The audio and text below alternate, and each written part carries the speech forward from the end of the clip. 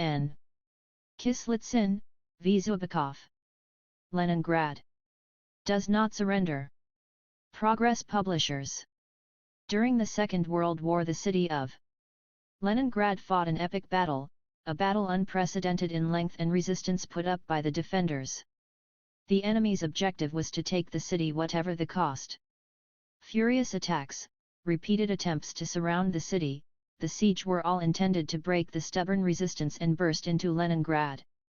But neither the enemy's furious pressure nor the cold, nor the hunger, nor the continuous shelling and aerial bombardment could shake the will of its defenders, who had turned the city into an impregnable fortress.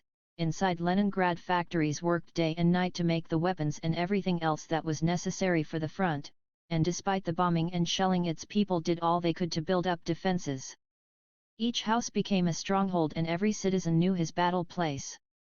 The battle was waged on land, on water, and in the air, under the sweltering heat of summer, in the rains of autumn and in the long blizzards and frosts of winter. The people suffered incredible hardships, but they built up their strength and finally defeated the enemy who for 900 days had tried to strangle Leningrad in the ring of blockade.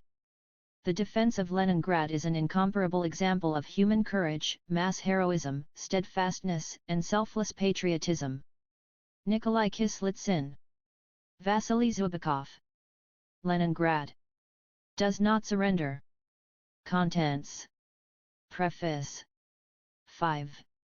The City of Russian Glory. 7. Chapter 1. Leningrad in Danger. 12. On the Distant Approaches. 14.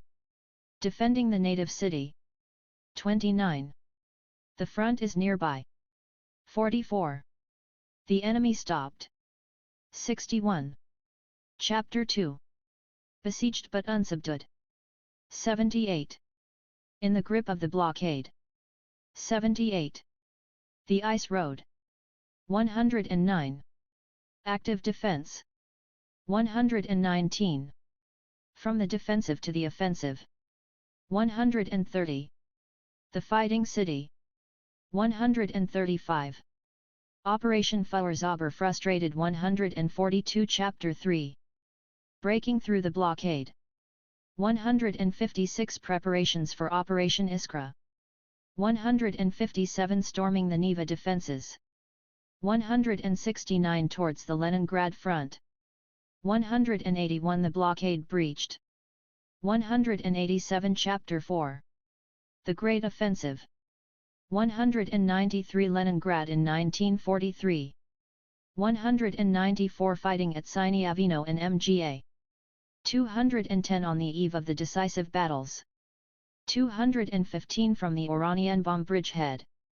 227. Striking from the Pulkovo Heights. 232. At ancient Novgorod. 240. The end of the siege. 245. The joy of victory.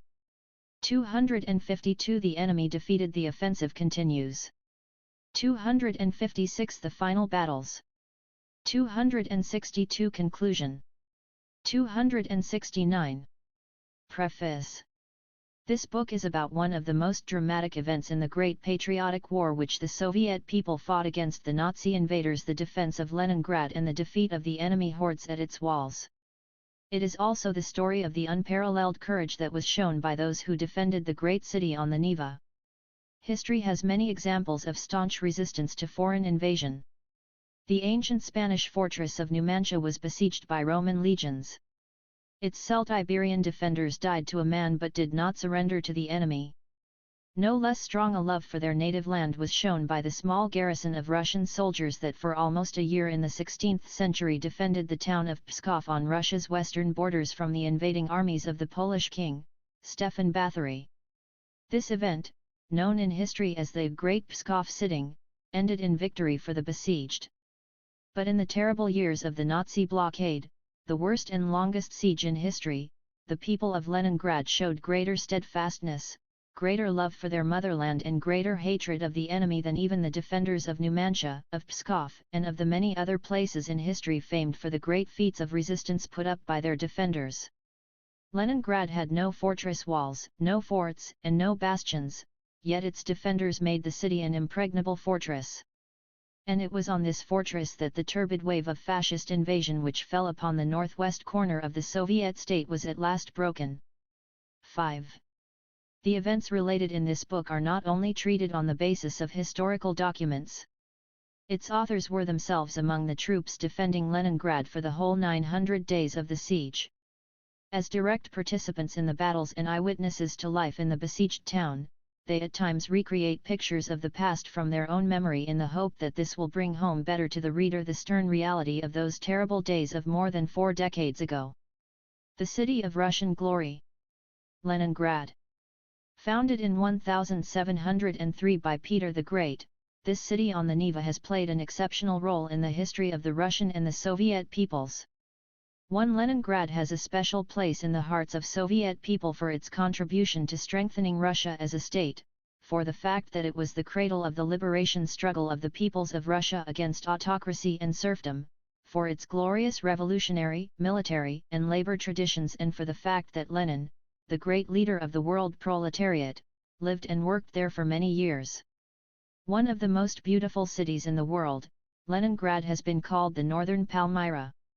Here are to be found some of the world-famous architectural monuments and ensembles: the Peter and Paul Fortress, the Alexander Nevsky Lavra, the Smolny Institute, the Streka Complex and the Exchange on Vasilyevsky Island, the Palace Square with the Winter Palace, the Alexander Column and the Arch of the General Staff Headquarters, the Decembrists Square with its monument to Peter the Great and St. Isaac's Cathedral, the Nevsky Prospect, the Marsfield, the Summer Garden, Engineers Castle, the Academy of Arts, the Admiralty, and many, many others.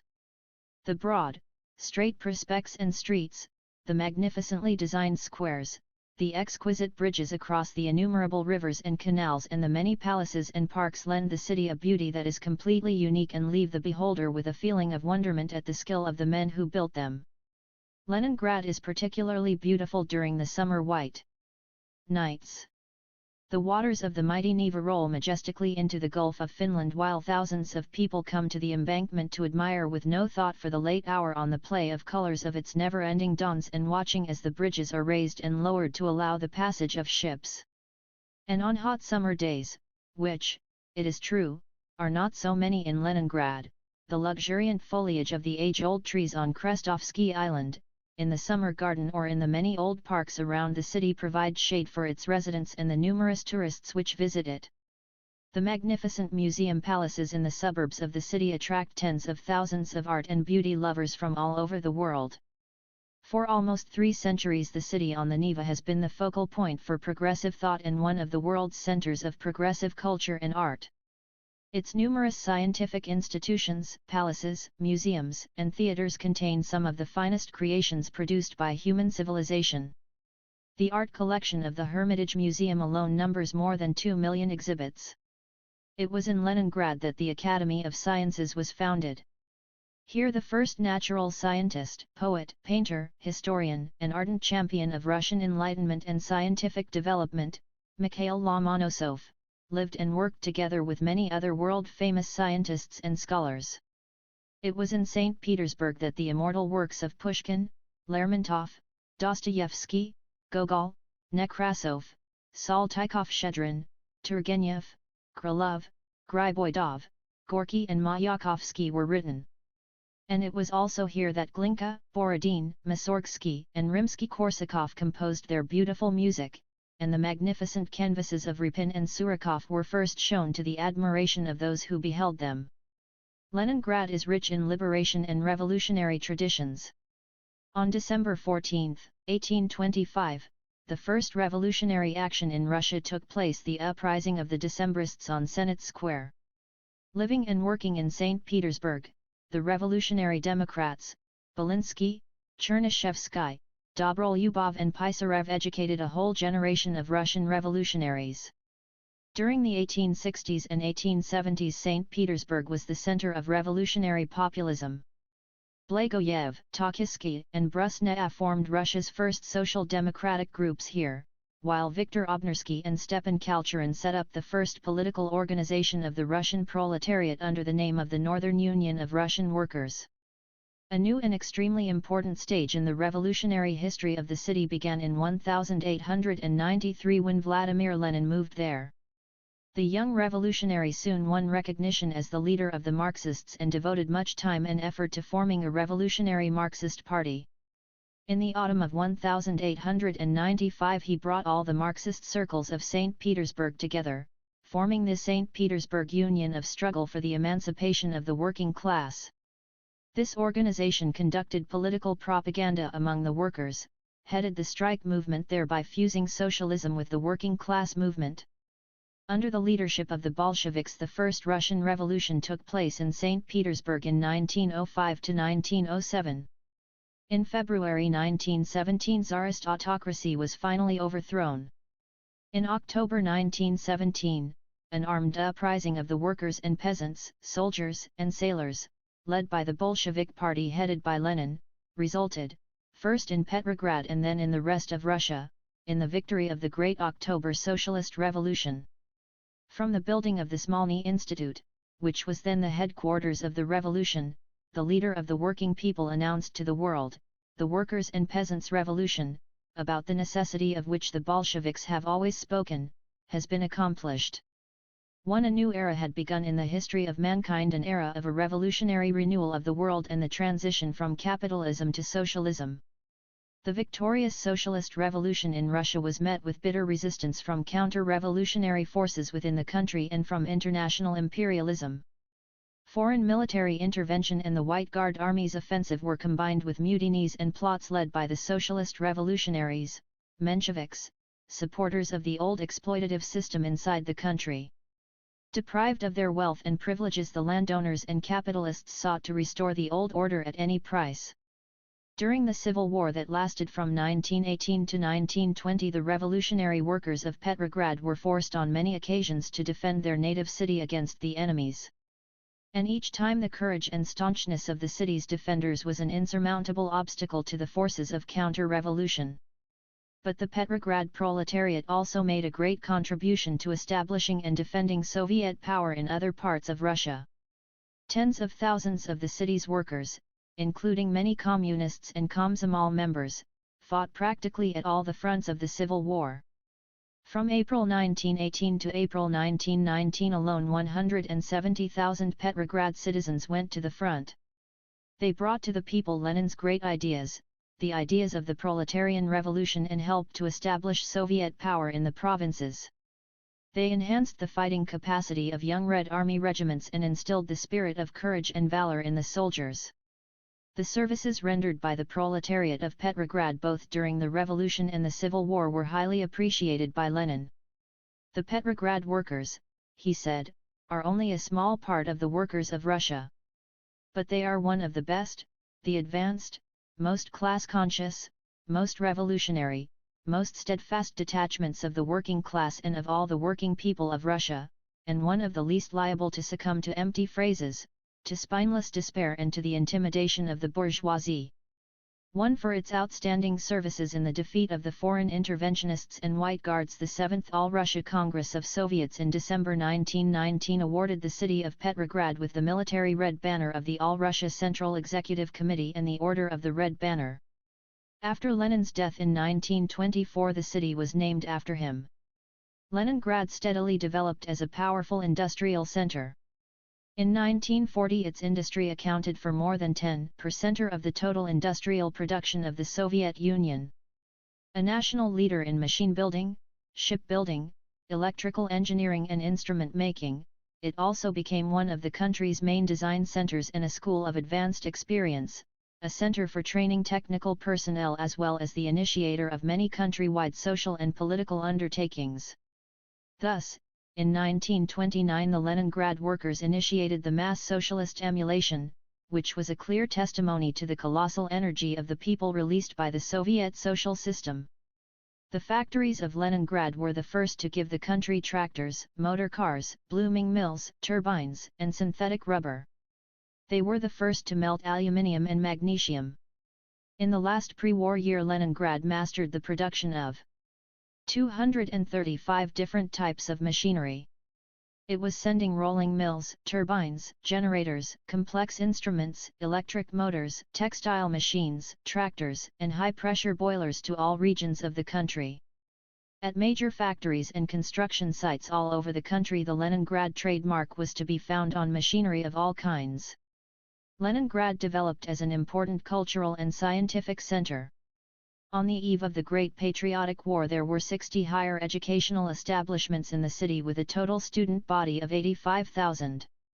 There were also 101 specialized secondary schools with a total of 35,000 students, more than 100 research institutes, 28 theaters, 146 clubs and palaces of culture, 722 public libraries and 43 museums.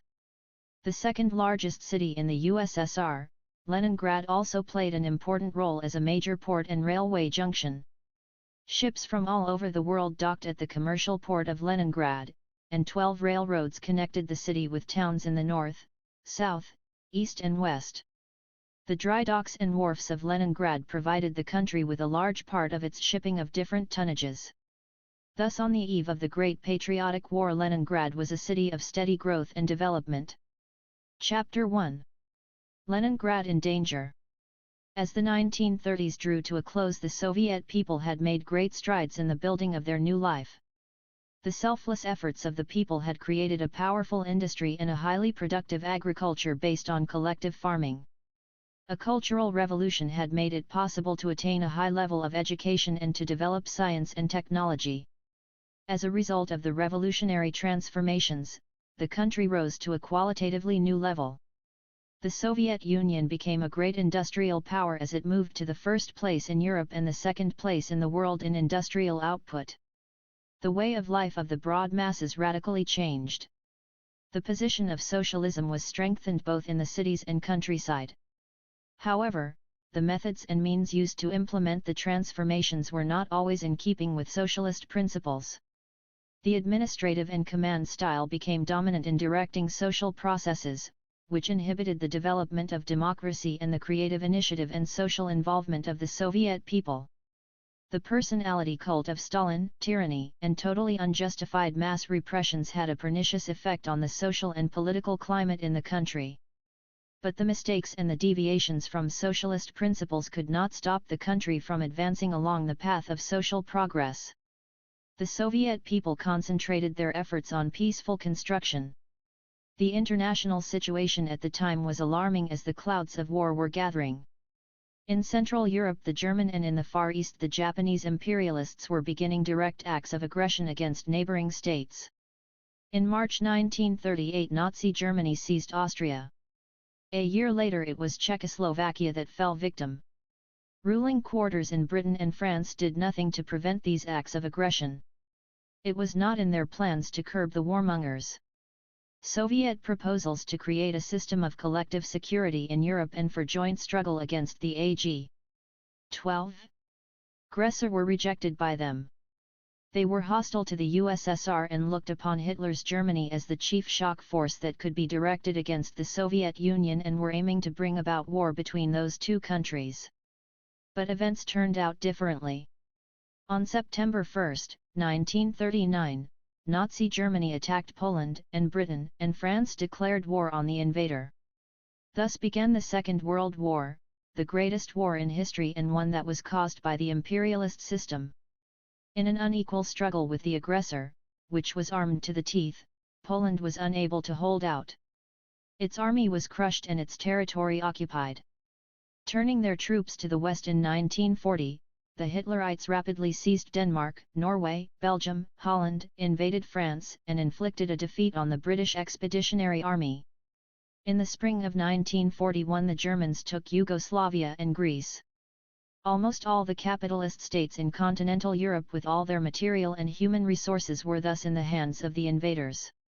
The main obstacle in Hitler's way to world domination was now the Soviet Union. After the invasion of France, Nazi Germany's main concern was direct preparations for an attack against the USSR.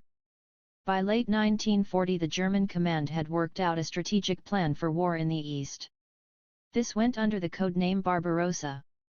The objective of the plan was to inflict a lightning defeat on the Soviet Union before the war against Britain had been brought to a successful conclusion. The Communist Party and the Soviet government realized that war with the imperialists was a possibility and were preparing the country and the people for defense. In the pre-war years, important measures were taken to build up the defense industry and the armed forces, to re-equip them technically, and expand the training of military personnel. The morale of the Army and Navy was high, as was their political and military training. But many of the proposed material, technical and organizational measures to strengthen the country's defenses had still not been completed by the outbreak of war. Among other reasons were mistakes made in forecasting the possible date of the invasion and omissions in the preparations to counter the first enemy blows. Massive repressions also played their role, because many commanders and military leaders were among the victims. 13.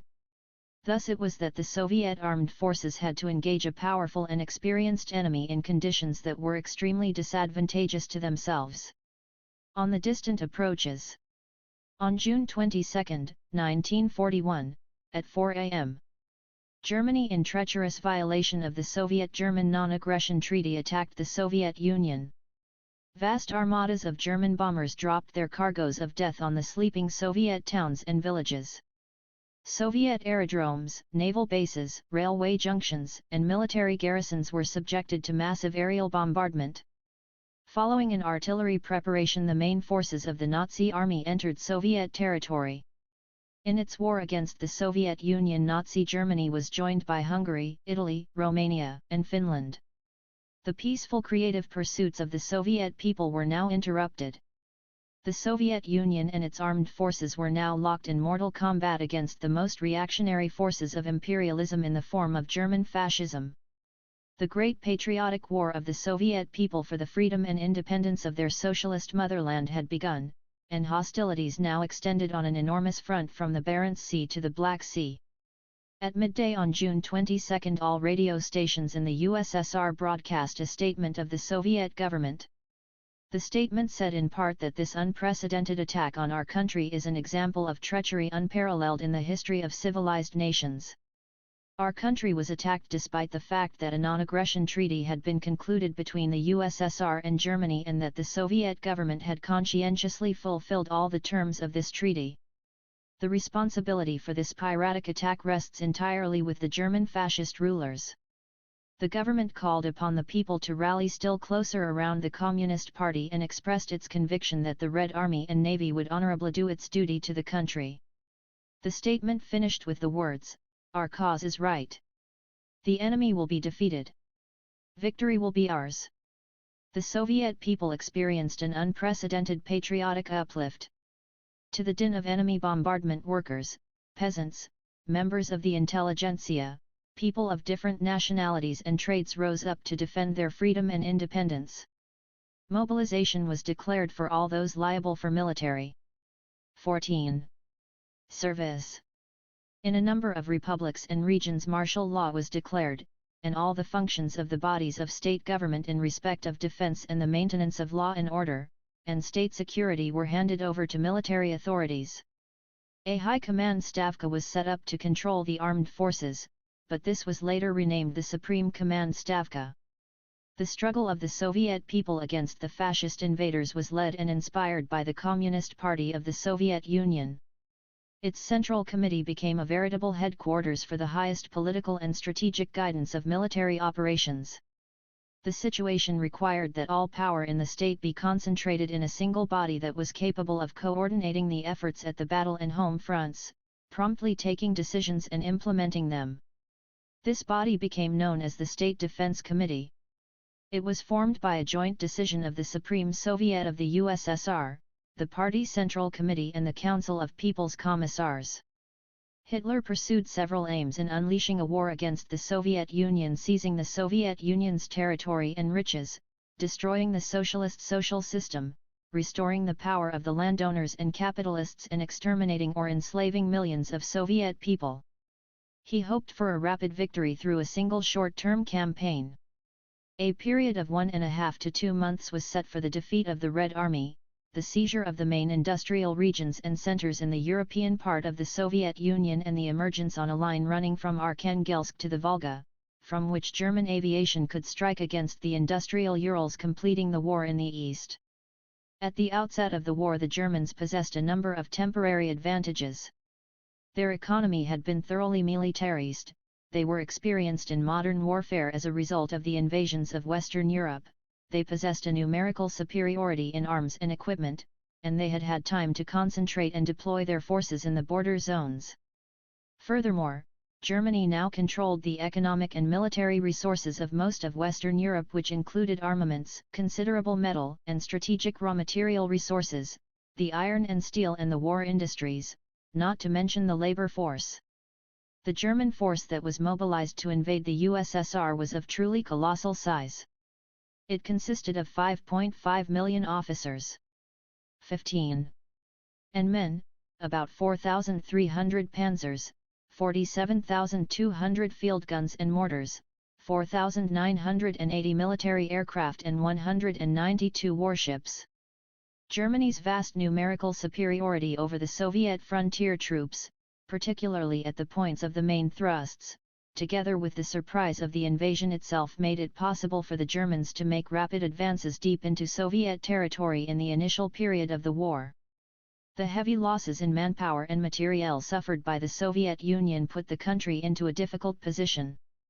In these circumstances, when the fate of the world's first socialist country was being decided, the Communist Party did everything in its power to mobilize all the country's spiritual and material resources to the task of rebuffing the enemy. The Soviet Union became one vast military camp. The Germans advanced in three directions. The Army Group North was fighting its way to Leningrad via the Baltic region. Army Group Center, the most powerful one, was spearheaded against Minsk, Smolensk, Moscow, and the Army Group South had as its aim to capture Kiev, the Donetsk industrial region, and the Crimean Peninsula. The main objective of the German offensive was the Soviet capital. But Moscow lay far from the border. Therefore the German High Command selected Leningrad, both for reasons of strategy and its enormous political and economic importance, as the primary objective, and this was the sequence of actions envisaged in Operation Barbarossa. Army Group Center, which advanced towards Moscow from Warsaw, had as its objective the destruction of Soviet forces in Belorussia. It was then to strike north and in conjunction with Army Group North, which was advancing in the general direction of Leningrad from East Prussia, to destroy the Soviet troops fighting in the Baltic region. This was to be followed by the seizure of Leningrad, after which operations were to continue against Moscow. The Nazi command expected that the capture of Leningrad would bring with it the achievement of a number of other military objectives: direct communication with Finland, the destruction of the Baltic fleet, and German domination in the Baltic region and in the Baltic Sea, which would ensure convenient overland and sea supply routes for Army Groups North and Center. At the same time, a good springboard would be acquired for the left flank armies of Army Group Center moving from the northwest, via Novgorod and Kalinin in support of the main 16. Frontal offensive against Moscow via Smolensk. The Nazi leaders also believed that the capture of Leningrad, the cradle of the October Socialist Revolution, would have a serious effect on the morale of Soviet people. Visiting Army Group North in June 1941, Hitler declared that the fall of Leningrad would entail the loss of one of the symbols of the revolution, which for the last 24 years had been of the greatest importance to the Russian people, and that the losses sustained in battle would seriously undermine the spirit of the Slavic people, while the fall of Leningrad might result in a complete catastrophe. One Army Group North, which was under the command of General Feldmarschall von Leeb, comprised the 16th and the 18th Armies and the 4th Panzer Group. Aerial support came from the 1st Air Fleet, which comprised 760 aircraft. The Army Group North was also to cooperate with the 3rd Panzer Group and the main force of the 9th Army, which were officially attached to Army Group Center. All in all, 42 divisions, including 7 Panzer and 6 motorized divisions, were spearheaded against the forces of the Baltic Military District, which protected the Leningrad sector. This group comprised 725,000 officers and men, more than 13,000 field guns and mortars and at least 1,500 panzers. The task of the German Navy was to defend Germany's coastline and prevent enemy ships from leaving the Baltic Sea. Since the approach to Leningrad would put the Russian Baltic Fleet in a hopeless position due to the loss of its last strong point, major naval engagements prior to this should be avoided. After the destruction of the Russian Navy, the task of the German Navy will be to completely ensure the supply of the northern flank of the army by sea. 2. The German troops were also to be supported in the Leningrad sector by Finnish forces. Their objective was to take the Hanko Peninsula as quickly as possible and cover the deployment of German troops in northern Finland.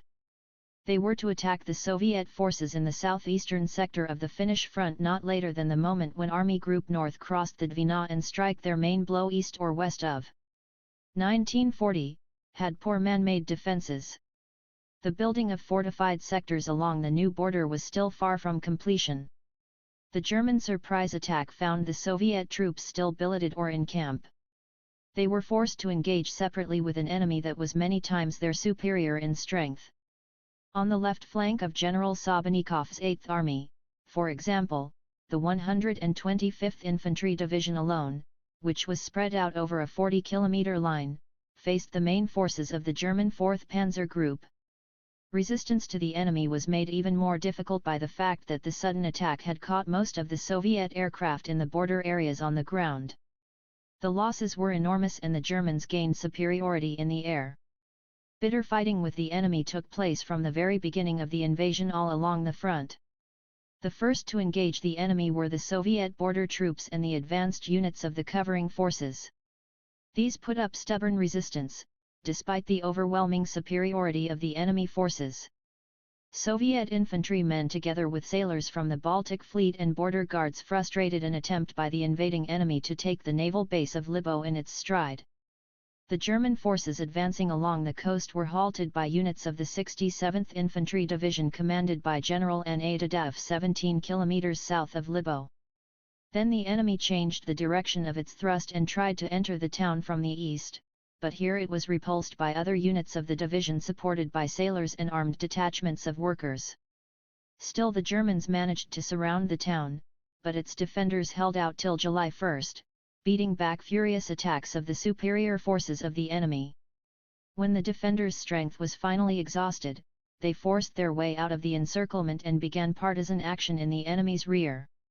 The position of the Soviet troops in the Baltic area was extremely difficult. During the first days of the war the units on the northwestern front suffered great losses. They were unable to organize a solid and reliable defense across the path of the advancing enemy. Thus, despite the steadfastness and heroism of the Soviet soldiers, the panzer and motorized divisions of the enemy supported by artillery and aviation penetrated the defense of the 8th and the 11th Armies and headed east. The 18th German Army advanced on Siaulier, Riga, and Narva, while the 6th Army and the 4th Panzer Group advanced upon Daugavpils, Ostrov, and Pskov. The enemy either outflanked the Soviet troops or broke through them at the points of juncture, continuing advance east. Not infrequently Soviet units had to fight while encircled. Bombing from the air and enemy sabotage on the ground destroyed Soviet lines and hubs of communication, which often resulted in a breakdown in troop control. The enemy was brutal and merciless. Soviet towns and villages were reduced to ruins or ashes, the civilian population, including women, old men, and children, were annihilated. Flying at zero altitude, Nazi pilots fired upon and brutally bombed the lines of defenseless refugees as they made their way east. But the Soviet troops' resistance became stronger each day and their operations against the enemy became increasingly effective. The 28th Tank Division under Colonel I.D. Chernyakhovsky fought well at Siaulier. Taking part in a counterblow on June 23 they destroyed in one day 14 panzers, 20 field guns and nearly a battalion of enemy infantry, holding up the German advance for one day. The 2nd Tank Division commanded by General Yedot N. Solyankin, in cooperation with units of the 48th and 125th Infantry Divisions, destroyed some 40 enemy panzers and as many field guns in the Ryazanyi area. Even some of the top generals in the Nazi army were forced to recognize the steadfastness and heroism of the Soviet soldiers. On June 29, General Hayter, Chief of Staff of German Ground Forces, noted in his diary, "Information from the front confirms that the Russians are everywhere fighting to the last man. One attempts, however, to halt the enemy in the border zone were not successful.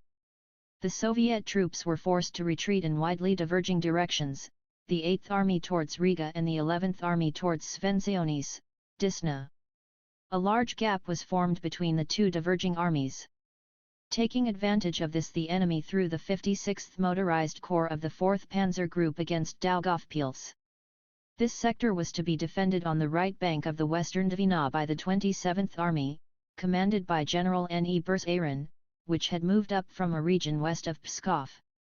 But the enemy forestalled it, and on June 26 the advanced units of the 56th Motorized Corps approached Daugavpils. A crew of Soviet demolition men was sent to blow up the bridge, but the 8th Company of the Brandenburg Special Purpose Regiment, dressed in Soviet uniform, managed to disarm them and take the bridge intact. The German panzers were thus able to cross the Western Dvina, enter Daugavpils, and then widen their bridgehead. The situation called for decisive measures. The Stavka ordered the 21st Mechanist Corps under General D.D. Lelyashenko, that had not yet been completely formed, to move here from the Moscow military district. For 3 days the Soviet troops launched numerous counterattacks in a bid to smash the enemy's bridgehead. But they were unsuccessful, especially since the 21st Mechanist Corps had only about 15% of its necessary equipment. Moreover, it had been subjected to attack by enemy aircraft on the way and suffered great losses. The enemy was vastly superior and the 27th Army was forced to retreat. Nor could the 8th Army hold the banks of the Western Dvina. Here they were up against the 41st German Motorized Corps, which on June 29 crossed the river and formed a vast bridgehead in the Krustpils area. But the Germans suffered considerable losses in the battles on the Western Dvina. The Motorized Corps spent 3 days getting themselves into order on the seized bridgeheads before units of the 18th and 16th Field Armies arrived.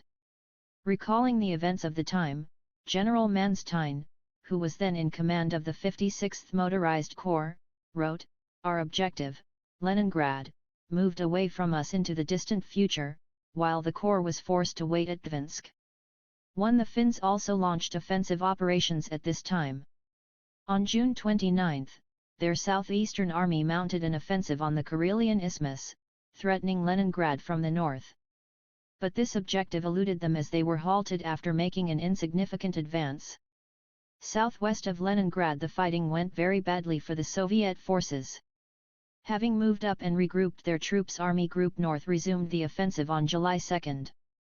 This time the main thrust of the 4th Panzer Group was directed at the Ostrov-Pskov sector. Utterly exhausted by the previous fighting, the units of the 27th Army could not withstand the powerful German onslaught and, to avoid encirclement, withdrew northeast towards Opaka. As a result, an enormous breach was made in the defences between the 8th Army retreating towards Riga and the 27th Army. This made it possible for the panzer and motorized divisions of Army Group North to rapidly advance upon Ostrov and thus create a serious threat to Leningrad from the south.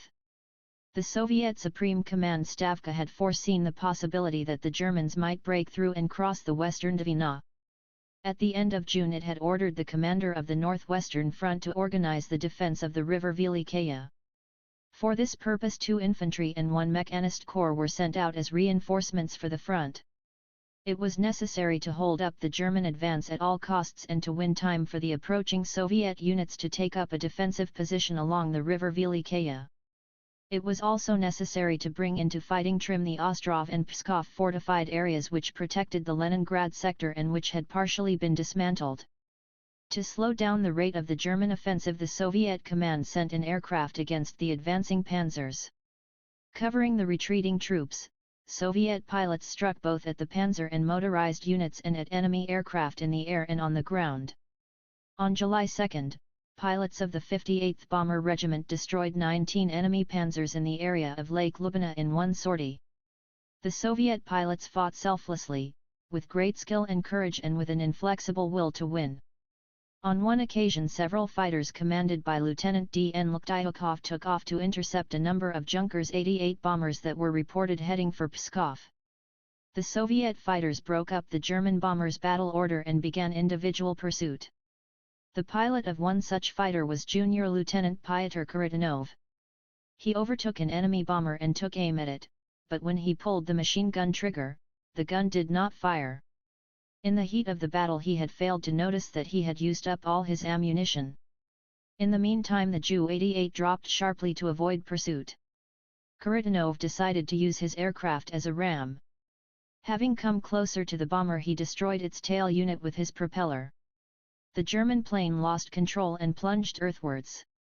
Kharitonov managed to land and soon returned to his regiment. A day or so later Kharitonov's feat was repeated by two of his comrades from the same regiment, Junior Lieutenants Stepan Zidorovtsev and Mikhail Zhukov. Having similarly used up their ammunition, they 22 did not leave the fight. Using the same ram tactics, each brought down an enemy bomber. The heroic feat of these brave pilots won the country's highest award. All three were made heroes of the Soviet Union. These pilots became the first soldiers in the Soviet armed forces to be made heroes of the Soviet Union in the Great Patriotic War. Every method of aerial combat demands skill and courage from the pilot. But the ramming imposes immeasurably greater demands. Using the propeller to break an enemy aircraft's tail unit calls for split-second timing, extraordinary self-control, and the readiness for self-sacrifice. The Leningrad pilots displayed these qualities from the beginning of the war. In the first 40 days they brought down 20 planes by using ramming. This method inspired fear in German pilots, who began to lose confidence during air fighting and to avoid engaging Soviet fighters in battle at less than 100 meters. But despite the attacks by Soviet aircraft and the bitter rearguard fighting of the retreating troops, the forward units of the 4th Panzer Group continued their offensive. On July 4, they reached the southern outskirts of Ostrov and crossed the river Velikaya. Here units of the Soviet 11th Army, which had been moved into that region, engaged the advancing enemy. On July 5, Soviet tankmen dislodged the Germans from Ostrov. With infantry support they spent the whole of the following day beating off fierce German counterattacks. Twice the town changed hands, but finally the Soviet units were forced to abandon it. The overwhelming superiority of the German panzer units supported by massive air raids made the Soviet forces withdraw to Pskov and Porkhov. All bridges across the river Velikaya in the area of Pskov were blown up on the orders of the Soviet command, thus preventing the enemy from immediately taking the town. The German 41st Motorized Corps then decided on July 9 to skirt Pskov from the east. The hastily organized defense on the Velikaya could not withstand the concentrated thrust of enemy panzers and aircraft. Units of the 4th Panzer Group broke through to Porkhov and began to advance towards Dino and Strugi Krasnyi. As a result of the German advance on the Pskov sector, the 8th Army, which had been cut off from the main forces on the northwestern front, was forced to retreat northwards, fighting back energetically. By July 10, it dug in along a line between Parnu and Tartu, holding up the advance of the 18th German Army for a long time. By then the position of the Baltic Fleet had worsened. Its 23 ships had been forced to move from Liepaja and Ventspils to Tallinn. Based now at Tallinn, the fleet was able to cover the coastal flank of the land forces and prevent enemy ships from entering the Gulf of Finland. Thus 2.5 weeks after the outbreak of war, almost the whole of the Soviet Baltic region was seized by the invader. Nazi forces entered the Leningrad region. There was now a distinct possibility that the enemy would break through to the town of Luga and then Leningrad itself. This danger was aggravated by the fact that the southwestern approaches to the city had not been fortified. No one before the war had ever imagined that an aggressor could approach the city from the southwest. The decision to build defense lines on this sector was not taken until after the invasion had begun, and for this reason by July 10 the defenses were far from complete. The Nazis still possessed superiority in manpower and materiel. Army Group North had 2.4 times as many infantrymen as the Northwestern Front, 4 times as many field guns, and 1.2 times as many tanks. The enemy air force was also superior.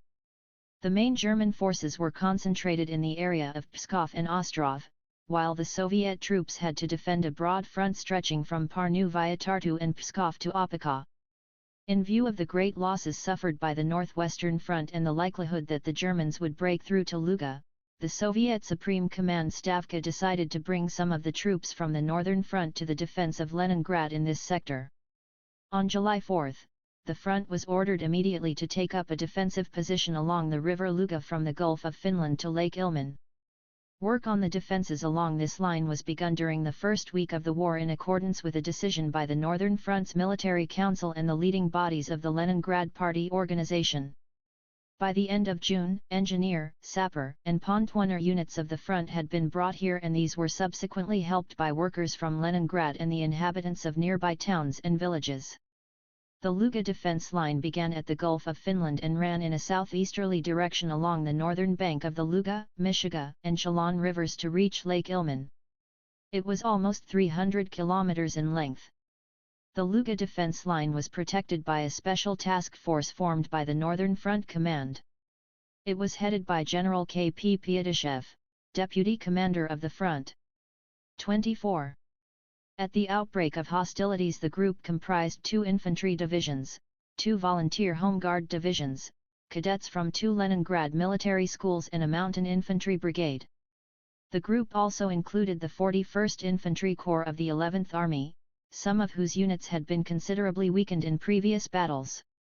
The group's infantry divisions had managed to occupy the whole of the eastern sector of the line and part of the central sector in the Luga area before the arrival of the enemy.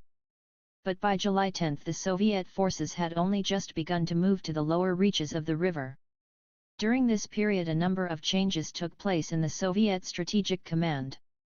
To coordinate operations of the fronts and to pool the efforts of the troops stationed on the main strategic sectors, the State Defense Committee organized on July 10 3 main commands: the Northwestern, the Western and the Southwestern. The main command of the Northwestern sector had charge of the Northern and Northwestern fronts and the Northern and Baltic fleets. Marshal of the Soviet Union K.Yet. Voroshilov was appointed CNC of the sector. General M.V. Zakharov, previously Chief of Staff of the 9th Army of the Southern Front, was made Chief of Staff. Hostilities on the approaches to Leningrad began in July 1941 almost simultaneously on the Luga, Novgorod, and Staraya Russa sectors, in Estonia and to the north of the city. On July 10, the 41st German Motorized Corps renewed its offensive on the Luga sector with a force of 2 panzer divisions, 1 motorized division and 1 infantry division.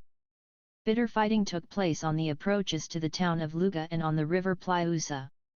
The Germans were faced with organized resistance. Some inhabited localities and other pockets of resistance passed from one side to another several times. Particularly devastating to the enemy was the fire from Colonel G. F. Odintsov's artillery group. The howitzer battery commanded by Senior Lieutenant A. V. Yakovlev alone destroyed 10 panzers. At the same time, Soviet aircraft bombed and strafed the panzer columns on the roads and German units on the battlefields.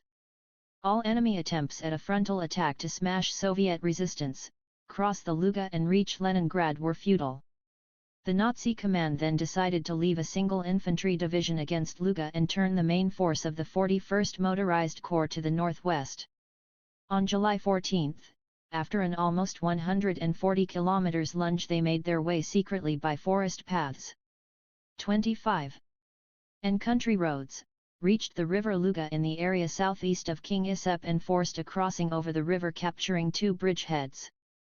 It became obvious that the enemy was intending to skirt the Luga defense area southeast of King Isep and then, using part of the force, to break through to the Gulf of Finland, turning other units in the direction of Leningrad to Krasnogvardievsk. The situation on the approaches to Leningrad was now extremely dangerous. The main command of the northwestern sector ordered that the city should be defended whatever the cost. All means should be used, said the order, to halt the enemy's further advance in our territory, fight it without sparing your strength and even life, beat the fascist invaders where they stand. Our land must be the grave of Nazism. The combat and political officers explained to the troops the difficulty of the situation, arousing them for a selfless struggle against the enemy. At the meetings and gatherings, officers and men swore an oath that they would defend their motherland till their dying breath. And it was precisely this high morale on the part of the Soviet troops that was one of the decisive factors in upsetting the enemy's calculations. Heavy fighting took place around the King Isep bridgeheads. The enemy tried to crush the thin lines of Soviet troops, which had almost no tanks, by the sheer might of its mechanist onslaught on land and from the air. But the cadets of the Leningrad Infantry School and the recently arrived 2nd Home Guard Division fought stubbornly to hold their position. The Germans resorted to heavy aerial bombardment, massive artillery and mortar fire and frequent infantry attacks in a bid to break through the defense lines. But this they were unable to do, although they did take several inhabited localities. The cadets and their commanding officers under Colonel G. V. Mukhin displayed mass heroism. One after another they beat back 3 enemy attacks as the Germans tried to widen the bridgeheads. Their positions in the surrounding forests were savagely bombed by the German Luftwaffe. Almost every clod of soil was plowed up by exploding bombs and shells. Trees burned and the battlefield was enveloped in an impenetrable cloud of smoke. But the cadets beat back the enemy onslaught, frequently counter-attacking themselves. After the loss of almost 2 infantry battalions and several dozen panzers, the Germans noticeably relaxed their efforts. The stability of the defense was largely due to the work of 26.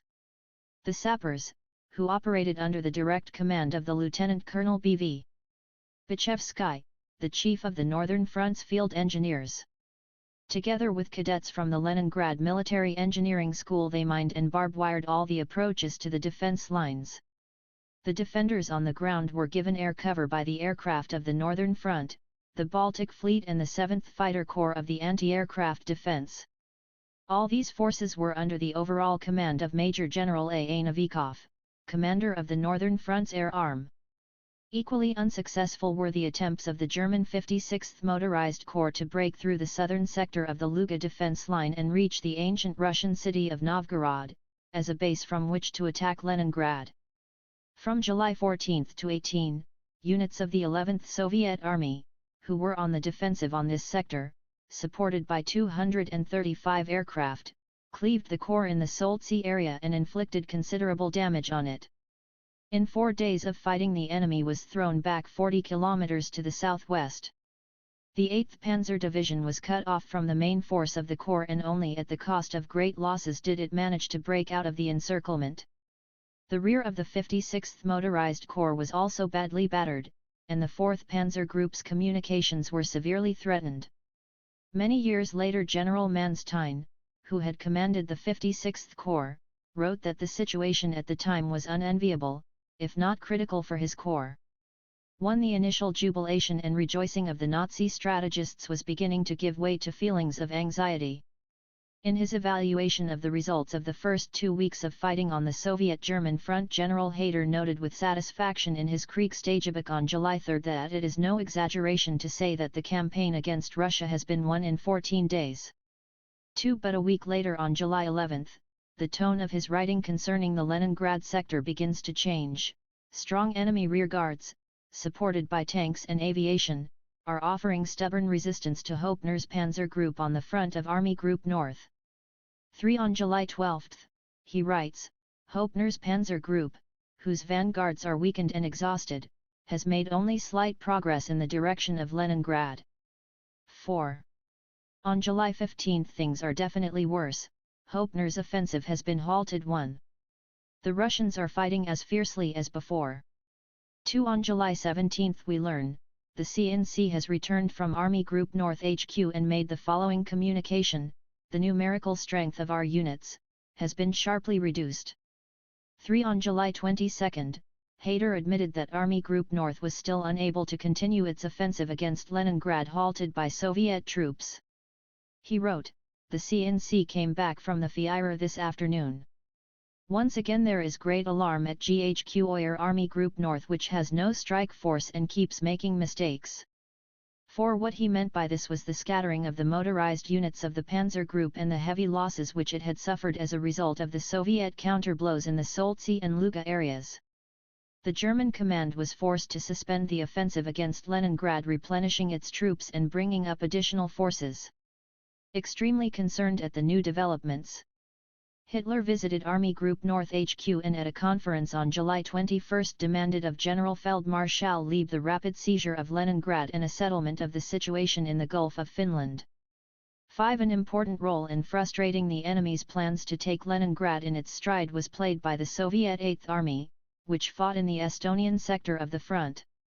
Its stubborn and active defense forced the command of Army Group North to move 3 infantry divisions to Estonia, which were originally intended for the offensive on the Luga sector. This to some extent alleviated the position of the Luga task force. At the same time as the German troops were trying to break through to Leningrad from the south and southwest, the Karelian army of the Finns launched an offensive on the Onega-Ladoga Isthmus in the direction of Petrozavodsk and Olonets. Here the Soviet 7th Army under General F. D. Gerlenko took up a defensive position on a very broad front. But faced with an enemy that possessed fourfold superiority, its 3 infantry divisions could not hold out and began to retreat. Fighting back, to the east and southeast. By July 16, the Finns reached the northeastern shores of Lake Ladoga. But they could not advance further inasmuch as some units of the 23rd Army came in support of the 7th. Through stubborn resistance, counterattacks and counterblows, the Soviet units wore the enemy down and by July 30 brought its offensive completely to a halt. In the bitter defensive battles that were fought in July between the Velikaya and Luga rivers and to the north of Leningrad, Soviet forces inflicted great losses upon the enemy in men and materiel. The rate of the enemy advance was considerably slowed down. In the second half of July, the panzer and motorized units were forced to go temporarily over to the defensive along the Luga and Mishiga rivers and wait for almost 20 days for the 18th Army infantry units to catch up. In early August, when according to the Nazi command calculations German troops should have already taken Leningrad and Kronstadt, they were still 100 kilometers from Leningrad. This gave the defenders of Leningrad time to build up defenses on the near approaches to the city and in the city itself, and to put the life and work of the people in the city on a military footing. The position of the troops on the northwestern and northern fronts at Leningrad was made easier in many respects by the fighting of the Soviet armies in the Smolensk area. In the Battle of Smolensk, which was fought in late July, they halted the advance of the German army group centered towards Moscow and forced the enemy temporarily to assume the defensive. It had to give up its plans for the 3rd Panzer Group to strike from north of Smolensk at the flank and the rear of the troops defending Leningrad. Defending the native city. The war ushered in a new stage in the history of the Soviet state and the fate of its peoples. It also radically changed the life of Leningrad. At 12:30 in the morning of June 22, 1941, the Leningrad Military District HQ received a directive from the People's Commissariat for Defense stating that a surprise German attack could be expected on that day or the next. The Military District Command was ordered to immediately begin the concealed manning of fortifications along the state border, to disperse aircraft throughout the airfields and 29. Camouflage them and to make all military and anti-aircraft defense units ready for action. The Military Council and HQ of the district began to implement these orders forthwith. The content of the directive was immediately made known to the leaders of the Leningrad city and regional party organizations. The secretary of the City Party Committee, A. A. Kuznetsov, immediately called the secretaries of district party committees and other officials of local party and government bodies to a meeting, informed them of the situation and set tasks to them. Having learned about the beginning of the Nazi invasion, they all immediately returned to their districts and together with the managers of the local enterprises set about the urgent tasks connected with the outbreak of war. Several hours later, representatives of the City Party Committee arrived at the district HQ on orders from A. A. Kuznetsov.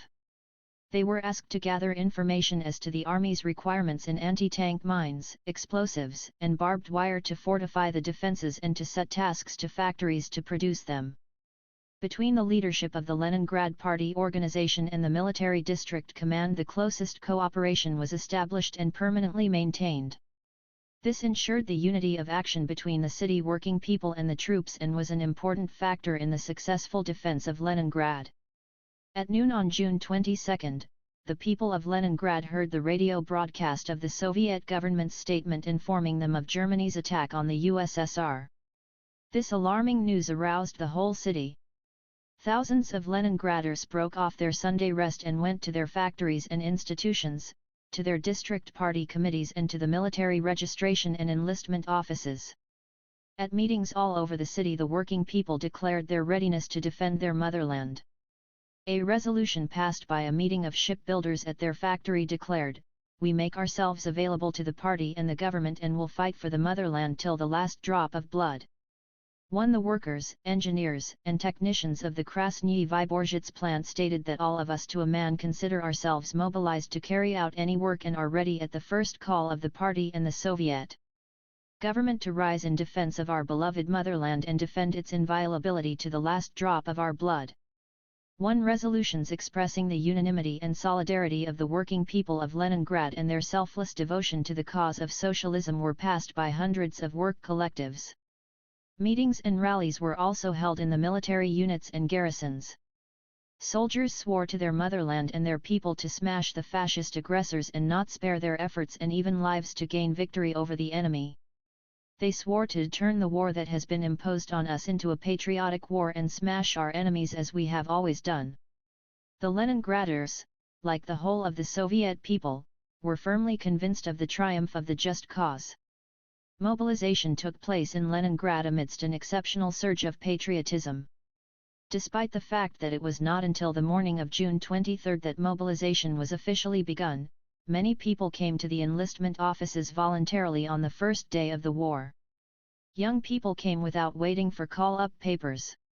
Women, juveniles, and even old people turned up. In the first 2 days of the war alone, some 100,000 people came to the enlistment centers with or without their call-up papers. They all wanted to serve in the fighting army. They included a number of prominent figures in science and culture, such as corresponding member of the USSR Academy of Sciences M.P. Kostenko, P.A. Serebryakov the pianist, M. O. Ryzin the singer, N.K. Cherkasov the actor, and the writers N.S. Stakhanov and A.A. Prokofiev. From the first days of the war, its dread breath left its imprint in the face and life of the city of Leningrad. People worried and concentrated. Columns of soldiers and conscripts marched the streets, field guns were transported on trailers, planes continuously patrolled the skies, and at night barrage balloons hung over the city. The beautiful squares and gardens now became the site for anti-aircraft gun emplacements. On the night of June 22, 18 Ju-88 bombers attempted a raid on Leningrad. They approached the city, flying low from the direction of the Karelian Isthmus. The aerial observation posts spotted them as soon as they crossed the state border. The air raid warning was given for the first time in Leningrad, and the quiet of the night was rudely broken by the wail of the sirens and the hooting of factory, ship, and locomotive whistles. The local anti-aircraft HQ broadcast a warning on the radio, and from that time on the air raid warning was given on the radio almost every day, and frequently many times a day. For the people of Leningrad it became a constant companion. Encountering heavy fire from the AK batteries at Gorskaya and Sestroresk, the bombers split into two groups. One of these went in the direction of Kronstadt, the other continued on its flight towards Leningrad, but was unable to pass the zone of anti-aircraft fire. One of the planes which was hit by the first volleys landed near the anti-aircraft gun emplacements and its crew was taken prisoner. During interrogation, the German pilots behaved arrogantly and tried to pretend that they had been going to bomb Britain but had lost their way. But when they were interrogated individually, they admitted that the purpose of the raid was to hit the Kirov plant in Leningrad. That day also the Leningrad pilots opened the score by shooting down a Heinkel 111 near Pskov. This marked the beginning of the battle that was fought in the skies above Leningrad. And it was a long, bitter, and fierce battle. Defending the city against enemy bombing became an integral part of the battle for Leningrad, and all matters that related to it were daily given the close attention of the military command and the party and local government bodies. The introduction of martial law and mobilization were the first measures that were taken to restructure pre-war life and put it on a military footing. But at the very beginning of the war, few people in Leningrad fully realized the danger that hung over the country and their city. Most expected that the enemy would be quickly defeated and the war come to an end. But the situation at the fronts was becoming more and more serious. In these conditions, a directive issued by the party's Central Committee and the Soviet government on June 29, 1941 became in effect a militant program for the Communist Party and the whole of the Soviet people. It called upon Soviet people to forget the moods of peacetime, to restructure the national economy to meet the needs of the battlefront and to subordinate all the work of the party, local government bodies and public organizations to the interests of defending the country. The Leningrad Party organization began to implement this directive by launching a big military organizational program. A Leningrad Defense Commission was set up. 32. On July 1 to coordinate and centralize the efforts of all organizations and departments. This commission possessed full power in the city and decided all the most important questions that were within the competence of the city and regional party and local government bodies. The Leningrad Communists worked hard to form from the nearly 3 million strong population of the city a united military camp. They called for the struggle against the invaders and inspired the people of Leningrad with confidence in victory. They headed the patriotic movement of the Leningraders who were eager to join the ranks of the armed defenders of the city and gave that movement an organizational basis. The first days of the war already showed that there were far more wishing to fight the fascists than had been called up under the mobilization plans. Therefore, early in July a volunteer home guard began to be formed in the tradition of the patriotic war of the Russian people against Napoleon in 1812 under the leadership of the city party organization to help the regular army that was fighting for Leningrad. Thousands upon thousands volunteered for the home guard divisions, the tank fighting battalions, the partisan detachments and other paramilitary formations. By July 10, 1941, there were 110,000 people in the Home Guard and soon afterwards 160,000. Most of the Home Guard consisted of Leningrad workers, and in many cases whole worker dynasties took up arms. The volunteers also included many members of the intelligentsia and students. From Leningrad University alone 2,500 students, postgraduates, and lecturers went to the front. The outstanding composer Dmitry Shostakovich joined the Home Guard, as did K.F. Ogorodnikov, professor of astronomy at Leningrad University, Pavel Armand the film director, Daniil Shafran the musician, U. V. Linik the mathematician, and many other prominent personalities. In those terrible days Dmitry Shostakovich wrote, "I volunteered for the Home Guard. Until then I knew only peaceful pursuits. But now I am ready to take up arms. I know that fascism is synonymous with the end of culture and the end of civilization. Historically a victory of fascism is absurd and impossible, but I know that mankind can only be saved from destruction by fighting." Won by early July hundreds of artists, architects and scientists and more than 150 writers had joined the Home Guard. The morale of the Home Guard was high. Its units were firmly cemented by the Communists and Komsomol members who formed a considerable part of their number. The first 3 divisions of the Home Guard were formed in less than 2 weeks, and in the middle of July they already had their baptism of fire on the Luga defense line. These and the 7 Home Guard divisions that were formed later fought alongside the regular Red Army units with exceptional heroism and steadfastness. Simultaneously with the 1st Home Guard divisions, 14 machine gun and artillery battalions were being formed, which were to be moved to the far and near approaches to Leningrad. They included for the most part those volunteers who had had the most military training, and each battalion tended to be drawn from a single district or even a single large factory. The total strength of the Home Guard divisions and the machine gun and artillery battalions was in excess of 135,000. The tank fighting battalions were also drawn from volunteers to fight against enemy parachute landings and saboteurs and to guard individual sectors of the city. Altogether 90 such battalions were formed and their total strength was 19,000. The officers and men of these battalions worked most of the time at factories and spent their non-working hours in military training. These men had literally not a moment to themselves. As the situation worsened, the battalions participated directly in the defensive battles that were fought on the closer approaches to the city. The protection of the factories, plants, and institutions in Leningrad and in the suburbs was in the hands of a number of worker battalions, and these became one of the most important links in the city's defense system. These battalions included workers who had undergone military training at factories and institutions.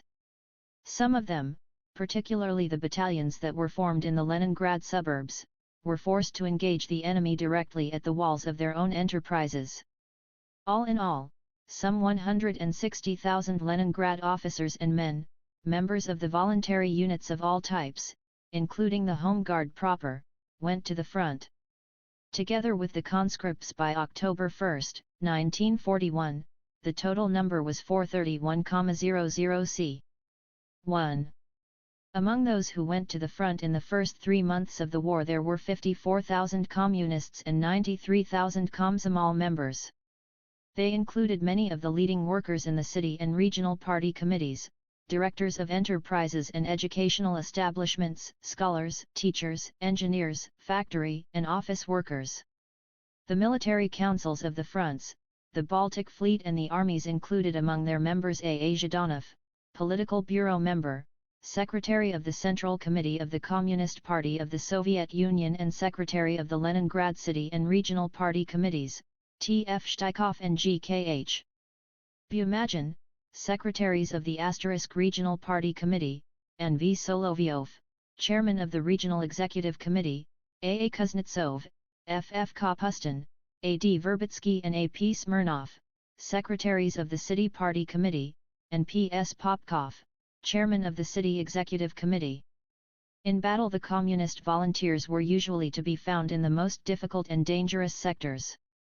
Some of them were political officers, but the overwhelming majority were political soldiers who were reliable helpers of the officers and political instructors. By personal example and inspiring words they helped maintain the high morale of the soldiers, armed them with faith in their strength, strengthened their love for their country and encouraged them to perform feats of valor. Another important measure that was taken to ensure the defense of the city was the training of military reserves. On July 13, 1941, the City Party Committee passed a resolution on the military training of all male citizens from 17 to 55 years of age. This military training was not only conducted at factories, institutions, and other places of work, but also at places of residence. By August 10, more than 100,000 people were undergoing such training.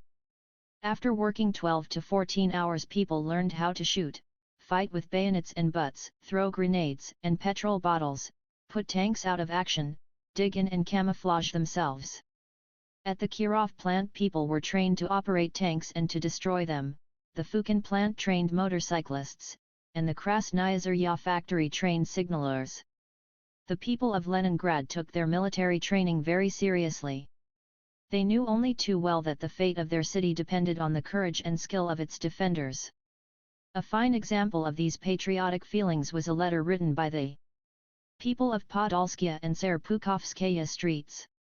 It said, "We have all decided to join the ranks of fighting soldiers and to learn how to use rifles, machine guns, and grenades. This we will do." Recently, the first fully manned self-defense detachment was formed in our block. Everyone in our STRJS will learn to fight, so that when the moment comes hundreds of people will be able to take up arms and mercilessly destroy the brutal fascist bandits. 1. Plus, at the outbreak of hostilities measures were taken to strengthen the city's anti-aircraft defense, which was in the hands of the 2nd Anti-Aircraft Defense Corps II in conjunction with the Baltic Fleet Anti-Aircraft Defense Forces and the fighter planes of the Leningrad Military District. The 2 fighter divisions of the Leningrad Military District's Air Force, which before the war had been assigned to cover the city from the air, were reinforced and transformed into the 7th Fighter Corps. The number of fighter planes there was brought up to 272, 30 of which were the new high-speed MiG-3 interceptors. New rated stations, known as Rus-2, which could detect aerial objectives at a distance of 100 to 150 kilometers, were rapidly put into operation. From August 1941 these became the main means of aerial observation. Improvements were made to the anti-aircraft artillery, with the main emplacements being located to protect the city from the northwest, the west, the southwest and, subsequently, the south. On receipt of military intelligence reports that the Germans were planning a massive air raid on the city, the Soviet Stavka ordered the conducting of huge military operation to weaken the northern German air grouping. On June 25, 236 bombers and 224 fighters of the Northern Front, the Baltic and the Northern fleets began to deliver massive blows at enemy airfields in Finland and northern Norway. In a wave of attacks lasting 6 days, more than 130 German and Finnish planes were destroyed. The enemy was forced to move its aircraft to airfields that were located farther away. Extensive measures were taken to reduce the effectiveness of enemy air raids and rapidly eliminate their consequences. Camouflage was used for industrial projects and buildings and other structures of great historical value or such as might provide reference points for enemy aviation, and air raid shelters were built to protect the civilian population. The camouflage work was done mostly by decor painters from the Leningrad theaters and workers from the city's architectural and planning department. The first structure to receive the attention of the camouflagers was the Golden Spire of the Admiralty building in the center of the city. Camouflaging it was no easy task. Many unsuccessful attempts were made before they managed to throw a cable loop over the spire from a balloon. Skilled mountaineers were then able to climb up and hang a camouflage cover over the spire.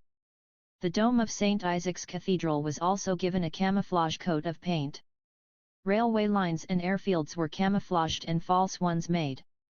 The Smolny one, in which the main bodies responsible for the defense of Leningrad were located, and a number of neighboring houses were covered with nets and looked from the air like a group of trees and gardens. Lights inside all buildings were blacked out at night by light-proof curtains. The entrances to houses, the trams and the trolley buses were lit with blue lamps. Street lighting and advertisements were switched off. In addition to the air raid shelters that were already in existence, the people of Leningrad built slits, and turned their basements into shelters. The city was cleared of temporary wooden structures, barns, stores, and fences that could easily catch fire, and reservoirs were made for the fire services. Millions of square meters of the city's wooden garret-type structures were in a very short time fireproofed. The people of Leningrad also took pains to protect their numerous monuments from bombing and shelling. Some, for example the famous Bronze Horseman, a monument to Peter the Great, were covered with a casing into which sand was poured. Others, like the bronze horses on the Anikov Bridge, were buried deep in the ground. Others still were dismantled and hidden in a safe place. The local anti-aircraft defense system, which was set up in Leningrad before the war and which was designed primarily to warn the population of an impending air raid, provide protection in the form of air raid shelters and attend to the damage caused by such a raid, was now expanded and made ready to meet the new situation. The local anti-aircraft defense crews 37 began to keep around-the-clock watch at military and other objectives. By the time the enemy was making systematic air raids on Leningrad, there were some 100,000 people manning these crews. In addition, emergency repair and restoration battalions, regiments and brigades were formed on the basis of the city's major building organizations. Almost the whole of the city's population took part in the work of clearing up the damage done by enemy air raids, and training was given in how to extinguish incendiary bombs and put out fires and provide first aid to the injured. The city's residents also took an active part in helping to maintain law and order and in implementing all measures and instructions issued by the local authorities. Detachments were formed, mainly from Komsomol members and other young people, to combat saboteurs, spies, and enemy scouts. They patrolled the streets, entranceways, and rooftops, and helped to protect bridges, warehouses, power stations, and other possible targets for the enemy. Of great importance for strengthening Leningrad's defenses was the building of defense works on the city's far and near approaches and in the city itself. In charge of this work was a special commission chaired by A. Kuznetsov, secretary of the city party committee. The work was colossal indeed. Defenses had to be built along a front that was almost 900 kilometers long. In view of this, the Leningrad City Soviet decided that the population of Leningrad and its western suburbs should be mobilized for the project. At the same time, work on the building of the city metro, power stations, and other construction projects was suspended, and the manpower, equipment and transport thus released were used on the construction of the defense barrier. Hundreds of thousands of city residents, including factory and office workers, housewives, students, scientists and artists, all those in fact who were not directly involved in military production, took part in building the fortifications. Here the many thousand-strong army of builders was continually being augmented by the arrival of more and more helpers. They included pensioners, juveniles, and school pupils, but the main burden of building the defense works lay upon the shoulders of the women. The residents of Leningrad and of the surrounding towns and villages built pillboxes and earth and timber dugouts. They dug trenches and anti-tank ditches, they made scarps, they set anti-tank obstacles, they laid barbed wire, and they 38. Made abattises. The workers in the iron and steel, machine tool and other industries made armored and prefabricated ferro-concrete covers for the weapon emplacements which were set along the defenses. The construction of the defense works itself was an example of mass labor heroism, and the people who built them toppled all previous ideas as to what a human being was capable of and as to the quotas and time scales of building. People worked as hard as the situation required.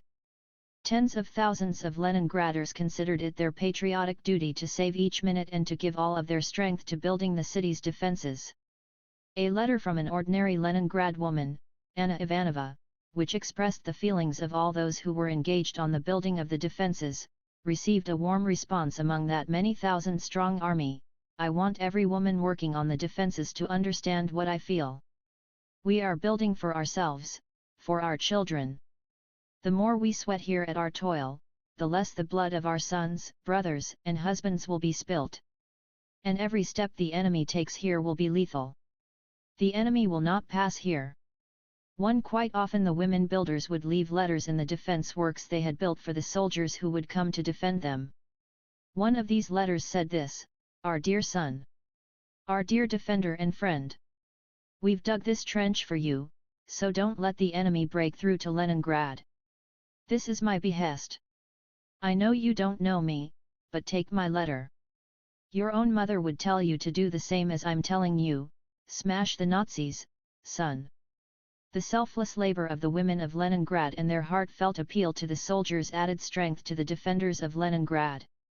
On receiving one of the defense sectors, a group of officers and men wrote a letter to all those who had taken part in building fortifications: "We give this oath to you that we will never leave these lines. We will sacrifice our lives before we allow the Nazi jackboot to walk the streets and squares of our sacred city. We will defend Leningrad till our dying breath." Building the defense works was fraught with danger at almost every sector from the enemy bombing and shelling. Work often had to be carried out in zones that were under 39. Enemy bombardment or in places that were very close to the scene of the fighting. Moving on foot the lengthy distances from one sector of construction to another was often done at the risk of encirclement or capture. Superhuman stamina was required, and the people of Leningrad displayed it working under enemy fire in the heat and the rain, on rocky plateaus or swampy marshland up to the waist in water. The volume of the defense work carried out by the people of Leningrad in 1941 was enormous.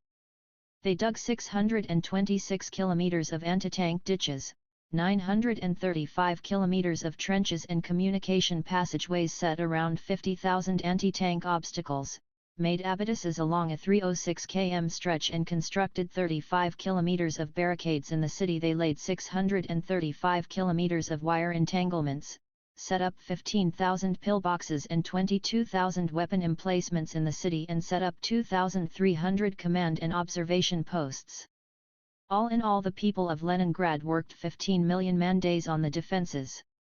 The defense works and engineering obstacles that were built on the approaches to Leningrad played an extremely important role in the defense of the city. It was due to them that the regular forces and the numerous volunteer formations were able to successfully prevent the enemy from reaching Lenin/I. The selfless devotion of the people of Leningrad to their motherland, their high morale, dedication, and discipline, and the indefatigable organizational work of the party organizations made it possible within a short period to direct all human and material resources to the defense of the city and make an enormous contribution to the overall national effort to rebuff the advancing enemy.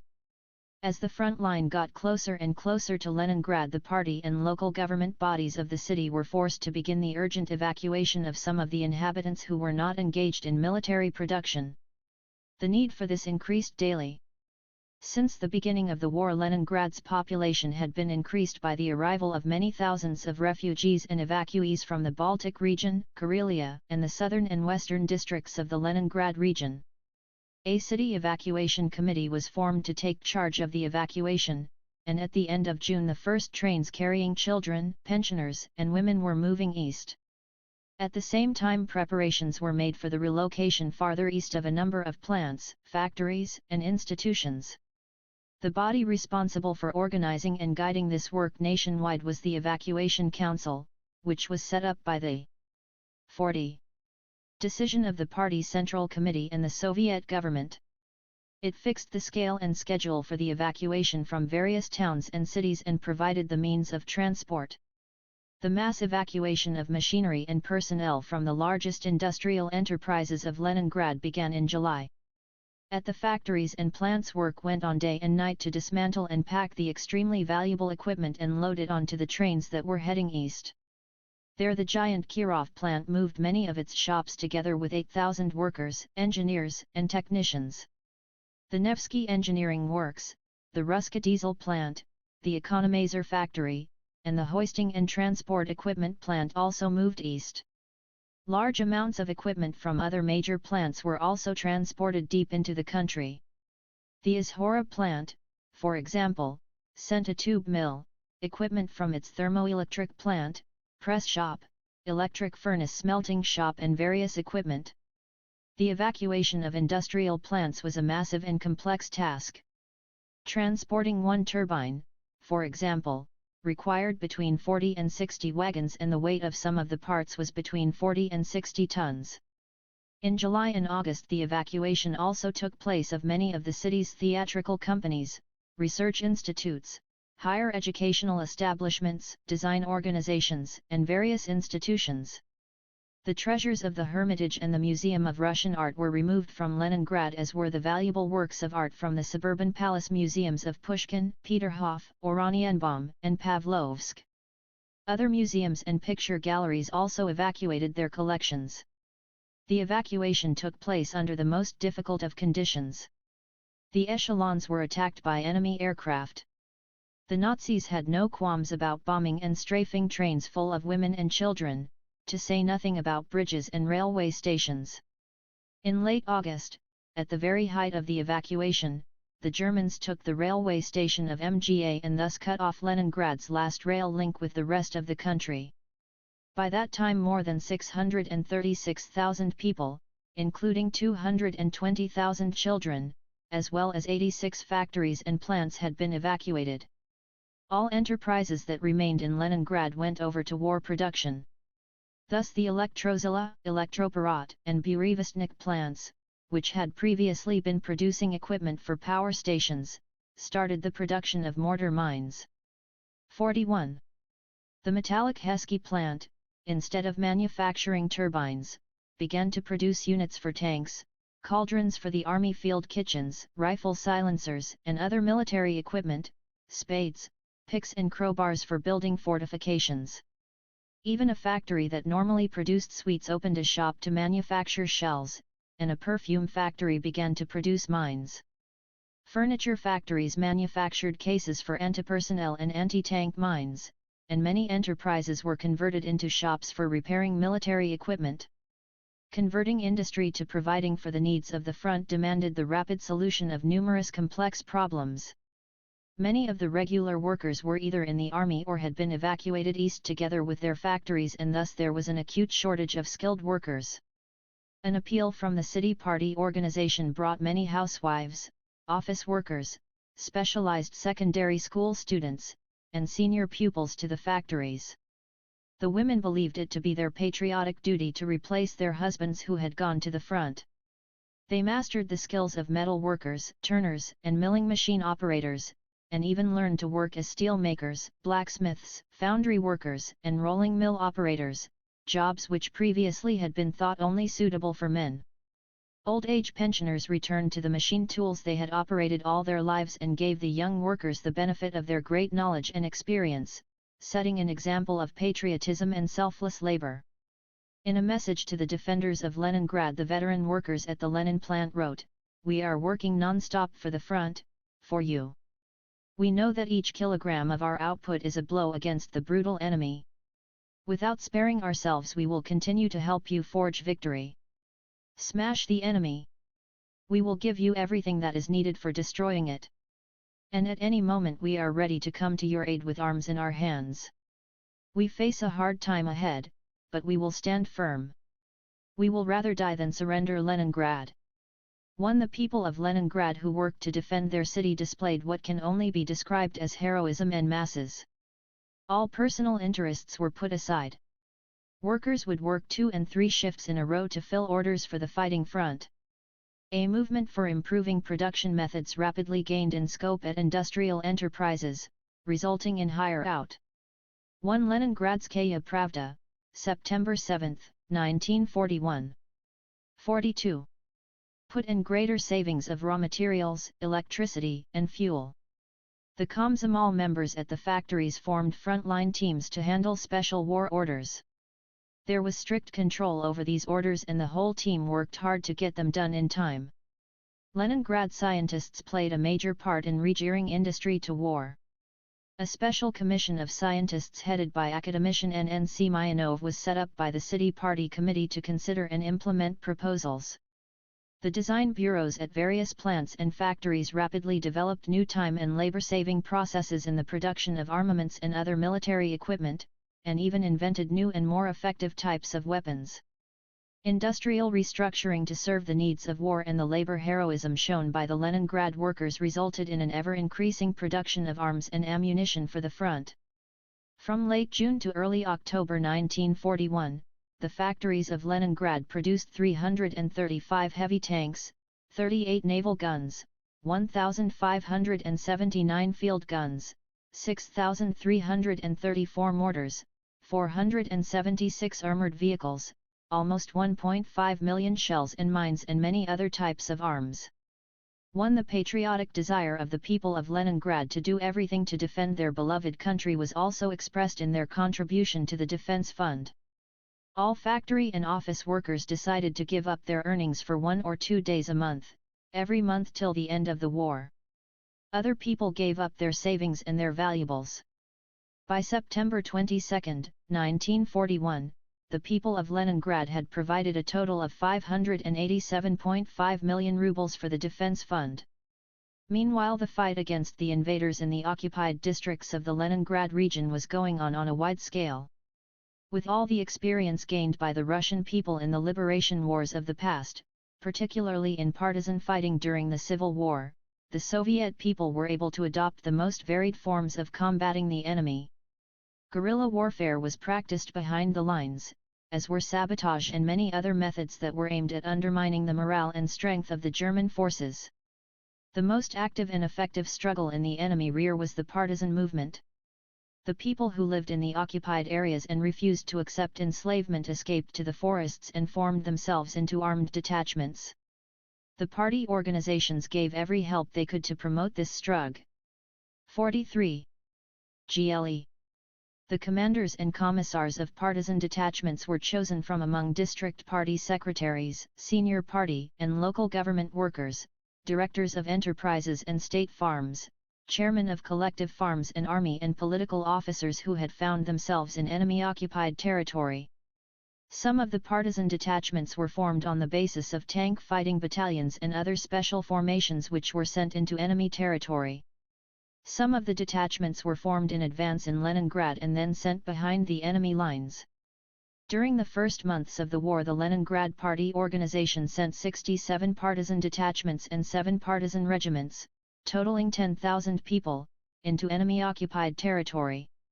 They were under the overall command of the Regional Partisan HQ, which was headed by the Secretary of the Regional Party Committee, M.N. Nikaitin. During the early stages of the war, the main target for the Leningrad partisans was the communication lines of the 4th German Panzer Group, and 2 major operations were carried out to disrupt them. More than 1,500 men took part in the first of these and more than 3,000 in the second. Apart from this, the partisans killed enemy soldiers, destroyed their weapons and equipment and attacked their garrisons. Partisan activity did considerable damage to the enemy. The War Diary of the Wehrmacht High Command noted on July 29, planned partisan activity is being felt in the rear of the 4th Panzer Group and is causing disruption to road communications. Beginning with August 3, the partisans controlled almost the whole area in the rear of the 4th Panzer Group. Enemy losses due to partisan activity grew continuously. The commander of Army Group North was forced to withdraw some of the forces from the front to protect his lines of communication. Thus the partisan operations in the enemy rear were of great help to the Red Army in frustrating fascist plans to take Leningrad. In this way the working people of Leningrad, either by their selfless labor or by their direct participation in hostilities, helped to make their native city an impregnable bastion. The front is nearby. The first month of the war, the most difficult for the Soviet armed forces, was drawing to a close. But it was ending quite differently from the way the architects of the Barbarossa Plan had envisaged it. The crack divisions and regiments of the Wehrmacht suffered enormous losses in the Smolensk area and at Kiev, and even had been forced to call a halt to their offensive in certain sectors. The blitzkrieg as planned by the Third Reich strategists proved to be abortive. In the second half of July there was a temporary lull in the fighting to the southwest of Leningrad. Weakened by the heavy fighting, the enemy was calling up fresh troops and regrouping. Each day of the lull was used by the Soviet command for strengthening the city's defenses and the additional concentration of forces. The 34th Army, which had been formed in the Moscow military district, was sent to the northwestern front. 2 Home Guard divisions were formed from the Leningraders. The aviation defending Leningrad was reinforced by 4 air regiments. Work on the fortifications on the approaches to the city, in the first place, on the Luga defense line and the Krasnogvardiisk reinforced area, was stepped up. The forward edge of the battle area in this district ran from Petrodvorets through Krasnogvardiisk and further along the left bank of the Izhora until the place where it flows into the Neva. To regulate the work of building the defenses more effectively, it was divided into 3 sectors: the Krasnoye Selo, the Central, and the Slutsk Kolpino. Much attention was paid to improving the troop control. On July 23, the Northern Front Command divided the Luga defense line into 3 sectors in view of its great length. These 3 sectors were put directly under the command of the Northern Front. The troops in the King Isep sector, which were under the command of General V.V. Semashko, were to prevent the enemy from breaking through from the south along the Gdov highway to Narva and via King Isep to Leningrad. The troops in the Luga sector, commanded by General A.N. Astanin, were to block all roads leading to Leningrad from the southwest, and the troops in the eastern sector under the command of General F.N. Starikov were to defend the Novgorod area. The fleets in Leningrad and on Lakes Ladoga and Onega were put under the command of a newly created Directorate for the Naval Defense of Leningrad and the Lake region. The air arms of these fleets together with the anti-aircraft artillery on the ships and on the coast were made part of the Leningrad anti-aircraft defense system. These and many other measures helped to strengthen the city's defense. 45. During the lull in the fighting, when the Germans were preparing for a new offensive, their aircraft, which had previously carried out mainly reconnaissance flights, now began the systematic bombing raids on the city, but they were all successfully repulsed. In the largest of these, which took place on July 23, more than 80 German aircraft took part. These were confronted by 75 Soviet fighters. 13 Junkers were shot down on the approaches to the city and only 2 got through to drop their deadly load. Unable to break through the city's anti-aircraft defense, the German bombers directed their raids at the airfields where the Soviet fighters were based, although they still continued trying to bomb the city. In July and August, German aircraft made 17 raids on the city, alternating heavy air attacks with attacks by small groups. All in all, during these months more than 1,600 planes took part in the raids, but only 28 got through to Leningrad. 232 enemy aircraft were shot down by Soviet fighters and anti-aircraft artillery. In the August battles the pilots of the 44th Fighter Regiment distinguished themselves. In one day pilot A.P. Savushkin brought down 3 enemy aircraft in 3 battles. The objective of the German raids on Leningrad, as was later learned, went far beyond the framework of undermining the morale of its inhabitants and aiding the ground forces to take the city. The Nazi command intended not only to take Leningrad, but to raze it to the ground and exterminate all its inhabitants. General Hayter's diary contained the following entry for July 8, 1941, "It is the inflexible resolve of the Führer to level Moscow and Leningrad to the ground so as to get rid completely of the population of these towns. The task of destruction is to be carried out by our air force. This will be a truly national calamity which will deprive not only Bolshevism of its center, but the Russians in general." But the turn in the course of the war, effected by the heroic efforts of Soviet people, deprived the Nazi leaders of the opportunity for carrying out these monstrous plans. On July 30, Army Group North received a directive from the High Command to continue the offensive towards Leningrad, directing the main thrust between Lake Ilmen and Narva so as to surround Leningrad and make contact with the Finnish army. For the decisive offensive against Leningrad the Germans regrouped their forces on the southwestern approaches to the city and formed 3 strike groups, the Northern, the Luga and the Southern. The Northern group included units from the 4th Panzer Group 2 Panzer, 1 motorized, and 2 infantry divisions. It was to advance on Leningrad across the Koperskoy Plateau and through Krasnogvardiisk from bridgeheads on the eastern bank of the river Luga in the Ivanovskoy and Bolshoy Sabsk area. The Luga Group comprised 2 infantry and 1 motorized divisions from the 4th Panzer Group. It was to launch an attack along the Luga-Leningrad highway and was to be supported here by the 8th Panzer Division, which had so far been in reserve. The Southern Group consisted of units from the 16th Army, 1 motorized and 6 infantry divisions. Its task was to advance on the Novgorod-Chudavo sector with the aim of skirting Leningrad from the east and, after linking up with the Finnish forces, to cut the city off from the rest of the country. The 18th Army operating in Estonia was to crush the resistance of the Soviet 8th Army and then join in the offensive against Leningrad. The task of the Finnish troops remained as before. They were to advance along the Karelian Isthmus and between Lake Ladoga and Lake Onega and cut off Leningrad's communications with the north and northeast of the country and then join the southern group to close the circle around Leningrad. The German forces which were concentrated for a general offensive against Leningrad outnumbered the Soviet forces by 50% in infantry and 100% in tanks and artillery. In the direction of the main thrusts this superiority was even greater. Thus on the King Isep sector of the front the Germans had 15 times as many tanks as the Soviet forces. The enemy also had superiority in the air. The German First Air Fleet was reinforced by dive bombers of the 8th Air Corps. In August a new stage in the Battle of Leningrad began. The German and Finnish troops launched almost simultaneously a concentric offensive on 5 sectors: Krasnogvardiisk, Luga-Leningrad, Novgorod, Petrozavodsk and from the Karelian Isthmus. The first to resume the offensive were the Finns. On July 31, the southeastern Finnish army assumed the offensive on the Karelian Isthmus. For the whole of the next month the Soviet 23rd Army commanded by General M.N. Gerasimov fought heavy defensive battles with the superior forces of the enemy. The Soviet units withdrew slowly from one defense line to the next, wearing down the enemy. Particularly stubborn was the resistance of those units that found themselves isolated from the main force of the army and pinned down on the shore of Lake Ladoga in the area of Sordavala and Kikskalm.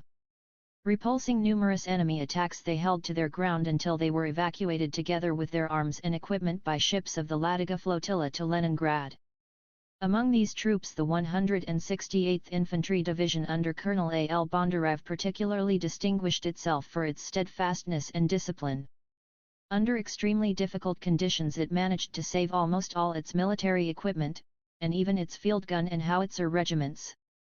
By early September, the 23rd Army was ordered by the Front Command to withdraw to the line of the 1939 state border where it occupied the previously prepared Karelian reinforced area. All attempts by the Finns to break through this line were repulsed by the army in cooperation with the Baltic Fleet and the Ladoga flotilla with great losses to the enemy. Here the front stabilized until the Red Army began its counter-offensive in the summer of 1944. The battles in the Karelian Isthmus took place under very difficult conditions. The Soviet units were inferior to the enemy in both men and materiel, and as a result of the problems encountered in maintaining supplies experienced frequent shortages of ammunition and food.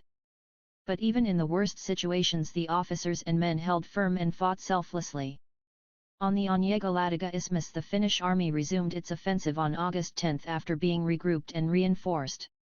The Finns concentrated their efforts on two sectors, Olonets and Petrozavodsk. The Soviet 7th Army that was defending the area put up stubborn resistance, and each kilometer that the Finns advanced cost them dearly. In early September the Finns, who had brought up here 4 infantry divisions and 2 infantry brigades from the Karelian Isthmus, gained overwhelming numerical superiority over the 7th Army. Enemy pressure increased considerably. On September 10, the Finns reached the river Svir and on October 2 took the city of Petrozavodsk.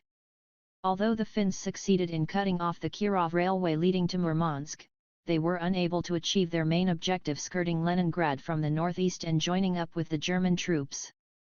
The Soviet 7th Army, 50, which on September 24 had come under the command of General K. A. Merezkov, stopped the enemy on the banks of the Svir, where the front stabilized until June 1944. While the main forces of Army Group North were preparing to resume their offensive on Leningrad from the Luga Line, units of the Soviet 8th Army under General F. S. Ivanov were fighting hard in Estonia against the German 18th Army, defending a line running from Parnu through Tartu to Lake Chutskaya. But reinforced by 3 divisions, the Germans managed to break through the 8th Army's defences and on August 7 reached the Gulf of Finland. The 8th Army was now split in two, with the 11th Infantry Corps retreating under heavy fire to the Narva Line and the 10th Infantry Corps retreating to Tallinn, the capital of Estonia and the main base of the Baltic Fleet. Defences around Tallinn had to be built rapidly and under enemy fire. The ship crews, the coastal defence units and the local civilian population all joined in the building of these defences. Vice Admiral V. F. Tributs, commander of the Baltic Fleet, was appointed by the Soviet Supreme High Command to take charge of the city's defence. He was given command of the 10th Infantry Corps which, together with the Tallinn garrison, numbered about 27,000 in mid-August. The workers in the Tallinn factories and mills actively prepared for the defence of their native city. They formed several workers' regiments, built 2 armoured trains and fixed naval guns from the arsenal on the railway platforms. The city's factories produced mortars, shells, anti-tank mines, and other weapons. To strengthen the infantry, the commander of the fleet ordered the formation of 14 marine units. Units of the ground forces were supported by naval and coast artillery. On August 19, heavy fighting began on the approaches to Tallinn. For 5 days and nights the defenders beat off all attacks, but on August 24 they were forced to retreat to the city suburbs under the pressure of overwhelmingly superior enemy forces. August 26 saw some of the heaviest fighting yet. Sailors of a volunteer detachment, who were defending a position in the area of the Paldiski Highway, launched 14 counterattacks and each time forced the enemy back to his initial position. All the arms of the service, the infantry, the sailors, the artillerymen and the sappers displayed the greatest heroism. 51. 4 *. A feat of undying glory was accomplished by Yevgeny Nikonov, a torpedo electrician from the flotilla leader, Minsk. On orders from his commanding officer he set out on a reconnaissance mission with 2 other sailors. Near the Kharkov farmstead they came up against a German detachment. An uneven battle ensued in which the 2 other sailors were killed and Nikonov, badly wounded and unconscious, was taken prisoner. Nikonov was brought round and tortured by the Germans in a bid to get information as to the strength and location of the Soviet troops. But true to his military oath, Nikonov refused to answer their questions, and so the German butchers wreaked a terrible vengeance upon him. They put out his eyes, tied him to a tree and then burned him alive. The fearless soldier suffered the death of a martyr, but he sacredly fulfilled his military oath. Yevgeny Nikhanov was posthumously made hero of the Soviet Union. And there were many other feats of bravery like it. Under the pressure of numerically superior Nazi forces, the defenders of Tallinn were forced to retreat, and on the night of August 26 the Germans managed to penetrate into the Kadriorg Park area on the eastern outskirts of the city. At 1900 hours German units launched an attack on the Tallinn coastal area, intensifying the shelling of ships and moorages in the port. Tallinn was surrounded by a ring of fire. The Baltic Fleet sailors and the soldiers of 10th Infantry Corps did all they could to defend the city. They caused the enemy great damage and drew large German forces away from the Leningrad sector. But when it became clear that Tallinn could no longer be held, the CNC of the northwestern sector ordered the fleet and the city garrison to be evacuated to Kronstadt and Leningrad. To ensure the embarkation and departure of those who defended the city, counterattacks were launched along all sectors of the defense in the afternoon of August 27, and in many places the enemy was thrown back 1 to 1.5 kilometers. On August 28, Tallinn was abandoned. Getting the ships and troop transports out of the port of Tallinn and reaching Kronstadt was a task of enormous difficulty. The Germans had mined the Gulf of Finland in many places. The main forces of their 18th Army had by this time reached the approaches to Leningrad and taken the coast of the Gulf as far as Kopersky Gulf. The enemy could follow almost the entire route of the Soviet ships heading for Kronstadt and did all it could to prevent them from reaching. 52. Their destination. Berlin radio hurried to announce that not one ship would get out of the Tallinn harbor. But the Baltic Fleet sailors achieved what seemed to be the impossible. Through heavy minefields and under fire from the air, from enemy motor torpedo boats and the coast artillery, they brought most of the warships through to Kronstadt, thereby preserving the fighting nucleus of the fleet.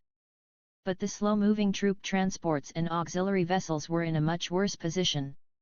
Poorly protected from air attack, far from all of them reached their destination under the strafing and bombing. One of the first transports to be put out of action by enemy aircraft was the Kazakhstan, which had over 5,000 soldiers and civilians on board. A number of other transports were also badly damaged by mines and bombs. But even in such unbelievably difficult conditions, when the boats and their crews were in a critical situation, the officers and sailors did not flinch or lose courage. Acting resolutely and energetically, they fought to the last to save the lives of the soldiers and residents of Tallinn. More than 12,000 persons were taken from the damaged and sinking ships and brought to Gogland Island, from where they were subsequently transported to Kronstadt. On August 29, the evacuation across the Gulf of Finland was completed. The warships and other shipping, together with the 18,000 officers and men who were steeled in battle, arrived to defend Leningrad.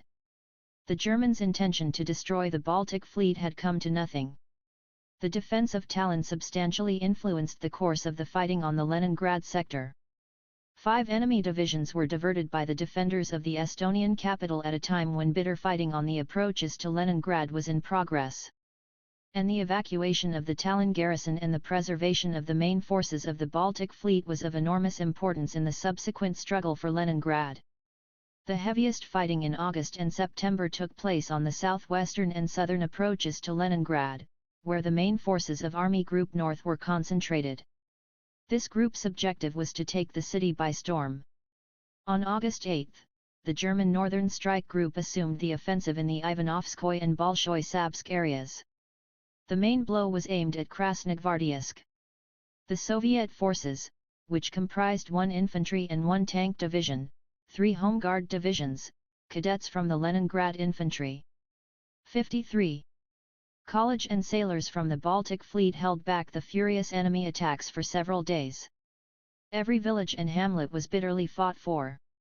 Soviet counterattacks frequently ended in hand-to-hand fighting. The Leningrad pilots actively helped the Soviet ground forces. Despite overall enemy superiority in the air, on August 10 alone Soviet pilots flew 803 sorties and dropped more than 1,400 bombs on the attacking enemy. 24 German planes were shot down in air battles. But blows against the enemy's ground forces were not only struck by the bombers. The small nimble 1-16 and 1-153 fighters strafed ground targets from their cannons and machine guns and not infrequently used bombs. The small number of planes on the Soviet side meant that each plane had to fly the maximum number of sorties. It often happened that several pilots flew missions in the same plane by turns. They were billeted at the airfields and often had to eat under the wings of their aircraft. The enemy suffered heavy losses in men, tanks, and other military equipment. In a single counterattack near Kryakov, Soviet tanks and artillery put out of action and burned down 15 German panzers. But the enemy continued to bring up more and more reinforcements and maintain double or triple superiority. On August 12, the 8th German Panzer Division was brought up from the reserve to the Krasnogvardeysk sector. As a result, the Germans were able to break through to the King Isep Leningrad Railway and get out of the forests onto the open spaces of the Koperskoy Plateau. On entering this area, the command of the 4th Panzer Group directed some of the forces towards King Isep, while the main forces were moved towards Krasnogvardeysk. The troops in the King Isep sector and part of the Soviet 8th Army that was defending the area west of the river Narva were threatened with encirclement. On August 16, German troops took King Isep and on the same day entered the town of Narva. The commander of the Northern Front, General M.M. Popov, and A.A. Kuznetsov, a member of the military council, who were at the time in the King Isep sector, ordered the withdrawal of the 8th Army first to the eastern bank of the river Luga and then to a line running from the Kopersky Gulf to Ropsha. This withdrawal was conducted under the covering fire from the coast batteries and artillery of the Baltic Fleet. The troops defending King Isep were ordered to withdraw to Krasnogvardeysk. Bloody battles continued on the Krasnogvardeysk sector. 54. With unabated fury, the Soviet forces had to contend with attacks by 3 enemy panzer divisions, which with aerial and artillery support advanced along the King Isep Leningrad Railway.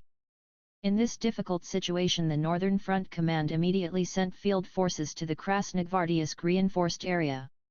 1,000 communists were sent as political officers by the Leningrad Party organization. 100 heavy machine guns were brought to the Krasnogvardeysk area from the fortifications on the Karelian Isthmus. Naval guns and anti-aircraft artillery were brought up to support the regular anti-tank guns in a bid to stop the advance of the German panzers. An additional 120,000 men were mobilized to build defenses in the Krasnogvardeysk fortified area. The officers and men of the 1st Tank Division, which was under the command of hero of the Soviet Union, General V.I. Baranov, displayed exemplary steadfastness and valor on the approaches to Krasnogvardeysk. Particularly skillful was the heavy tank company commanded by Senior Lieutenant Z.G. Kolobanov. In mid-August it had been ordered to defend the roads along which the Germans were rapidly advancing towards Krasnogvardeysk and to hold it at any price until reinforcements arrived. The tank company laid a clever ambush, carefully camouflaging their tanks. At dawn on August 19, an enemy panzer column was sighted. Kolobanov gave orders to open fire. With his first shot, the gunner of Kolobanov's crew, A.M. Yusov, put the leading German panzer out of action. Then, on his commander's order, he took aim at the panzer that was bringing up the rear. 2 shots and this panzer was put out of action. Now the whole column of 23 panzers was stopped. Some tried to turn off the road, but got stuck in the bog. An artillery duel took place which ended in the German column being wiped out. Kolobanov's own tank was covered with more than 100 dents from direct hits, but the strong armor plating withstood them all. Continuing to employ the ambush tactics, the tank crews destroyed in the space of 24 hours 38 medium and light panzers and several vehicles and anti-tank guns. Senior Sergeant Yusov alone put 22 panzers out of action. The company only had 1 tank damaged. All Kolobanov's men were awarded orders and medals for skill and valor. On August 19 and 20, the forward units of the Krasnogvardeysk fortified area began to engage the enemy, which had now broken through to the outer defense line. The enemy's at 55 attempts to burst into Krasnogvardeysk in its stride or skirt it from the southeast were repulsed by units OT, the 2nd Guards Division of the Home Guard. On August 21, units OI, the anti-tank artillery, destroyed 28 German panzers in the area of Pedlin and Chernov. Another 34 panzers were destroyed at the village of Bolshibornitsy and Th-Voiskovitsy station. The enemy offensive was once more brought to a halt. Meanwhile, divisions of the Soviet 8th Army were engaged in heavy action in the area of the Koperskoye Plateau against the German 18th Army, which had resumed its offensive. Badly thinned out in previous battles, the Soviet units were forced to retreat under pressure from vastly superior enemy. When the Germans got through to the Kotly area, the right flank divisions became cut off from the army's main forces. Supported by the Baltic Fleet Coast Artillery, by September 7 these divisions have consolidated their positions southwest of Oranienbaum and stopped the enemy advance. In this way a coastal beachhead was formed which was to play an extremely important role in the Battle of Leningrad. The troops fighting here provided with the support of the Baltic Fleet, coastal defense, and by threatening the enemy's lines of communication and rear, diverted 2 or 3 of its divisions to themselves. On August 10, after massive artillery preparation, Army Group North resumed offensive against the Luga and Novgorod-Chudavo sectors. General von Manstein's 56th Motorized Corps sought to take the town of Luga whatever the cost, since it was an important center of resistance covering the shortest route to Leningrad. The battles on the Luga sector were tense to the extreme. The German attacks were met with furious Soviet counterattacks. The Nazis seemed to try every method of offensive, including psychological attack. With banners raised and submachine guns at the ready, they came in wave after wave. The Soviet artillerymen waited until the tipsy Germans came right up close. Then they opened devastating fire at point-blank range. To save themselves, the Germans leaped into the anti-tank ditch, but this had already been mined. In this way 2 SS regiments were wiped out in halt an hour. The enemy could not break through the Soviet defense. But on the Novgorod-Chudavo sector, where the German Southern Strike Group was in action, the situation was extremely unfavorable for the Soviet troops. Having almost threefold superiority in manpower over the 48th Army OL the Northwestern Front and powerful air support, units of the German 16th Army on August 12 broke through the Luga defense line in the area of Shimsk and moved towards Novgorod along the northwestern shores of Lake Ilmen and to the north to the Batyskaya station. The enemy's almost simultaneous breach of the Luga defense line on the northern and the southern flanks put the troops of the Northern Front in a very difficult position. The Soviet Supreme Command Stavka, which had been following the situation at Leningrad very carefully, sent urgent aid to the Northern Front so as to improve things for the defenders. On its orders, on August 12 the 34th Army under General K. M. Kakhanov and left flank units of the 11th Army with active air support launched a sudden counterattack from the area south of Staraya Russa in a northwesterly direction.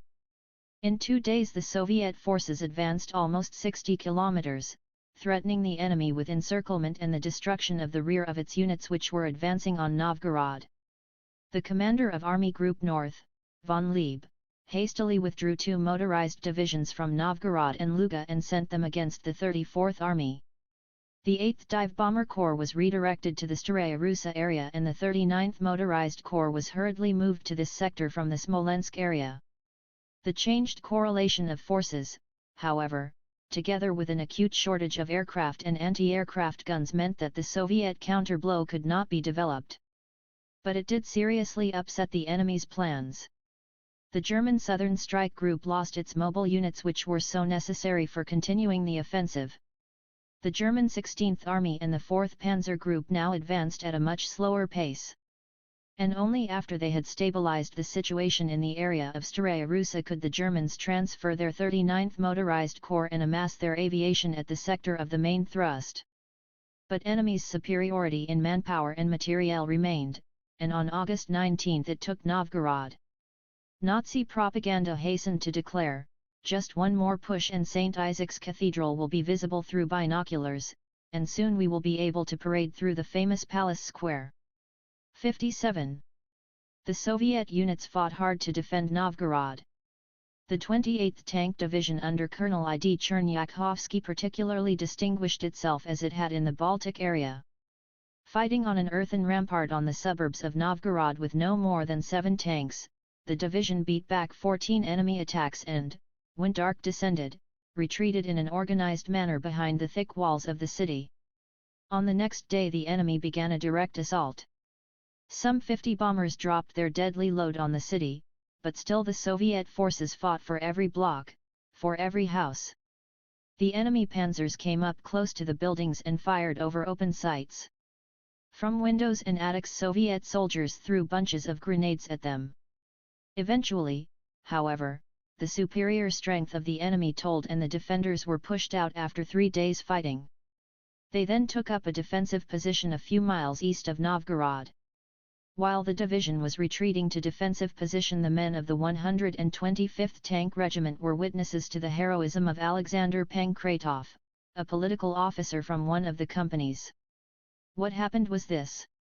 As the Soviet units were retreating across the Maly Folkhovets River, they were caught in German crossfire from the monastery of St. Cyril. The company that was ordered to knock out the Germans also came under machine gun fire from an embrasure in the walls. Then Pankratov rushed forward and covered the embrasure with his body, allowing the rest of his company to cross. The brave soldier was posthumously made a hero of the Soviet Union. After the war, a monument was set up in his memory in the suburbs of Novgorod. In a bid to get to Leningrad from the south and the southeast as soon as possible, the command of Army Group North started to develop offensive along the Novgorod-Leningrad and the Batysky-Leningrad railways. 6 infantry divisions were concentrated on this sector. On August 20, they took the town and station of Chudavo and cut off the October Railway which ran from Leningrad to Moscow. Divisions of the German 16th Army were now able to develop their offensive against Leningrad from the southeast along the Moscow-Leningrad highway and also in the direction of Lake Ladoga to link up with the Finnish army. Leningrad was now caught in an enormous semicircle, which ran from the Kopersky Gulf to Chudavo, and the city was faced with a threat of German invasion. In order to clear the way for their troops, intimidate the D-58 defenders of Leningrad and crush their will to resistance, the Germans put their propaganda machine into operation. In addition to severe reprisals against the civilian population, the Germans dropped enormous numbers of leaflets and kept up a barrage of radio broadcasts that were designed to cause panic among the people, undermine their morale, make them believe in the invincibility of the Nazi army and cease resistance. "We will rock the cradle of the revolution," the Nazis boasted in their leaflets, which fell in their thousands on the streets and rooftops of Leningrad, and into the Neva. The outcome of the forthcoming battle depended largely on whether the defenders of Leningrad could hold out or not. In such a situation, ideological work among the troops and the civilian population was a matter of strategic importance. It was necessary to use every means of ideological influence to raise, strengthen, and maintain a high morale of the Soviet troops and frustrate the attempts of enemy propaganda.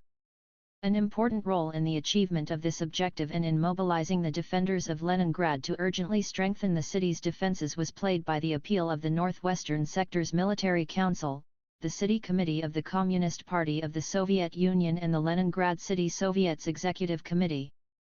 Issued on August 21, 1941, it was entitled "To all the working people of the city of Lenin." The words of the appeal were stern and frank: "We do not live and work in our beautiful city, we have not built our plants and factories with our own hands, we have not erected our splendid buildings and parks so that all this should go to the Nazi brigands. This will never happen. Many a time have the people of Leningrad given rebuff to an invading enemy, and this time too the wicked plans of the enemy will come to naught. Let us arise as one to the defense of our city, our hearths and our families, our honor and our freedom. We will fulfill our sacred duty as Soviet patriots." Won to this appeal by those who were organizing the city's defense, Leningrad's working people responded, as in the first days of the war, by a mass enlistment in the Home Guard and the formation of military reserves. 150 new detachments, with 600 men in each, were formed for the purpose of street fighting should the enemy break through. The arms factories now worked round the clock. 1 Leningradskaya Pravda, August 21, 1941. Officers and men, who had fought on the approaches to Leningrad, took oaths at the numerous meetings that were held all over Leningrad not to let the enemy into the city. A resolution adopted at one of these meetings stated, "Sooner the Neva will flow backwards than the German fascists will take Leningrad." Never shall the XNA's jackboot tread the broad streets and squares of Leningrad. The great city of the revolution shall remain the impregnable fortress of socialism.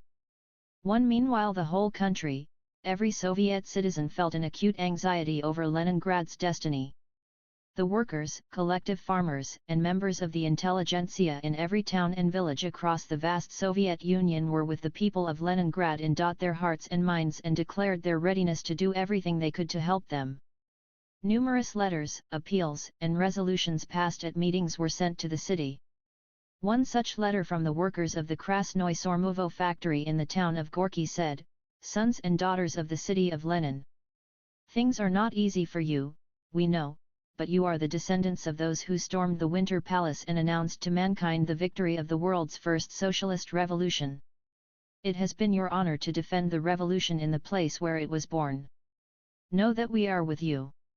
Day and night unceasingly we are forging the weapons of victory. And the whole of our mighty country with all its millions and millions is with you too. And this is a guarantee that our dear Leningrad must and will stand unshakable like Russia itself." Collective farmers from the Proletarian Victory Farm in far-off Siberia wrote, "We are now sending 12,000 poods of recently harvested wheat in excess of the plan and 200 centners of milk to the workers of Leningrad as our contribution to the defense fund. We are also sowing 150 hectares above the plan for the defense fund. We are giving 20 of our best horses to the defenders of Leningrad." Important measures to strengthen Leningrad's defense were taken at the time by the State Defense Committee and the Supreme Command Stavka. On August 23, the Northern Front was divided into two fronts, the Leningrad and the Karelian. The Leningrad Front's command was now able to concentrate totally on accomplishing the main task, the defense of Leningrad. Soon after the main command of the one on the Guard of the Homeland, August 22, 1941. 60. Northwestern sector was abolished and the Leningrad Front came under the direct control of the Stavka. The latter devoted great attention to securing the southern wing of the Leningrad Front and its meeting point with the Northwestern Front. For this purpose, the 54th, 52nd and subsequently the 4th Armies were deployed on the eastern bank of the river Volkhov. The good timing and farsightedness of this decision were confirmed somewhat later, when these armies frustrated a German attempt to break through to the Svir River via Tikhvin and Volkhov so as to join up with the Finnish troops. On August 31, the Stavka approved a proposal from the Military Council of the Leningrad Front to transform the Slutsk-Kolpino sector of the Krasnogvardeysk fortified area into an independent fortified area and to form the 42nd and 55th Armies for covering the nearest approaches to Leningrad. In the second half of August a special commission from the Party Central Committee and the State Defense Committee arrived in Leningrad. This commission saw the situation on the spot and helped to solve such major problems as the strengthening of the city's anti-tank and anti-aircraft defense and cooperation between the front's artillery and the artillery of the Baltic Fleet. The town was declared to be in a state of siege. The Commission also spent a lot of time in regulating the evacuation of the population and the city's industrial enterprises and organizing the supply of foodstuffs. The enemy stopped. The first summer of the war ended with a spell of unusually hot and dry weather for Leningrad. The dusty roads that led from the city and its suburbs were full of infantry, tank, and artillery units heading for the front, while in the opposite direction came the last groups of refugees, the rear units and institutions and the wounded. At night the horizon was lit up with the flames of burning villages, woods, and unharvested wheat. The din of battle came nearer to Leningrad with every passing day. The situation for the city's defenders, particularly on the southeast sector, became increasingly difficult. On August 25, the German 16th Army resumed its offensive in the area of Novgorod and Chudavo. Its main force, which consisted of 7 ground divisions supported by the 1st Air Fleet and the 8th Air Corps of dive bombers, aimed its strike along the Moscow-Leningrad highway in a bid to take the city in its stride from this direction. Part of the forces at 61 advanced towards the town of Volkhov and the MGA railway station, attempting to isolate Leningrad from the east. The Soviet 48th Army, which numbered less than 10,000 men, put up stubborn resistance, but the enemy was much stronger in the numbers of its ground forces and had overwhelming superiority in the air. After heavy fighting, the Germans managed to break through the Soviet defenses and, moving quickly south, took the town of Lyubin by the evening of the same day. During these difficult days, Soviet pilots were put under extreme pressure. But they continued to attack the enemy's airfields and shoot down enemy aircraft.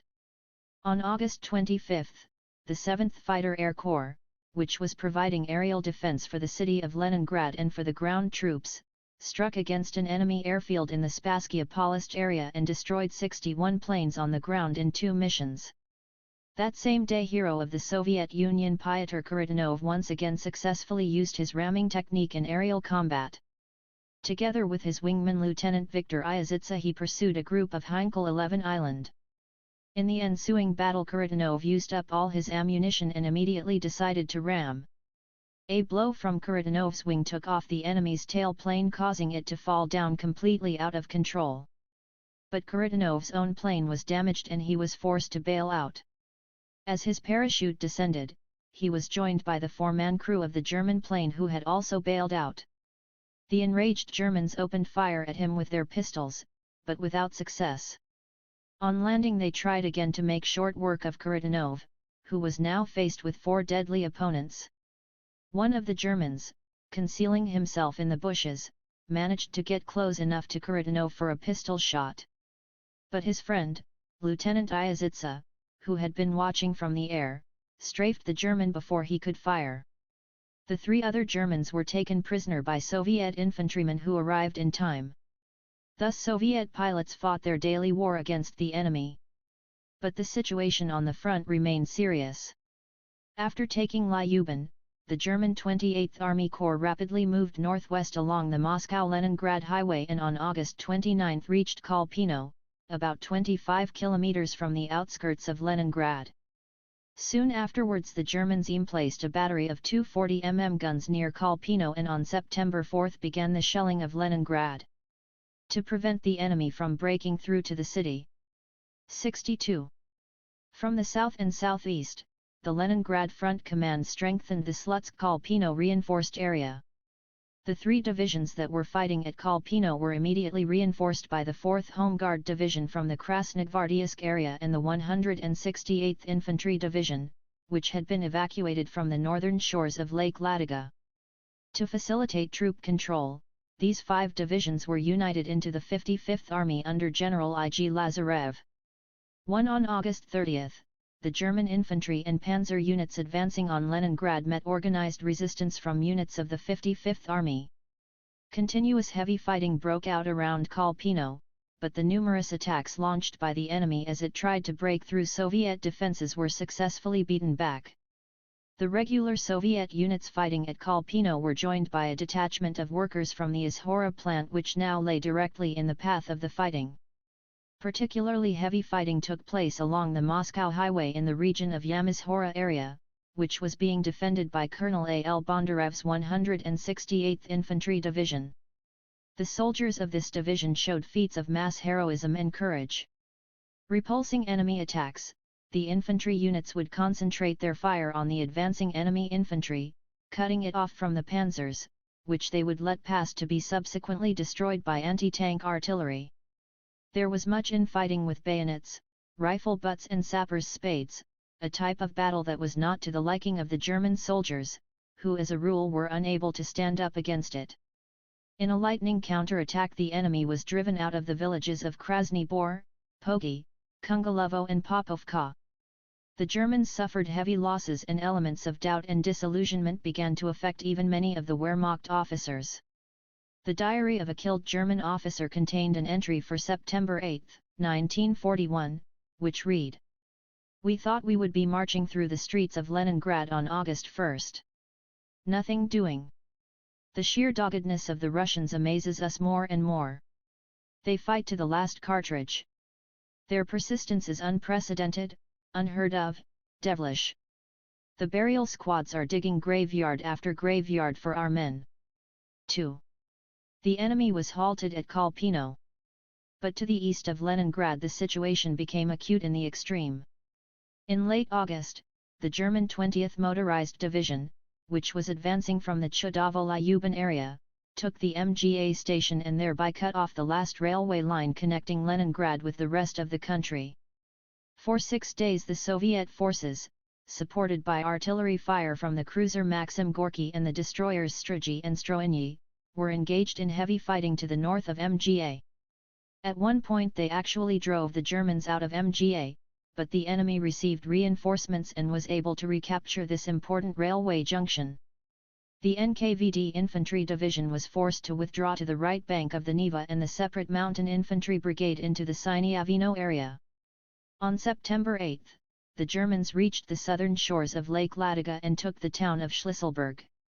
From this moment the siege of Leningrad began from land.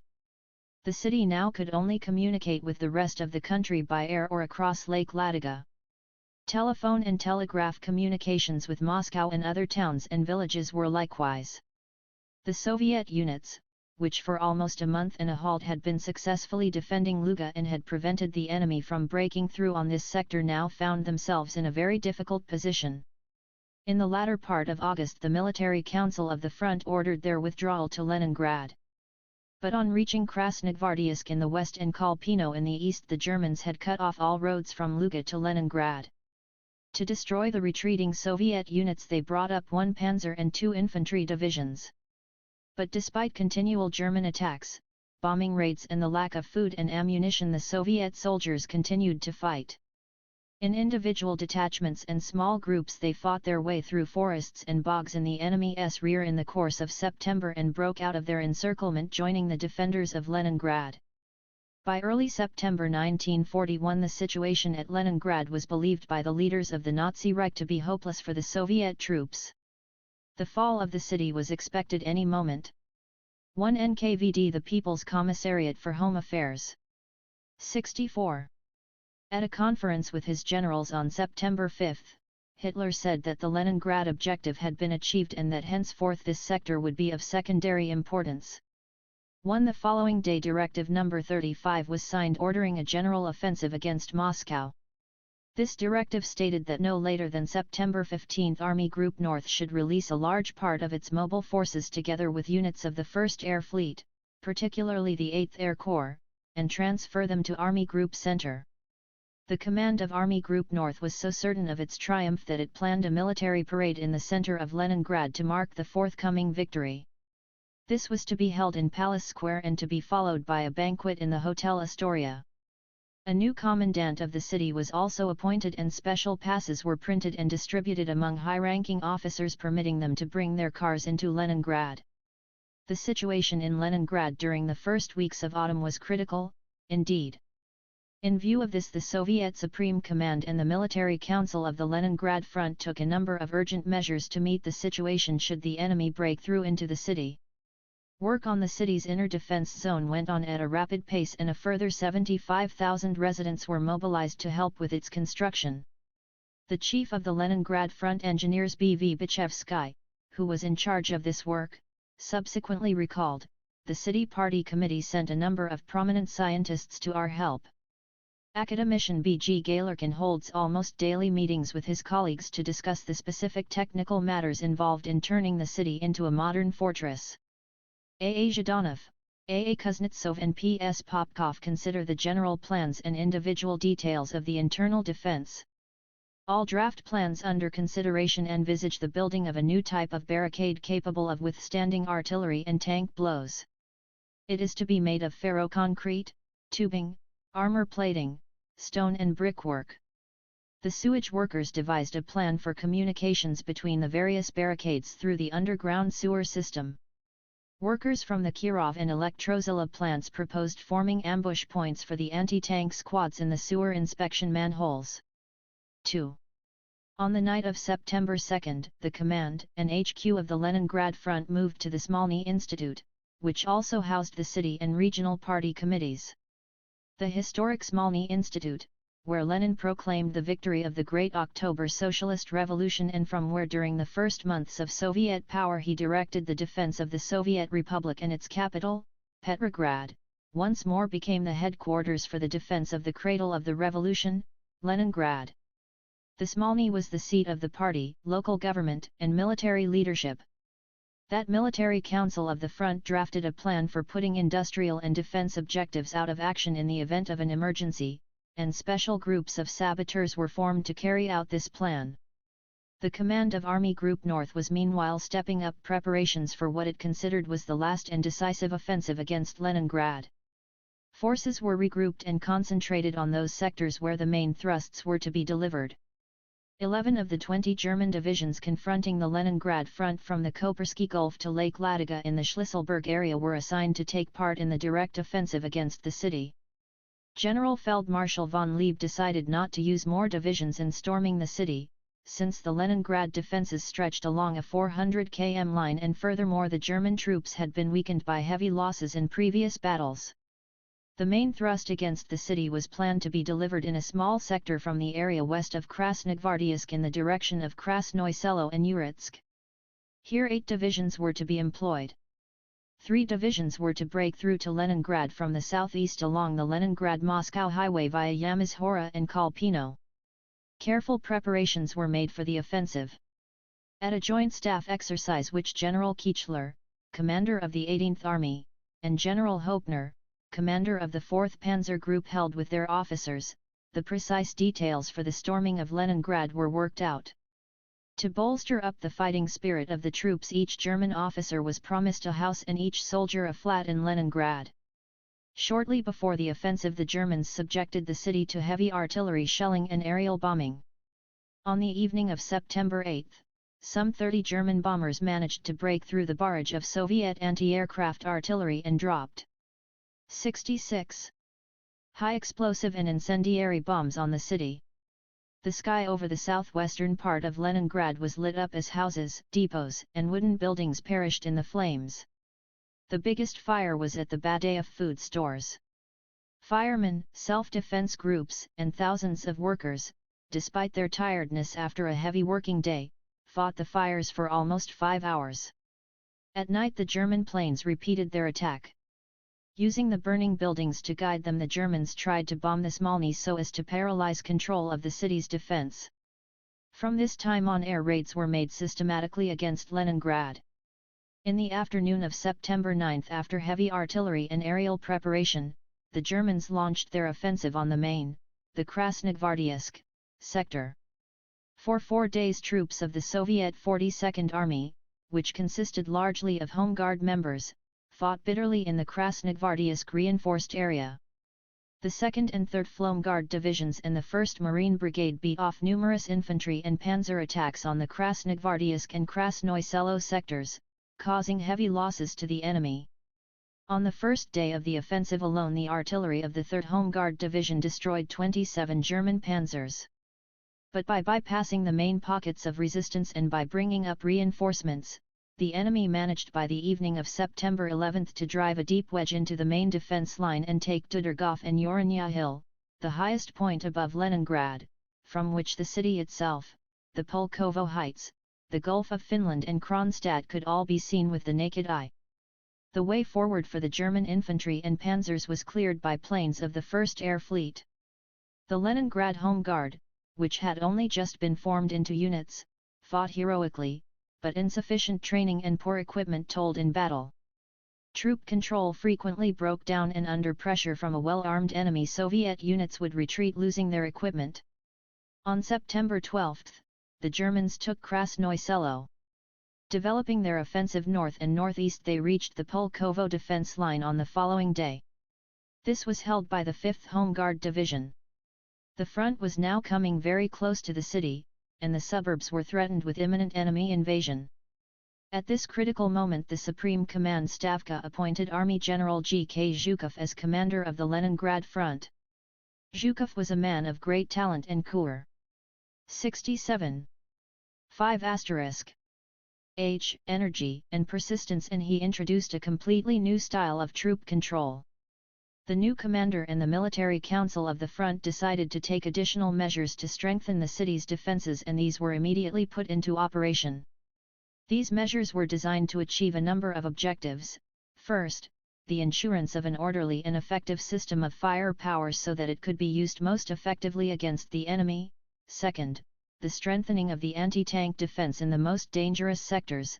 Third, the building up of reserves to deepen the front's defense through internal regroupings and rapid formation of new units, fourth, the organization of an efficient troop control, and, finally, the adoption of an active, rather than passive defense strategy, thwarting offensives by the enemy, employing means to exhaust it and imposing the will of the defenders on it. The first task was to strengthen the defenses along the Pulkovo Heights and Uritsk line. The 42nd Army, which was holding this sector, was given a categorical order, not a step backwards. The whole firepower of the Baltic Fleet was concentrated along this line. Part of the 23rd Army was withdrawn from the Karelian Isthmus and deployed at Uritsk. As an additional measure, some of the city's anti-aircraft batteries were brought into the anti-tank defense system on those sectors where the greatest threat lay. Meanwhile, the threat that the enemy would break into the city increased. Developing their offensive, the Germans had broken through the Soviet units' defense north of Krasnoye Selo. They had taken a number of inhabited localities and were beginning to move in the general direction of Uritsk. To eliminate the breach, General Zhukov, the front commander, brought up the 10th Infantry Division, his last reserve, assigning it to the 42nd Army. On the morning of September 14, it dealt a counter-blow to the enemy in the direction of Krasnoye Selo and together with neighboring units drove the enemy out of a number of villages, thus restoring the defense line. To halt the further advance of the German strike force in the Uritsk-Leningrad direction, the Military Council of the Front decided to form by September 18 5 infantry brigades and 2 infantry divisions and to concentrate them for the direct defense of the city. The 8th Army in the Oranienbaum bridgehead was ordered to strike at the enemy's flank and rear and to make fuller use of its artillery power. Here great importance was attached to the naval and coast artillery, which B. 68 came particularly effective as the line of the front drew nearer to the Gulf of Finland. On the morning of September 15, 4 German divisions supported by panzers and large air units resumed their attacks in the area of the 42nd Army. They managed to push back the Soviet forces, but the effort cost them great losses. In other sectors the enemy attacks were beaten back. The next day the fighting was heavier still, especially on the approaches to the Pulkovo Heights. There was rivalry among the German panzer units as to which would enter Leningrad first. But the Soviet 8th and 42nd Armies fought for every meter. The furious German attacks were responded with bold and resolute counterattacks. The battalion of lorry-mounted multiple rocket launchers, known as Katyushas, maintained a barrage of devastating fire. Villages and other inhabited localities changed hands several times. But still the German 58th and 1st Infantry Divisions with massive tank and air support succeeded in breaking through to the Gulf of Finland near the town of Strelna. Attempts on the part of the Soviet troops to push them back were unsuccessful. The Soviet 8th Army under General V. I. Sherbakov was now cut off in the Oranienbaum bridgehead. The Germans also took Uritsk. Posters were put up all over Leningrad saying the enemy is at the gates. The people of Leningrad were preparing for street fighting. Enormous barricades went up. Machine gun and anti-tank gun embrasures appeared in buildings. Every house was being turned into a strong point. On that day the Military Council of the Front transferred to the 42nd Army 2 newly formed separate infantry brigades and a division to prevent the enemy from breaking through to Leningrad via Uritsk. They took up a defensive position along the outer line of the Leningrad defenses, which ran from the Gulf of Finland through Ligovo, Myasokombinat, and Rybatskoye to the river Neva. In this way a powerful second line of the 42nd Army was formed and the overall defense line was deepened, which made it more reliable. The 42nd Army was now commanded by General 1.1 Fedyuninsky, an experienced soldier who had been made a hero of the Soviet Union for his bravery and skillful command of the troops who fought against the Japanese invaders on the river Kalkan-Gol in 1939. On the morning of September 17 fighting in the Pulkovo sector became heavier. 6 German divisions supported by the 69 Whole Air Force of Army Group North were attacking. Wave after wave of enemy planes came to the area and bombed the Soviet positions. Then the German artillery and mortars opened a hurricane of fire. It was as if the enemy had decided to wipe the Pulkovo Heights off the face of the earth. But they could not break through the defense. The two Soviet battleships, the Oktyabrskaya Revolyutsiya and the Mara, together with cruisers and coastal forts, responded to the enemy thrust with volleys from their heavy guns. The Baltic Fleet artillery together with ground artillery struck at the enemy's firing positions and at its troops. When the German panzers and infantry began their attack, the Soviet artillery batteries and battalions opened direct laying fire. The density of the fire was high. In the Ligovo-Pulkovo sector alone more than 500 guns were placed for direct laying fire. Even some of the guns from the cruiser Aurora were used to defend the Pulkovo heights.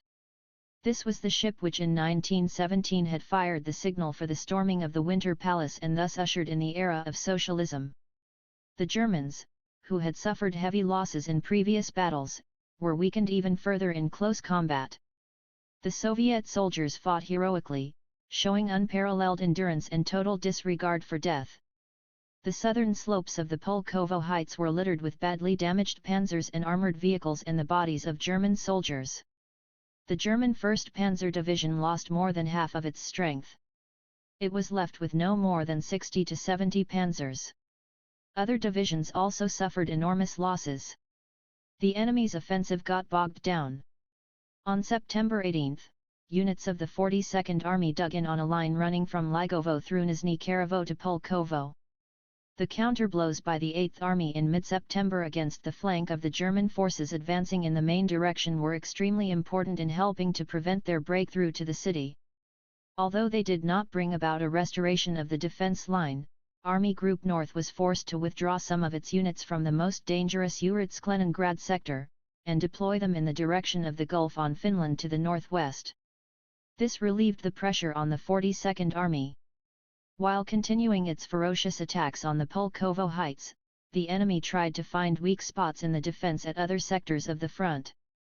On the morning of September 18, the Germans struck at the junction of where the Soviet 42nd, 70th, and 55th Armies met. They took the town of Pushkin and then tried to skirt the Pulkovo heights on the left and Kolpino on the right and thus break through to Leningrad. But here they were unsuccessful. Soviet units, which were numerically far inferior, repulsed all the enemy's attacks. On September 19, the 55th Army's defense in the Slutsk-Kolpino reinforced area stabilized on a line running from Pulkovo through Bolshoy-Kuzmino and Putrilovo to Novaya. At the height of the battle for Pulkovo and Pushkin, the Germans dealt one of the heaviest artillery and air blows at Leningrad, which was intended to panic the inhabitants and defenders of the city and break their will to continue the battle. On September 19, Leningrad suffered 18 hours continuous shelling. When darkness fell, the city was attacked by bombers. The all-clear siren barely had time to sound before the next air raid began. On that day 276 planes got through, dropping 528 high-explosive and 1,435 incendiary bombs. Fires broke out everywhere and hundreds of families were left without a roof over their heads. Since the main force of Army Group North could not get through to Leningrad and were suffering badly from the heavy guns of the Baltic Naval Artillery, the Nazi command decided to destroy the ships of the Baltic Fleet.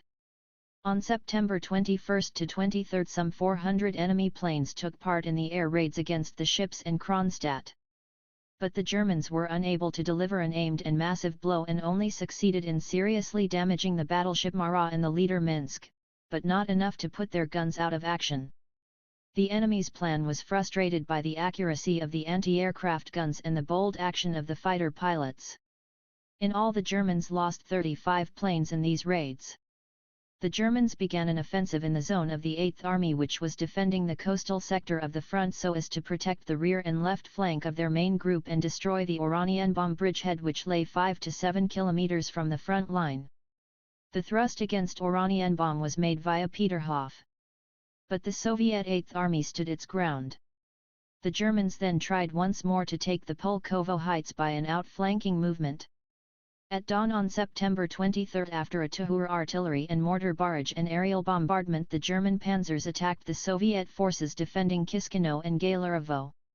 Then the 13th Infantry Division with massive artillery support counterattacked the Germans and pushed them back.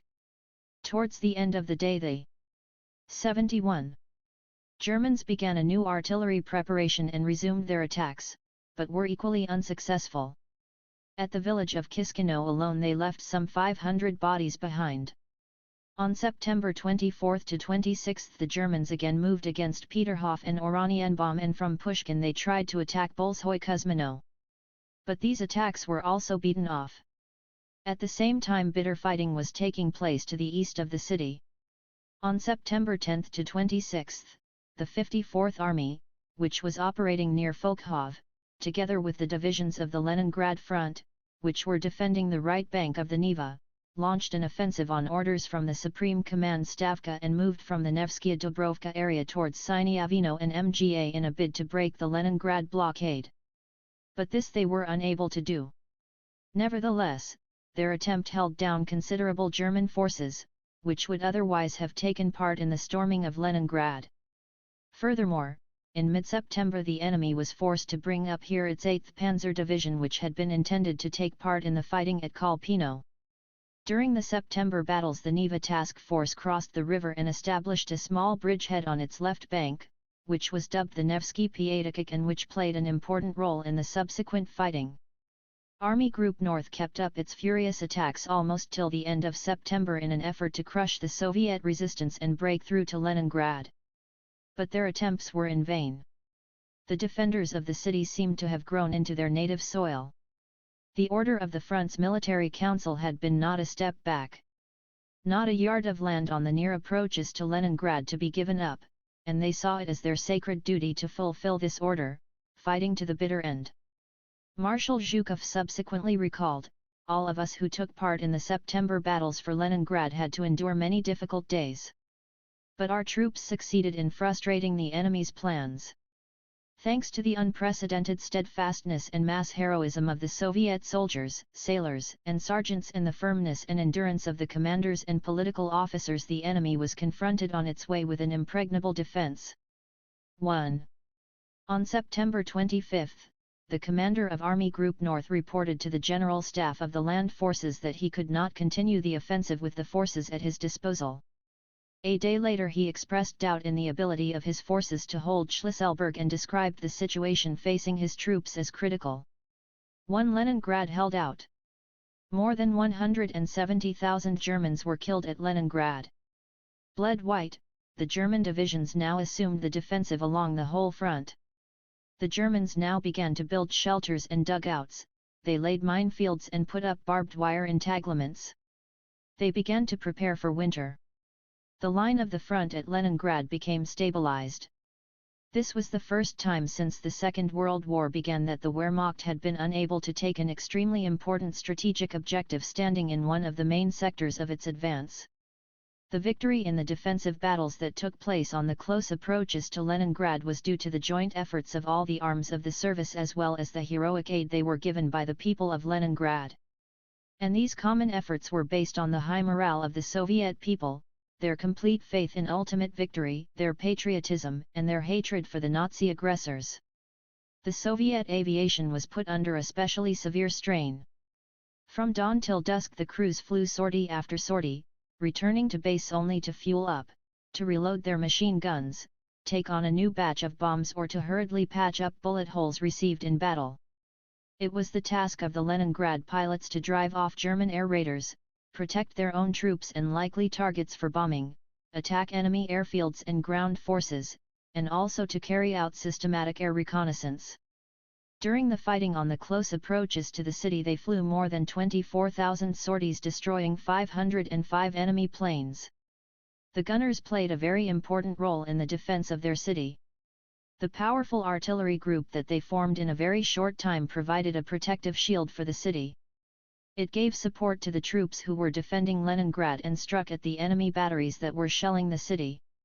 In close cooperation with the ground forces, the Baltic Fleet also played its part in the defense of Leningrad. Some 83,000 sailors fought on land as part of either the marine or other units. Their lightning attacks, adamant determination, and unfailing courage threw the Germans into a state of terror. The fleet helped the defense of Leningrad by protecting the coastal flanks of the ground forces and shielding the city from the Gulf of Finland. Its action in the Baltic Basin was also of great importance. At a time when the Germans had occupied the whole of the Baltic region, the sailors together with ground forces continued to hold the islands of the Moonsund archipelago and the Hanko Peninsula, which lay 400 kilometers west of Leningrad at the entrance to the Gulf of Finland. The defense of these forward strong points was one of the most glorious pages in the history of the Great Patriotic War. The Moonsund Islands had coastal defenses and forward airfields, from which Soviet aircraft were able to strike at Berlin and other targets in Germany and Finland. The first air raid on Berlin was made from airfields on the island of Saaremaa on the night of August 7, 1941, by 15 bombers of the Baltic Fleet's 1st Mine-Laying Regiment commanded by Colonel Yat. N. Preobrazhensky. On August 9 a second air raid was made. By September 4, 9 such air raids had been carried out against the German capital by the Baltic Fleet Air Arm and the planes stationed on island airfields. The military and political importance of these raids lay in the fact that they gave the lie to the claims of the Nazi leadership that the Soviet Air Force had been destroyed. In early September the Germans began an offensive in a bid to capture the islands of the Moonsund archipelago. The island's garrison, which numbered some 24,000 men, held down here for 1.5 months 2 German divisions, several reinforcement units and part of the 1st Air Fleet. Only on October 19, after much heavy fighting, did the last Soviet units destroy their own coast batteries and quit the islands. More than 500 were evacuated to the Hanko Peninsula, while several groups joined the partisans in Latvia. But though they now occupied the islands of the Moonsund archipelago, the Germans were still not able to gain free access to the Gulf of Finland. With its naval base on the Hanko Peninsula, the Baltic Fleet still controlled the entrance. The garrison of the base, which was commanded by General S.I. Kabanov and the divisional commissar A.L. Raskin, numbered some 25,000 men. For 5 months the defenders of 74. Hanko held on to the peninsula and adjacent islands despite numerous attacks by Finnish forces and daily artillery and mortar bombardment. It was not until early December that the Stavka ordered the planned evacuation of all ground and naval forces from the peninsula to Leningrad while the Gulf of Finland was still free of ice. This brought another 22,000 men with all their arms and equipment to the defense of the city. The defending forces were given all-out support by the Baltic Fleet artillery, which in September fired more than 25,000 shells at the enemy. The Leningrad Home Guard played an exceptionally important role in defending the city.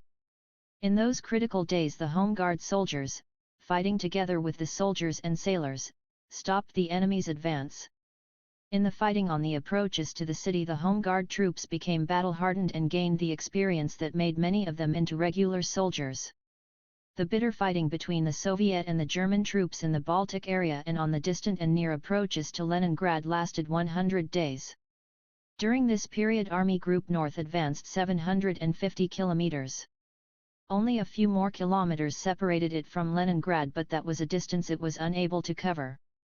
The reasons for this failure, which in effect meant a collapse of the Germans' plans, have long been a subject of study by historians, writers of military memoirs and scholars both in the Soviet Union and abroad.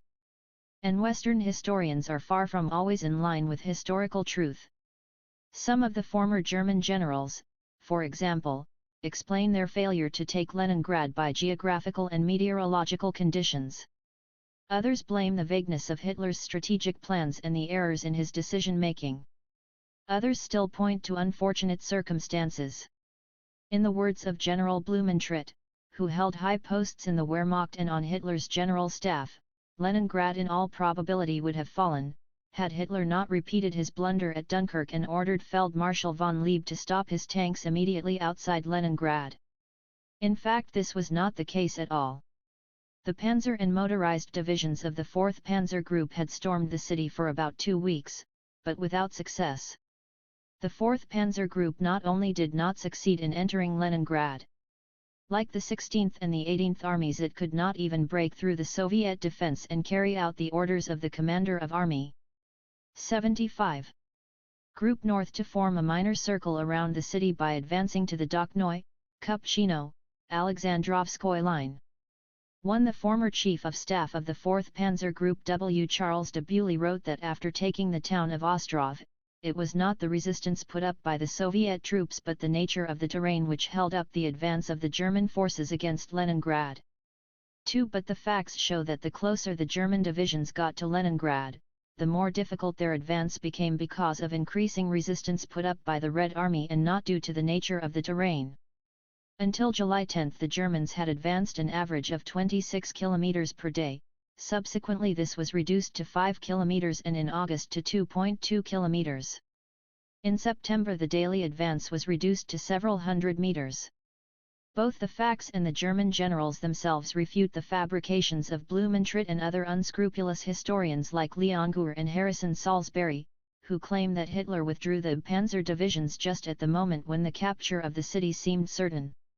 Forced to order its troops to go over to the defensive at Leningrad, the Nazi command was unable, despite its original calculations, to use the considerable forces of Army Group North on the Moscow sector. The only forces to be withdrawn, and that was at a time when the Soviet forces had virtually halted the storming, were a few divisions of the 4th Panzer Group, which had suffered heavy losses. These divisions had no more than 130 to 160 panzers left. Of course, the terrain and the weather did affect the course of the Battle of Leningrad. So did Hitler's adventurous strategy and his underestimation of the enemy. But the main reason for the frustration of Hitler's plan to take Leningrad was the steadfastness and mass heroism shown by the soldiers of the Leningrad front, the sailors of the Baltic Fleet, the inhabitants of the city, and their great love for their country. They bled the enemy white and prevented the offensive from being continued. Even Kurt Tippelskirch, one of Hitler's former generals, admitted in his writings on the Battle of Leningrad, that although the German troops reached the southern suburbs of the city, the stiff resistance put up by the defending forces, strength, and by the fanaticism of the Leningrad workers, prevented them from achieving the expected success. 1. The frustration of Hitler's plans for taking Leningrad was of great strategic importance, for it meant that enormous German forces were held down around the city. As for the transfer, in mid-September, of units of the 41st Motorized Corps to the Moscow sector, it must be remembered that in the first half of October Army Group North was reinforced by the Spanish 250th Division, the 212th and 227th Infantry Divisions from France, the 7th Field Air Division from Greece, and the SS 2nd Infantry Brigade. The forces threatening Leningrad were also reinforced by draft units from the divisions and reserve brigades stationed in the west, etc. Thus in the first half of October Army Group North numbered 33 divisions and 2 brigades. Even so the Germans were unable to take Leningrad as planned under Plan Barbarossa. Army Group North did, however, achieve considerable results, but at enormous cost in lives and materiel. The whole of the Baltic area, a large part of the Leningrad region, a considerable part of Soviet Karelia, and important naval bases of the Baltic Fleet were now in the hands of the invaders. The enemy had reached the suburbs of Leningrad and surrounded it on land. Cut off in the encirclement were the 23rd, the 8th, the 42nd and the 55th Armies, together with the Neva Task Force, ships and units of the Baltic Fleet and the 2nd Anti-Aircraft Defense Corps. The 54th Army of the Front operated outside the blockade, east of Schlisselburg. The situation in the city remained extremely serious. Its inhabitants and defenders stood on the threshold of trials that are without precedent in history. Chapter 2. Besieged but unsubdued. As the third month of the war came to a close, the situation at the front remained difficult and tense. In the southern wing of the Soviet-German front, fierce battles were being fought along the Melitopol-Zaporozhye-Dnipropetrovsk line. In the southwest, Soviet forces left Kiev after stubbornly defending the city for more than 2 months, and were fighting every inch of the way, in an effort to break out of the enemy encirclement and move east. The enemy now advanced on Rostov, Donbass, and Kharkov. On September 30 to October 2 in the central sector of the front, the German armies began a general offensive against Moscow, which was significantly named Operation Typhoon. On the northwestern sector, the main forces of the enemy were literally on the threshold of Leningrad. The situation was made even more difficult for the Soviet army by the shortage of arms, ammunition, and other materiel necessary for conducting military operations. Throughout the country, industrial enterprises were being evacuated from areas threatened by the enemy to the eastern parts of the country. The whole of the national economy was being put on a war footing. At the time, the Soviet economy, including the war industry, was not only unable to satisfy the ever-growing needs of the front for arms and ammunition, but could not even make up for the losses in arms and equipment suffered by the Soviet forces in the summer retreat. In the grip of the blockade. Having successfully repelled all enemy attempts to take the city by storm, the forces of the Leningrad front together with the Baltic Fleet, firmly stood their ground. But the situation in 78. Leningrad was difficult in the extreme. The 300,000-strong force of Army Group North locked the city in a tight ring, and within that ring lay the defense forces, including naval forces. The forward edge of the battle area was only a few kilometers from the city. The Germans could see the suburbs with the naked eye. Almost the whole of the city was within range not only of the heavy, but also of the field artillery of the enemy. Leningrad was now only connected with the mainland via a narrow strip of water Lake Ladoga, but even this was continually subjected to enemy bombing and shelling. Deliveries of food, ammunition, fuel, and raw materials to the city were sharply reduced. And the reserves which the city possessed were coming rapidly to an end. The Germans did not abandon their intention to take Leningrad. But this time they expected to achieve this aim not by storm. They had not the strength to do it, but by a planned siege of the city. Their idea was to cut Leningrad completely off from the outside world and then let hunger, shelling and bombing take their course.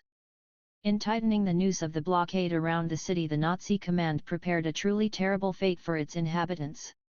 The theses of a report drawn up at Hitler's GHQ and sent to the operational command staff of the German High Command, which was entitled The Blockade of Leningrad and dated September 21, 1941, said, among other things, b. First, we hermetically seal off Leningrad, then destroy the city, if possible by artillery and aviation. c. When terror and hunger have done their work in the city, we will open special gates and let out the unarmed. d. The rest of the garrison fortress will remain there throughout winter. In spring we will enter the city, and take everything that is left alive into the depths of Russia or as war prisoners. We will raze Leningrad to the ground and hand over the region north of the Neva to Finland. A week later, on September 29, 1941, the Nazi naval staff issued a secret directive, entitled The Future of the City of Petersburg. It said, "The Führer has decided to erase St. Petersburg from the face of the earth. There will be no further interest in preserving this large city after Soviet Russia has been destroyed. Finland has also said that it is not desirable to keep this new city on her borders." 79. It is proposed to form a tight blockade around the city and to destroy it with aerial and artillery bombardment. The capitulation of Leningrad is not to be accepted even if offered. In these conditions the fate of the Belagaded city depended primarily on the stability and impregnability of its defense and on its ability to provide the troops and the population with the bare necessities for life and war. It was these problems which loomed largest among those facing the military council of the Leningrad Front and the City Party organization in their bid to frustrate the enemy's sinister plans. The defense works, which had previously been the subject of intense activity, was now given maximum acceleration.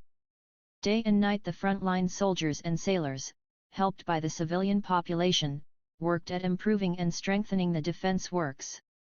They made the existing ones deeper and built new ones. This work was carried out on a particularly wide scale at Uritsk, Pulkovo, and Kolpino and in the city itself. First of all, the main defense line along which the troops defending the city were deployed was carefully strengthened. This line comprised an extensive network of trenches, communications passages and dugouts, which protected the troops from enemy fire and allowed them flexibility to maneuver during the fighting. The numerous steel, ferroconcrete and earth and timber pillboxes together with open weapon emplacements that were set along the line made it possible to cover all approaches to the forward edge.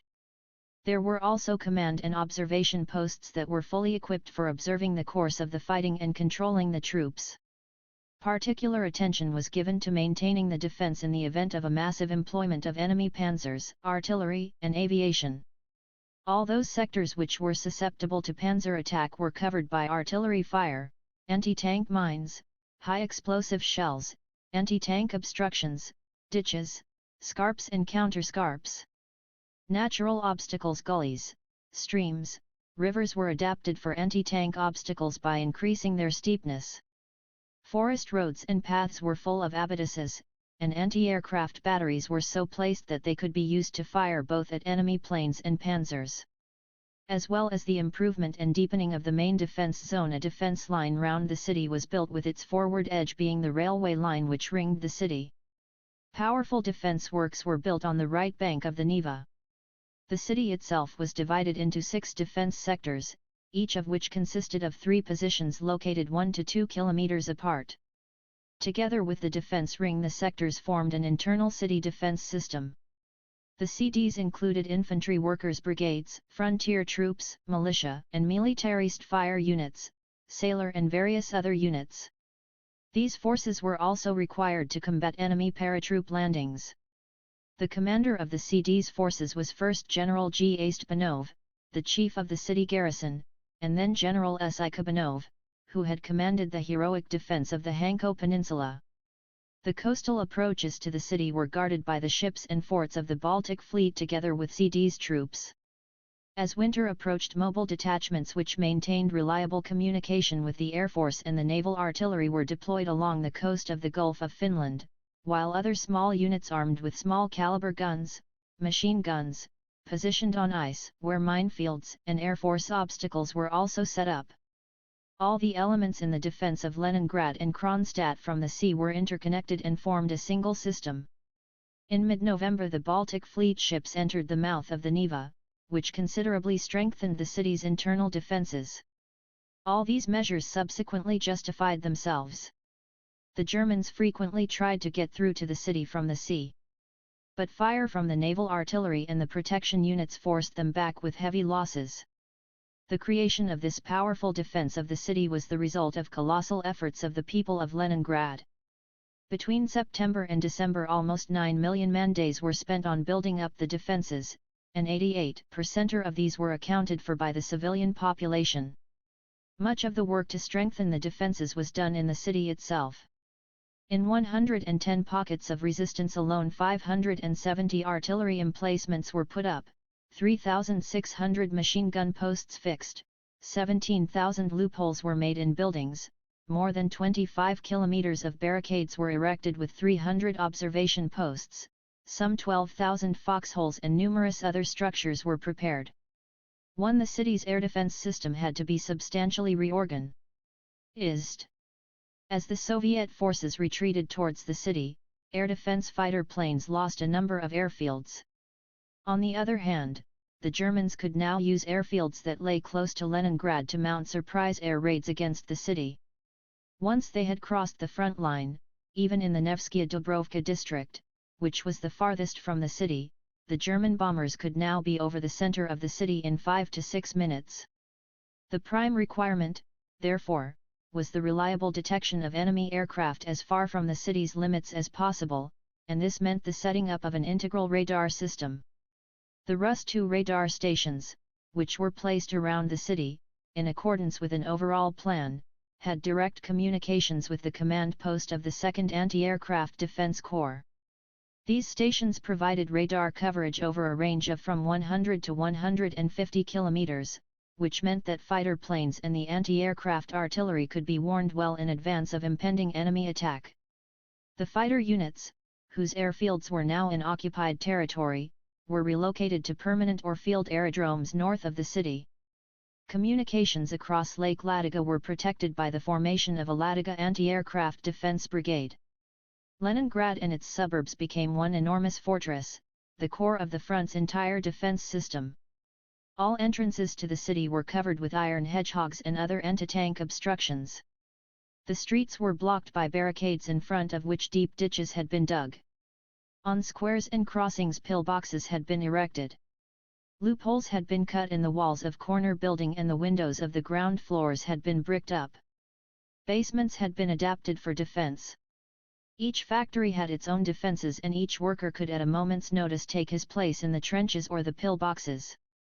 The anti-aircraft batteries in the city and heavy guns on ships and in forts were on the alert. Both troops and civilians were ready to defend the city to their dying breath. Meanwhile, having encircled the city, the enemy continued heavy aerial and artillery bombardment. Almost every night the sirens would wail to warn the people of Leningrad of an air raid. Under cover of darkness and, flying very high, the bombers could break through the wall of ack-ack fire and drop their high-explosive and incendiary bombs on the city. Buildings were destroyed by explosions or fire, the streets were engulfed in a whirlwind of bricks, cobbles and glass, and Hun. 82. Dreads of people were killed. Precious works of Russian architecture and masterpieces of world culture and art were reduced to rubble. Quite frequently the air raids went on all through the night so as to morally and physically wear out the inhabitants before they went to work. In September, October, and November 100 air raids were made on Leningrad during which nearly 65,000 incendiary and more than 3,000 high-explosive bombs were dropped. A total of 2,063 people were killed and 10,569 injured as a result of bombings and shelling. Great damage was done to the city's housing facilities and the municipal economy. Sometimes the workers had to spend days in the air raid shelters, and this meant a great loss of working time. But the damage from the air raids would have been incomparably greater had it not been for the selfless and skillful performance by the anti-aircraft defense units. The fighter pilots and the anti-aircraft gunners, who operated from airfields and weapon emplacements that frequently came under enemy fire, inflicted heavy losses on the German aviation. Of the 2,712 German planes that took part in air raids on Leningrad in September, only 480 got through to the city. A total of 272 aircraft were shot down. These heavy losses forced the enemy to change its air raid tactics. From October the attacks were made mainly at night, by small groups or individual planes, which sought to get through to the city from different directions and usually flying at an altitude of 5 to 7 kilometers. This kind of attack was particularly difficult to repulse. Due to the proximity of the front line, the fighter pilots were often unable to intercept enemy aircraft, even though they waited in the airfields in their cockpits. The fighter pilots had to go on patrol both day and night, and this increased the strain on them considerably, flying as they had 6 to 8 and sometimes even 10 sorties a day. It was approaching the limits of human endurance. There were cases of pilots landing and falling asleep immediately or losing consciousness. Even so, the air defense pilots would not let the German raiders fly over the skies of Leningrad with impunity. A specially trained fighter regiment under the command of Lieutenant Colonel B. N. Romanov conducted night battles against enemy aircraft. The backbone of this regiment was made up of a number of flying aces, who brought down enemy planes in the most difficult of circumstances. On the night of October 25, Senior Lieutenant Vasily Mat. 83. 6 *. Sivak was on patrol over the Gulf of Finland in 1-16. The weather was dull and cloudy, the sort of weather that made it easy for the German bombers to get through to the city unnoticed, so the pilot was particularly attentive. In the Strelna area he noticed the traces of hot exhaust gases, a sure sign that an enemy bomber was sneaking over the sleeping city. He gained height and gathered speed, but large clouds blocked the enemy plane from view. Matsievich decided to go lower. And there, below the clouds, in the night gloom he felt rather than saw the presence of the bomber. He rapidly approached the enemy bomber and fired off 6 missiles, all of which hit the target. The Heinkel exploded into a ball of flame. Matsievich, who had flown up close before attacking, tried to escape the shock wave, but the wave capsized him. With great difficulty Matsievich managed to right his damaged plane and soon afterwards landed safely. A few days later many Leningraders witnessed the heroic feat of another pilot from the same regiment, Junior Lieutenant Alexei Sevastianov. On the night of November 4 he was patrolling the skies above the city in his 1-153 when he saw a Heinkel 111 caught in crossed searchlights.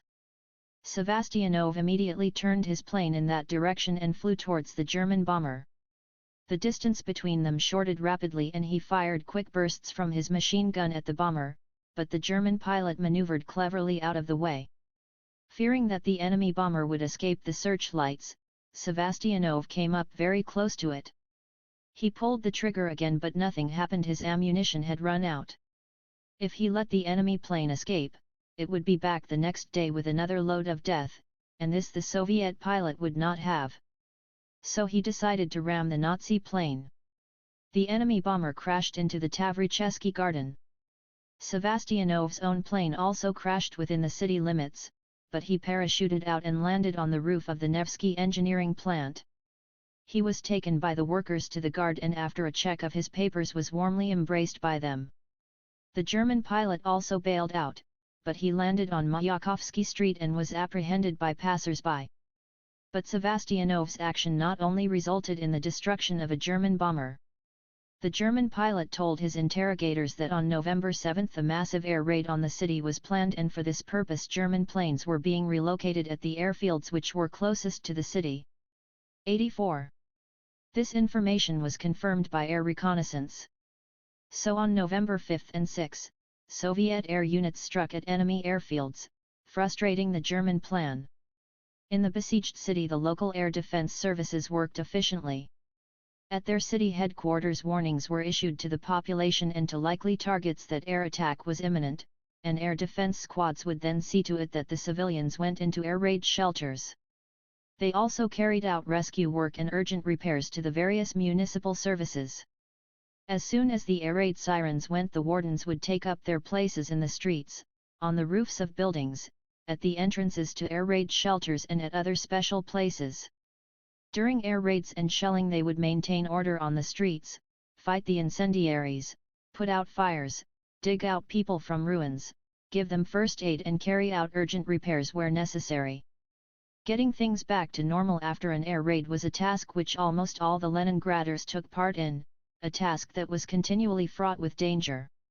General Yat S. Lagutkin, who was at the time the chief of the local anti-aircraft defense services, recalled. On September 6, 1941, German planes first got through to the city. A high-explosive bomb destroyed the front part of a multi-story building on Nevsky Prospect, number 119. 38 people were killed or wounded, many were trapped in the ruins. Nothing more than ordinary sappers' tools could be used to get them out, and frequently the blow of a spade or the wrench of a crowbar threatened to bring the whole lot down. In one building a collapsed wall had trapped a mother and 2 children. To get them out a special tunnel had to be built that was just big enough to crawl down. With great difficulty the wardens got to the victims. They were all lying on the same bed and the mother and the 6-year-old boy were dead. They saved the daughter though. From September till the end of the year the local air defense wardens saved 3,279 people from collapsed buildings, and gave first aid to 16,000. One of the numerous courageous participants in the city's defense, Rasa Butrova, alone saved more than 100 people. Even though she lost both legs as a result of her wounds, this fearless patriot did not quit her dangerous service after being released from hospital and remained in the ranks of those defending Leningrad until the victory over Nazi Germany. One of the local air defense wardens was the outstanding Soviet composer, Dmitry Shostakovich, who during the first months of the war set about composing his famous 7th Symphony. During the air raids he would interrupt his work and set off to his post, marking on the score sheets the letters BT. There was a particularly large number of these in the autumn of 1941. From September 6 till the end of the year the warning siren was sounded about 330 times. Particularly dangerous was the defusing of delayed action bombs, which began to be dropped on the city from late September onwards to paralyze the work of the industrial enterprises and the city transport, to panic the population and to make getting things back to normal after an air raid more difficult. The method of defusing unexploded bombs was still in its infancy. Usually they were dug out by spades and then 1 or 2 people would go into the pit and unscrew the clamping rings and remove the fuse. This work required enormous self-control and caused tremendous nervous strain. Not always did the duel with these deadly monsters end successfully. There were occasions when the bombs exploded and took the brave bomb disposal men with them. Even so, there were many volunteers who courageously continued the work of their dead comrades. Volunteer bomb disposal squads were formed in each district. And many of these volunteers were Komsomol girls who learned to defuse bombs of various calibers. Working carefully and quickly and showing tremendous willpower, these young patriots rendered the lethal weapons harmless and prevented great destruction. Yet none of them regarded their work as heroic. Life in the front-line city was hard, dangerous and full of unexpected events. From day to day the shelling got worse. With their heavy and super-heavy guns emplaced at Strelna, Uritsk, Pushkin, and Dudergov, the Germans could keep up more and more intensive and powerful fire. From September 4 to November 30, Leningrad was shelled 272 times. The Germans made no secret of the fact that their main objective in shelling the city was to destroy the civilians and their homes. German papers came out with banner headlines like "Leningrad under fire" and "The Citadel of the Bolsheviks. 86 will be destroyed." The maps of the German gunners showed that their targets were the larger residential districts and the more populous parts of the city. These targets they usually would fire on in the intervals between the air raids. The shells came whistling over, hitting houses, exploding on streets, squares, at tram and bus stops. One of the authors of this book will never forget the terrible scene he once witnessed. It was late September and I was part of a small group of officers who were on their way to an aerodrome on the other side of the city. A little ahead of us in Lesnoy Prospect a crowded tram was just coming to a tram stop, where a big queue was waiting. Suddenly right in front of them a shell exploded. Many people who were waiting on the tram stop fell to the ground. There was blood everywhere. Then came the second explosion, and the third. The tram was reduced to chips and around it lay a heap of corpses. Lying all around in the road and on the pavement were the injured and the crippled, mostly women and children, crying and groaning. One fair-haired boy of about 7 years old, who had miraculously escaped uninjured, was kneeling down in front of his dead mother and with his face in his hands kept repeating through his tears, "Mummy, what have they done? We were all to suffer and endure much in the years to come." We would look death in the face many times and see the depths of human suffering in a besieged city, but the words of the little boy sobbing over his dead mother we would hear for the rest of the war. We stopped the lorry and carefully dragged the wounded to the pavement and then helped to carry them to the ambulances. A local anti-aircraft defense squad arrived almost simultaneously with the ambulances. The enemy then transferred its fire to another spot and we heard shells exploding somewhere in the vicinity of Leningrad Prospect. But we had not gone more than 200 meters when again we heard the whine and the thump of more exploding shells on Lesnoy Prospect. One landed quite nearby and our lorry was tossed up and then turned aside. There was a crash and the sound of glass smashing. At that moment a young officer who was sitting next to me fell flat on his back. He was dead. The artillery shelling was particularly dangerous because no warning could be given in time. Shelling would begin suddenly, at any time of day or night, but particularly at the time. 87. When people were starting or finishing their work. To spread panic and fear among the civilians, the Germans would keep changing the direction and range of their fire, so it went from one district to another. Combating the enemy's long-range artillery became a task of paramount importance. For this purpose, at the end of September the command of the Leningrad front worked out a uniform plan for using artillery and aviation to suppress and destroy the enemy artillery. This plan set out the methods to be used and assigned the various targets. Special anti-artillery groups were formed, each consisting of 2 or 3 battalions.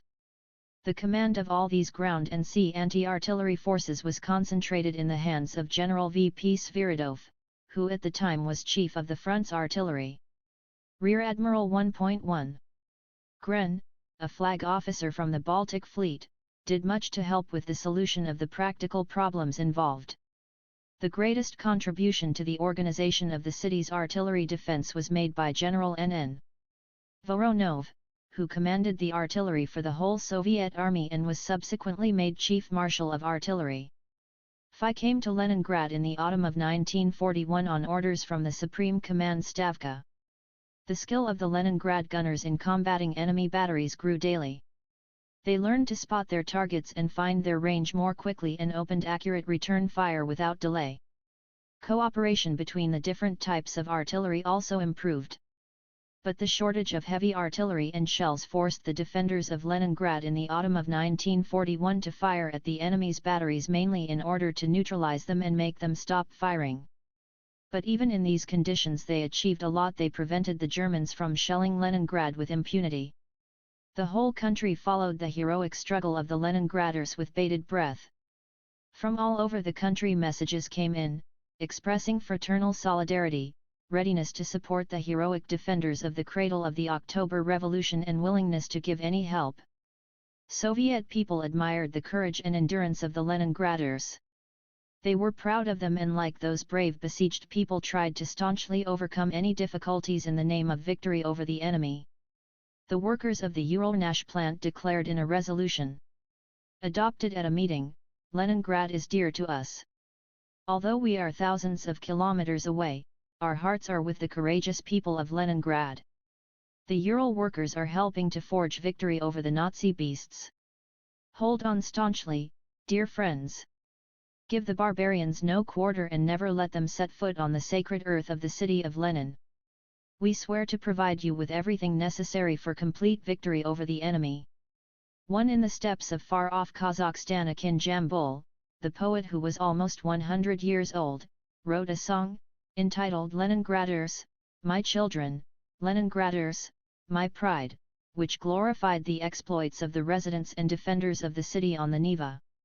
The feelings and hopes of Soviet people were clearly expressed in an address by M.I. Kalinin, chairman of the Presidium of the Supreme Soviet of the USSR. "Comrade Leningraders," he wrote. "The whole of the Soviet Union is with you. Everyone, big and small, is watching with the utmost attention and emotion the selfless struggle you are waging against the enemy. Thousands upon thousands wish to be out there with you, in the forward positions. We, all Soviet people, are firmly convinced that the enemy which is advancing now in yards will soon be retreating in kilometers." The battle for Leningrad continued with unabating fury under conditions that got more and more difficult. The food situation became extremely serious. As a result of the retreat of the Soviet forces to Leningrad, a large number of troops now found themselves within the blockaded city, and so did suburban residents, and the refugees who had escaped from the Baltic area, from Pskov, Luga, the Karelian Isthmus. The civilian population alone in the besieged city amounted to 2,544,000, and there were another 343,000 in the suburbs that were encircled by the blockade. Since September 8, when the enemy had cut off the last land communications, the supply of food to Leningrad had ceased. The city was now being forced to feed the population from its stocks, and this rapidly reduced them. On September 12, 1941, there was enough wheat and flour to last 35 days, cereals and macaroni for 30 days, meat and meat products for 33 days, fats for 45, and sugar and confectionery goods for 60 days, if strict rationing was adhered to. The military council of the front was now forced by dire necessity to resort to stringent economies and make reductions in the rations to the civilian population and to the troops. In mid-September the daily rations of workers and the engineering and technical staff amounted to 500 grams of bread, those of children and white-collar workers 300 and dependents 250 grams. To this was added a small amount of cereals and meat. Bread now began to be baked with the admixture of bran, oil cake, soy and malt, which considerably reduced its nutritive value. Even so, supplies dwindled rapidly. In October the bread rations for workers, the engineering and technical staff were reduced to 400 and for the rest of the population to 200 grams.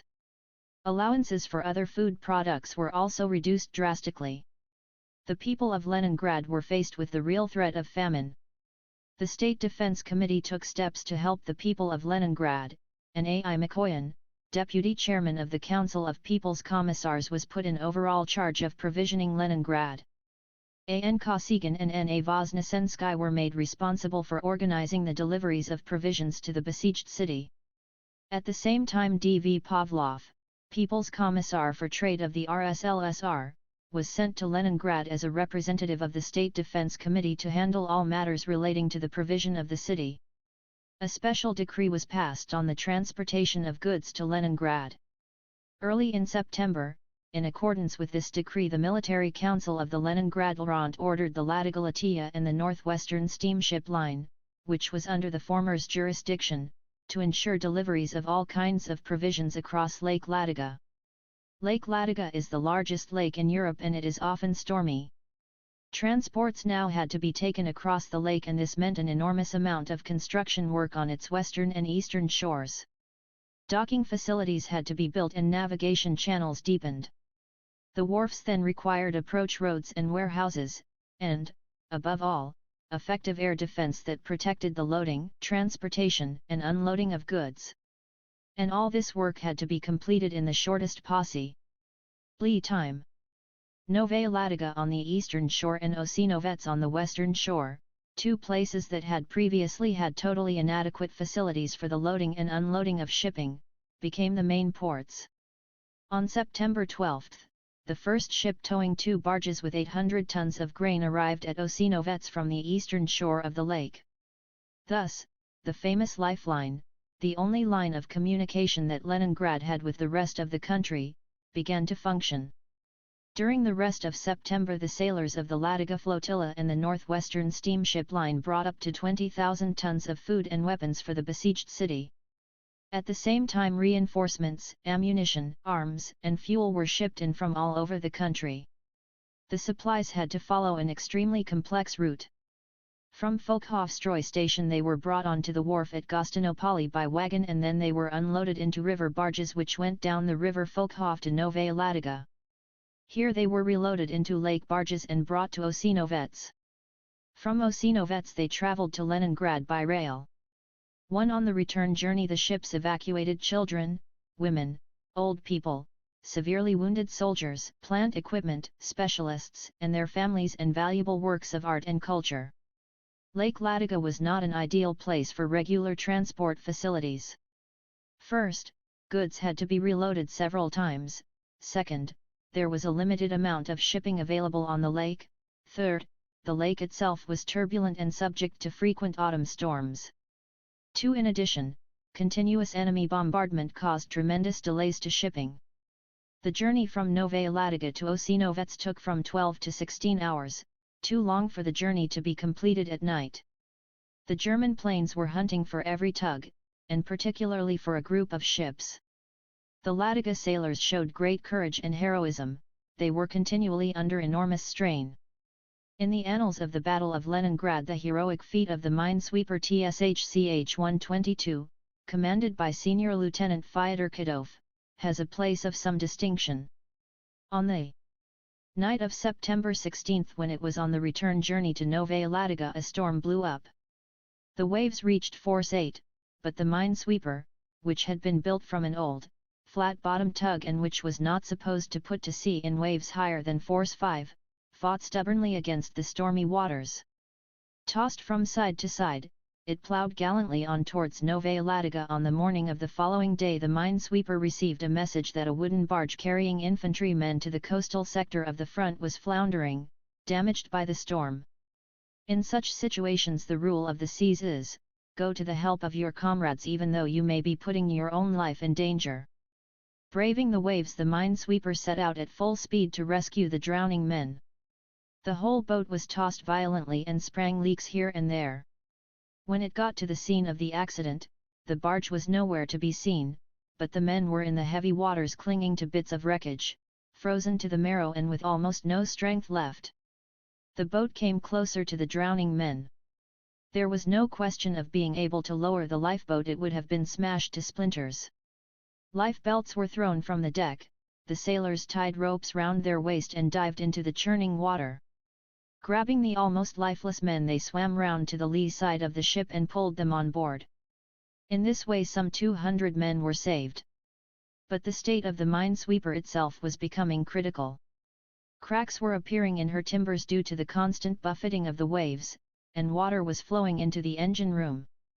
His primary concern being to save the men, Senior Lieutenant Kadov set course for the shore where there was less danger of the ship capsizing in the shallow places.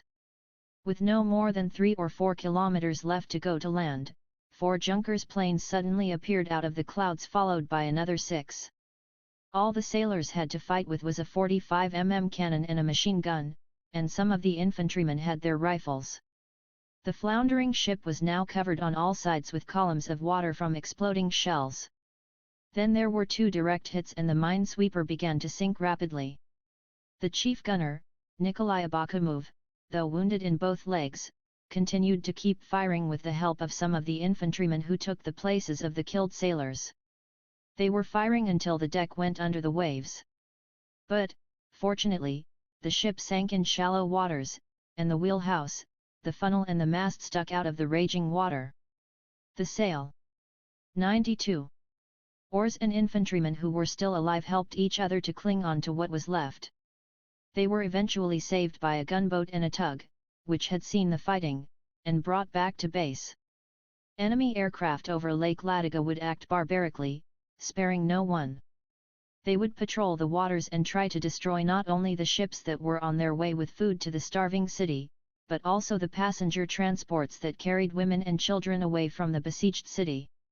On November 4, the patrol ship Constructor with more than 350 evacuees, mainly women and children, on board set sail for Novaya Ladoga. A few kilometers from the port the ship was spotted by a German bomber. The captain of the ship took evasive action to escape the bombs, but then another Junkers appeared, and one of its 250-kilogram bombs hit the ship.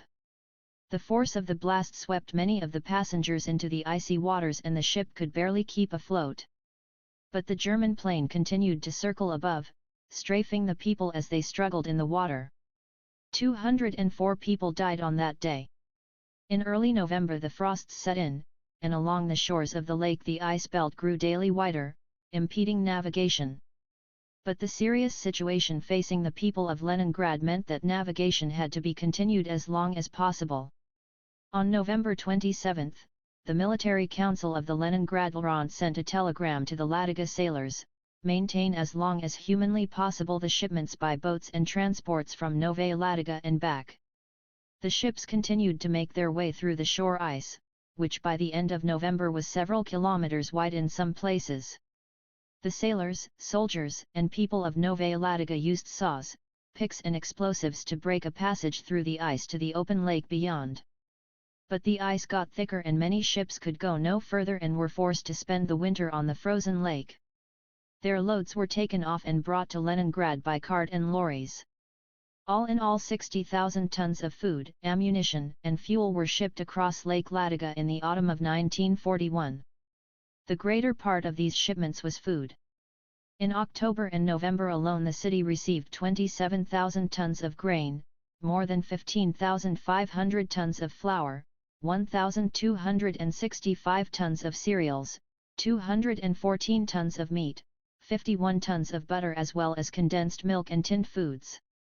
Once the ice became too thick for any navigation, help for Leningrad could only come in by air. This task was given to 93. The transport planes of the Leningrad Front and the Baltic Fleet and several squadrons of the Moscow Special Purpose Air Group. They were protected by fighters of the 7th Air Corps of the Anti-Aircraft Defense Service and the Fleet Air Arm. During the autumn more than 6,000 tons of cargo were shipped into Leningrad by air, most of which consisted of high-calorie foodstuffs like fat, condensed and dried milk, chocolate, and egg powder. But it was quite impossible for the air transports to make up for the absence of shipping across Lake Ladoga. The 100 to 150 tons of food that were daily brought into the city by air were not enough to satisfy even the minimal needs of the troops and the population. The dark shadow of famine hung over Leningrad. The regional and city party committees and the military council of the front did everything they could to replenish food supplies, to stretch them out for as long as possible and to gain time. Hundreds of communists and Komsomol members inspected warehouses, stores, and barges all over the vast city. Everything that could be used as food was inventoried and put into warehouses. Flour dust that had gathered for many years on the walls and ceilings of mills and stores was swept up and put into bags, and sacks that had once held flour were carefully beaten out. This dust was then sieved and sent to the bakeries. 18,000 tons of wheat and rye surrogates were found, processed, and consumed, and the total amount of surrogates and admixtures produced enough bread to feed the troops and the population for 25 days. In late November, a new type of wheat and rye surrogate began to be used: edible cellulose. A group of specialists under Professor V. I. Sharkov of the Academy of Forestry devised a process for the industrial manufacture of cellulose flour from wood, and in time 6 factories in the city mastered its production. It was used as an additive in bread. Its nutritive value was low, but nevertheless it helped the people of Leningrad get over the critical days of the autumn and winter of 1941. The frozen earth at the state and collective farms that were within the ring of blockade was dug over, and everything edible was collected: odd potatoes, vegetable roots, cabbage leaves. But all these measures were still not enough to overcome the famine. The city's grain stores were running out and there was no possibility of replenishing them. On November 20, bread rations were again reduced, for the 5th time for the civilians and the 3rd time for the troops. Frontline soldiers. 94. Got 500 grams a day, factory workers 250 and office workers, dependents, and children 125. And besides bread there was practically nothing. This was the lowest rationing for the whole of the blockade. A mere 510 tons of flour were spent per day to feed the 2.5 million population of Leningrad. A small piece of ersatz bread was the main means of keeping the people of Leningrad alive. From this bread the people used to make several tiny rusks, and 2 or 3 of these rusks and a cup of hot water was the breakfast, dinner, and supper for the inhabitants of the besieged city during those hungry days. To dull the tormenting pangs of hunger and maintain their strength, the people caught birds, made soup out of joiner's glue and leather, and emptied their medical cupboards for glycerin, Vaseline, or castor oil. To add to the miseries caused by the hunger, the frosts that winter set in earlier than usual. Leningrad was depending on imported fuel, and the supplies were rapidly running low. Strict limits were imposed on the use of fuel, and everything that could be used for fuel was gathered and stored. In accordance with the Leningrad City Soviet's decision, the wooden stands at the stadiums were pulled down for fuel, together with the summer buildings in the Central Recreation Park, many old wooden houses and other wooden structures. All in all, this brought in some 140,000 cubic meters of wood. At the same time, special detachments were sent to the suburbs and the northeastern part of the Leningrad region to cut timber and mine peat. These detachments, which comprised a total of 3,000 people, sent some 300,000 cubic meters of wood to the city. Peat was also supplied to Leningrad. In January 1942, 67 wagon loads were brought into the city, in February 92 and in March 75. But still this was nowhere near enough fuel for such a big industrial city. The situation was made even worse by the fact that most of the power stations which gave the city most of its electricity were outside the blockade ring. In December 1941, there was not enough fuel even for the most important defense factories, power stations, and military hospitals. The central steam heating system went out of commission and the water and sewage system froze. Trams, trolley buses, and buses could no longer run. The people, who were weakened by starvation, were now forced to go to the Neva for water, to go to and from work on foot, or to live in factory shops. The life of the people at the time defies description. To try and keep warm they brought small iron stoves into their 95 rooms and led the pipes from them out through their windows. For fuel they used wooden furniture, parquet flooring, books, anything that would burn. But these did not last for long. To keep warm in the unheated rooms, people put on all the clothes they had. Oil lamps and splinters were used for lighting. There were practically no communal baths or laundries working. There were long queues for water at ice holes. These terrible sufferings aged people, and even the young, looked old and haggard. In the houses people huddled together for warmth, and neighbors frequently moved all together into the same room. This also made it easier to give each other help in case of need. In that first winter of the blockade, the emaciated Leningraders leant on sticks, economizing every movement, as they slowly wended their way through the snow drifts on the streets. If a man slipped and fell, he did not have the strength to stand up again. He then had to be helped by soldiers from the local Air Defense Service group or medical orderlies who would bring them to warming and feeding centers. And in addition to all this suffering, the shelling and bombing continued, damaging the city and killing its people. The writer Nikolai Tikhonov, who lived through the whole blockade in Leningrad, described the life in the city in those days thus: motor vehicles and trams had frozen into ice and stood like white statues in the streets. Fires raged all over the city. A time had come which not even the wildest imagination of fiction writers could have pictured. Dante's visions of hell paled into insignificance, because they were only visions, but here life itself had taken the trouble to show to astonished eyes the reality of the unreal. It put man on the edge of an abyss as if to test what he is capable of, what he lives by, and where he gets such endurance from. 1. The hunger, the cold and the continuous nervous strain that was caused by the frequent air raids and shelling sharply increased the death rate among the population. The main cause of death was alimentary dystrophy. Arms and legs grew weaker, the body became numb, and eventually the heart would give out. In December 1941, almost 53,000 civilians died in Leningrad, more than for the whole of the year 1940. As the ice road laid across Lake Ladoga became more reliable, the Military Council of the Leningrad Front decided that bread rations could be slightly increased, although reserves were dwindling. On December 25, workers' rations went up to 350 grams and the rest to 200.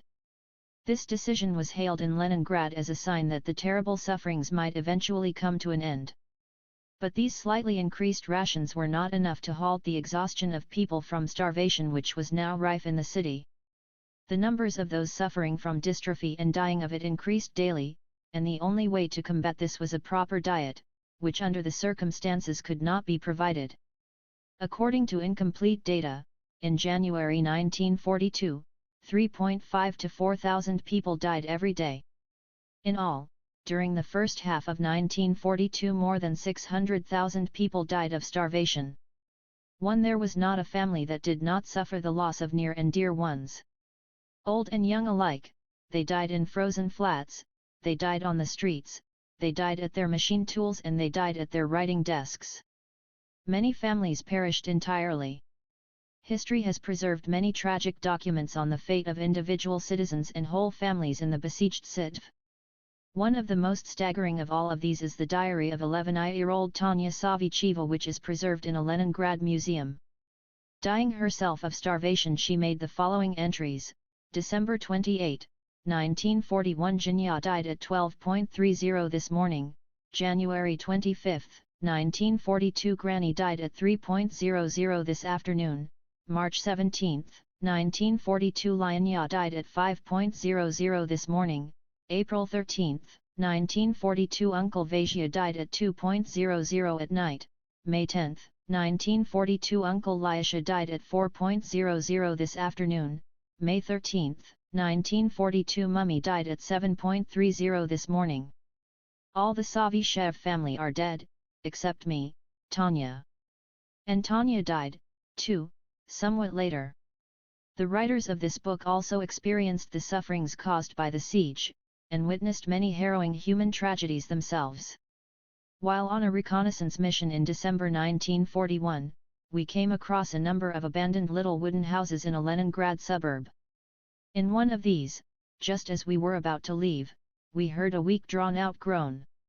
On a bed, which simply looked as if it had been left unmade, we found a teenage girl lying under a blanket. Her emaciated body barely held signs of life. The regimental doctor, who happened to be with us, gave her urgent aid, and we took her back with us to the regiment. There the soldiers asked the commanding officer to allow her to stay, saying that they would feed her from their own rations, meager though they were. As the girl, whose name was Lydia Yevstropova, got a bit better, she told us her story. Her father had worked at a defense factory and her mother at a perfume factory. Lida was their only daughter. On the first day of the war her father volunteered for the front and in August was killed in Battle of Gachina. Her mother was given permission several times to evacuate her daughter across Lake Ladoga, but Lida did not want to leave her mother behind. When the famine started, the mother gave all her bread to her daughter. If she refused to take it, her mother would get angry, weep, and try to persuade the girl that she got food at the factory. Her mother got weaker and weaker, but tried not to let her daughter see it. Meanwhile the city transport came to a halt and her mother had to go to work every day on foot. One day Mummy just didn't come home, said Lida, crying. I waited up for her all night. In the morning I went to the neighbors, but they'd all gone. I went to the factory where she worked, but they told me that Mummy had gone home after work. My legs were frozen, my head was spinning and I collapsed. Lida was taken into a first aid post, where she came round. She went home hoping that her mother had turned up. I waited and waited, but she never came back. What happened afterwards I don't remember. The officers and soldiers of the unit tried to find Lida's mother, but in vain. It was clear she had died. And so till the end of the war Lida remained the daughter of our unit. In the unbelievably difficult conditions of the blockade the living were often unable to bury the dead properly. More often than not relatives and friends wrapped the bodies in sheets and brought them on sledges through the snow to the nearest cemetery, where they were buried without coffins. Special teams picked up the bodies lying in the streets and brought them on lorries to the cemeteries and to a vast wasteland on the outskirts of the city along the Piskarovsky Road. But they hadn't the strength to dig graves in the frozen earth. So the sappers made holes in the ground with explosives and the hundreds of nameless bodies were thrown into them. 1. Schemes of the Lifeline and Military Operations of the Ladoga Military Flotilla. In his memoirs V.B. Bichevsky recalls a conversation between Secretary of the Leningrad City Party Committee A.A. Kuznetsov, and General P. Zaitsev, who commanded the Communist regiment, which had been sent to the Nevsky Pyatakuk. In reply to the general, who had complained about the great losses in his units, Kuznetsov said, "Do you know, General, why we are taking sappers from the front? They're making holes with explosives for communal graves out at Piskarevka. Go and have a look and then compare your losses in battle with those that the civilian population is suffering every day. And they do not take part in attacks, one in memory of the people of Leningrad who died in that terrible winter of 1941 to 1942, a magnificent memorial was erected after the war on the site of their burial. It is known as the Piskarevskoy Cemetery, and an eternal flame is burning there. Everyone who visits the memorial remembers the heroic past and is joined in spirit with those Leningraders who performed a feat of endurance unprecedented in human history. The pain merges with the pride for those who died but never surrendered. The sacrifices and the sufferings of the people of Leningrad during that first winter of the siege were indeed great. But they were not in vain, as some Western historians and journalists claim. A characteristic example is a book entitled The 900 Days. The Siege of Leningrad, to which was written by the American journalist, Harrison Salisbury, who spent the war years in the USSR as a correspondent for United Press Agency and who in 1944 visited Leningrad after the blockade had been lifted. He cites many examples of the courage and heroism of the defenders of the city. But they are presented only to give the appearance of objectivity and impartiality. In fact, the book is a vivid example of tendentiousness and prejudice. He selects and gives prominence to only the most dreadful facts and episodes, describing Leningrad as a doomed city, the successful defense of which was a matter of chance, an enigma that military historians are still to unravel. He leaves the reader with the impression that the sacrifices made by the people and the troops of the front for the sake of victory were all unnecessary and useless. The victory itself is barely touched on in all the 600 pages of the book. And there is no attempt to show the importance of the 900-day defense of the city for the whole course of the war. This book, like many others that have been published in the West, is an attempt to belittle the historic feat of the Soviet people, in particular the people of Leningrad, in the Second World War. No hardships or suffering could bring the people of Leningrad to their knees. Though they lost their near and dear ones, they maintained their steadfastness of spirit and their faith in victory. The moral dystrophy which the Nazi command counted on, never affected them. How much deprivation and suffering the people of Leningrad have had to undergo, wrote N.A. Balyaznikov, a worker at the Kirov plant, in December 1941. Nothing worse could be imagined, it seems. But the Germans will not break us, either by hunger, cold, or bombardment. We'll rather die, than let the enemy in. One love of their country and devotion to the ideals of socialism were stronger than the fear of death for the people of Leningrad. For bourgeois historians like Leon Gour, this high state of morale is quite incomprehensible. They simply cannot understand why the population of Leningrad did not riot or get disorderly during the famine, why they did not demand that the city should be surrendered, why they did not loot the food stores.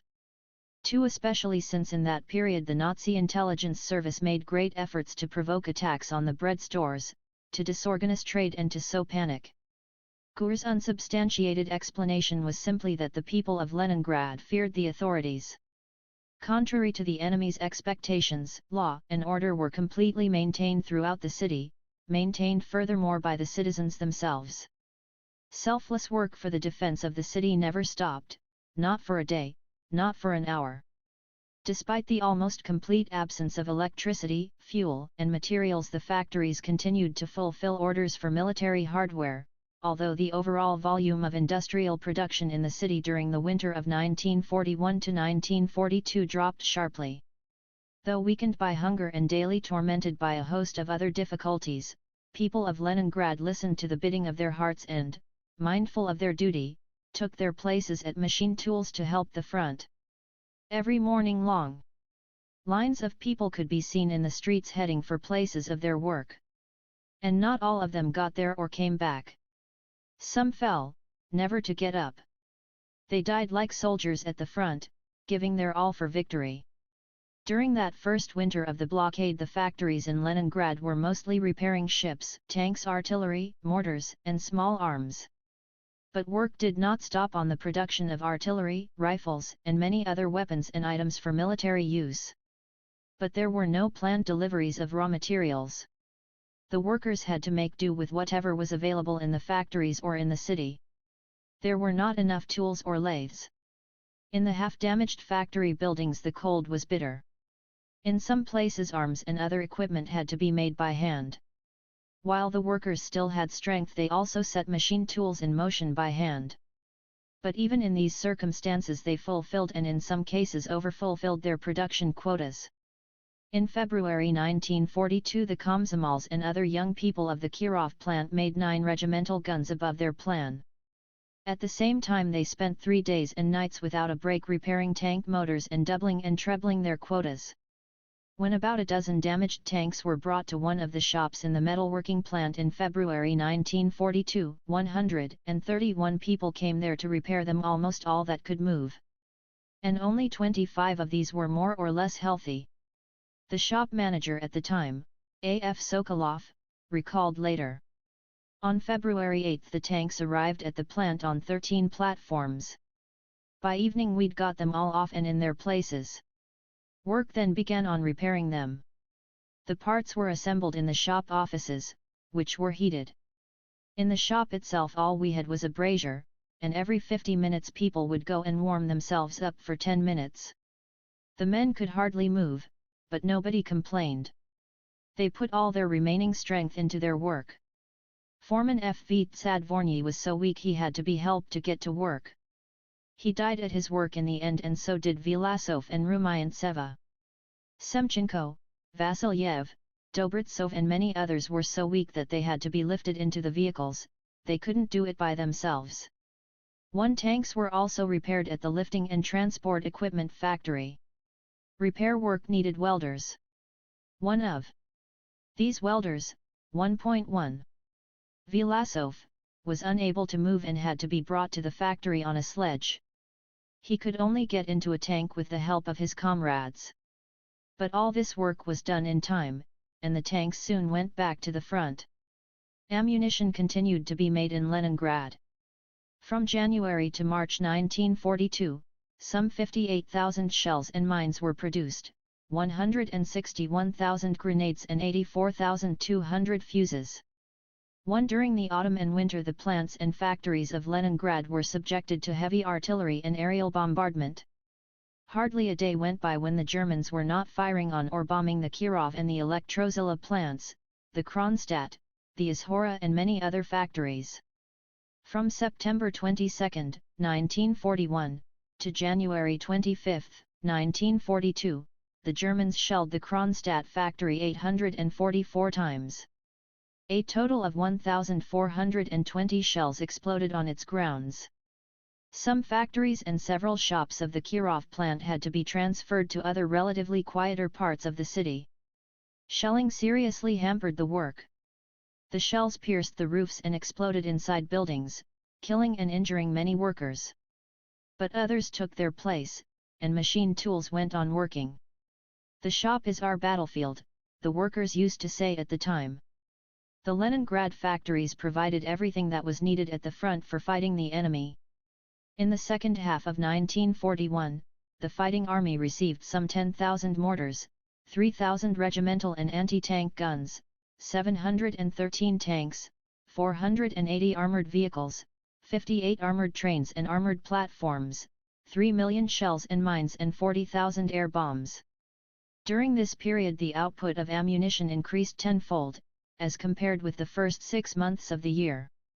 In the second half of 1941, 84 ships were completed and 186 re-equipped.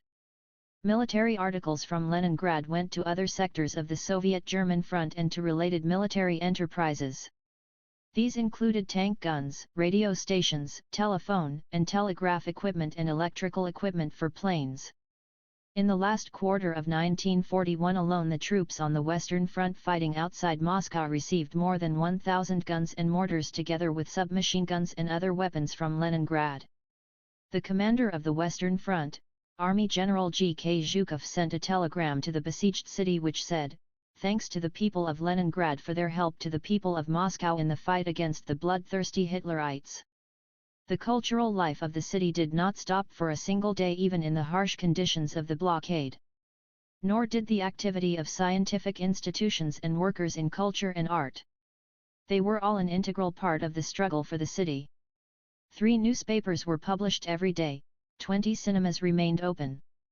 Many scientists worked permanently at enterprises helping in the search for substitutes for raw materials and fuel, for less complex manufacturing processes and in mastering the production of new types of weapons. Even in the worst days the artists and painters did not abandon their trade. They painted pictures reflecting the life of the heroic city and drew posters which passionately called for struggle for the country. Many took part in the camouflaging of military and other objectives, which was carried out by some 40 teams. The well-known Leningrad architect, A. Nikolsky, worked even in the cold and hungry days of the blockade on a design for a future triumphal arch. In early January 1942, despite all the hardships, the city's artists organized an exhibition of their works. Performers regularly put on shows at the hospitals and lure the troops in the front line. Wearing camouflage cloaks they crept forward under enemy artillery fire, carrying their theatrical props on their shoulders and gave concerts for the front-line units several times a day. One group of performers, headed by Kucherenko, even got to the fortress of Orshek at the mouth of the Neva, right next to the German lines. At night they put on camouflage cloaks and crept across the Neva to the fortress, gave a concert for the troops and then, under cover of darkness, crept back the same way. In the city the musical comedy theatre continued to give performances. Though weakened from starvation, singers and dancers would put on shows in an unheated building, with bombs and shells flying all around. The audience would sit huddled up in their coats, and when the air raid warning was given they would go out to the shelter together with the performers. Afterwards they would return and the show would go on. The writers and poets of Leningrad created a number of outstanding works at the time, which now have a special place in Soviet literature. Tikhonov's penetrating poem Kirov is with us called upon the people of Leningrad to overcome all the hardships and deprivations caused by the war and the siege and instilled faith in ultimate victory. In December 1941, a conference was held at the Hermitage Museum, which was 104. Devoted to the 500th anniversary of the birth of the great Uzbek poet, Ayla Chernovoy. In those harsh months of the siege, when every able-bodied person counted, the people of Leningrad managed to provide reinforcements for the troops who were defending the city. In January 1942, the Kirov plant sent a detachment of 624 men to the front, equipping them with 12 field guns, 6 mortars, and 16 machine guns. During the first half of 1942, more than 30,000 soldiers went to the front from Leningrad. They were usually replaced at the factories by women who learned to do every kind of work. It was the women of Leningrad who made up the majority of the local anti-aircraft defense squads. They kept vigilant watch in attics and on roofs and fought fearlessly to put out incendiary bombs.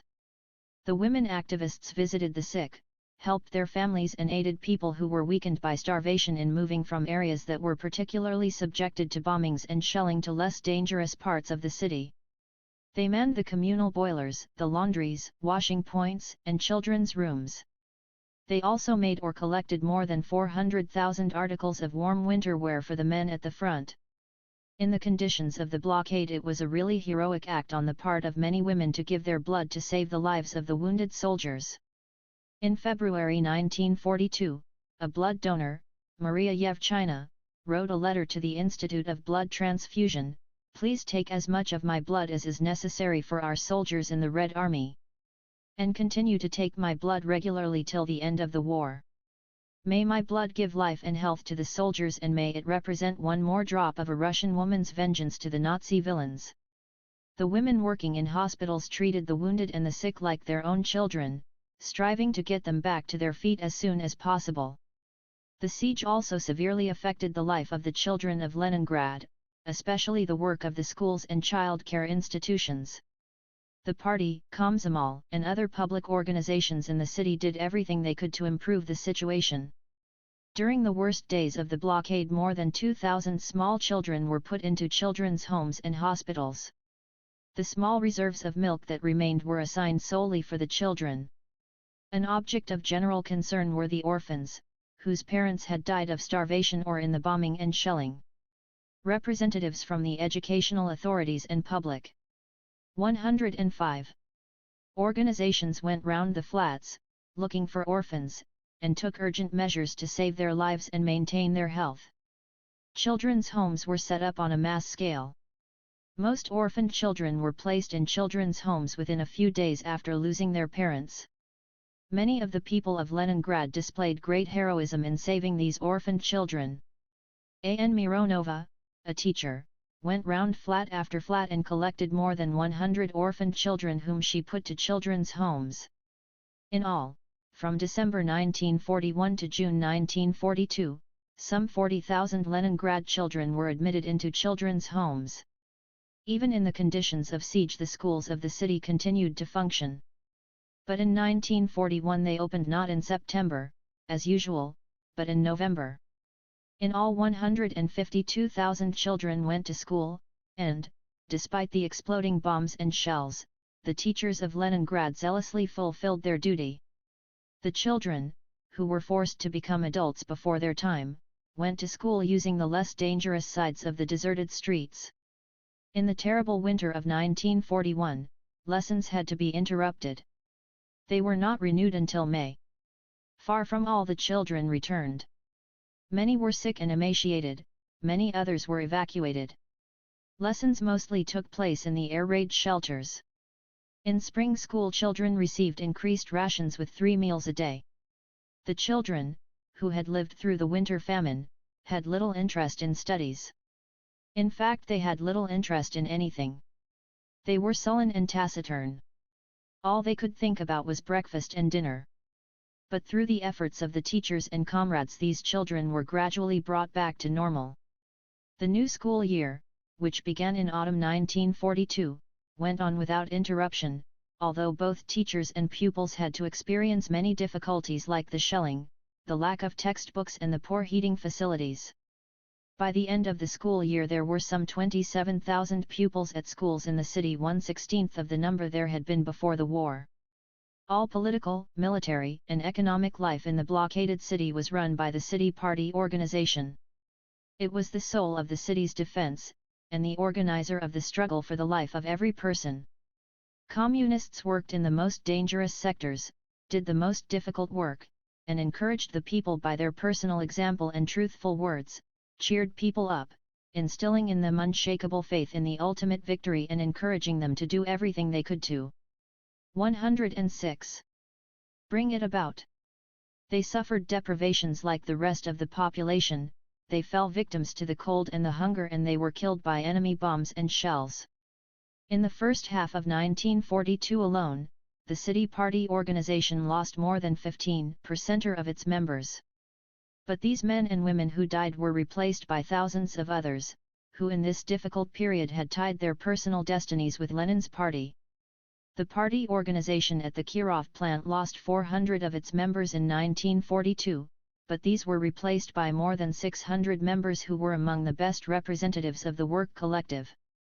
The beneficial influence of the party organizations was apparent everywhere. Concerned with every aspect of the life and work of the people of Leningrad, communists got to every member of the community. Knowing the needs and aspirations of the people well, the party organizations did everything possible to ease the difficulties and privations caused by the blockade. When famine struck the city, the Sverdlov District Party Committee organized the production of edible yeast at one of the factories. The Moskovsky District Party Committee organized the gathering of cabbage leaves, the growing of vegetables in specially adapted buildings, and initiated the formation of fishing brigades. To cure those who were suffering from scurvy, a potion was produced from pine needles. All the canteens, food stores, bakeries, and bread shops were under the control of the party organizations. At many enterprises and at the district polyclinics, medical and feeding stations and hospitals were opened for those who were in the worst condition. Under the guidance of the party organizations, measures were worked out and implemented for improving the housing conditions of the people, restoring the water supply system and sewage disposal, getting the municipal baths, laundries, and other communal services into working order. The communist political organizers, appointed by district party committees, did an enormous amount of work among the population. They spoke to the people directly in their flats, helped to fulfill their requests, and gave help to the seriously ill. Together with the house managers, the political organizers opened red corners for local residents. During the hungry winter days, the people often gathered here to talk, to read papers, to drink a cup of hot water, or simply to get warm.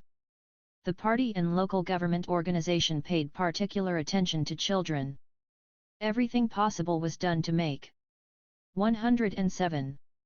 Their lives a bit easier. In addition to their meager bread rations, the children were given soup at school.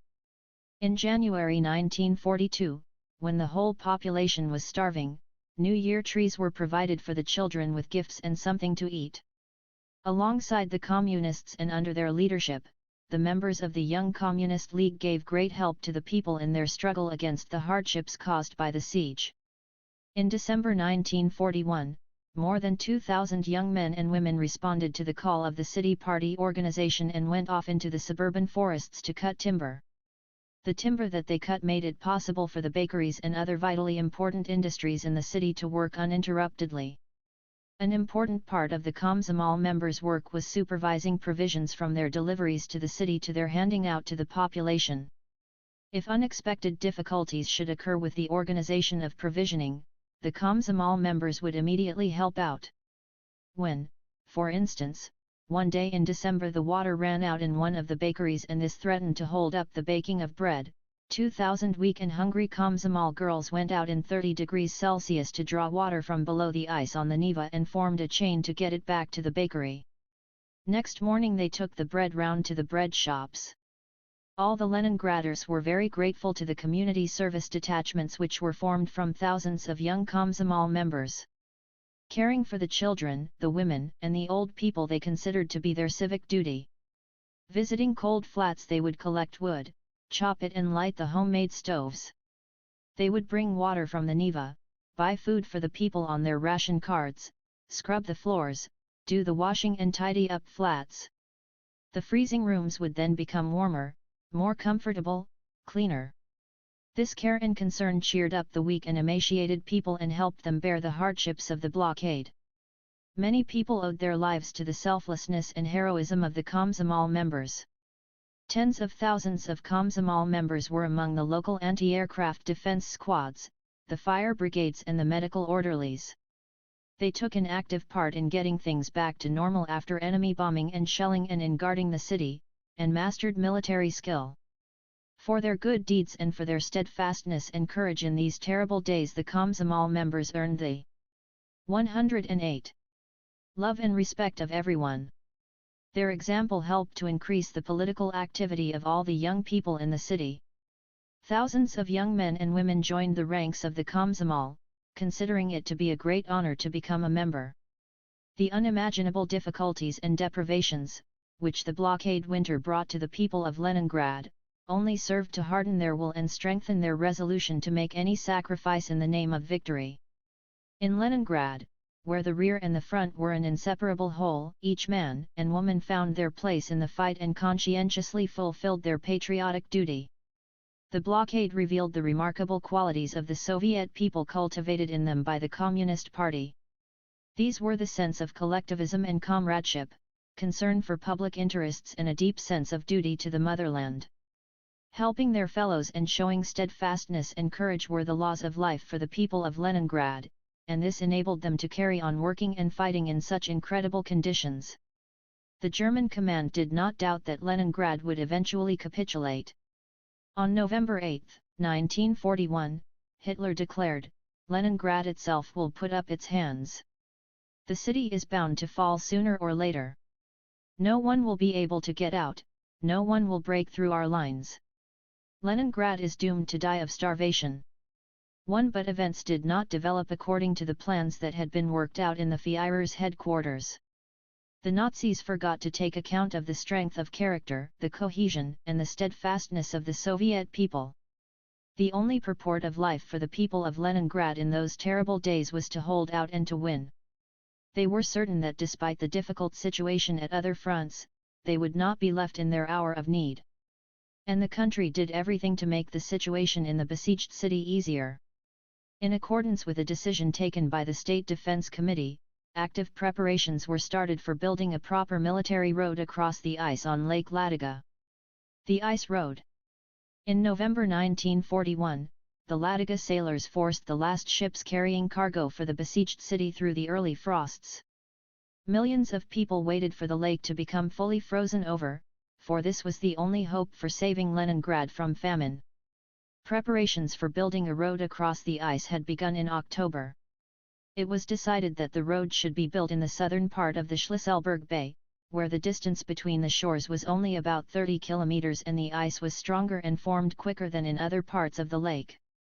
The construction plan was drawn up rapidly. Numerous aerial photographs were taken of the proposed route. Navigation had still not completely come to halt when teams from the front's engineers and hydrographical services of the fleet were going out every day to survey the projected route.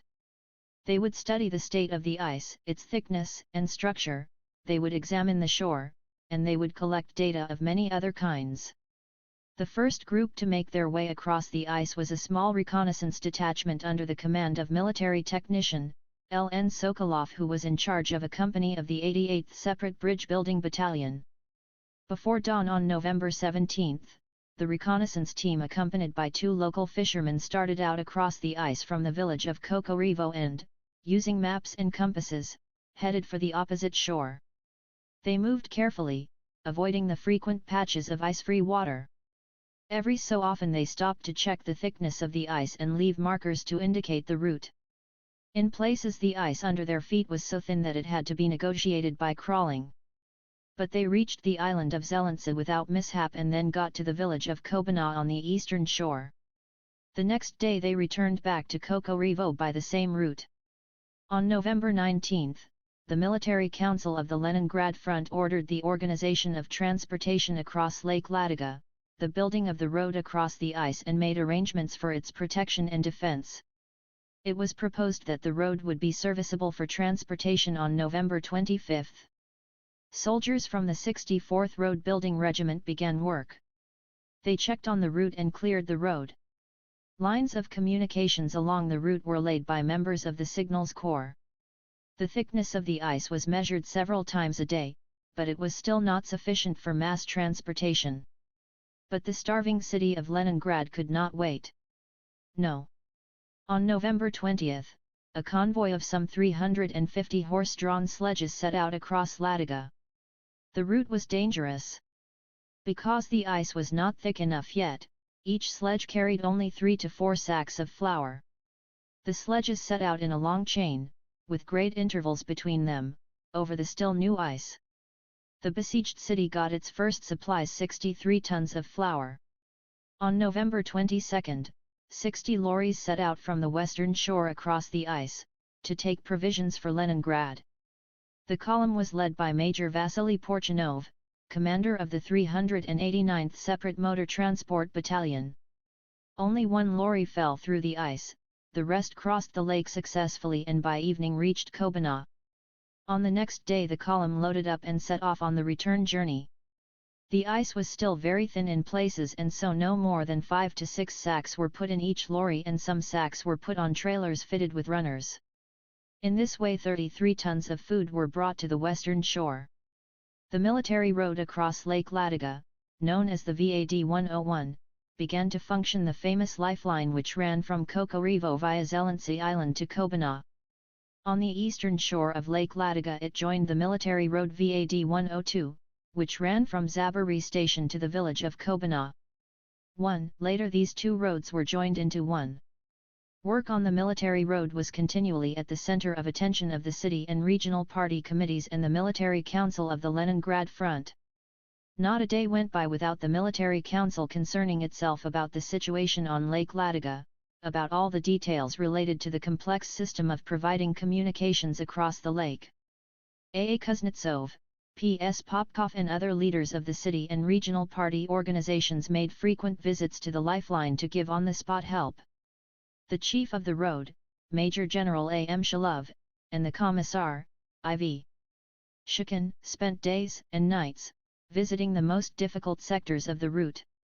The military units that were assigned to service the road worked day and night to build lines of communications into one. The VAD-102 was more than 200 kilometers long. It lay across thick forests and marshes. It was built in the fastest possible time because the railway to Folkhofstroy, along which goods for Leningrad were delivered to the eastern shore of Lake Ladoga, was cut off by the Germans in the area of Tikhvin, in November 1941. Each column of lorries took 10 to 12 days or more to travel this very difficult road. Until the liberation of Tikhvin it remained the only route by which food could be got to the eastern shore of Lake Ladoga. Fix permanent road markers, warning signs, and detours for the dangerous places. In those places where the ice was thin, they thickened it by freezing and strengthened it with boards and faggots of brushwood. Technical service stations were set up at places along the route, as were warming and first aid posts. There were even traffic controllers. Movement along the ice road went on round the clock and in all weather, no matter what the obstacles. And there were plenty of these due to the severe nature of the lake. The winds rushed down across the icy plain, bringing snowstorms and blizzards which blocked the road with huge snowdrifts. Sometimes these storms would result in the ice moving, and deep cracks and water holes would suddenly appear in unexpected places. And in the blizzards these were difficult to notice. There were instances when the lorries moving fast would disappear under the ice with their drivers and loads. The ice floes would pile up and freeze into great hummocks up to 5 meters high.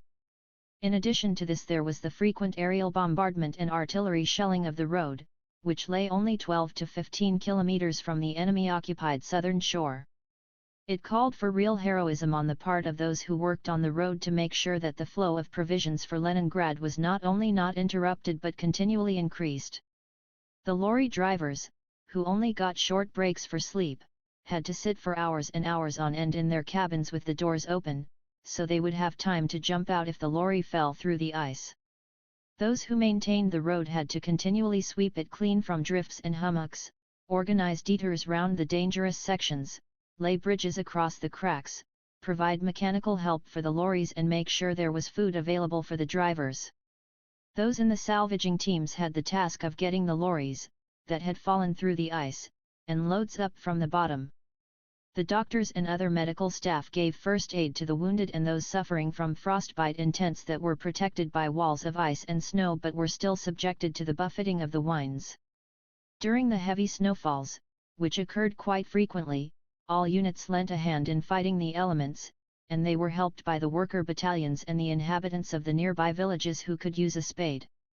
Ground defense of the ice road was provided by the 1st NKVD Infantry Division, the 4th Separate Naval Brigade, an independent guard regiment and the Coast Artillery Group of the Baltic Fleet. These units set up observation posts, guard posts, organized patrols, and detachments of ski troops to patrol the route. A specially formed detachment of men trained to sail ice yachts was used to guard the route. To protect the road from enemy attacks from the southern shore, 2 lines of snow and ice trenches with communication passageways and an anti-tank rampart were built between Kokorevo and Lavrovo. All approaches to the lake and the ice road were mined. Enemy aircraft did their utmost to prevent the normal functioning of the road. In late November the enemy was already using its first air fleet to paralyze shipments across Ladoga. At first the German planes would fly for days at a time over the ice road, bombing and strafing the columns of lorries. They would hunt for straggling vehicles, strafe the warming and first aid posts and bomb the ice just to break it up. Stores, staging posts, hospitals and other objectives on the shore were also subjected to air attacks. But the German planes had to contend with the Ladoga anti-aircraft defense units, and fighters from the Leningrad front, the Baltic Fleet and the 7th Anti-Aircraft Defense Corps. Groups of these fighters patrolled the ice road continuously in shifts, and almost all of them had dog fights with the enemy. Then, as soon as the ice became strong enough, batteries of 37 mm anti-aircraft guns and subunits of anti-aircraft machine guns were set up along the route. More fighter planes were assigned to protect the ice road. The Germans' aviation now began to suffer heavy losses and was forced to change its tactics. Before a bombing raid they would send up their own fighters to try and engage Soviet air defense fighter planes and thereby clear the way for their bombers. But Soviet pilots did not fall for this trick and quickly developed counter-tactics, reducing the effectiveness of enemy raids sharply. Among the pilots defending the ice road there were many examples of great courage. On December 3, 1941, Junior Lieutenant Vorontsov ran out of ammunition while engaging 4 Messerschmitts in combat. He could have retired from the battle, but had he done so the columns of lorries moving across the lake would have been easy prey for the German planes. Vorontsov continued the attack by ramming an enemy fighter, but in doing so severely damaged his own plane. He managed to land it on the ice, but the German fighters swooped down like hawks on the defenseless pilot.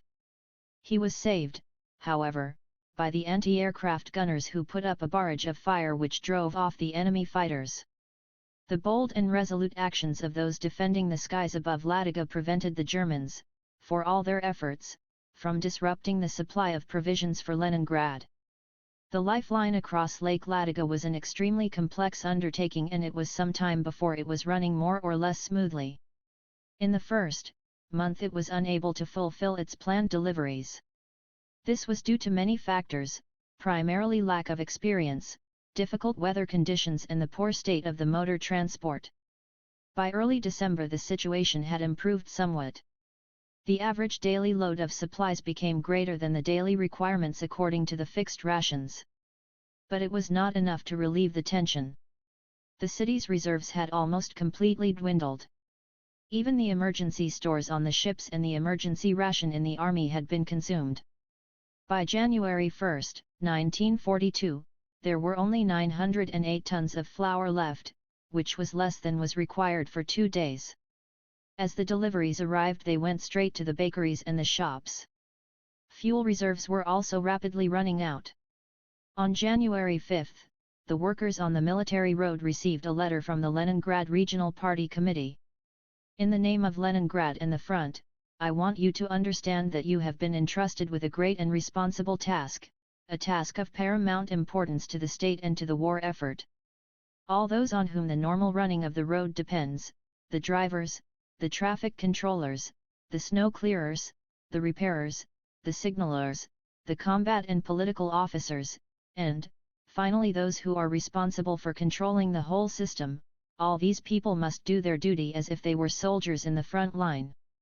Do your jobs honestly, as befits Soviet patriots, putting your heart and soul into it, sparing no effort and wasting no time, so that the deliveries of supplies for Leningrad and the front, in terms of their amount, can be made according to plan. Your work will never be forgotten by the country or Leningrad. These heartfelt words were warmly received by the workers on the ice road. People began to feel more acutely the importance of the work they were doing for the destiny of the city. And they spared no effort. In response to the call all Communists and Komsomol members to the ice, hundreds of Communist Party and Komsomol members joined the ranks of the drivers and road workers. More vehicles and road building and repair units were sent to the road. Repair facilities, including workshops together with engineers and technicians, came from Leningrad. Special conveyors and cranes from the port of Leningrad were brought in to help with the loading and unloading. The call gave a powerful impulse to the development, among the drivers, of a patriotic movement to make 2 or 3 runs a day. And this was no easy task. 2 runs meant 120 kilometers driving on the ice plus approximately the same distance over the difficult roads on the eastern and western shores plus the time spent on loading and unloading. This movement to make several runs a day was led by the Communists and Komsomol members. It was initiated by Yefim Vasilyev, who regularly made 3 runs in 22 to 24 hours and once over a 2-day period made 8 runs, bringing 12 tons of provisions to Leningrad on his lorry. Hundreds of other drivers followed his example, making it a genuinely mass movement. Many of the transport platoons and companies began making 2 and 3 runs a day. More than 100 drivers made 4 and 5 runs a day. On January 16, a remarkable event occurred. The drivers brought in 2,506 tons of provisions, which was 506 tons in excess of the plan. From that day the delivery of supplies to the besieged city increased daily. Flour, cereals, sugar, butter, meat, petrol, ammunition, and many other things were brought to Leningrad. Food, however, comprised 75% of the total volume of deliveries. This made it possible on January 24, 1942, to increase rations.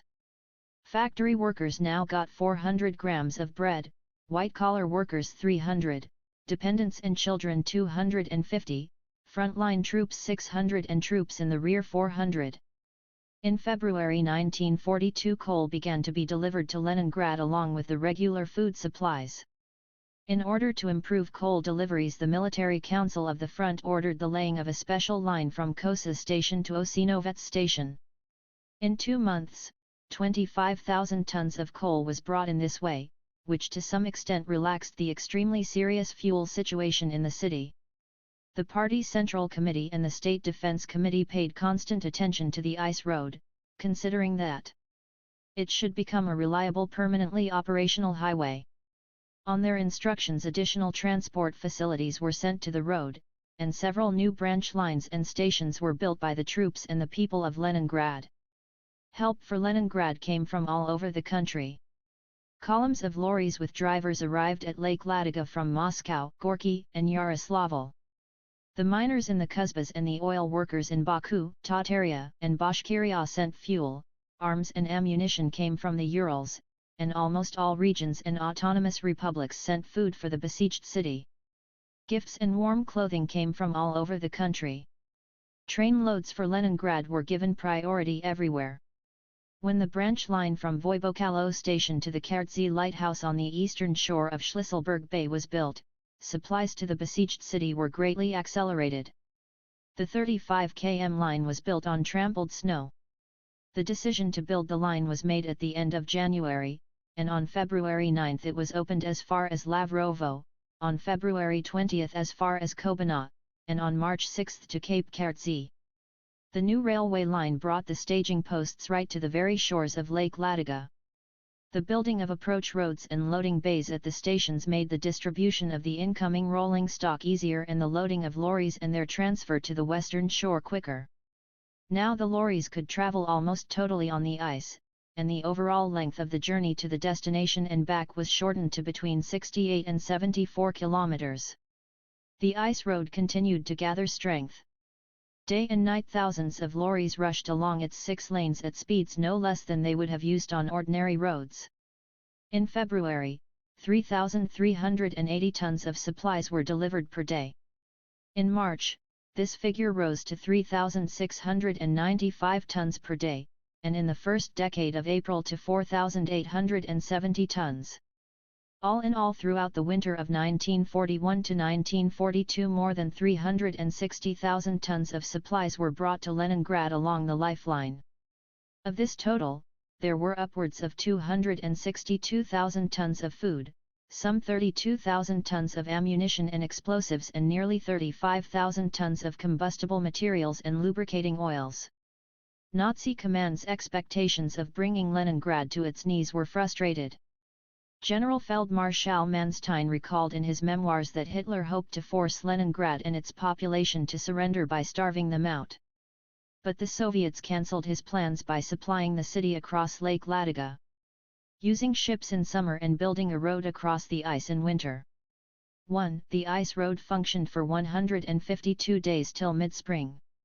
As the days got warmer in April, the snow began to thaw rapidly. The ice became covered with water, 30 to 40 centimeters deep in places. But despite this, traffic continued across the ice. At times the lorries almost seemed to float across the lake, making great waves around themselves. Their drivers were now guided by red flags fixed to buoys.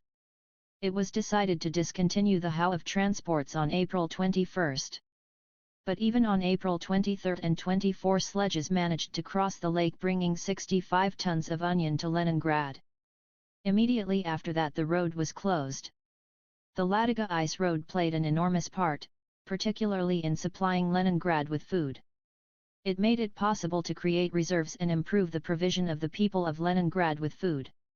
In mid-February 1942, factory workers' rations went up to 500 grams of bread per day, white-collar workers to 400, and the rest to 300 grams. Considerable improvements were also made in supplying the population with other food products. By the time the road was no longer usable, the city had almost 2 months' reserves of flour and cereals and 3-4 months' supply of sugar and fat. The ice road was of exceptional importance for the Leningrad front. Military equipment, arms, ammunition, fuel, and other necessities were brought in for those defending the besieged city. Troop reinforcements were also brought in over the ice. The line of communication enabled the front command to maneuver its forces and resources. From December 1941 to January 1942, 6 fully armed infantry divisions were brought across the ice to reinforce the 54th Army. In early February 1942, a tank brigade with its heavy KV tanks came across the ice by itself. The ice road was also the route by which civilians who were not directly involved in the defense of the city were evacuated. As soon as the winter road became operational, the Military Council of the Front, on orders from the State Defense Committee, began the evacuation of the inhabitants of Leningrad. This took on mass proportions in January 1942 when the ice became really solid.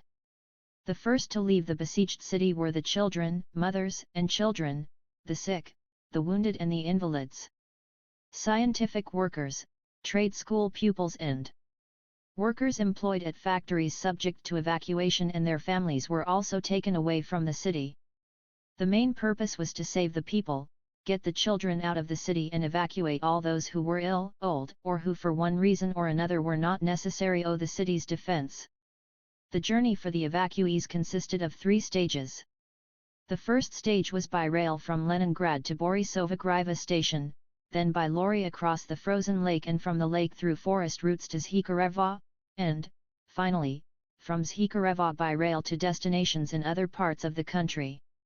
At the places where people changed from one type of transport to another, evacuation points were set up where they could rest, receive hot food and medical attention. Once they were back in the country, the people from Leningrad were warmly received and given every care and attention. The evacuation operation was headed by a group of officials appointed by the State Defense Committee under the deputy chairman of the Council of People's Commissars, A.N. Kosygin. During the winter of 1941 to 1942, a total of 590,304 people were evacuated from Leningrad across the ice road. At the same time, 3,700 wagon loads of industrial and laboratory equipment, works of art and various other valuable materials were also brought out. The feat performed by the workers on the Ladoga ice road was highly appreciated by the country. On May 9, 1942, the Presidium of the USSR Supreme Soviet issued a new case decorating 341 people with orders and medals for their work on the Ladoga Road.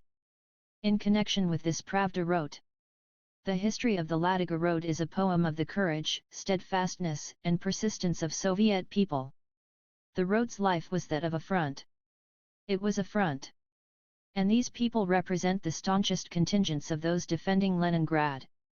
As a result of the selfless labor of thousands of Soviet people, Leningrad was not only supplied with all the essentials but was able to build up the necessary reserves. 1. The Ladoga Road honorably justified its name, American Samoa, the lifeline. It was of invaluable assistance to Leningrad in its struggle against the enemy, and helped it hold out during the most critical period of the blockade. In military terms, the victory on Ladoga was equivalent to winning a major battle. Active defense. During the last days of September and in early October, the main forces of the Red Army and the Wehrmacht were concentrated on the Moscow sector, where the decisive battle of 1941 was taking place. German activity around Leningrad reduced sharply. They dug themselves in, built powerful defense works, concentrating their main efforts on enforcing the blockade. Army Group North, which had suffered heavy losses in the previous battles, was at the time unable to do anything more.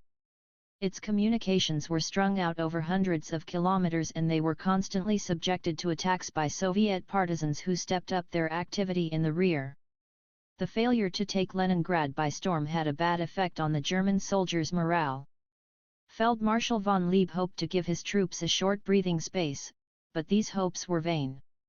From the first days of the siege, the troops on the Leningrad front kept up active military operations. They launched frequent counterattacks from the Oranienbaum bridgehead and from the Nevsky Pyatakuk. The fighting was particularly heavy in the Neva sector of the front. The Neva Task Force, which in September 1941 had taken a small bridgehead on the western bank of the Neva in the area of Moskovskaya Dubrovka, held on to it until the end of April 1942. The Germans were out to destroy this bridgehead, which they heavily bombed and shelled every day. You can see in the Nevskaya Dubrovka Museum a unique exhibit, a square box containing earth from the bridgehead. This earth contains 38 bullets together with bomb and shell splinters, a total of 10 kilograms of metal. The whole land area of the bridgehead was plowed with shells and mines. But still the Germans could not crush the resistance of the defenders. It was in this area that in the second half of October an operation was undertaken, which was known as the Sieniavino Offensive.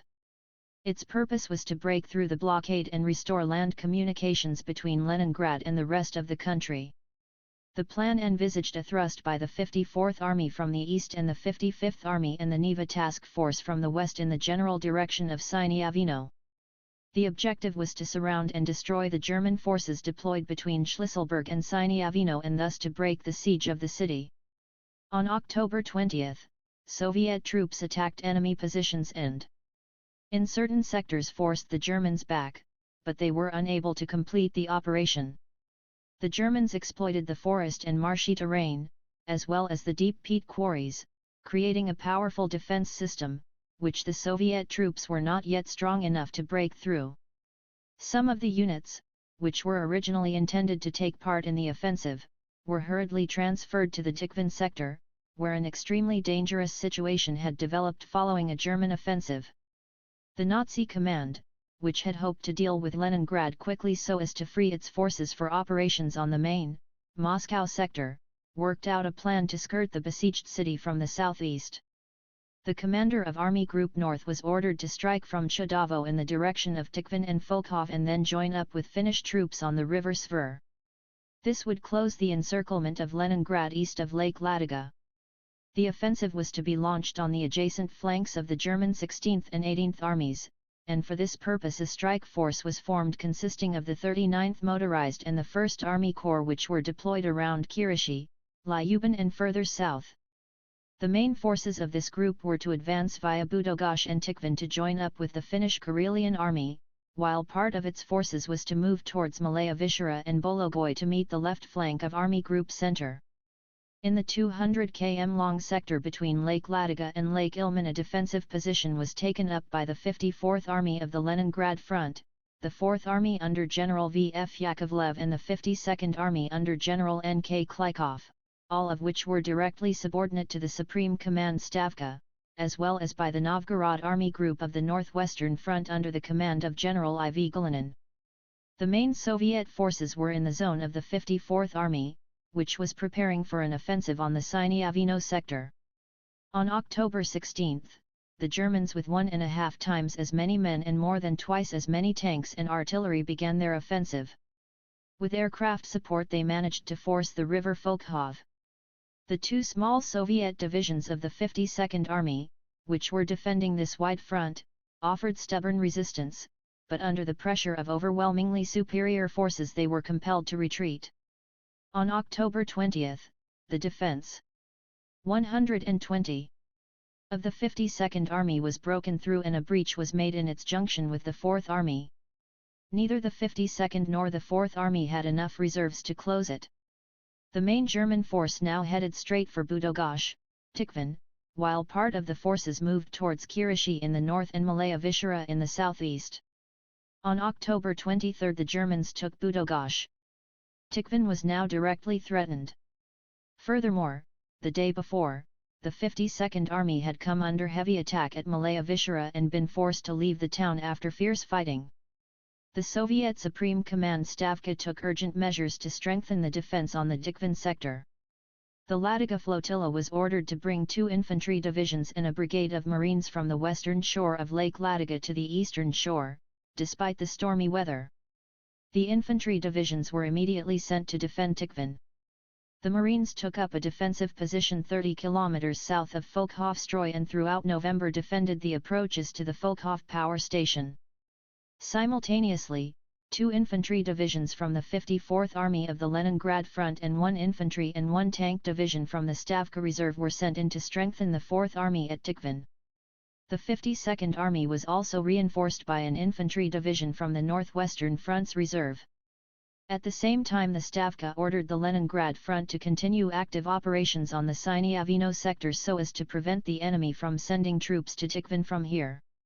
Having been thus reinforced, the 4th Army delivered a counter-blow at the enemy and by October 27 temporarily halted it 36 km southwest of Tikhvin. To the east of Malaya Vishera the 52nd Army forced the Germans advancing towards Bologoy to assume the defensive. The German command then rushed in a panzer and a motorized division to strengthen their strike force on the Tikhvin sector.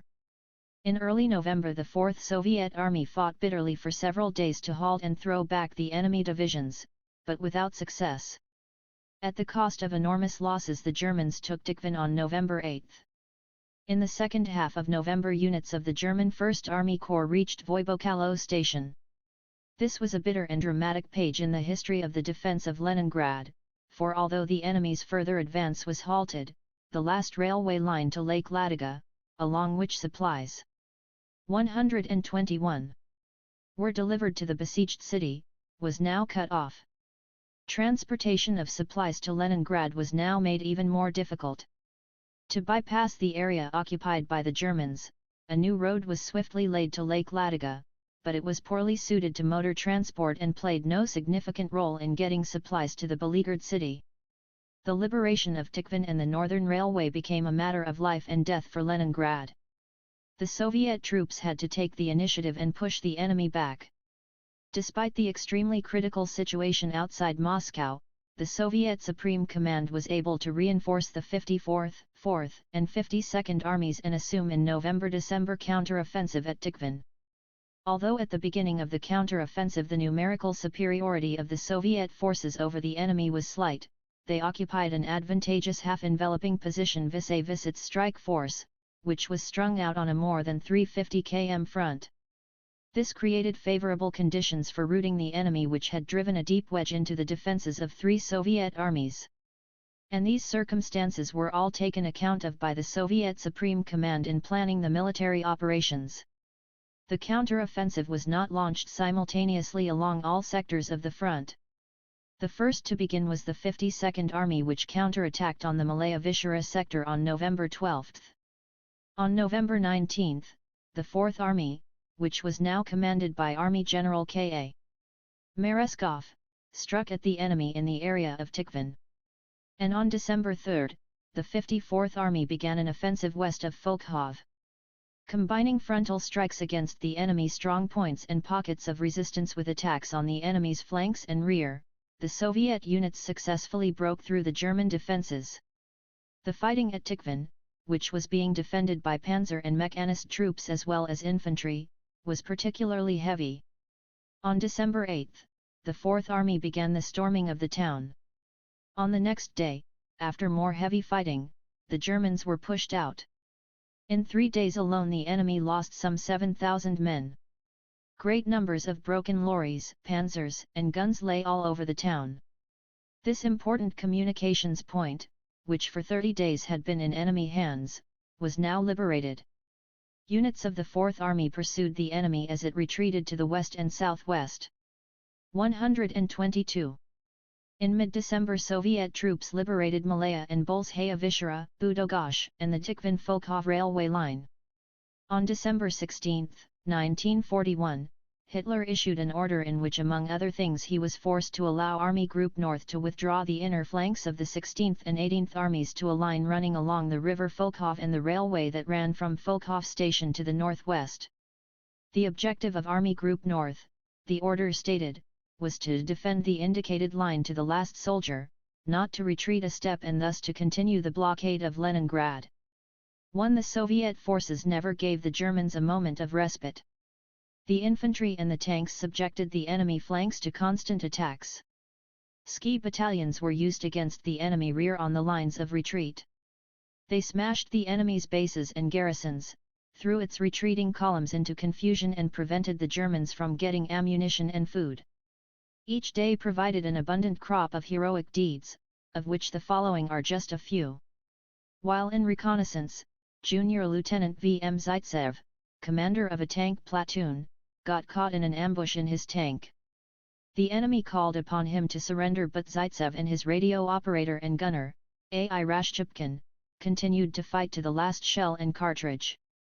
When other tanks, sent up by the commanding officer for support, arrived, Zaitsev's tank was already in flames. His last words that came out over the radio were, "We're dying but do not surrender." On December 16, a group of bombers commanded by Senior Lieutenant V.K. Soldatov bombed a concentration of echelons carrying German troops and equipment. The planes dropped bomb after bomb, but on the second run the plane flown by Junior Lieutenant I.S. Chernik received a direct hit from the ground. There was no chance of saving the plane, and to bail out meant landing in enemy-occupied territory. So having dropped the remaining bombs on the railway station, I.S. Chernik and the other 2 members of the crew, Lieutenant S.K. Kosinov, the navigator, and N.P. Gubin, the radio operator and gunner, directed the burning plane at a column of enemy vehicles. All 3 were posthumously made heroes of the Soviet Union. The attacking forces advanced in the winter blizzards and bitter frosts, blocking the enemy's fortified positions and leaving patrols to deal with them. As the Germans retreated, they left behind military equipment and ammunition. By December 28, units of the 54th Army had in places pushed the enemy back beyond the Mga Kirishi railway and were fighting for Kirishi and a number of other stations. The 4th and the 52nd Armies had meanwhile forced the river Folkhov, captured bridgeheads on its left bank and began to fight for their expansion. But here the Soviet forces met with stubborn and organized enemy resistance. Unable to continue the offensive, they began to dig themselves in late December.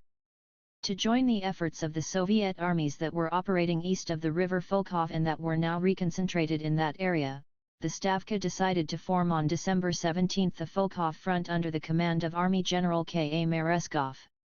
The front comprised the 4th, 52nd and 59th Armies together with the 26th Army which had been sent up from the Stavka reserves. Thus the German attempt to form a second ring of blockade around Leningrad failed. At the same time when the Soviet troops were pushing the last German soldiers beyond the Volkhov, the first food supplies left Tikhvin for Leningrad. In December Soviet troops advanced 100 to 120 kilometers, pushing the enemy to the line from which they had launched their mid-October offensive. In the words of the German General Dittmar, the Germans' retreat from Tikhvin under the blows dealt by Russians was the beginning of the first serious crisis that shook the entire German Eastern Army. The offensive potentialities of the northern wing of the German forces, like everywhere else on the Eastern Front, were exhausted. Dreams of a quick victory vanished into smoke. Hitler could not forgive Feldmarschall von Lieb for such a defeat. He was dismissed and General Oberst G. Kichler was appointed in his place to command Army Group North. Active Soviet operations on the Tikhvin sector held down Army Group North precisely at a time when major battles were being fought at Moscow. This meant that the Germans could not send even a small part of their forces from the Leningrad sector to the Moscow area. At the same time the counter-offensive launched by the Soviet Army at Moscow in December 1941, holding down as it did the enemy's main forces to the central sector, contributed to the success of the Soviet troops at Leningrad. Successful operations by units of the Leningrad front had an indubitable effect on the outcome of the fighting east of the river Volkhov. From early November to late December 1941, the troops of the right flank of the 55th Army fought on the Tozno sector in order to emerge in the rear of the enemy group at Mga. This fighting produced no territorial results, but it did hold down the German forces in that area. The successes at Tikhvin and Volkhov raised the morale of the soldiers on the Leningrad front. And that in the severe winter of 1941 to 1942 was not easy to achieve. They suffered hunger and cold to only a slightly less extent than the inhabitants of the city. Soldiers' breakfast consisted of a small piece of bread and a cup of boiling water. Dinner and supper was a mess tin of watery soup. Even kasha made from concentrates they didn't get every day. But at the first opportunity the rations were improved.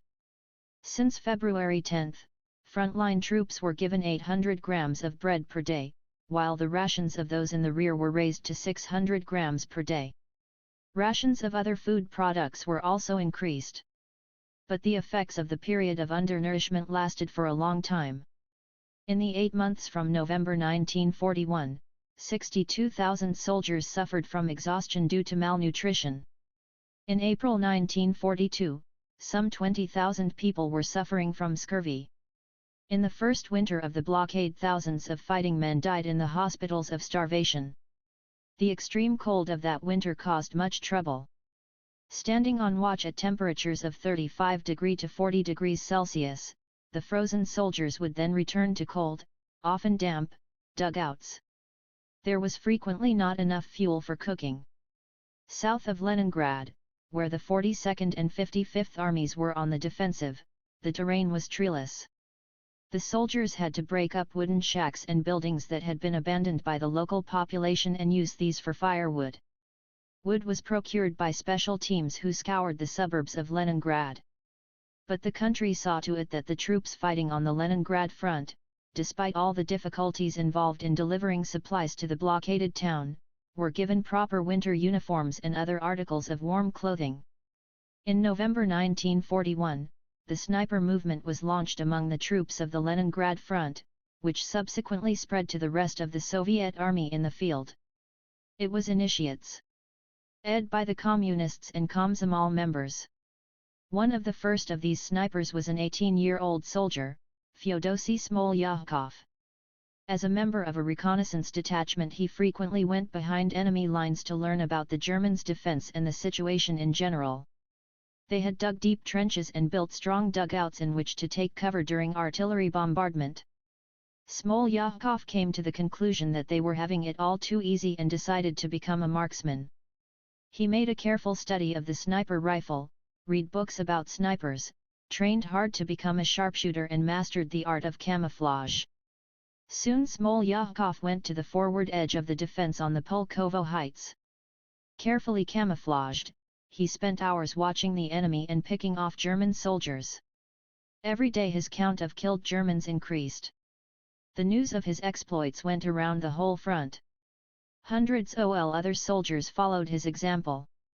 Combat and political officers also took up sniper rifles.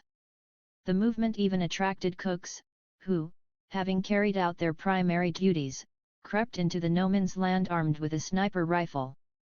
The initiators of the sniper movement were only too willing to share their experience with their comrades. Sergeant Vladimir Pchilintsev happened to use his skills as a sniper at Nevskaya Dubrovka. This meant shooting across the river Neva, which was more than 600 meters wide. Few believed it was possible. But on his first day Pchilintsev killed 2 Germans. In his unit there were many who wanted to learn from him.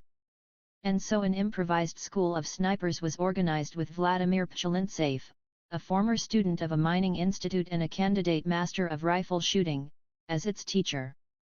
Soon courses for training snipers were organized in armies, divisions, and regiments. It became a really mass movement. The frontline newspaper On Guard of the Motherland contained daily reports on new sniper heroes. The whole front learned of the exploits of a former hunter and lumberjack from Arkhangelsk, Ivan Vasilevsev, and his comrade Pyotr Golochenkov. In 2 months they killed more than 250 enemy officers and soldiers. The aimed fire of these snipers drove the Germans into their trenches and forced them to crawl from one place to another. According to one of the captured German officers, the Russian snipers are devilishly accurate. They hit the head, between the eyes and the neck. In quiet periods the Russian SNI 126 Hers would kill 6 to 10 of my men a day. The rumor even spread among the German soldiers that a division of hunters had been brought to Leningrad from Siberia who could hit a squirrel in the eye. The military council of the Leningrad front supported and encouraged in every way this patriotic movement among the soldiers. On January 28, 1942, it informed the Central Committee of the party that more than 4,200 soldiers had joined the sniper movement. In the first 20 days of January the snipers within the blockade had killed more than 7,000 enemy officers and men. On the eve of the 24th anniversary of the Soviet Army, February 22, 1942, a snipers' rally was held in the Smolny building in Leningrad. It was attended by some 700 frontline soldiers, combat and political officers. At the rally the first results of the sniper movement were summed up. Government decorations to those who had especially distinguished themselves, but not all those who had won awards lived to see that day. One of these was Fyodosy Smolyakov, a volunteer and one of the founders of the movement, who was posthumously made a hero of the Soviet Union. He had killed a total of 125 enemy officers and men, but on January 15 he himself was hit by an enemy bullet. Though it originated among the infantry units, the sniper movement soon found followers among other arms of the service. The artillerymen competed for the title of a sniper battery or gun crew, and for the most accurate shot. This was particularly valuable since in early 1942 enemy long-range artillery intensified its shelling of Leningrad. The most powerful German batteries were located near Uritsk, Finsky Karov, Bolshoi Vitolov, Alexandrovka, and Pushkin. From here they systematically shelled residential areas and factories. In these circumstances the Leningrad gunners had to work harder. The military council of the front ordered them to change their tactics from neutralizing the enemy batteries to destroying them, in other words to show initiative and greater militancy. The Supreme Command Stavka also helped the besieged people. Artillery reconnaissance teams and air adjustment squads were sent in, and more heavy shells were supplied. The front and the Fleet Air Arm also intensified its efforts in combating the enemy's batteries. The concentration of a large number of detection and fire adjustment facilities made it possible to locate accurately enough the position of the enemy long-range artillery around Leningrad and strike back at it. Having precise coordinates lure the enemy batteries, the Soviet gunners were able to strike at them long before they could open fire. At the same time Soviet bombers and attack planes were also used against them. As a result of the heavy losses in men and materiel that the Germans suffered, they were forced to pull back their artillery to 10 to 15 kilometers from the front line, and drastically reduce their shelling of the city. During the second half of 1942 some 8,000 shells were fired at Leningrad as compared with nearly 21,000 in the first 3 months of the year. Furthermore, in the second half of the year the enemy long-range artillery had to use more of its ammunition against the Soviet artillery than against the city. This greatly reduced the number of victims among the civilian population. By September 1942, the initiative and the counter-battery struggle had passed to the Leningrad gunners. From retaliation blows they went over to preemptive blows to neutralize and annihilate the enemy and were now often the first to open fire to destroy the more active of the enemy batteries. As General L.A. Govorov put it, in nothing was the skill of the Leningrad gunners so evident perhaps as in their accurate blows at the enemy artillery. Being invulnerable themselves, our artillerymen, by their methodical and accurate fire, destroyed one German battery shelling the city after another. The snipers' operations, the battles fought in individual sectors to improve the position of the troops, the adoption of the offensive method of struggle against the enemy batteries and the frequent reconnaissance missions made the defense of Leningrad active in the fullest sense of the word.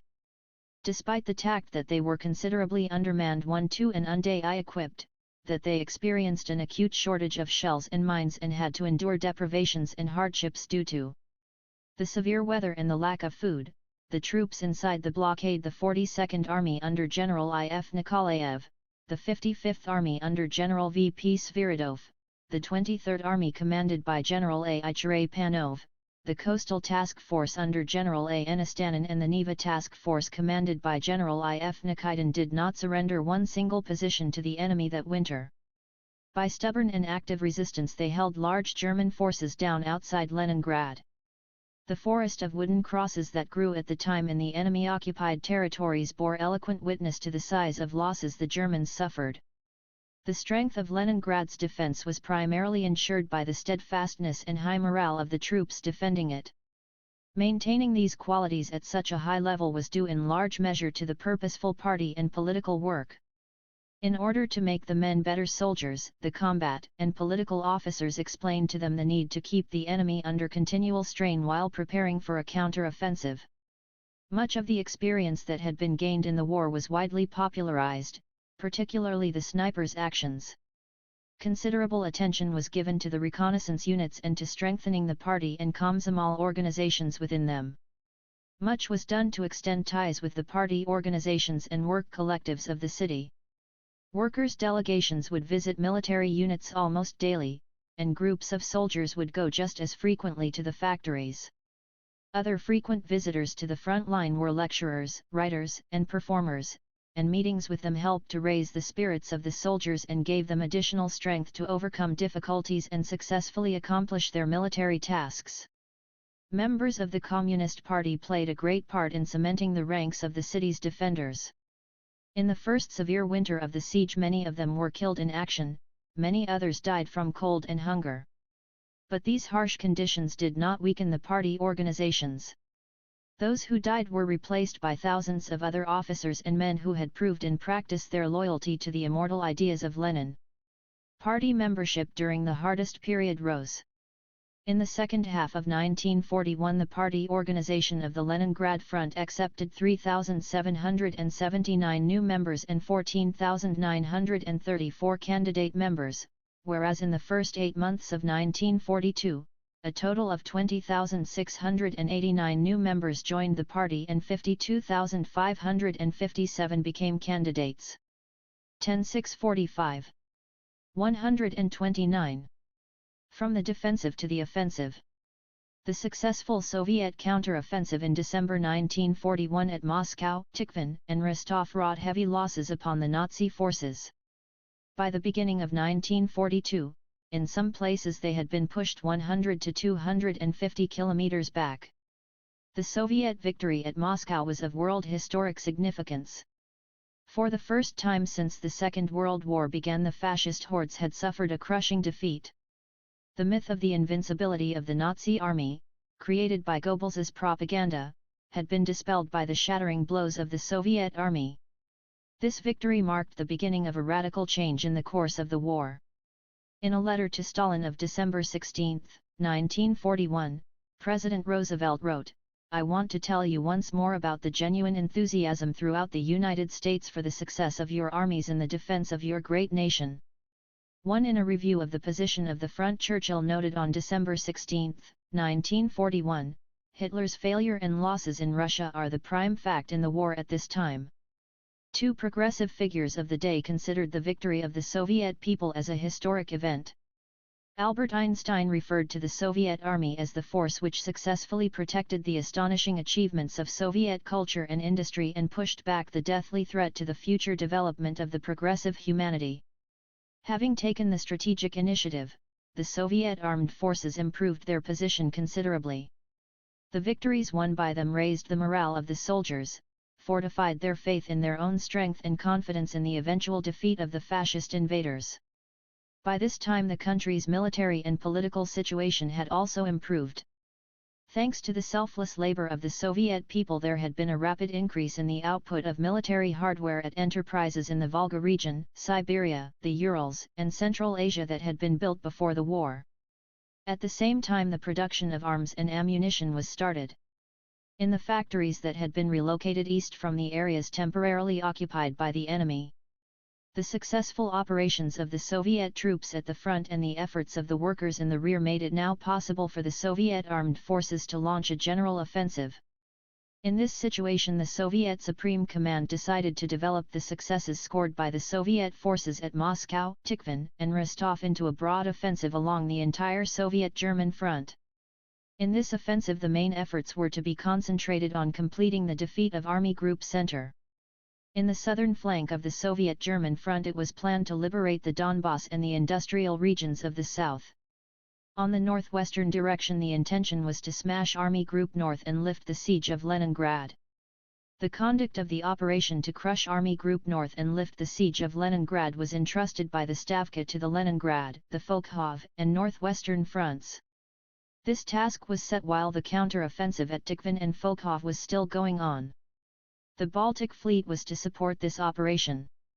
Its plan was for the armies in the center of the Volkhov front to strike northwest from the river Volkhov and, in cooperation with the troops on the Leningrad front, to cut off the MGA salient and destroy the main forces of the German 18th Army.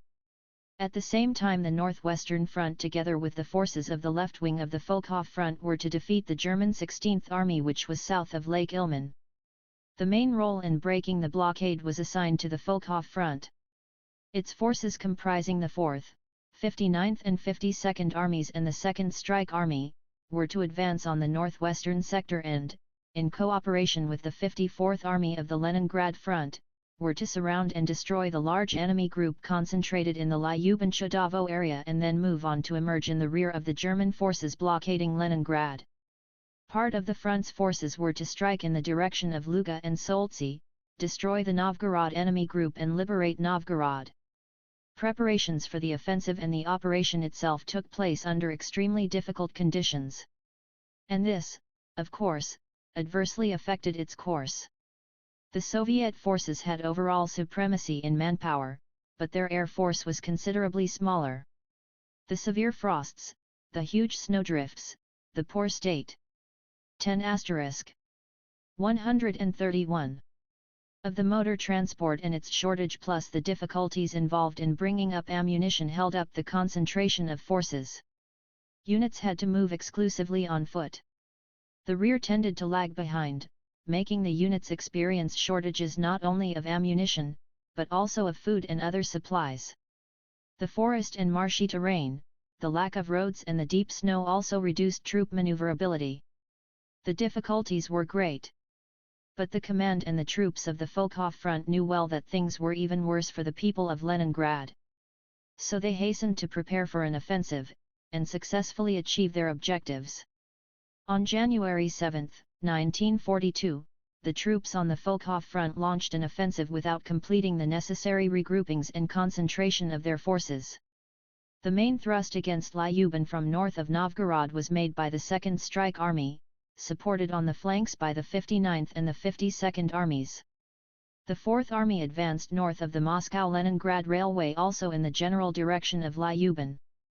Fleavy fighting developed along the whole front. Advance was slow since the troops joined battle at different times. The enemy put up stubborn resistance, holding on tightly to every strong point. The Second Strike Army pounded the Germans with increasing intensity. Its troops destroyed and blockaded one strong point after another, literally eating into the German defense. On January 17, they managed to break through the first enemy line south of Spasskaya Polost. The 13th Cavalry Corps was then sent into the breach, and units of the German 18th Army, which was now commanded by General Oberst Lindemann, were forced to retreat. By the end of January, developing their offensive, the troops of the Second Strike Army advanced 70 to 75 kilometers in a narrow wedge. In places they cut off the Novgorod-Leningrad railway and reached the approaches to Lyubin. The enemy group at Lyubin and Kirishi was deeply enveloped from the southwest. In other sectors, however, the troops of the Volkhov front were unable to develop their offensive. At the same time as the offensive was begun on the Volkhov front, a similar offensive was launched by the troops of the Leningrad front. Units of the 54th and 55th Armies attacked Tosno from the opposite directions, while part of the forces of the 54th Army advanced in the general direction of Lyubin. Every day the Soviet soldiers showed stamina, determination, courage, and readiness to perform any feat of valor as 132. They advanced through the thick, almost impassable forests and through the marshes, up to their waist in snow and often without artillery support. Just like the pilots who in critical situations used the tactics of ramming the enemy, the infantrymen, the tankmen, and the gunners unhesitatingly took mortal risks when the situation required. On January 29, a feat of heroism was performed in a battle on the western bank of the river Volkhov by 3 reconnaissance men from the 299th Infantry Regiment. These men, Alexander Krasilov, Leonid Cheremnov, and Ivan Gerasimenko, were part of a small group which had been ordered to clear from the Germans the dugouts and pillboxes that were holding up the regiment's advance. As night fell, 22 men crept up to the forward edge of the enemy's defense. 2 sentries, who were guarding weapon emplacements, were quietly dispatched. Having surrounded the forward pillboxes, the brave men pelted them with grenades. Fire from neighboring pillboxes pinned the reconnaissance party down, but 3 men, Krasilov, Cheremnov, and Gerasimenko, who were all communists, kept creeping forward. When they were 10 to 15 meters away from the firing pillboxes, they showered them with grenades, but when the explosions were over, 3 machine guns were still firing. What could they do? They had used up all their grenades. It was then that Krasilov, Cheremnov, and Gerasimenko, who were the nearest to the machine guns, threw themselves against the loopholes and covered them with their bodies to save their comrades. The machine guns stopped firing, and the rest of the party surrounded and destroyed the enemy. After this the battle continued for an hour and a half. 6 more pillboxes were destroyed and 55 enemy officers and men killed. The task of the reconnaissance party was accomplished. In March and April 1942, the troops of the Leningrad and Volkhov fronts continued fighting for Lyubin. To accelerate the Germans' defeat in the Lyubin area, the Stavka ordered the commander of the Volkhov front to form a strike group. At the same time it ordered the commander of the Leningrad front to strike with units of the 54th Army against Lyubin from the north. The fronts were also to have the support of 8 air regiments from the Supreme Command Reserve, long-range bombers, and their own air arms. The offensive of the strike groups of the Volkhov and Leningrad fronts began in early March. Overcoming dogged resistance of the enemy, which had been reinforced by fresh units, the 54th Army broke through the German defences west of 133. Kirishi. By the end of March it had advanced 22 kilometers and reached the approaches to Lyubin. This left the 54th Army only 30 kilometers away from the Second Strike Army, but it was unable to advance further and complete the encirclement of the enemy due to the latter's increased resistance. To remove the threat of encirclement in the Lyubin-Chodavo area, the German command reinforced the 18th Army between January and March with 6 divisions and 1 brigade from the 16th Army and with units from France, Denmark, Yugoslavia, and even Germany itself. The Germans also took nearly 4 divisions from the Leningrad sector and sent these against the attacking Volkhov front. These forces were supported by 250 planes from the 1st Air Fleet. As a result, the correlation of forces on the Lyuban sector changed radically. In March, the enemy began to inflict strong counter-blows on the flanks of the 2nd Strike Army in order to cut its rear communications at the base of the breach. This the Germans succeeded in doing. But on March 19, the 52nd and 59th Armies restored the situation by punching a 3-5 km wide hole through the German lines. This hole was subsequently used by the Soviet units, which fought bitterly to link up with the main forces. In early April, a spell of warm weather suddenly set in. The roads and routes used by the motorized units, which had been laid across marshes and forests, became almost impassable. On all sectors of the front there was a temporary lull in the fighting. On April 30, the offensive in the Lyuban area was called off. The forces of the Leningrad and the Volkhov fronts assumed the defensive and began to dig in. Thus the operation to destroy the enemy concentration in the Lyuban-Shadavo area was not completed. But in the course of this operation the Soviet forces seized the initiative and forced the 18th Army assume the defensive. The troops of the Volkhov Front and the 54th Army diverted to themselves not only the main forces of the 18th Army, but of the whole of Army Group North. The Nazi forces suffered substantial losses in men and materiel. They were no longer able to renew in winter the operation to cut off Leningrad's links with the country. But the Soviet troops did not succeed in routing Army Group North and delivering Leningrad from the siege. 134. The Fighting City. The southern winds finally brought the life, giving warmth to Leningrad. The rays of the spring sun warmed the people. It was hard to believe that the horrors of the blockade winter were over. Supplies for the people and the troops significantly improved. Rations were increased. Now, in addition to bread, small amount of meat, fats, cereals, and sugar began to be issued. But the results of the hunger and the cold continued to be felt. Tens of thousands of people died, mostly from the severe effects of starvation. People found it difficult to shake off their torpor and depression, which had been caused by unimaginable suffering and privations. The city party organization launched a hard campaign to eliminate the consequences of the hunger in winter, and to return each citizen of Leningrad to an active life. The primary task was to get people healthy and fit for work again, and this meant fighting dystrophia, which almost every person in the besieged city was suffering from. Feeding points were opened in April in accordance with a decision by the City Party Committee and the Executive Committee of the Leningrad City Soviet. Those who were suffering from first and second degree dystrophia were given a better diet for 2 or 3 weeks. The calorific value of this diet was twice as high as that of the rations given to the rest of the people in the spring of 1942. The majority of those who were put on these diets soon began to get better. All in all, over the 3 months of spring, the health of 260,000 people, most of whom were factory workers, improved. But those who were suffering from third-degree dystrophia were treated in hospital. During the spring, canteens were opened all over the city, and nearly 1 million people, the overwhelming majority of the inhabitants, fed there. At these canteens, in exchange for their ration cards, people would receive 3 meals a day together with small quantities of soya milk and kefir, and later on, in the summer, also vegetables and potatoes. At the same time, energetic measures were taken to treat the effects of mass avitaminosis, particularly scurvy. An infusion from pine needles, which is rich in vitamin C, was produced on a large scale. On waste land, grass plots and at roadsides, the people of Leningrad collected various herbs and edible weeds. 135. As soon as the snow melted, many people began to dig up the earth and make vegetable gardens. The party organization of the city gave its full support to this and called upon every family to start its own kitchen garden. An agricultural department was set up in the city party committee. All wasteland both in the suburbs and in the city itself was registered. Seedlings were grown in specially adapted hothouses, spades, rakes and other garden tools were made at the factories. In one of the runs across Lake Ladoga in late May, nearly 6 tons of seeds were brought. The people could attend talks and get advice on how best to manage their gardens.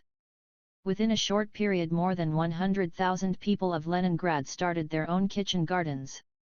At the same time 633 subsidiary farms and nearly 1,500 gardening associations with a total membership of some 180,000 were set up. The Leningraders, using spades, dug up thousands of hectares of land.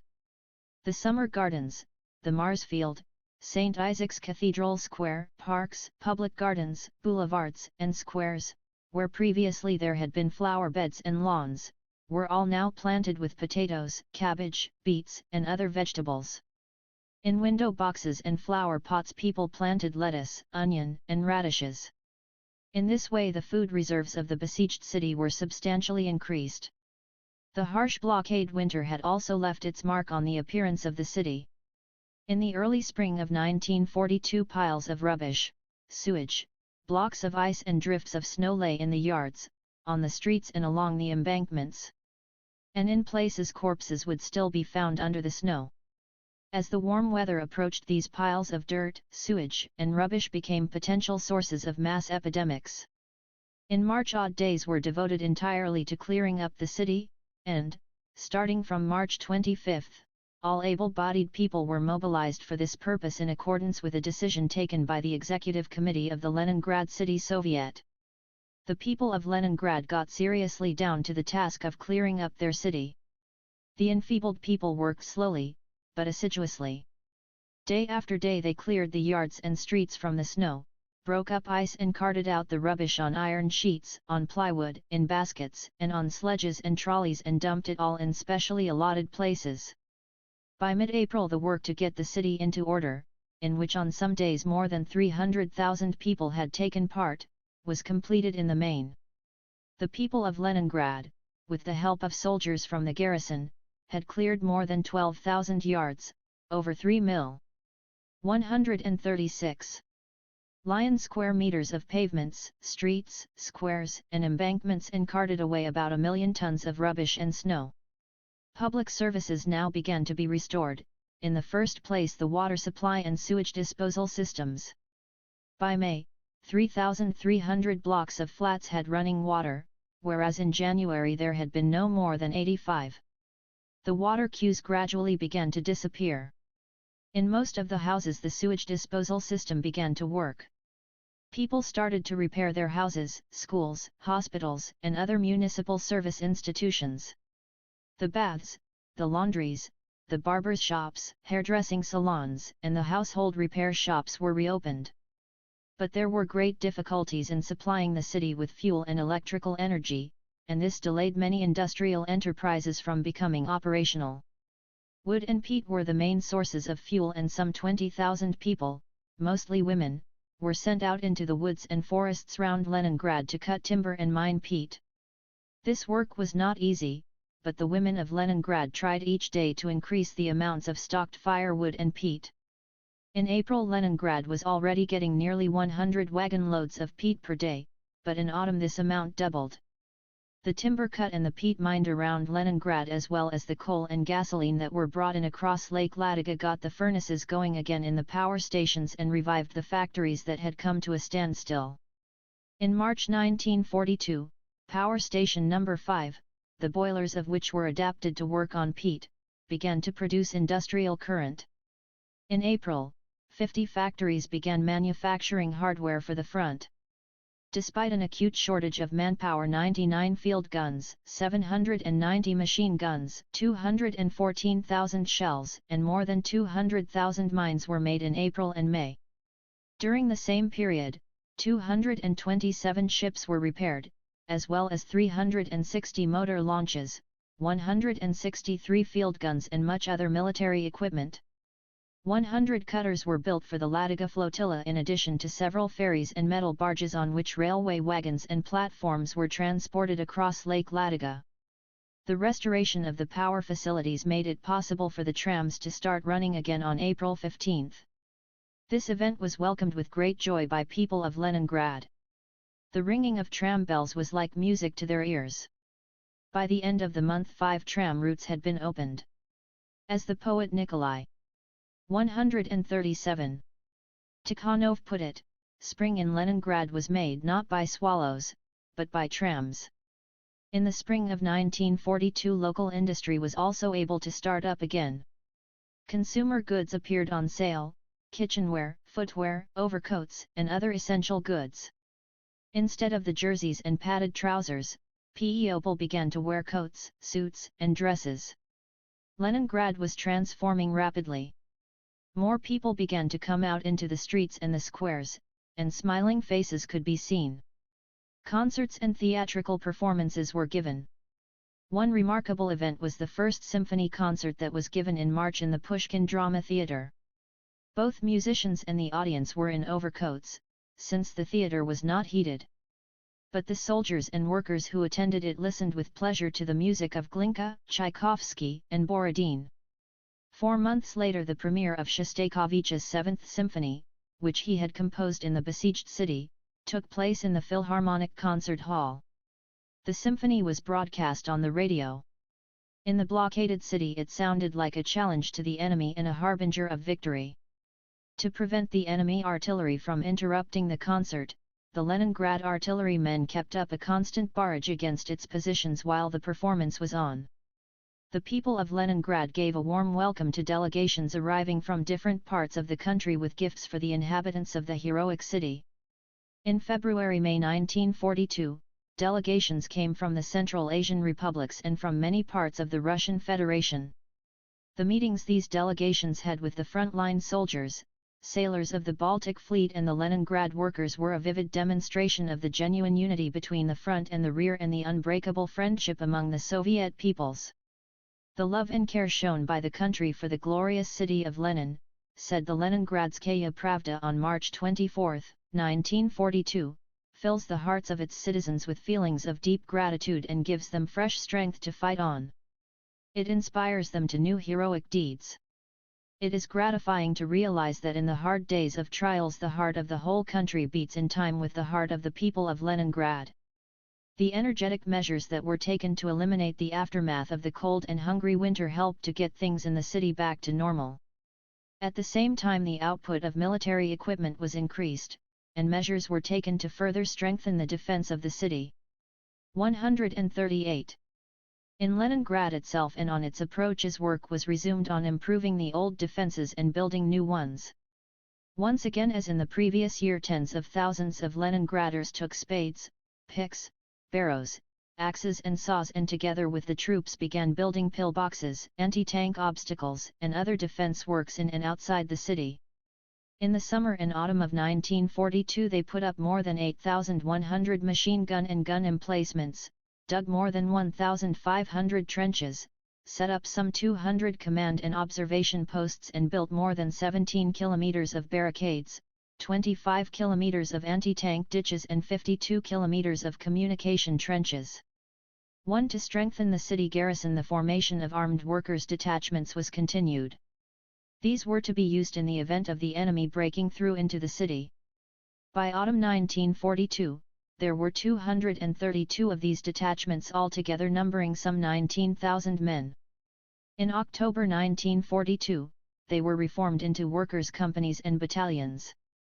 On July 5, 1942, the Military Council of the Front adopted a resolution on the need to make Leningrad a military city. The main idea here was that Leningrad itself was the front and every Leningrader was a soldier. The resolution provided for the completion of the evacuation from Leningrad of women, children, and old people. Only able-bodied men and women, who could cater to the urgent needs of the front or at any moment take up arms in defense of the city, were to be left. This in practice meant only those citizens who were employed in industry and defense construction, or who served in the local anti-aircraft defense units. As a result of this resolution, 490,000 people were evacuated from Leningrad during the summer of 1942. By the autumn most of the valuable equipment from Leningrad factories had also been evacuated. Those enterprises that were left were mostly engaged in military production for the ground forces or the fleet, or in repairing armaments. Some of the factories and plants were laid up, and organizations and offices that were not necessary under those circumstances were closed down. By the end of the year there were only 669,000 people left in the city, 80% of whom were working. The whole of Leningrad, both soldiers and civilians, had as their main objective to ensure a reliable defense of the city and to drive the fascist invaders out of the Soviet Union. 1 History of the Second World War, Volume 5, 1975, p. 230. 139. The workers of Leningrad increased the output of military equipment and other things for the front. They mastered the production of more than 50 new types of weapons and ammunition. In 1942, some 1,700,000 shells and mines were produced as well as more than 22,000 air bombs, 1,200,000 hand grenades and a large number of mortars, machine guns, and submachine guns. Scientific and technical workers also put their minds to catering to defense needs. They developed new types of weapons, searched for substitutes for materials that were in short supply and designed equipment that would make life easier for the civilians and soldiers living in the blockaded city. Scientific discoveries and achievements were introduced into production in the shortest possible time. For instance, by October 1942, there were no more than 300 tons of TNT in the whole of Leningrad, but ammunition production required thousands of tons. A team of scientists under Professor A.N. Kuznetsov of the Mining Institute invented a new type of explosive which consisted of saltpetre and wood shavings. Production of this new explosive known as signal was soon started with the help of scientists. Another invention was the gas-generating battery designed by a team of scientific workers headed by Professor Yat M. Ash. It was used to heat the dugouts. Leningrad medical men successfully solved a number of problems connected with improving the methods of treatment of the wounded and sick, especially those suffering from dystrophia. Every Leningrader that was capable of carrying arms learned how to use them. Altogether 200,000 people received military training in Leningrad, and many of these men went to the front. The frontline city had efficiently organized local anti-aircraft defense detachments. These included many people who had gone through the sufferings of the first months of the war and gained much experience. But during the terrible winter their numerical strength almost halved. By mid-1942 they had been replenished, largely by women. The resolution passed by the front's military council, turning Leningrad into a military city, meant that the personnel of the local anti-aircraft defense detachments were given the status of regular army soldiers and the district squads were made into battalions. All in all, there were 21,000 people serving in these battalions. The self-defense groups were also strengthened. These were 140. Formed by house management offices for the purpose of dealing with incendiary bombs and fires and giving first aid to the injured. Whereas previously participation in these groups had been voluntary, now it was made obligatory. By the end of 1942, there were almost 230,000 members of self-defense groups. The command and the headquarters of the Leningrad front did a lot to strengthen the city's defenses. The new front commander General L.A. Govorov made a detailed study of each sector of the front, visiting many frontline units. He paid a great deal of attention to the rapid improvement of the defenses. On his instructions all trenches and communication passages were deepened, and on the southern approaches to the city, where the 42nd and 55th Armies were deployed, 3 anti-tank defense lines were built with a total depth of up to 12 kilometers. On the most dangerous sectors there was an average of over 30 anti-tank guns per kilometer. General Govorov paid particular attention to field-fortified areas, their firepower, reliability of pillboxes and their provision with arms and ammunition. The Stavka ordered that the troops of the Leningrad front should be reinforced with arms and personnel brought in across Lake Ladoga. In July, 2 new fortified areas were formed out of the new reinforcements. These were placed on the southern approaches to the city, where the 42nd and 55th Armies were deployed. By the summer of 1942, the Leningrad front had twice as many guns and mortars as in September 1941. The losses in aircraft were also being made up. When the defenses became quite reliable, the front commander withdrew 7 divisions as reserve, extending the defense lines of some infantry units. These divisions were then ordered to prepare for an offensive, as were a number of other units. Throughout the summer of 1942 the troops of the Leningrad front stepped up their activity on all sectors with the aim of wearing out the enemy concentration that was dug in near Leningrad and preventing it from storming the city again. This was also intended to prepare the ground for a Soviet offensive that would break through the blockade. In the second half of July and in August the 42nd and 55th Armies conducted individual offensive operations in several sectors near Yuritsk and Kolpino. These brought no significant territorial gains, but they resulted in tangible losses for the enemy on the southern approaches to the city and forced it to 141. Assume the defensive. Furthermore, to hold off the attacks of the 42nd and 55th Armies the Germans had to bring in a mountain infantry and 2 infantry divisions from other sectors of the front.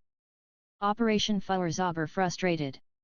The measures taken by the Military Council of the Leningrad front to strengthen the defense of the city and step up the combat activity of the troops were, as events were to show, entirely justified and necessary. After the heavy defeat they had suffered at Moscow, the Nazi command prepared actions for summer operations in which it hoped to regain the strategic initiative, crush the main forces of the Soviet Army and deprive the USSR of its major military and economic centers. On April 5, 1942, Hitler signed Directive No. 41 which stated, "The general original plans for the Eastern Campaign remain in force. The main objective is to take Leningrad in the north, make contact with the Finns on land and break through to the Caucasus on the southern flank of the front, while maintaining the position in the central sector." But now the Germans did not have forces for a simultaneous offensive in both the north and the south. They therefore decided to launch a major offensive on the southern flank with the aim of destroying the Soviet armies west of the Don, then take the oil regions of the Caucasus and cross the main Caucasian range. An operation against Leningrad was postponed until sufficient forces could be freed in other sectors of the front. And so long as it did not have enough forces, the German command intended to launch an offensive only against the Oranienbaum bridgehead for the purpose of destroying it. In the second half of June 1942 the 18th Army was ordered to prepare for this offensive. It was scheduled for September, but soon afterwards the situation changed. In early July 1942, Soviet troops left Sevastopol after stubbornly defending the city for 250 days, and then were forced out of the whole Crimean Peninsula. This freed the German 11th Army, which Hitler decided to send against Leningrad. On July 20, he ordered Army Group North to prepare for the seizure of Leningrad by early September. The operation was codenamed Feuerzauber. The Army Group was to receive 5 divisions from the 11th Army together with heavy artillery, special power artillery and other necessary units from the High Command Reserve. Trains carrying troops, military equipment and ammunition headed for Leningrad. At Gachina Baltiskaya and Krasnoye Selo stations siege artillery, including 220 mm Schneider and Skoda mortars and 400 mm French howitzers, was unloaded. In late August, Erich von Manstein, commander of the 11th Army, who had been made a general feldmarschall for his part in the taking of Sevastopol, arrived with his staff on the Leningrad front. He was now at the height of his fame as an expert in the taking of fortresses. Hitler entrusted him to command the operation against Leningrad. September 14 was fixed as a tentative date for the beginning of the offensive. The arrival at Leningrad of German divisions that had previously been in the Crimea, together with other signs of enemy preparations for storming the city, were timely detected by Soviet military intelligence. The Supreme Command Stavka decided to forestall the enemy by launching an offensive on the Leningrad sector earlier. The Leningrad and Volkhov fronts were ordered to begin an offensive operation on the Shlisselburg-Sinyavino salient south of Lake Ladoga, where the troops of these two fronts were divided by a 16-kilometer strip. Detailed to take part in this operation, which was subsequently codenamed Sinyavinskaya, were the 55th Army and the Neva Task Force from the Leningrad front and the 8th Army and the 2nd Strike Army from the Volkhov front. The plan was for the troops of the two fronts to move towards each other and, with the help of the Baltic Fleet and the Ladoga Flotilla, to crush the enemy concentration in the Mga and Sinyavino area and thus free Leningrad from the siege. The Stavka also hoped that in carrying out this operation the Leningrad and Volkhov fronts would divert to themselves forces which might otherwise have been sent to the southern sector of the Soviet-German front, to Stalingrad, where during the summer and autumn of 1942 crucial events were taking place. The main role in the operation was assigned to the Volkhov front. The troops of the Leningrad front were the first to launch the offensive.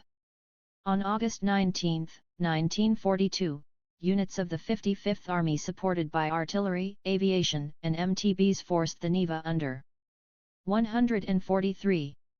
A smokescreen and took a small bridgehead on its left bank and the Ivanovskoye area. Heavy fighting took place here during the next few days. The enemy brought large forces from other sectors of the front, with the result that the 55th Army's thrust became localized. And the Volkhov front's offensive was more successful. It began on August 27 after a 2-hour artillery bombardment which ended in a 10-minute rocket attack. The 8th Army, which formed the first wave of the front, broke through the enemy's front-line defense on the first day of the operation and drove a 1 to 2.5 km deep wedge into its battle orders. With continual infantry counterattacks, supported by tanks and aircraft, the Germans tried to stop the advance of the Soviet forces. But day by day they moved steadily forward and in early September approached Sinyavino. The Soviet soldiers knew that there were only 7 or 8 kilometers separating them from the Neva. One more powerful thrust and the blockade would be broken. The German High Command was seized with alarm. On the evening of September 4, Manstein wrote, "Hitler rang me to say that I should immediately intervene in the situation on the Volkhov front. I was to take command of that sector the front immediately and take vigorous measures to restore the situation.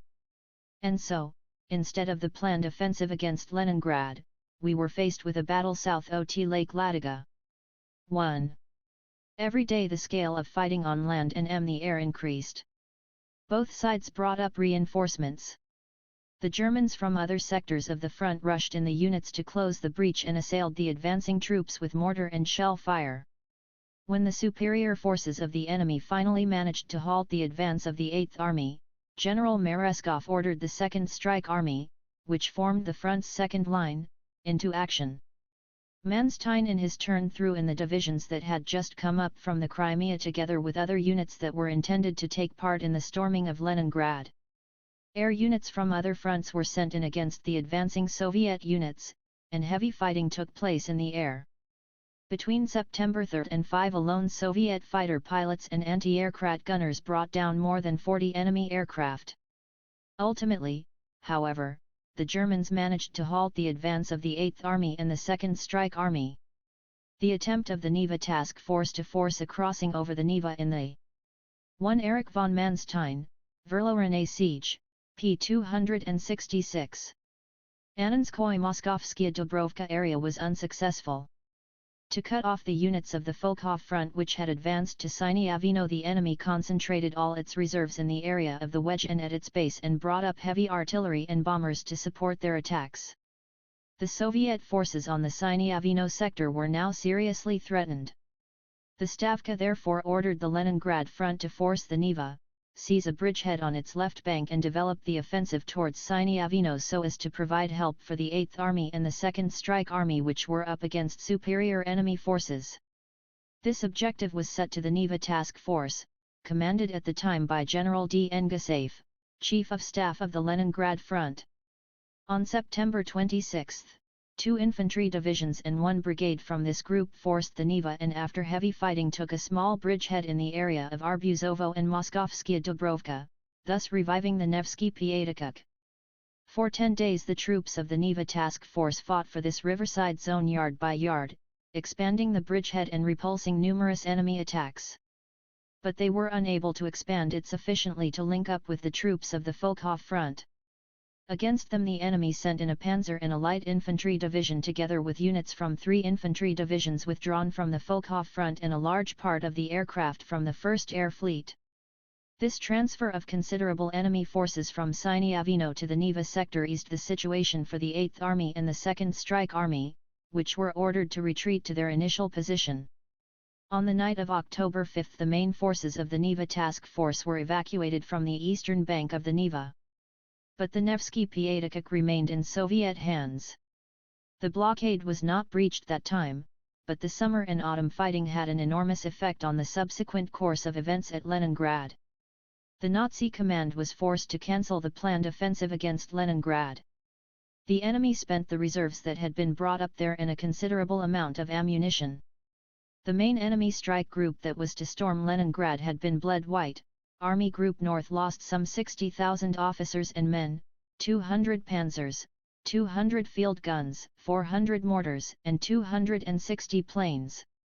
1. The enemy had been unable to transfer to the southern sector even small part of its troops from Leningrad. The offensive operations of 1942 created the necessary conditions for subsequent efforts to break the siege of Leningrad. They provided a good training ground for the officers and men of the Soviet Army. On October 6, Manstein reported to Hitler's HQ that for the offensive against Leningrad he required 18 infantry battalions and 10,000 soldiers to make up the losses. This request the German High Command was unable to fulfill. It had to send all its reserves to the Stalingrad area. In late autumn 1942 the Wehrmacht position at Stalingrad became critical. As a result of the Soviet counter-offensive, which launched on November 19, a total of 330,000 German troops were encircled between the Volga and the Don. To break through this encirclement the Nazi command formed Army Group Don, which included a few divisions rushed in from Leningrad. This group was commanded by Manstein. The plans to take Leningrad by storm were finally cancelled. A role of exceptional importance in the battle for Leningrad was played by the Leningrad Anti-Aircraft Defense Forces. Together with the 7th Fighter Corps and the Baltic Fleet fighter planes they defended not only the city from enemy air attack, but also the defending forces and the fleet. In the spring of 1942, when the main forces of the Baltic Fleet were still locked in the iced-up estuary of the Neva, the Nazi command attempted to destroy them with massive aerial bombardment. With this aim in view the commander of the 1st Air Fleet, General Oberst Keller, was ordered to conduct Operation Ice Toss. The operation was planned very carefully. One of the lakes in the Baltic area was used as a training ground and contours were drawn on the ice corresponding to the size and positions of the Baltic Fleet vessels as they stood in the Neva. Almost the whole of the month of February was spent in training fighters and bombers to make accurate attacks against these mock targets. At the same time intensive reconnaissance was made of Leningrad's anti-aircraft defenses and the area where the ships stood. Solitary Nazi spy planes flying very high would circle the city for days on end. The Soviet command guessed the enemy's intentions and 146. Took measures to strengthen the anti-aircraft defense of the Baltic ships. To repulse attacks by enemy dive bombers small-caliber AK batteries and anti-aircraft machine guns were placed round the ships and these were planned to cooperate with the anti-aircraft guns on the ships themselves. The Germans made their first massive air attack on April 4. More than 100 bombers with fighter support tried to get through to the ships. At the same time the intensive shelling was begun of Soviet anti-aircraft batteries and landing strips used by fighter planes by German long-range artillery.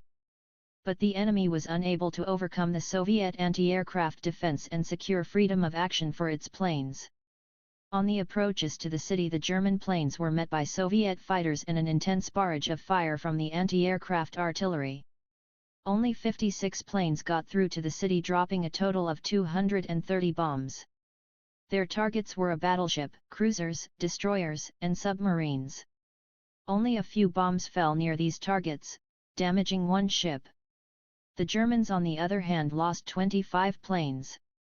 On the night of April 4, 18 bombers made a second attempt to destroy the ships. To illuminate their targets they used illuminating bombs, but only 3 German planes succeeded in getting through the curtain of fire that protected the city, and these were prevented from accurate bombing by the anti-aircraft defense forces. Most of the bombs fell in the Gulf of Finland or in the southern outskirts of the city. Another 4 massive air raids were made against the ships in late April. Individual planes did manage to hit the ships. 2 direct hits in the stern of the cruiser Kirov put its 2 batteries out of action and started a fire. Only the heroic efforts of the crew prevented an explosion. The cruiser Maxim Gorky and 2 destroyers also suffered slight damage. But these attacks resulted in the Germans losing another 60 planes, and ultimately Operation Eisstoss was ended without having achieved its objective. The West German historian, Hummelchen, who was not averse to exaggerating the merits of the Luftwaffe, had this to say about the failure of Operation Eisstoss: despite numerous attacks throughout April 1942, the task which was set to the First Air Fleet to destroy the main forces of the Baltic Fleet was not fully carried out due to an extremely active anti-aircraft defense of the Russians. 1 Marine Runska, No. 4, August 1959, Berlin Frankfurt ARA/M, p. 231. 147. Unable to destroy the ships on the Neva, the Germans renewed their mining of the channels near Kronstadt and the Neva estuary so as to block them in the eastern part of the Gulf of Finland. From the end of May to the middle of June alone, more than 350 plane sorties were made over this area for this purpose. In this operation the Germans lost 75 planes. As in previous months, the Baltic Fleet continued to actively participate in strengthening the defences of Leningrad both on land and along the coast. The artillery on the ships and the coast batteries together with the fleet air arm were used to support the infantry. The naval artillery was particularly widely used against the German artillery that was shelling Leningrad. During 1942 it fired a total of 60,440 shells which ranged in caliber from 100 to 406 mm. More than 30,000 officers and men of the fleet joined the forces of the Leningrad and Volkhov fronts. At the same time, during the navigational period of 1942, the Baltic Fleet employed its submarines against enemy communications in the western part of the Gulf of Finland. The Germans put much effort into preventing this. All exits from the eastern part of the Gulf were heavily mined and their aircraft and artillery were used systematically against submarine bases in Kronstadt and Leningrad. But no obstacles could stop the Baltic submarine crews. Acting skillfully and courageously, they got through to attack the enemy lines of communications and caused considerable damage to the enemy. Thus in the summer of 1942 a Soviet submarine SHCH-303, under the command of Captain IV. Travkin, twice got through the enemy's heavy anti-submarine defenses in the Gulf of Finland and sank 5 enemy transports and a patrol vessel.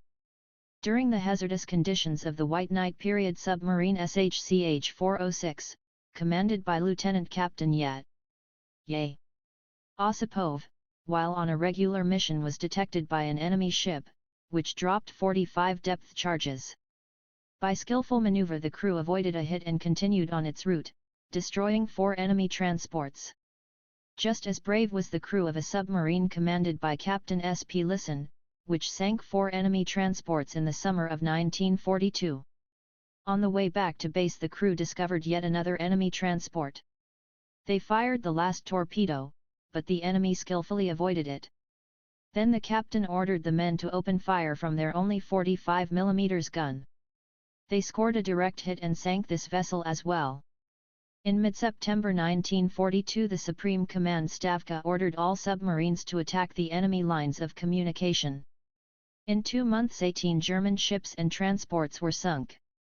In all more than 50 ships and transports were sunk during 1942 and 10 were badly damaged.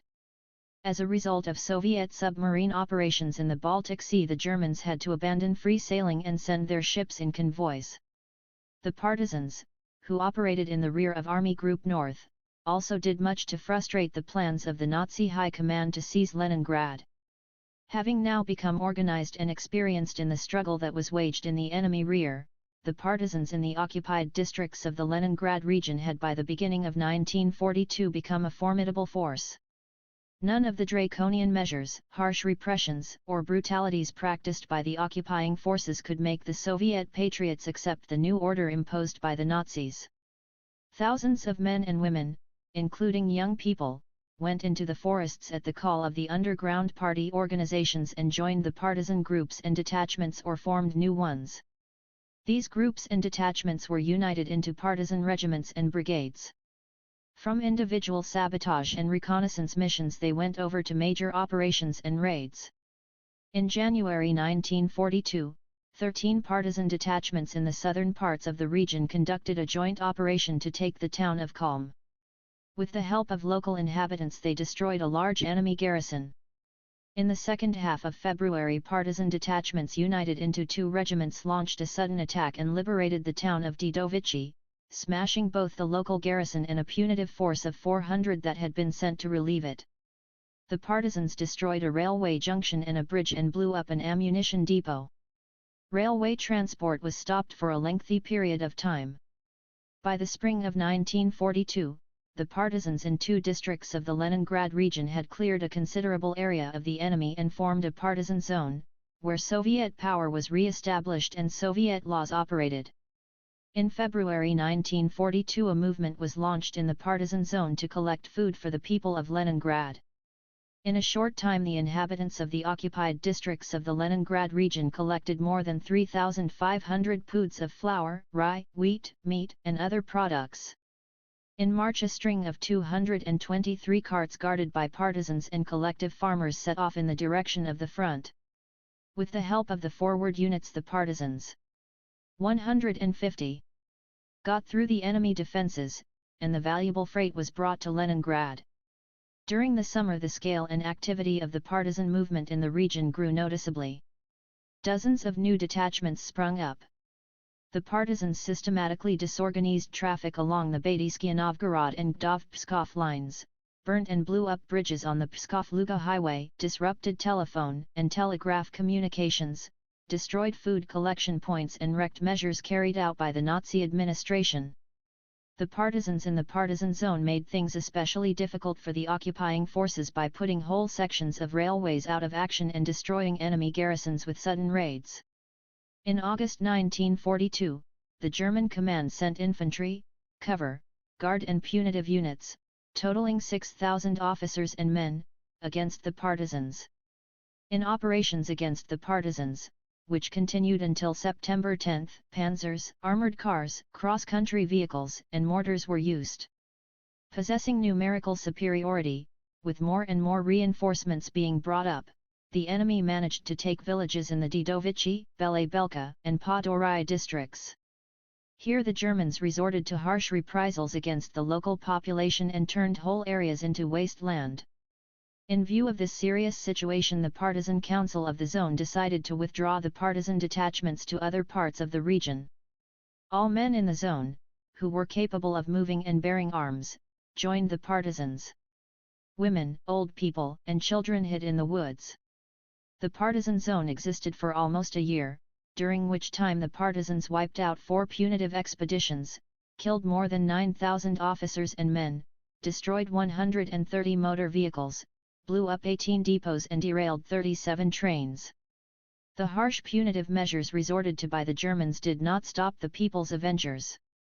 They continued to fight and make life intolerable for the enemy troops, diverting considerable forces from the front. Towards the end of 1942 the partisan movement in the Leningrad region experienced a new upswing with more and more people joining.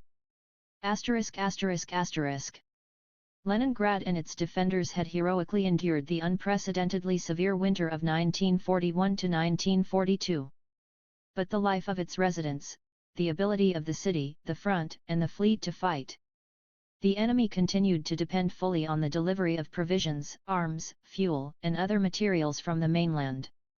When the ice road across Lake Ladoga was no longer usable due to the melting ice, all transportation of supplies for Leningrad was entrusted to the Ladoga flotilla, commanded by Captain V.S. Cherikov.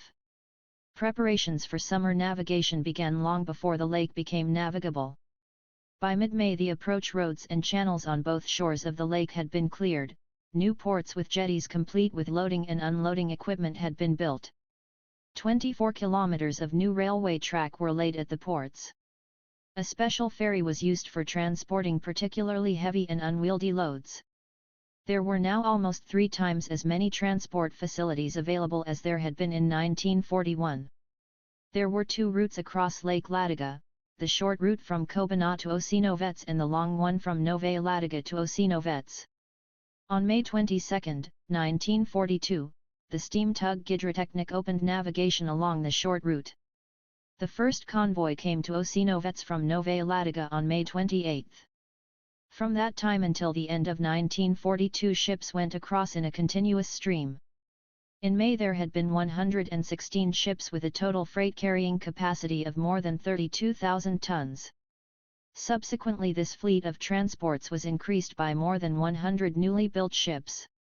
During the summer and autumn they brought more than 790,000 tons of food and other essentials to Leningrad. The front's troops received considerable reinforcements as well as arms and ammunition.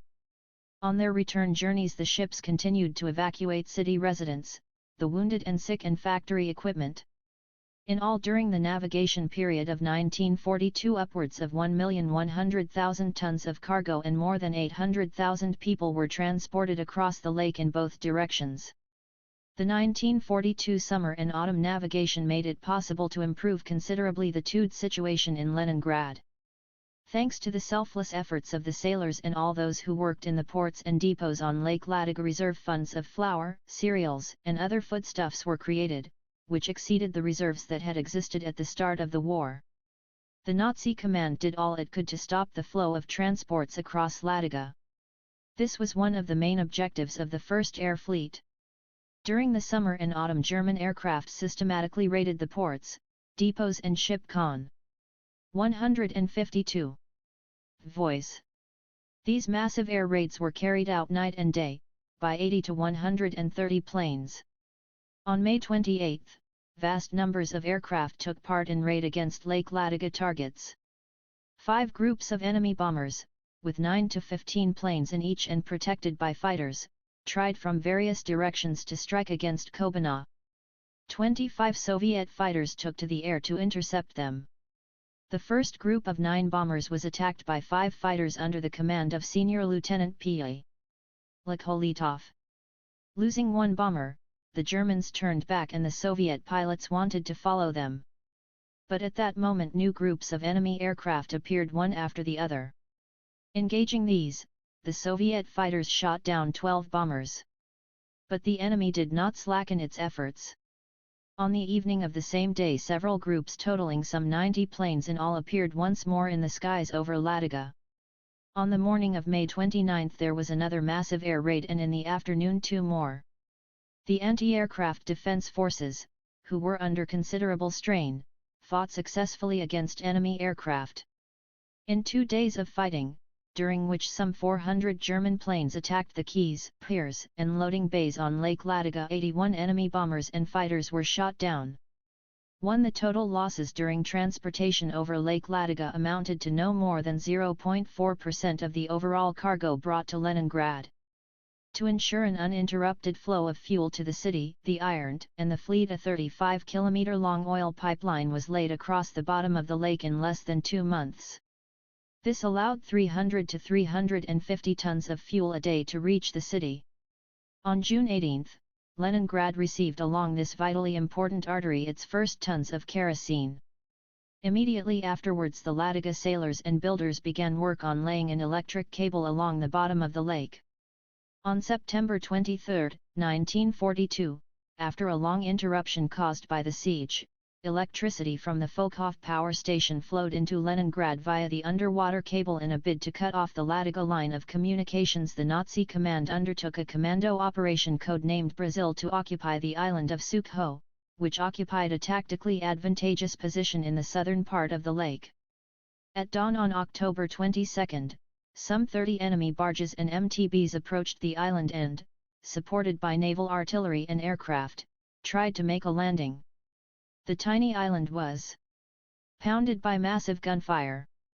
But the small garrison on the island, which had only 3 100mm guns, fought back stubbornly.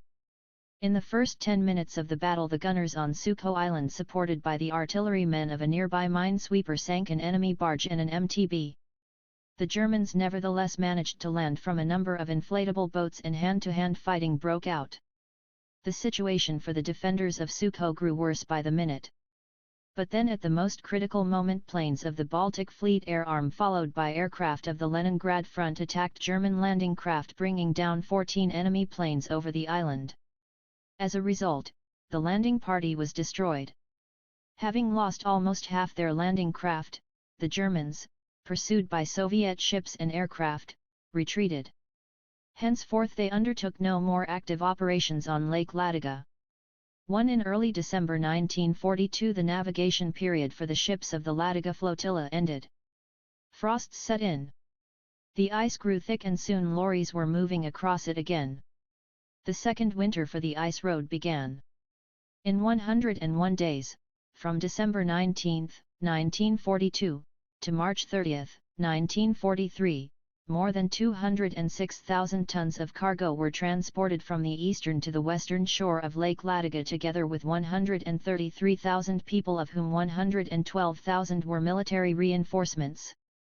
In addition to the motor route across Lake Ladoga, by the end of 1942 work had begun on the building of a pile-and ice railway from both the eastern and western shores simultaneously. By mid-January, 15 km of track had been laid and the western section had even been run smooth. But this railway was never completed, since the blockade was finally breached and it became possible to build a railway line on the land. The lifeline was a real second front for the people of Leningrad. The soldiers of the Leningrad and the Volkhov fronts and the sailors of the Baltic Fleet saved Leningrad from German invasion, and the lifeline saved many of the people of Leningrad from starvation. Today on both shores of Lake Ladoga there are monuments immortalizing the heroic feat of those who built and ensured the functioning of the lifeline or, as it has also been justifiably called, the route of courage. A granite stele raised on the western shore of Lake Ladoga bears the following inscription addressed to future generations. Descendant, no. In years grim, we, true to people, land, and duty, laid the lifeline across this icebound lake. To see that life does not to death succumb. The second winter of the siege was quite different from the first. Trams ran in the city and snowdrifts and rubbish were no longer to be seen. With fuel and electricity reaching the city the factories were producing more and more. The schools, the theaters, and the cinemas were opened. Almost every house had running water and sewage disposal facilities, many had electricity and the city baths were once again working. Glass in the windows gladdened the eye, and there was a reserve, albeit small, of wood and peat. During the summer the people had got stronger and more Leningraders were now able to work. Thus, neither in 1941 nor in 1942 did the enemy succeed in achieving its aims. In the continued fighting the Germans suffered heavy losses and were forced to assume the defensive. The Nazi plan for Army Group North to capture Leningrad in 1942 came to nothing. The plan to starve the city out and force its defenders to capitulate was also buried forever. The motherland highly appraised the mass heroism, steadfastness, and courage of Leningrad's defenders. On December 22, 1942, a decree of the Supreme Soviet of the USSR instituted a medal for the defense of Leningrad. It was awarded to everyone who had taken part in the defense of the city of glorious revolutionary, labor, and military traditions or who had selflessly helped the troops defeat the Nazi invader.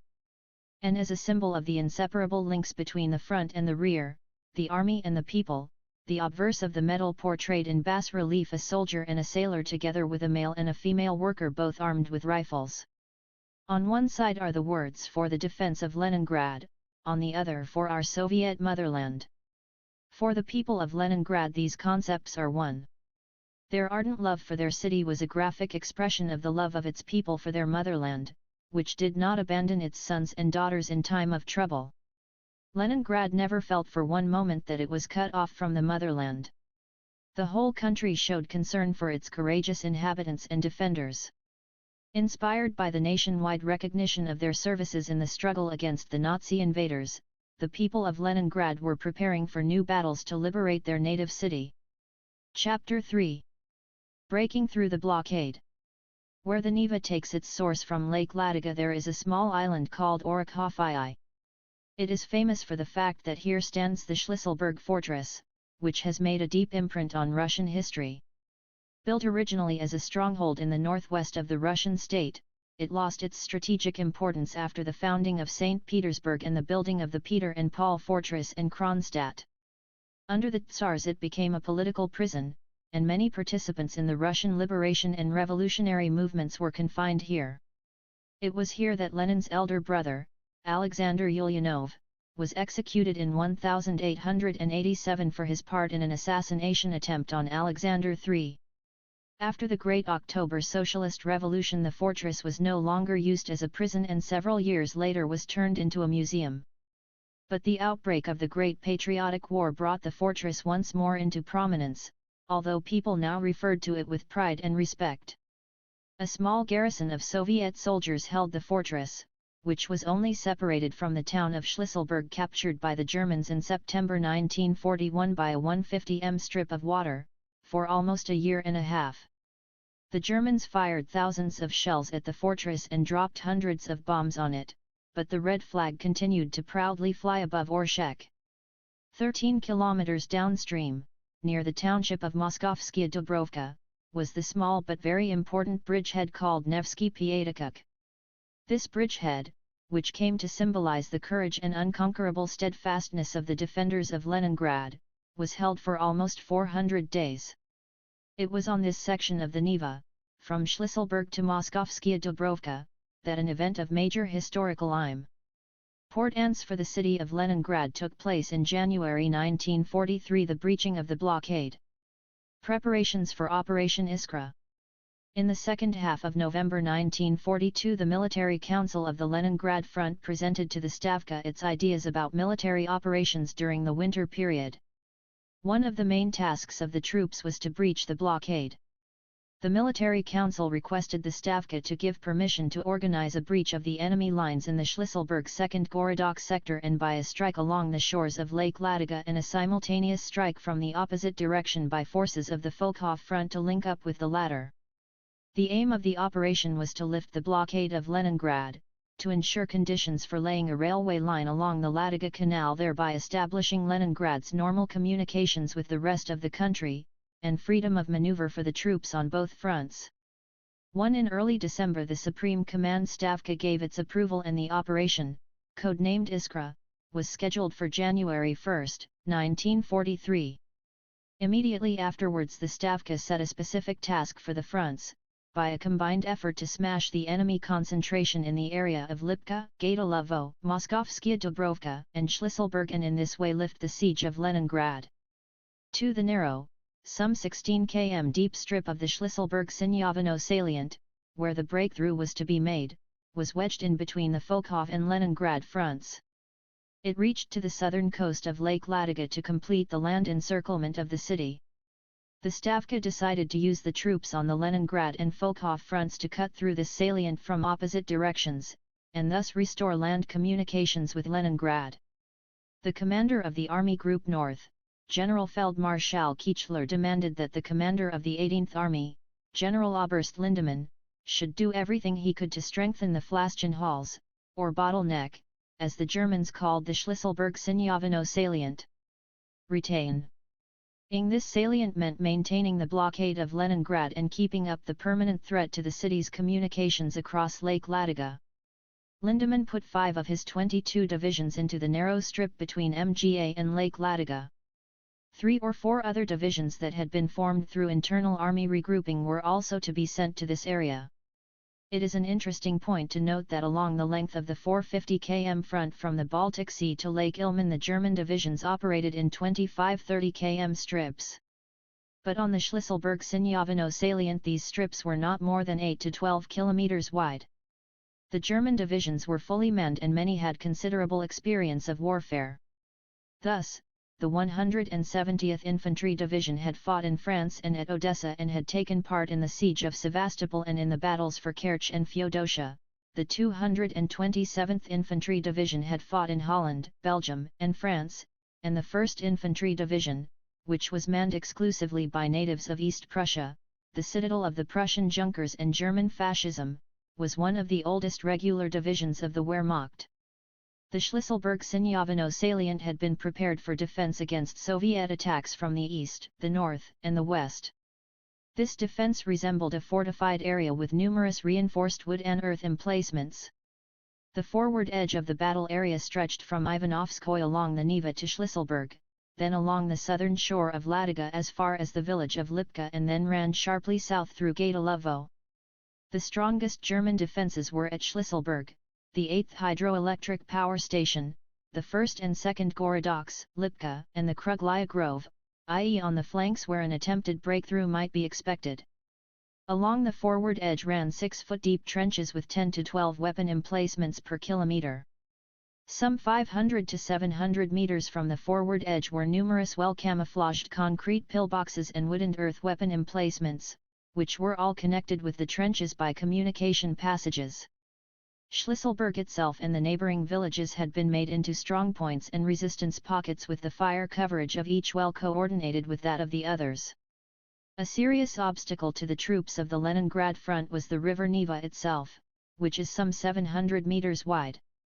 The left bank, where the enemy stood, was considerably higher than 158. The right, varying from 5 to 12 meters in height. During a whole month the Germans had poured water down the steep slopes of the bank, turning them into glaciers which were impossible to climb without improvised means.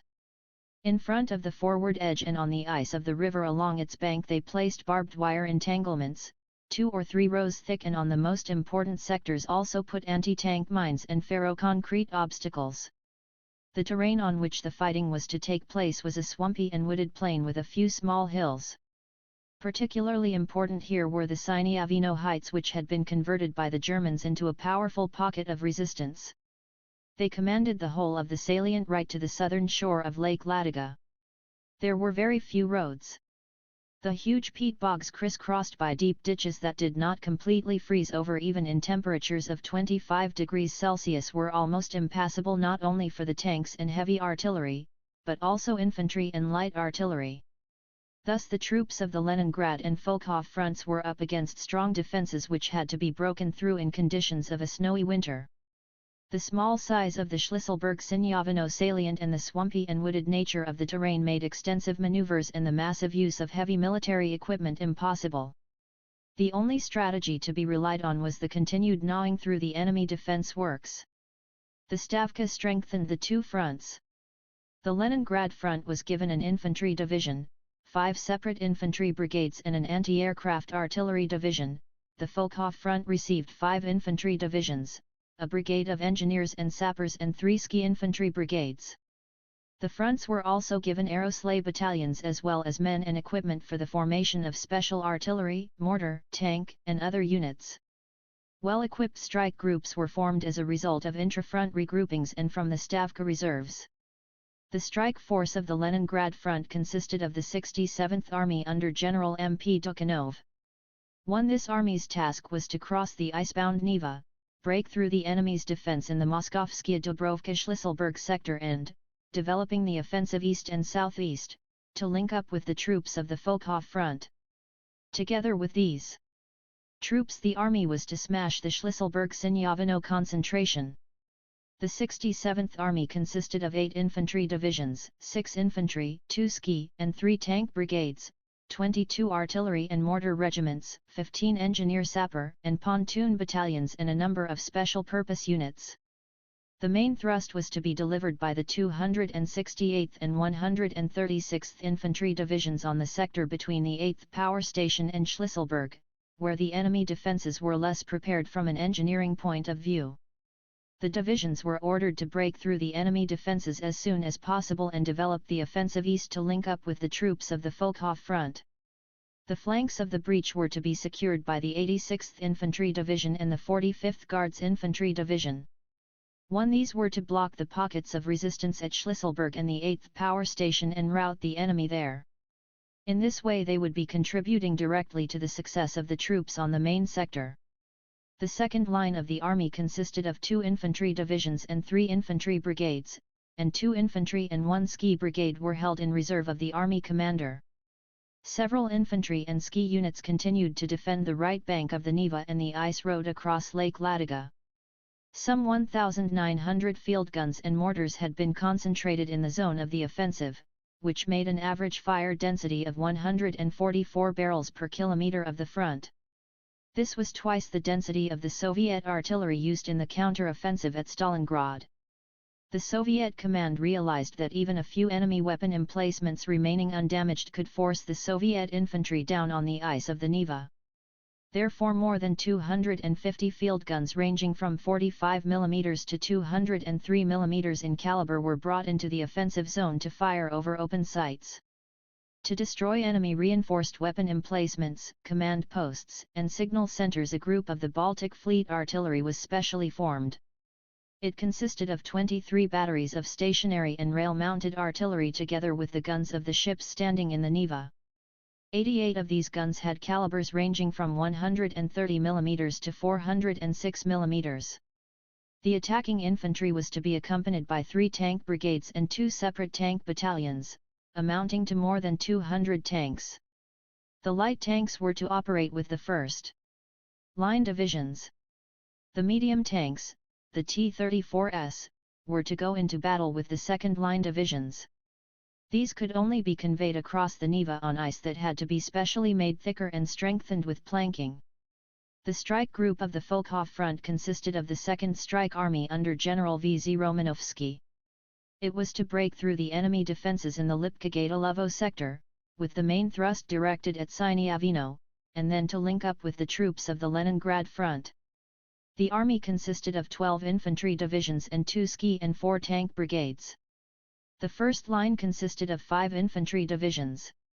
About 2,100 field guns and mortars were assigned so that the average fire density in the offensive zone was some 180 barrels per kilometer, while the number of guns firing over open sights was 18 per kilometer.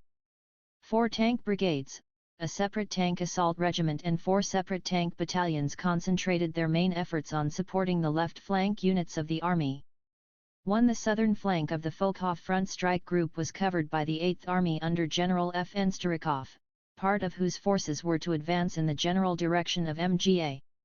The 13th and 14th Air Armies, which were commanded respectively by Generals S. D. Rybalkenko and I. P. Zurafliov, together with part of the Baltic Fleet Air Arm, were to give air support to the strike groups of the two fronts.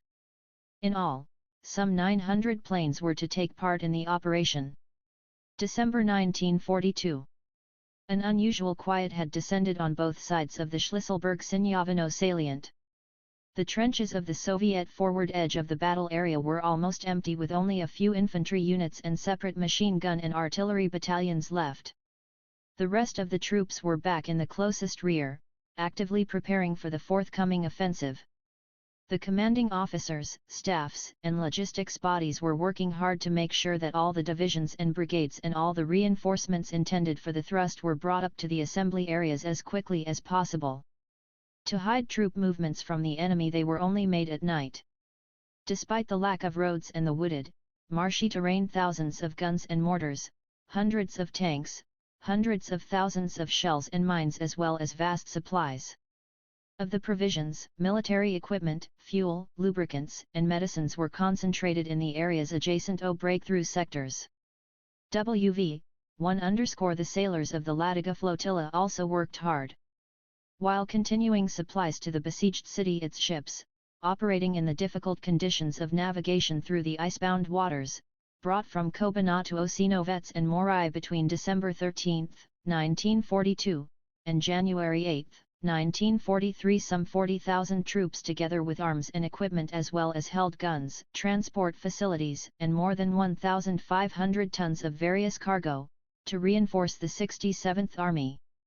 The staffs prepared carefully for the offensive.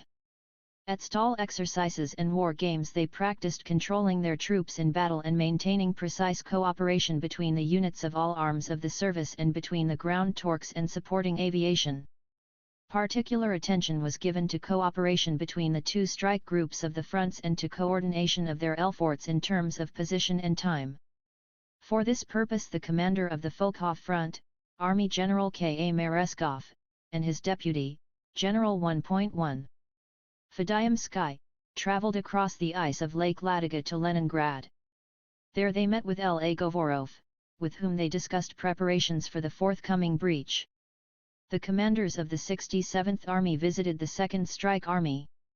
The line for the meeting of the two fronts was finally established, targets were allocated to units, and ways of coordinating fire were agreed upon, identification marks and signals were worked out, a system of radio communications was set up and a number of other important problems were settled. The commanders of the air armies of both fronts also thoroughly discussed and made arrangements concerning their IOINT operations. A shuttle system was suggested whereby pilots of the 13th Air Army, after completing their missions, were to land at airfields of the 14th Air Army in order to take on fuel and ammunition and then take off for another mission. Similarly, the pilots of the 14th Army were to land at the airfields of the 13th Air Army.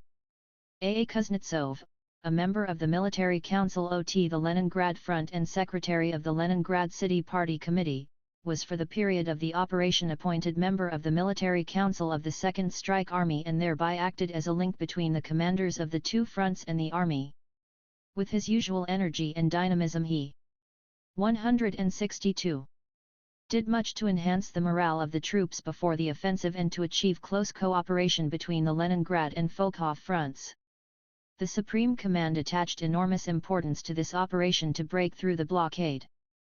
To coordinate the actions of the Leningrad and Fokhov fronts, Marshal of the Soviet Union Kyat Voroshilov and Army General G4 Zhukov were sent in as representatives of the Stavka. Recalling this, Zhukov wrote, "On the night of January 8 I left for the Fokhov front.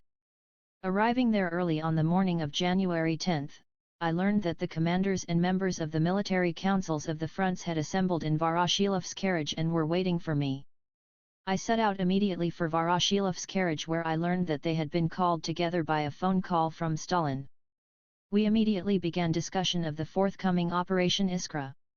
We considered the plan in detail and decided to make a few changes in Shiop operations, particularly in the organization of the artillery offensive. On January I began work verifying the decisions that had been taken and the planning of the operation by the commander of the 2nd Strike Army, General VZ Romanovsky, and the commander of the 8th Army, General F.N. Starikov. Then I went in detail through the material and technical provision of the troops and carefully analyzed the battle plan with the commander of the 128th Infantry Division, which was to operate on the right flank. Each day with the troops of the Fokhov and Leningrad fronts ended with the presentation of a detailed report to the Supreme Commander on the results of the work done and the measures taken to eliminate shortcomings and proposals on matters that had to be decided by the General Staff or other central agencies.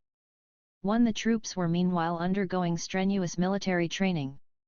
The commanding officers had a very short time in which to get their units used to attacking in winter across the wooded and marshy terrain so as to break through a carefully prepared defense line. In the rear of the 2nd Strike Army, sections of defense resembling those being used by the enemy were reproduced. Similar work was carried out on the Toksovo training ground by the engineer troops of the LE. 9 Irad front. Much of the time was spent in shooting practice with platoons, companies, battalions, regiments, and even whole divisions training. This daily training on the Akhma Uran was as the battles were to show, good school OL warfare. The strike group of the Leningrad front prepared to cross the Neva on the ice. To do this in one go, it was decided that heavy machine guns, 82 manned 120 mm mortars regimental, and anti-tank guns would be fitted with skis or put on sledges. Demonstration 8 exercises of the 136th Infantry Division at K-Lonova-Ovtsina were visited by Generals Govorov and Dukhanov. They highly praised the standard of the training, the coordination of operations by the units and their bold and decisive lunge across the Neva. At the Toksovo training ground, artillery demonstratio exercises were put on, attended by the command and staff the Leningrad front and the commanding officers of the individual units. The main task of the training was to acquaint the commanders with a military tactic that was new to the front, the artillery offensive. Particularly impressive was the infantry and tank attack following a massive artillery barrage among the divisions of the attacking echelon of the 67th Army and the 2nd Strike Army. Assault groups were set up as well as detachments specializing in the removing of obstacles. These units trained according to a special program. I learned how to get rapidly across open spaces, to make passages through minefields and barbed wire entanglements, to storm concrete pillboxes and weapon emplacements, to engage trademark and close-quarter and hand-to-hand fighting in the trenches and communication passages, and to consolidate their posse. Degree F. He infantryman of the 67th Army, who were to be the first to force the Neva, trained long and hard. They learned how rapidly negotiate open ice fields, unfrozen patches of water, shell holes, broken ice, and to climb steep ice-coated slopes. These training sessions became regular. Long wooden ladders and boat hooks were prepared. Every unit taking part in the first wave was issued with wire cutters, axes, cable, and smoke grenades. The assault groups also had explosives and war. Almost every night, on a vast space between the Gulf of Finland and Lake Ladoga, parties went on reconnaissance and ambushes were made. Reconnaissance was particularly active at the Oranienbaum bridgehead and the Pulkovo Heights LR order to give the impression that the Soviet forces were Plan 164 ning thrusts in those sectors. Behind the front line, in the occupied territories, reconnaissance parties and individual scouts were active. Valuable information was provided both by the partisans and the Special Military Intelligence Service. By the time Operation Iskra was launched, the Military Intelligence Service knew the deployment of the enemy forces down to individual battalions and in certain sectors even to companies. Round-the-clock observation from command and special artillery observation posts made it possible to locate the position of every pillbox and weapon emplacement, and draw it on the map. Special guns were assigned for the destruction or putting out of action of these targets during the artillery bombardment in preparation for an attack. The coordinates of the German batteries were precisely determined by audiometric reconnaissance, and these were given to the gunners. In the Museum of the Defense of Leningrad you can see today a 4-meter-long color panorama of the forward edge of the German defenses on the left bank of the Neva. This is the work of the artist Vasily Nikiforov, an artillery scout of the 136th Infantry Division. He crawled along the whole of the right bank of the Neva, coming close to many observation posts and embrasures of weapon emplacements, and made a precise scale drawing of all targets on the opposite bank, particularly enemy weapon emplacements. 14 copies of the panoramic drawing made by Nikiforov were sent to the divisions preparing for the offensive. Nikiforov was awarded the Order of the Red Star. Reconnaissance planes photographed the enemy's defenses in all their depth. This information was then transferred onto a topographic map, which was duplicated and given to every company and battery commander. As soon as darkness descended, the forward edge would come to life. The sappers, helped by the infantrymen, dug additional trenches and communication passages for the deployment of the first wave divisions before the attack. Weapon emplacements were fixed, as well as command and observation posts. Passages were made in the trenches to accelerate the exit of the infantry onto the Neva ice. Signals units laid numerous cables to ensure reliable communications and an uninterrupted control of the troops.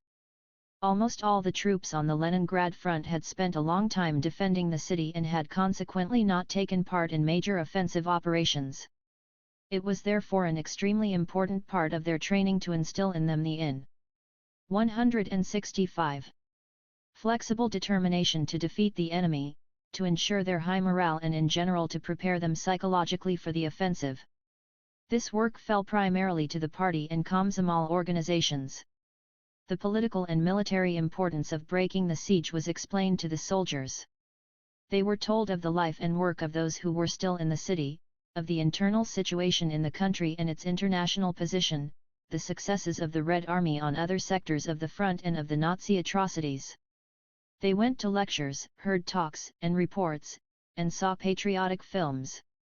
The front, army, and divisional newspapers carried numerous articles on the life of the people of Leningrad, soldiers' duty and heroism and many other things.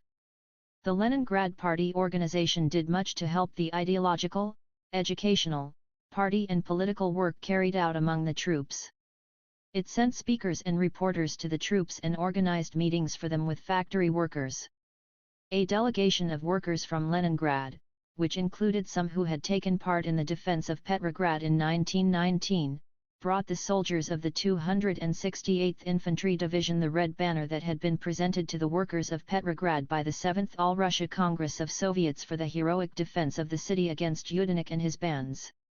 Accepting this sacred revolutionary relic, the soldiers swore to give all their strength and, if necessary, even their lives to liberate Leningrad from the grip of the blockade.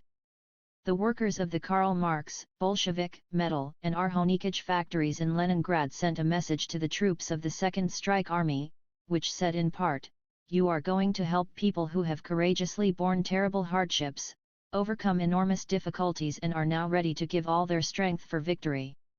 May your thought about the great importance of our city inspire you in the battle. The motherland will not forget your heroic deed and the people will forever hold sacred the courage of those who did their duty honorably in liberating Leningrad." One in letter of reply the soldiers of the Volkhov Front wrote, "The long-awaited hour has arrived. We are coming to you, long-suffering city of Leningrad. We will go forward, only forward. There will be no cowards or those of faint heart among us. We will emulate you in your valor and courage, dear Leningraders. There is no other way for us to go. Death or victory. And we swear to you, city of Leningrad, it will be victory."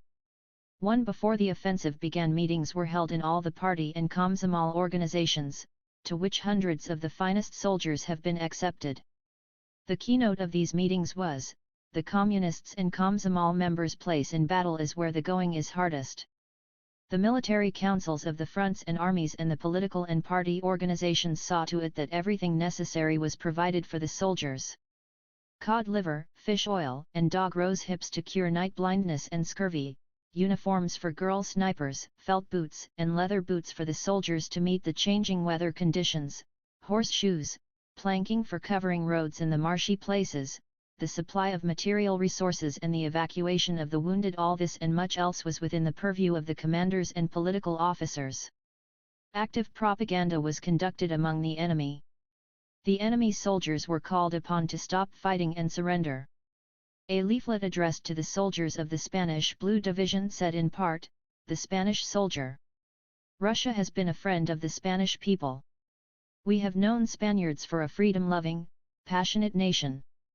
When times were bad in Spain, Russia sent it shiploads of supplies and took care of Spanish children, asking nothing in return. But you have broken into Russia like a bandit to kill and rob. Leave Hitler's army. Spain, your own people are demanding that the Spanish units be recalled home to Spain." 2. After this leaflet was distributed among the Spanish troops and an appeal was addressed to them by radio, the number of Spanish soldiers going over to the Soviet side rose considerably. A little later, after a few severe blows, the division was withdrawn from the Leningrad front. By the beginning of January 1943, the intensive training of the strike groups of the Leningrad and Volkhov fronts was completed. The Soviet command now only waited for a suitable moment for launching the offensive. And this was not long in coming. In order to take maximum advantage of the successful counter-offensive at Stalingrad, the Stavka decided to develop the offensive in other sectors of the Soviet-German front. By this time the situation was much better for the Soviet armed forces than during the first year of the war. As a result of the enormous organizational work done by the Communist Party and the selfless labor of the Soviet people, the fighting front was now getting more and more first-class weaponry and equipment, and powerful strategic reserves were being built up. The enemy was beginning to lose its superiority in the quantity and quality of arms and in numerical strength. The brilliant successes of the Soviet army in late 1942 at Stalingrad and in the middle reaches of the Don made it possible for the Soviet command to seize the initiative. Offensive operations of the Soviet fronts on the Voronezh, Kursk, and Kharkov sectors, in the northern Caucasus and the Donets Basin, forced the Nazi command to bring almost all their strategic reserves into these areas. Thrusts of the northwestern and Kalinin fronts at Demyansk, Veliki Luki and Rzhev compelled the command of Army Group North to send a large part of its operational reserves, together with nearly 7 divisions withdrawn from the Leningrad front, to reinforce its 16th Army. In view of the advantageous situation that had developed on the Leningrad and Volkhov fronts, the Stavka issued an order on January 12, 1943, to assume the offensive, to crush the enemy concentration south of Lake Ladoga and to break through the blockade of Leningrad. On the day before the offensive, meetings were held at which the orders and appeals of the military councils of the two fronts were read out. Addressing the soldiers of the 67th Army, the Military Council of the Leningrad Front wrote, "The troops of the 67th Army are to assume a resolute offensive, crush the opposing enemy concentration, link up with the troops of the Volkhov front which are advancing to meet us, and in this way raise the siege of Leningrad. The Military Council of the Leningrad Front is firmly confident that the troops of the 67th Army will do their duty to their motherland with honor and skill. Be bold in battle, emulate the front rankers, show initiative, cunning, and skill. Glory to the brave and courageous soldiers, who show no fear in struggle. Fight courageously, comrades. Remember, the life and freedom of Leningrad is in your hands. 1. At these meetings the Soviet soldiers swore before their motherland and the Leninist Communist Party that they would do their sacred duty, break through the blockade of Leningrad and in this way enhance the glory of the Soviet armed forces. Storming the Neva defenses. On January 12, 1943, the morning over the Neva was grey and overcast, and exceptionally cold. Nothing disturbed the uneasy quiet that had descended on the plain near Lake Ladoga. The forward edge of the battle area on both sides of the Neva was still. Only the occasional burst of machine gun fire or the odd shot from a sniper's rifle attested to the presence of people. Bitter frost had forced the Germans into their dugouts and covered weapon emplacements. They were not expecting a Soviet attack in such conditions. Only the observers carefully surveyed the whitish surface of the icebound river. But on the right bank the first wave divisions of the 67th Army of the Leningrad Front took up the initial position for the attack, and last-minute preparations were being made. At 09:30 hours the quiet of the morning was shattered by the first volley from the Katyusha rocket launchers. The artillery bombardment began. The thunder produced by almost 2,000 guns and mortars merged into one deafening din. The gun and mortar crews operated quickly and skillfully. Despite the frost the sweating soldiers threw off their short sheepskin coats and fed the guns in nothing but their blouses. For 2 hours and 20 minutes the hurricane of fire raged over the enemy defenses. The air was filled with fire, smoke, and flying earth. The long-range artillery fired at targets in the enemy's rear so as not to break the ice on the left bank of the river. These targets were artillery batteries, staffs, command posts, and road junctions. Hundreds of guns firing over open sights destroyed weapon emplacements, enemy troops on its forward edge, and shattered barbed wire entanglements. The low clouds and heavy snow prevented the bombers from taking off. Only a few squadrons of attack planes and fighters took to the skies to attack enemy artillery and mortar batteries and columns of troops and military equipment. A few moments before the artillery bombardment was due to end the majestic strains of the Internationale resounded from the center of the offensive zone amidst the noise of the cannonade. The anthem, which was played by the combined brass band of the 136th Infantry Division and transmitted through loudspeakers along the whole length of the river bank, added fresh strength to the soldiers and enhanced their determination to do their duty to the motherland. The soldiers rose from the trenches and rushed towards the icebound Neva. So fast did they move that the commander of the division, General N.P. Simonyak, was forced to fire the final Katyusha volley a few minutes earlier than scheduled. As the flares went up thousands of Soviet soldiers, camouflaged in white, poured onto the ice. The assault groups and obstacle-clearing detachments went first, carrying ladders, planks and fascines. They were followed by the main forces and behind them came the light tanks. The enemy offered fierce resistance. The attacking troops were met with a hail of lead from the weapon emplacements that were still in action. Shells burst all around. The advance across the ice was hampered by numerous craters, patches of water and heaps of broken ice. But the Soviet soldiers kept advancing. In the offensive zone of the 136th Infantry Division the 270th Infantry Regiment, famous for its military traditions, was ahead. This regiment had been formed in 1918 from the workers of the Putilov plant in Petrograd to defend the October Revolution. For its bravery and heroism displayed in the struggle against the German invaders in the early days of Soviet power, this regiment had been named the Petrograd Regiment.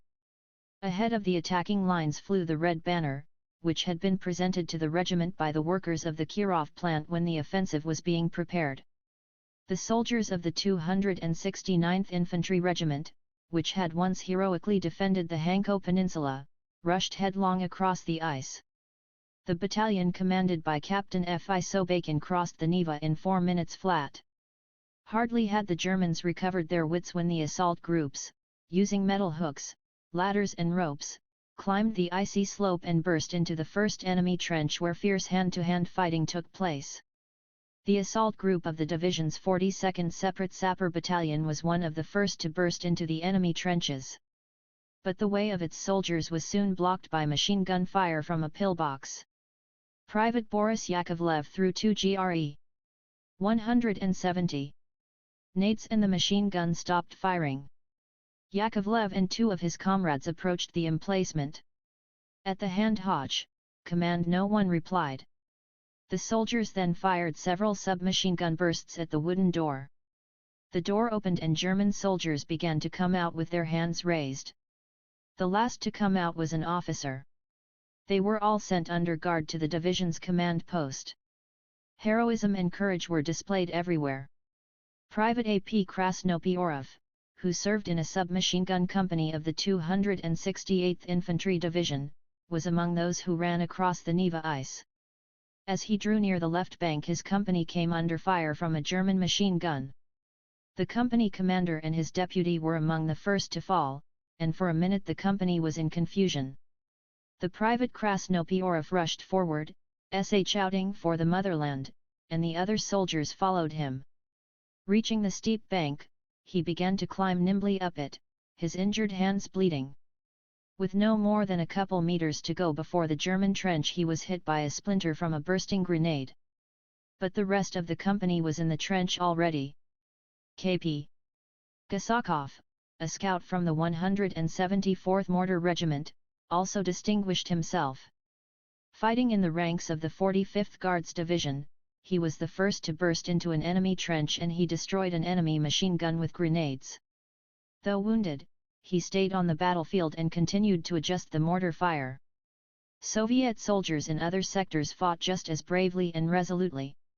Soon after the first wave of the attack, the bomb-cratered left bank of the Neva resounded with the cry of hurrah from the Soviet soldiers, and gradually the din of battle moved away from the river as the Soviet troops with rifles, bayonets and grenades forced their way forward towards the soldiers of the Volkhov front.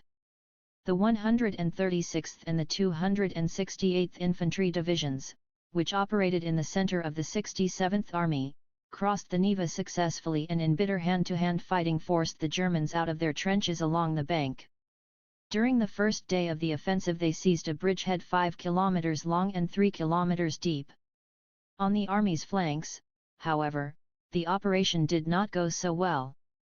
The units of the 45th Guards Infantry Division, which was commanded by hero of the Soviet Union General A. Krasnov, met with fierce resistance in the Moskovskaya 171 Dubrovka area.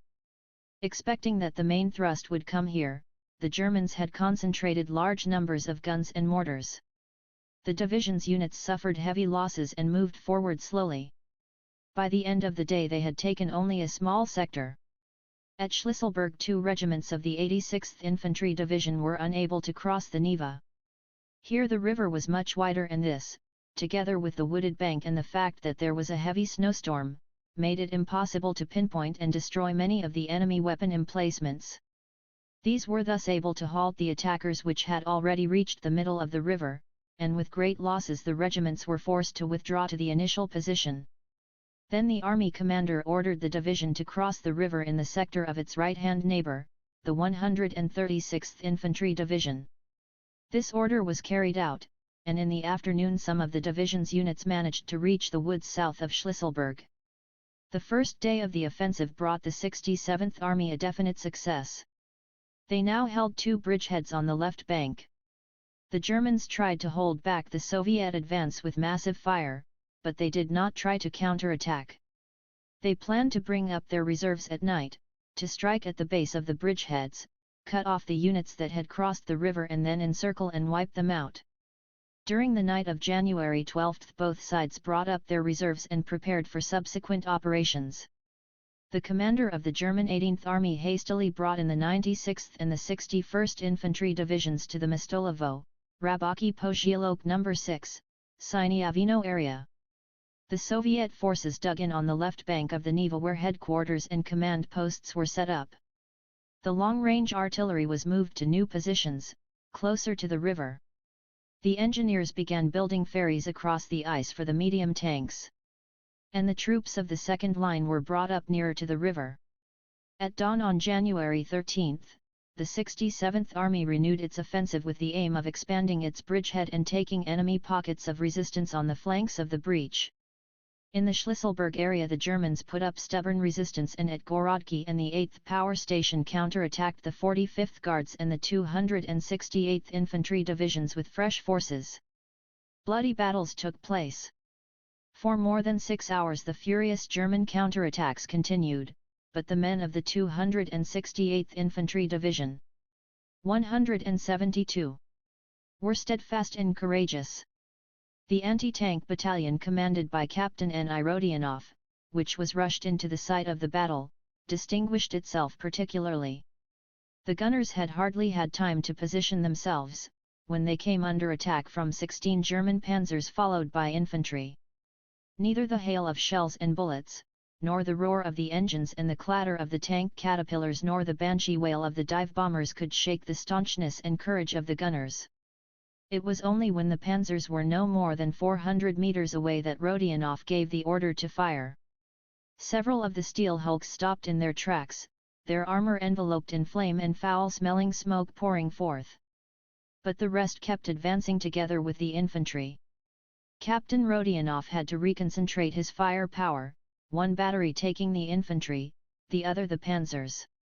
For several hours the battalion, with infantry support, fought the enemy, and one after another its guns were put out of action, but the German panzers never got through and the enemy counterattack was repelled. General S. N. Borshev, then commander of the 268th Infantry Division, subsequently wrote, "Late in the evening we went round the firing positions held by Captain Rodionov's anti-tank battalion.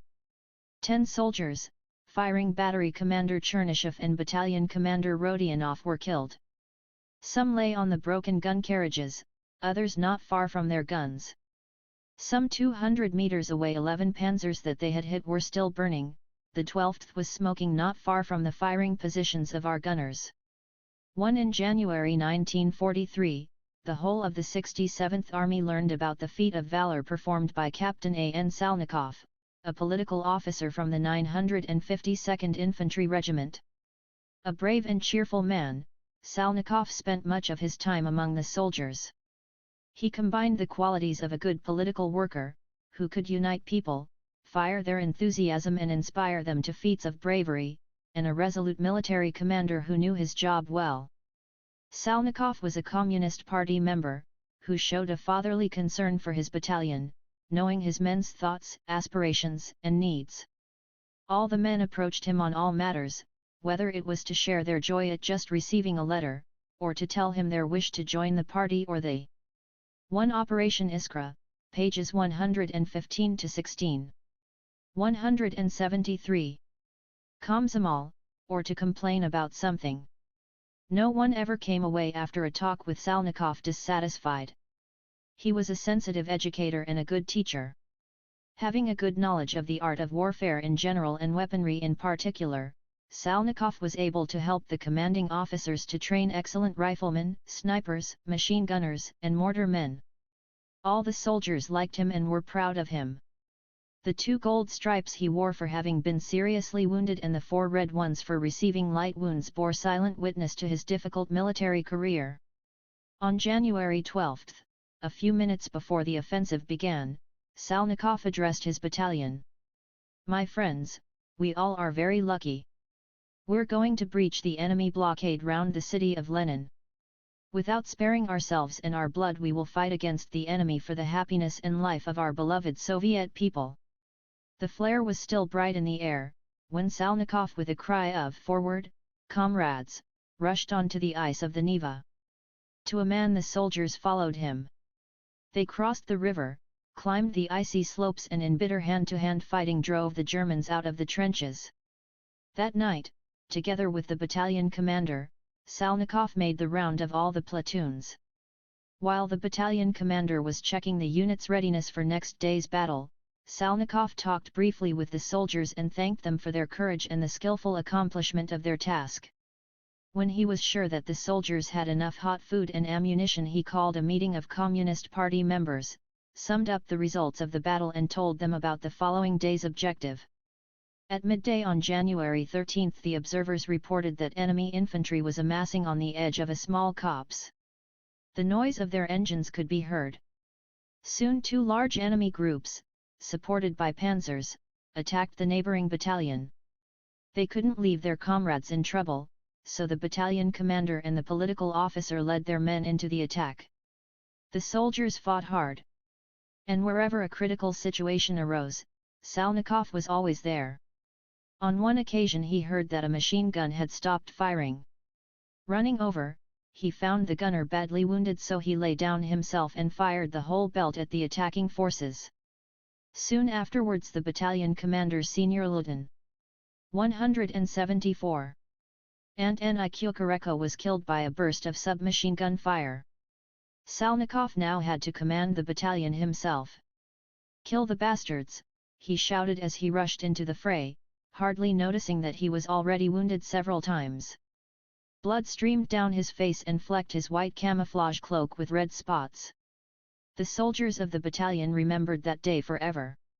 Salnikov loosed off magazine after magazine, literally mowing down the enemy. And when he ran out of rounds and grenades, he beat the Germans with the butt of his submachine gun. In the heat of the hand-to-hand fighting, a German officer shot Salnikov at point-blank range. But though fatally wounded, he still found the strength to grab the German by the throat. When the other soldiers reached the scene of the fighting, they found their political officer dead with his hands tightly clenched round the throat of the enemy. Meanwhile the 136th Infantry Division was steadily moving ahead towards Rabaky Pozyolok No. 5 and the advancing soldiers of the Volkhov Front. It was under the capable command of General N.P. Simonyak, who had fought in the Civil War and taken part in the heroic defense of the Hanko Peninsula. He ordered his regimental commanders not to engage in drawn-out battles, to avoid strong points and pockets of resistance, and to keep attacking without looking back at their neighboring units. With the support of the 61st Tank Brigade, the division drove a deep wedge into the enemy lines and took a forest 1.5 kilometers northwest of Rabaky Pozyolok No. 5. Throughout the whole of January 13 the enemy launched furious counterattacks, but without success. The Soviet forces could not be thrown back into the river, and in certain sectors they significantly improved their positions. The 136th Infantry Division advanced 4 to 5 kilometers, driving a deep wedge into the enemy defenses. Some units of the 86th Infantry Division engaged in battle for Preobrazhenskia Hill, the main enemy strong point on the southern approaches to Shlisselburg. The commander of the 67th Army, General M.P. Dukhanov, knew well that the enemy would try to take the 136th Infantry Division in pincers. Particularly since its flanks were exposed, neighboring units were engaged in heavy fighting at the 8th Power Station and Shlisselburg. It was therefore decided to send in anti-tank artillery against the German panzers advancing from Sinyavino and to bring up the army's second line to increase the power of the thrust. 175. In the days to follow, both sides continued to use fresh forces in fighting. It took the Soviet sappers only one day to lay wooden planks across the ice, and then medium tanks, large caliber field guns and rocket launchers were brought up to help the infantry. But the fierce fighting went on day and night, and the brunt of this fighting in the difficult terrain lay on the infantry. The success of these battles largely depended on the courage and mettle of the junior officers. Company Sergeant Major I.A. Lapshev, of the 136th Infantry Division, was among the first to cross the Neva and took part in storming the left bank. In a battle at the village of Pilnaya Melitsa, Sergeant Major Lapshev and a few soldiers attacked a building which housed a German regimental headquarters. 3 officers were killed and 7 were taken prisoner. Soon afterwards his own commanding officer was killed in battle, and Lapshev was put in charge of his platoon by the regimental commander. On the approaches to Rabaky Pozyolok No. 5 the platoon came under attack from numerically superior enemy forces. Lapshev's men stood the attack, and then, jointly with other units, they drove the enemy out of the settlement. In this battle Lapshev's men killed some 150 German soldiers, and seized 8 warehouses, 400 horses, 28 motor vehicles and other equipment. For his initiative, mettle, and personal courage Sergeant Major Ivan Lapshev was made a hero of the Soviet Union. On the 3rd day of the offensive the weather improved and the Soviet pilots, as if to make up for time lost due to bad weather, went straight into the attack. In the Tosno area Captain V.A. Matsievich noticed an enemy motor transport column moving towards Sinyavino and decided to prevent its advance at any cost. Giving the details over the radio, he hit the leading trucks, setting them on fire, and then those in the rear. The column stopped. Soon Soviet attack planes appeared and destroyed the whole column. In the Sinyavino area 8 German trains and a motor transport column came under heavy attack from Soviet attack planes. The plane piloted by Senior Lieutenant Ivan Pantalayev with Senior Sergeant Pyotr Sologyubov as the gunner dropped bombs in the very center of the ammunition wagons. As they were turning back after the attack, they saw reared wagons and heard an enormous explosion from below. The noise of this explosion evidently prevented them from hearing that their plane had also been hit by a shell. The burning aircraft began to lose height. They could have parachuted out or 176. Made a forced landing on enemy territory. But that would have meant being taken prisoner. The Soviet pilots chose another way. Though the flames had now reached the cockpit, Senior Lieutenant Pantalayev was able to turn the plane and aim it straight at the column of lorries. And all the while the machine gunner, Senior Sergeant Sologyubov, never stopped firing. When the smoke from the explosion cleared away, Major Vasilyev, who was in command of this group of planes from the 227th Attack Air Division and who had witnessed the heroic feat, saw on the road below the wreck of the plane, dozens of burning lorries and the bodies of dead German soldiers. The fighting was particularly heavy in the Schlisselburg area and in the town itself, where units of the 86th Infantry Division were attacking. Using the stone buildings on the outskirts of the town, the Germans had built strong defences on the approaches from the side of the Neva and Lake Ladoga. From the south Schlisselburg was defended by the powerful fortifications on Preobrazhenskia Hill.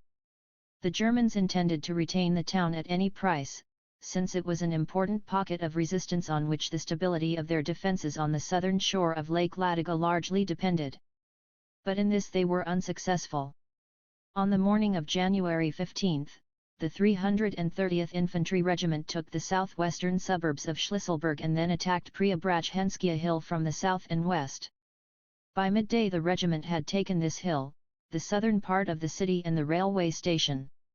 The battle for the town was fought by well-trained assault groups which together with tanks and artillery destroyed enemy weapon emplacements in the houses and pillboxes. For 2 days the regiment fought house by house and street by street to clear the Germans from the town. Schlisselburg was attacked from the Mariano side by units of the 34th Separatski Brigade. The brigade was ordered to take the eastern part of the town, cut off the retreat of the defending German troops and, together with the 330th Infantry Regiment, take the town. The ski troops met with violent enemy resistance, but they stubbornly fought their way forward, although this was extremely difficult with only 45 mm guns and 82 mm mortars to support them. The infantry was supported by the 61st Tank Brigade. The light T-60 tanks and armoured cars burst into the town, and street fighting ensued. In the heat of the battle the commander of one of the armoured cars, Senior Sergeant V.I. Malvin, noticed that the advance of the infantry units was being held up by anti-tank gunfire from a carefully camouflaged pillbox. He ordered his gunner to destroy it. Shell after shell landed on the pillbox but without effect. The gun still kept firing. The armoured car came closer to the pillbox, but was hit in the side and caught fire. The armoured car commander and the gunner were both wounded. Overcoming the pain from their wounds and burns they continued firing and soon scored a direct hit on the pillbox embrasure which put the enemy gun out of action. When the infantrymen came running up they dragged the 2 wounded soldiers out of the burning car. Fierce fighting continued also on the approaches to Rabaki Pozyolok No. 5. Here the 123rd Infantry Division, which had been part of the second line, fought in close cooperation with the 152nd Tank Brigade and towards the evening of January 16 engaged in battle in the northwestern part of the Sieniavino peat works. The tank crews of the 106th Tank Battalion fought with exceptional courage and valor. The tank company, which was commanded by Senior Lieutenant F. Istpanov, destroyed 7 pillboxes and 3 panzers and put 12 guns out of action in one day of fighting.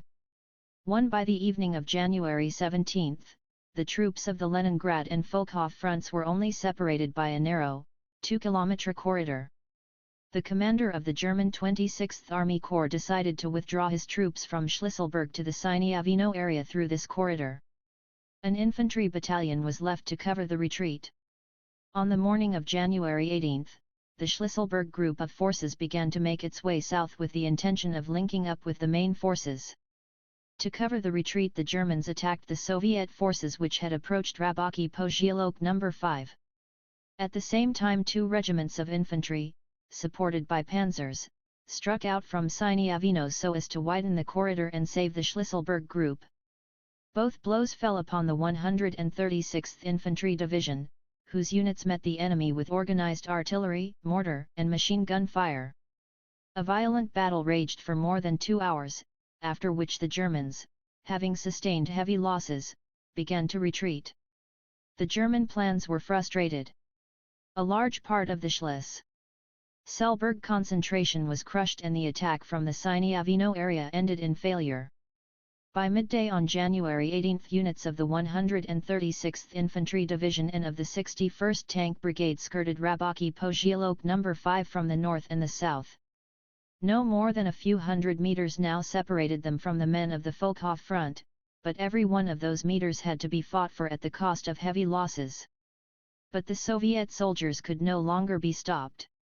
The fact that they were so close to the Volkhov soldiers stiffened their spirit. They fought with great determination and valor, and every battle abounded in examples of heroism.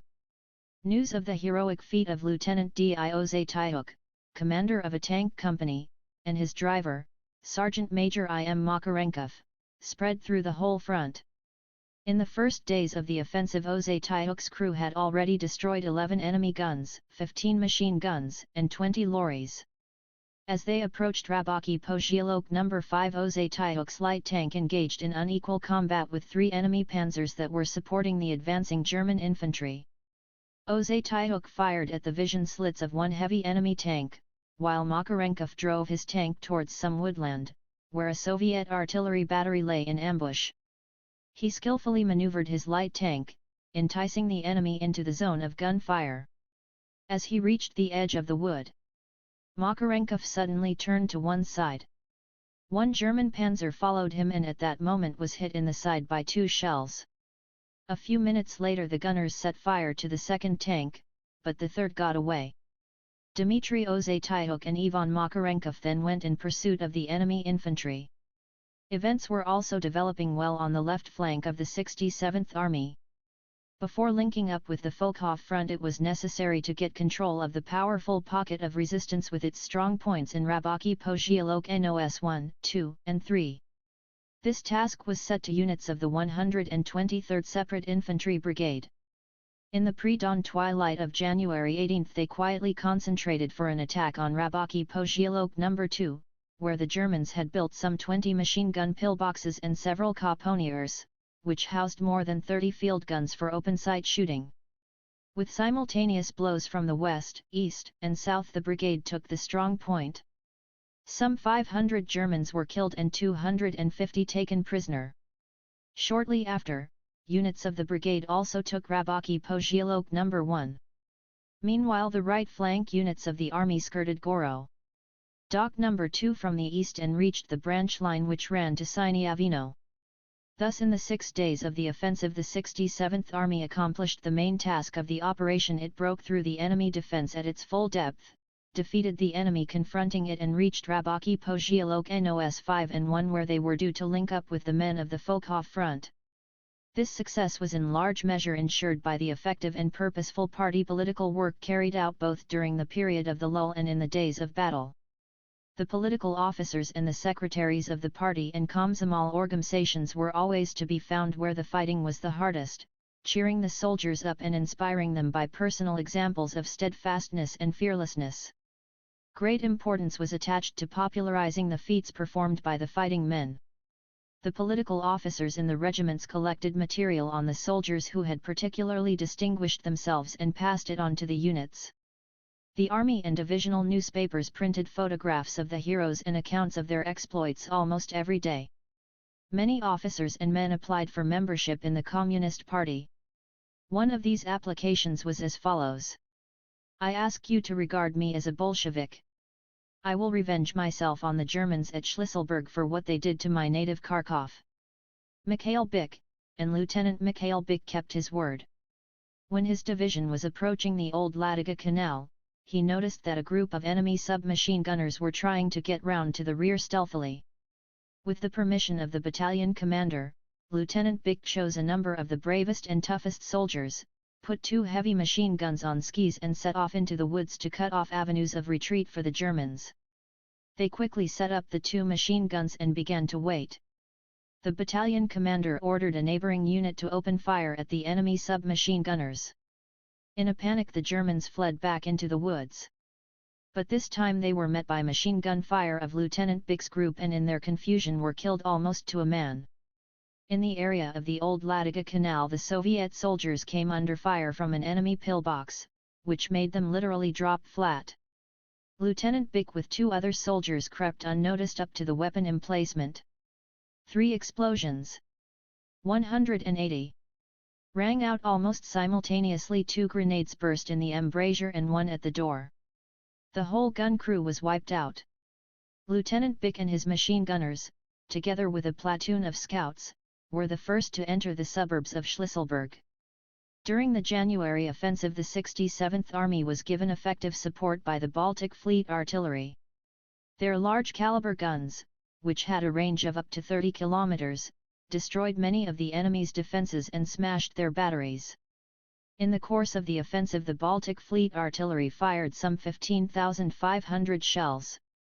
The sailors' artillery battalions, the guns of the destroyers Svirpi and Storozhevoy and of the gunboats Oka and Zaya distinguished themselves in the battles.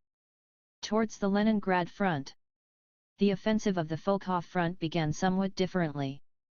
The snow clouds had not reached that part, and so shortly before the artillery bombardment, Soviet bombers were able to launch a massive attack on German troop concentrations and long-range artillery at MGA station and southeast of MGA. This was followed by an effective aerial bombardment, in which wave after wave of Soviet bombers braved the intensive German attack to cross the front line and drop their deadly cargo on German positions. Columns of smoke and fire were seen above Rabaki Pogielok NOS 1, 2, 5, and 8 and Sinyavino, and also in the area of German firing positions. At 9:30 HRS on January 12, the guns and mortars of the 2nd Strike Army and other reinforcing artillery units opened up a barrage of fire against the German lines. 40 minutes before the start of the assault, attack planes, in groups of 6 to 8 aircraft, struck at enemy signal centers, strong points, and artillery and mortar positions.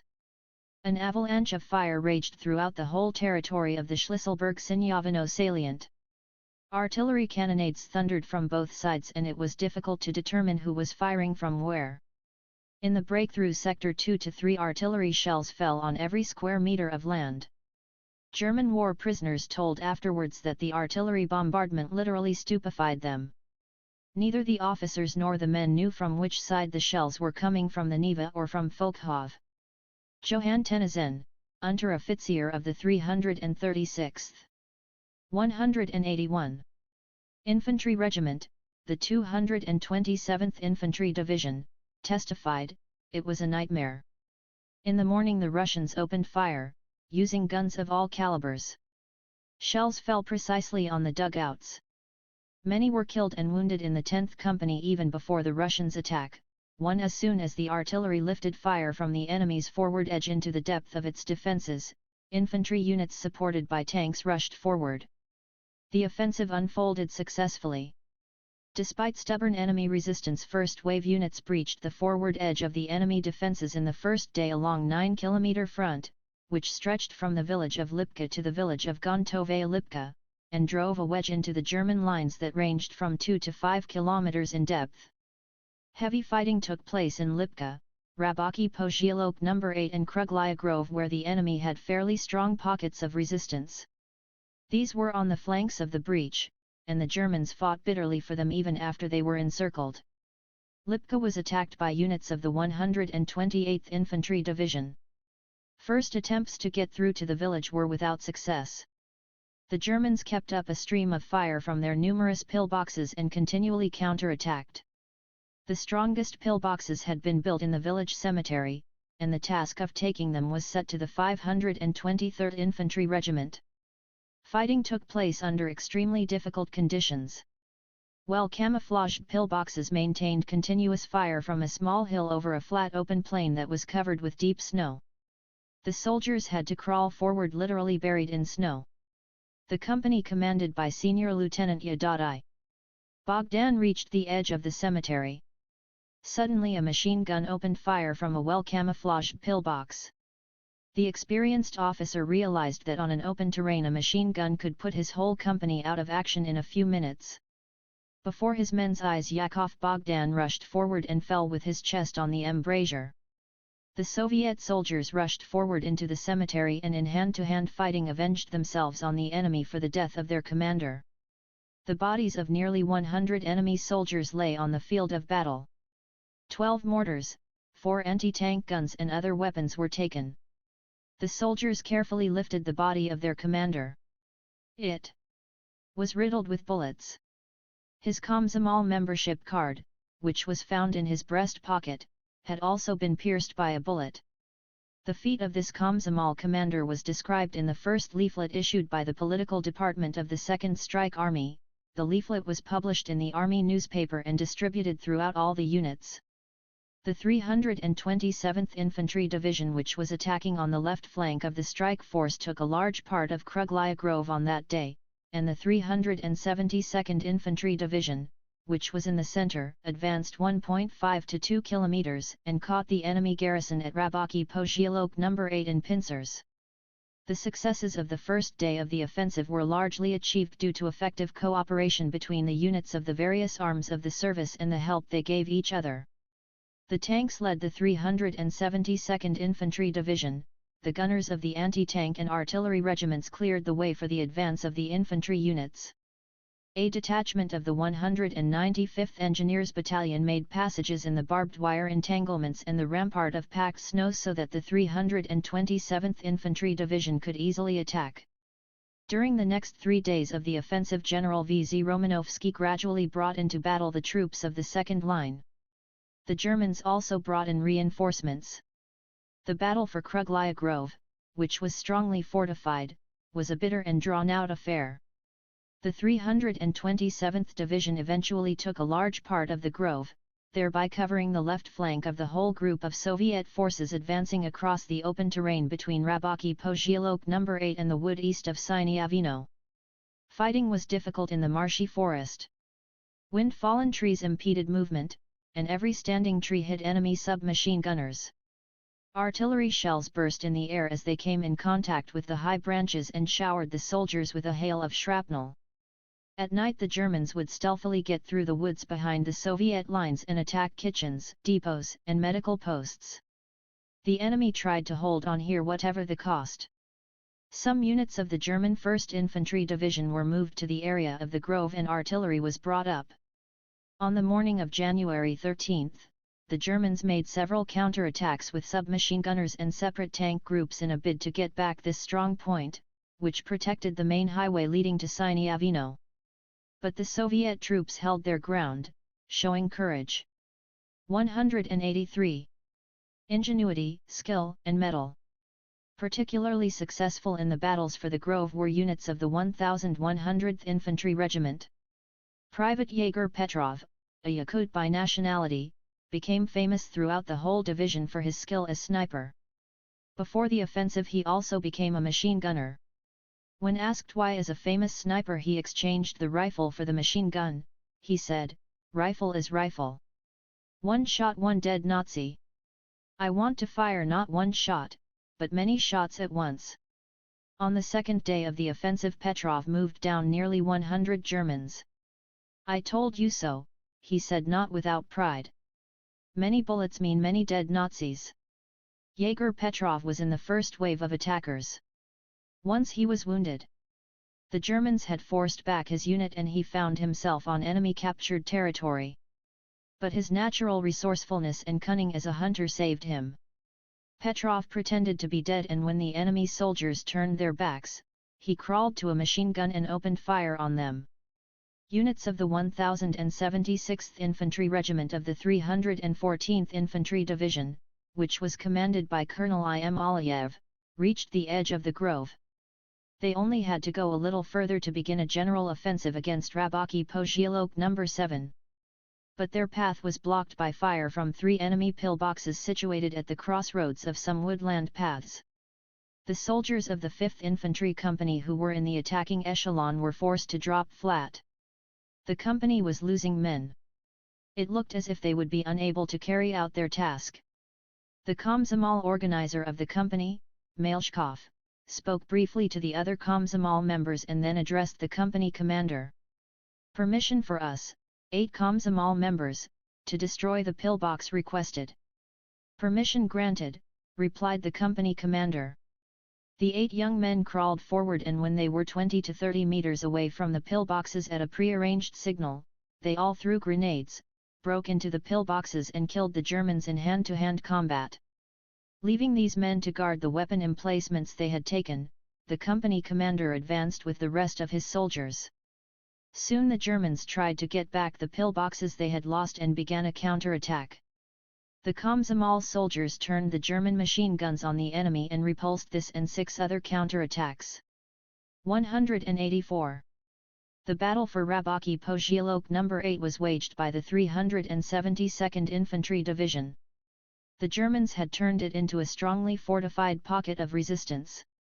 They made use of the stone houses and a pump station and, in addition, built reinforced concrete and wooden earth weapon emplacements. Among the attackers, the crew of a 120 mm mortar deserves special mention for its skill and courage. It consisted of 6 brothers, the Shamovs, who came from Siberia and who had all joined up as volunteers. During the first days of the war their grandfather had brought them to the enlistment office and said, "I know, our village is a long way from the fighting front, but my grandsons want to defend their country.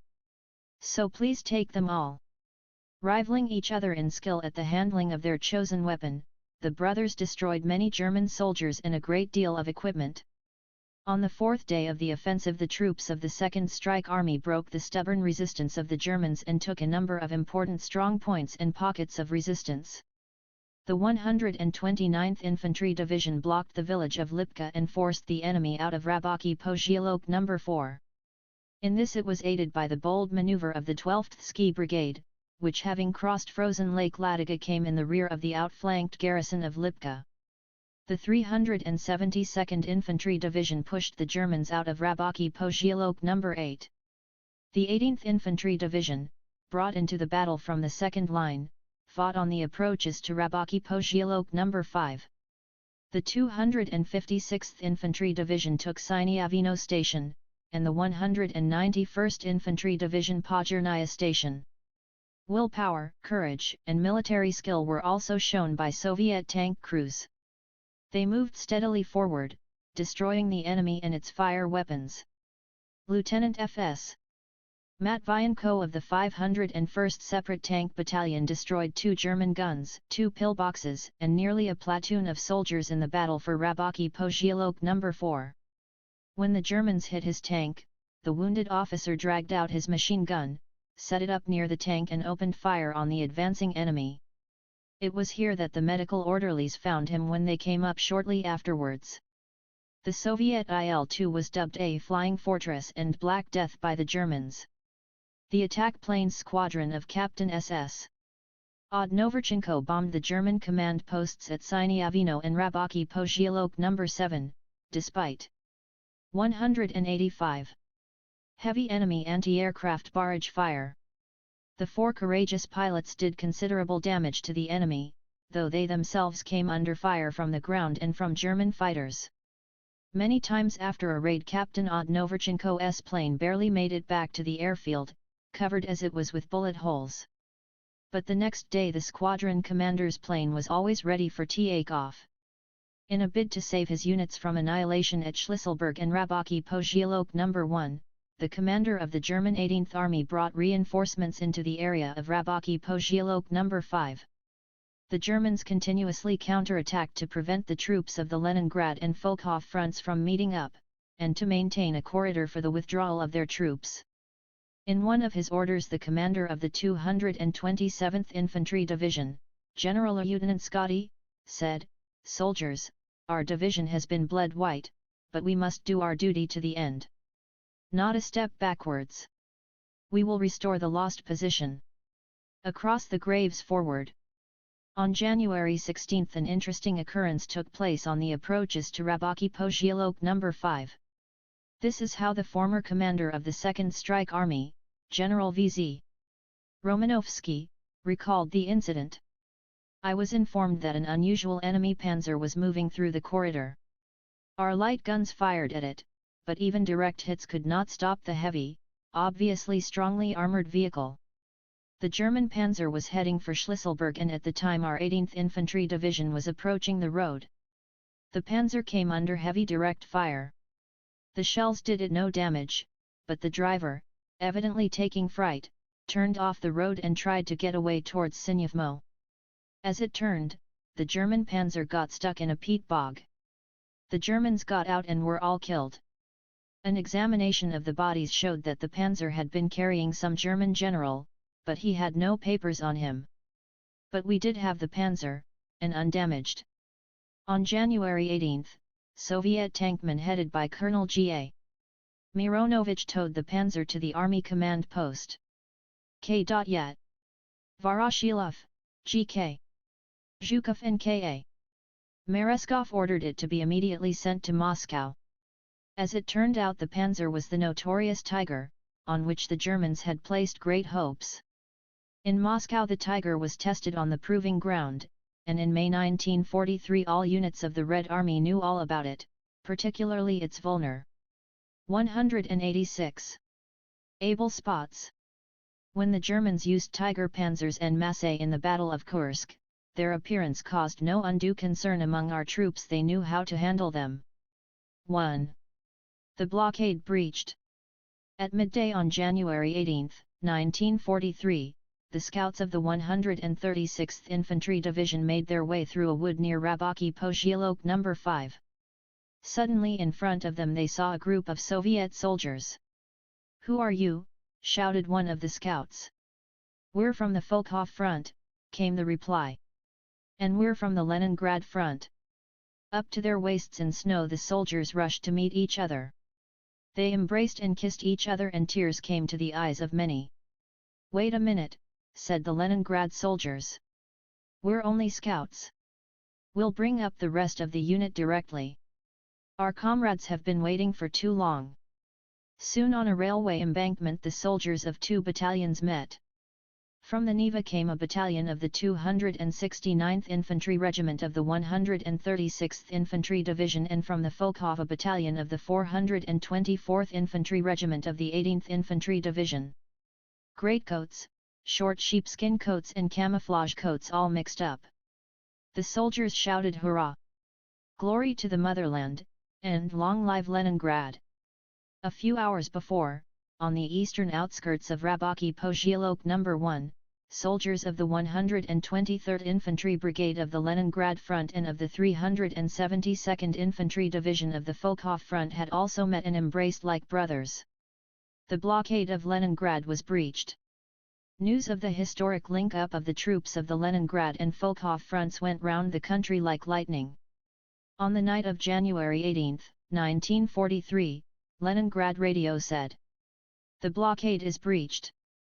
We have long awaited this day, and we have always believed that it would come. We were sure of this even in the blackest months of January and February last year. Our near and dear ones who perished in those days, and all those who are no longer with us to see this triumphant moment, whispered with their dying breath, 'We will win.' They gave their lives for the honor, life, and victory of Leningrad, and we ourselves, stricken with grief and unable to find relief in tears as we buried them without paying our last respects, in common graves dug in the frozen earth, instead of parting words swore to them, the blockade will be breached. We will be victorious. We grew black and swollen from hunger, we collapsed from weakness on streets that had been mutilated by the enemy, and only our faith that the day of liberation would come supported us. And every one of us, looking death in the face, worked in the name of the city's defense and its life, and everyone knew that the day of reckoning would come and that our army would break through the terrible blockade. The writer Nikolai Tikhonov, who experienced all the hardships of the blockade, recalled. A great wave of joy swept over the great city. All night telephones were ringing and people were gathering, weeping for joy. They talked and could not talk enough, because they felt happy and it was impossible to be silent. The radio broadcast all night long and its voice seemed to speak to all the people of the city as to the closest and dearest friends.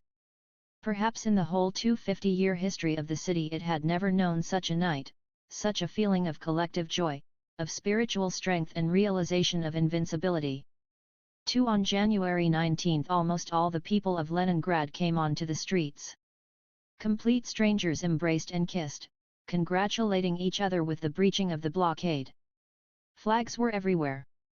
Mass meetings were held at factories and institutions. A flood of letters and congratulatory telegrams poured into the city. The result of Operation Iskra was that 4 German infantry divisions, the 61st, the 96th, 170th and the 227th had been smashed, and other units had suffered considerable losses in men and materiel. The victory at Leningrad in January 1943 had great military and political significance. The threat of Leningrad's occupation was finally removed, and the city now had overland communications with the rest of the country. The plans of the Nazi command to strangle Leningrad's defenders with the bony hand of hunger had collapsed. A decisive turning point had been reached in the Battle of Leningrad. The troops of the LE. 900 Days. A collection of literary and documentary materials, Leningrad, 1962, p. 442. 2 Operation Iskra, pages 558-60. 188. Leningrad and Volkhov fronts had an elbow link, which significantly improved their strategic position and enhanced their fighting capacity. Henceforth the initiative on the Leningrad front passed to the Soviet forces. The successful offensive of the Leningrad and Volkhov fronts testified to the increased military skill of the Soviet army and its commanders. For the first time in history a powerful army group blockading a major city had been crushed by simultaneous thrusts from inside and outside the blockade ring. The prerequisites for this victory were created by the heroic efforts of those who worked in the Soviet rear and by the increasing might of the Soviet economy. The strike groups of the Leningrad and the Volkhov fronts had more than 5,200 field guns and mortars. From January to March 1943 the troops of the Leningrad front alone used nearly 3,000 wagon loads of ammunition. The fact that even under conditions of a long blockade the people of Leningrad could manufacture so much ammunition for the front testifies to their ardent patriotism and unshakable faith in victory. The Soviet soldiers demonstrated the same mass heroism in the operation to break through the blockade as they had in the defensive battles. For breaking through Leningrad's blockade some 22,000 officers and men of the Leningrad and the Volkhov fronts, of the Baltic Fleet and the Leningrad Anti-Aircraft Defense Army were decorated with orders and medals. The most distinguished of these were made heroes of the Soviet Union. The 136th Infantry Division of the Leningrad Front was transformed into the 63rd Guards Division and its commander, General N.P. Simonyak, became a hero of the Soviet Union. The 327th Infantry Division of the Volkhov Front was made the 64th Guards Division, and its commander, N.A. Polyak, was awarded the Order of Suvorov, 2nd class. The 61st Tank Brigade was made the 30th Guards Brigade. The country highly appreciated the services of the military leaders who had shown great skill in the strategic planning and organization of such a complex offensive operation, in the leadership of large forces on the field of battle. On the day the breach of the blockade was completed, January 18, 1943, the Presidium of the Supreme Soviet of the USSR conferred on the Deputy Supreme Commander-in-Chief, G.K. Zhukov, the rank of Marshal of the Soviet Union. The two front commanders, Colonel General L.A. Govorov and Army General K.A. Merezkov, were awarded the Order of Suvorov, First Class. 189. The highest decoration awarded to Soviet generals. General I.I. Fedyuninsky, Deputy Commander of the Volkhov Front, and two Army commanders, General M.P. Dukhanov and General V.Z. Romanovsky, were awarded the Order of Kutuzov First Class. Many other officers were awarded the Order of Suvorov, Second and Third Classes and the Order of Alexander Nevsky. An important contribution to the overall success of the operation was made by the partisans and underground workers who operated in the enemy's rear. During the winter of 1942 to 1943, the Leningrad HQ of the partisan movement drew up a special plan, according to which several partisan detachments and about a dozen sabotage and intelligence groups were flown into the enemy's rear from the partisan base of the Volkhov Front to be at the command of the local underground party centers. These included some well-armed detachments from Leningrad. All these forces were to support by their actions the Leningrad and the Volkhov fronts and to closely cooperate with them. They were to operate in the Chudavo, Tozno, Novgorod, and Batysky districts. The railways and highways in the rear of the German 18th Army were now the scenes of merciless people's warfare. Troop trains were derailed, bridges blown up and enemy garrisons on the railway stations subjected to bold lightning attacks. The partisans inflicted the enemy heavy losses in men and materiel, blew up enemy depots, put its lines of communication out of order and brought the Soviet command valuable intelligence information. The Leningrad partisan detachment, under the command of A.I. Sotnikov, derailed 5 military trains on the Luga-Batysky-Novgorod line. At the height of Operation Iskra the partisans stopped all movement along this line for 16 days, and it was this line that the Germans needed to bring up fresh reinforcements. In the front line zone, the Ordez Underground Party Center commanded by I.P. Tarasov, chairman of the Slutsk City Soviet, was particularly active. For 3 weeks 12 underground fighters waged a courageous struggle against the enemy in the area where the HQ of the German 18th Army was located and large military garrisons were quartered. The underground radio station continuously broadcast information on enemy troop movements, while scouts and saboteurs operated successfully on the Siverskaya Gachina and the Gachina-Novolosino MGA roads. AF 190. The operation only 2 got back to the Soviet lines, the rest were killed by a specially formed German punitive detachment. Fighting shoulder to shoulder with the Leningrad partisans in the enemy rear was a battalion of Spanish volunteer internationalists commanded by a 22-year-old Komsomol member, Francisco Gullin.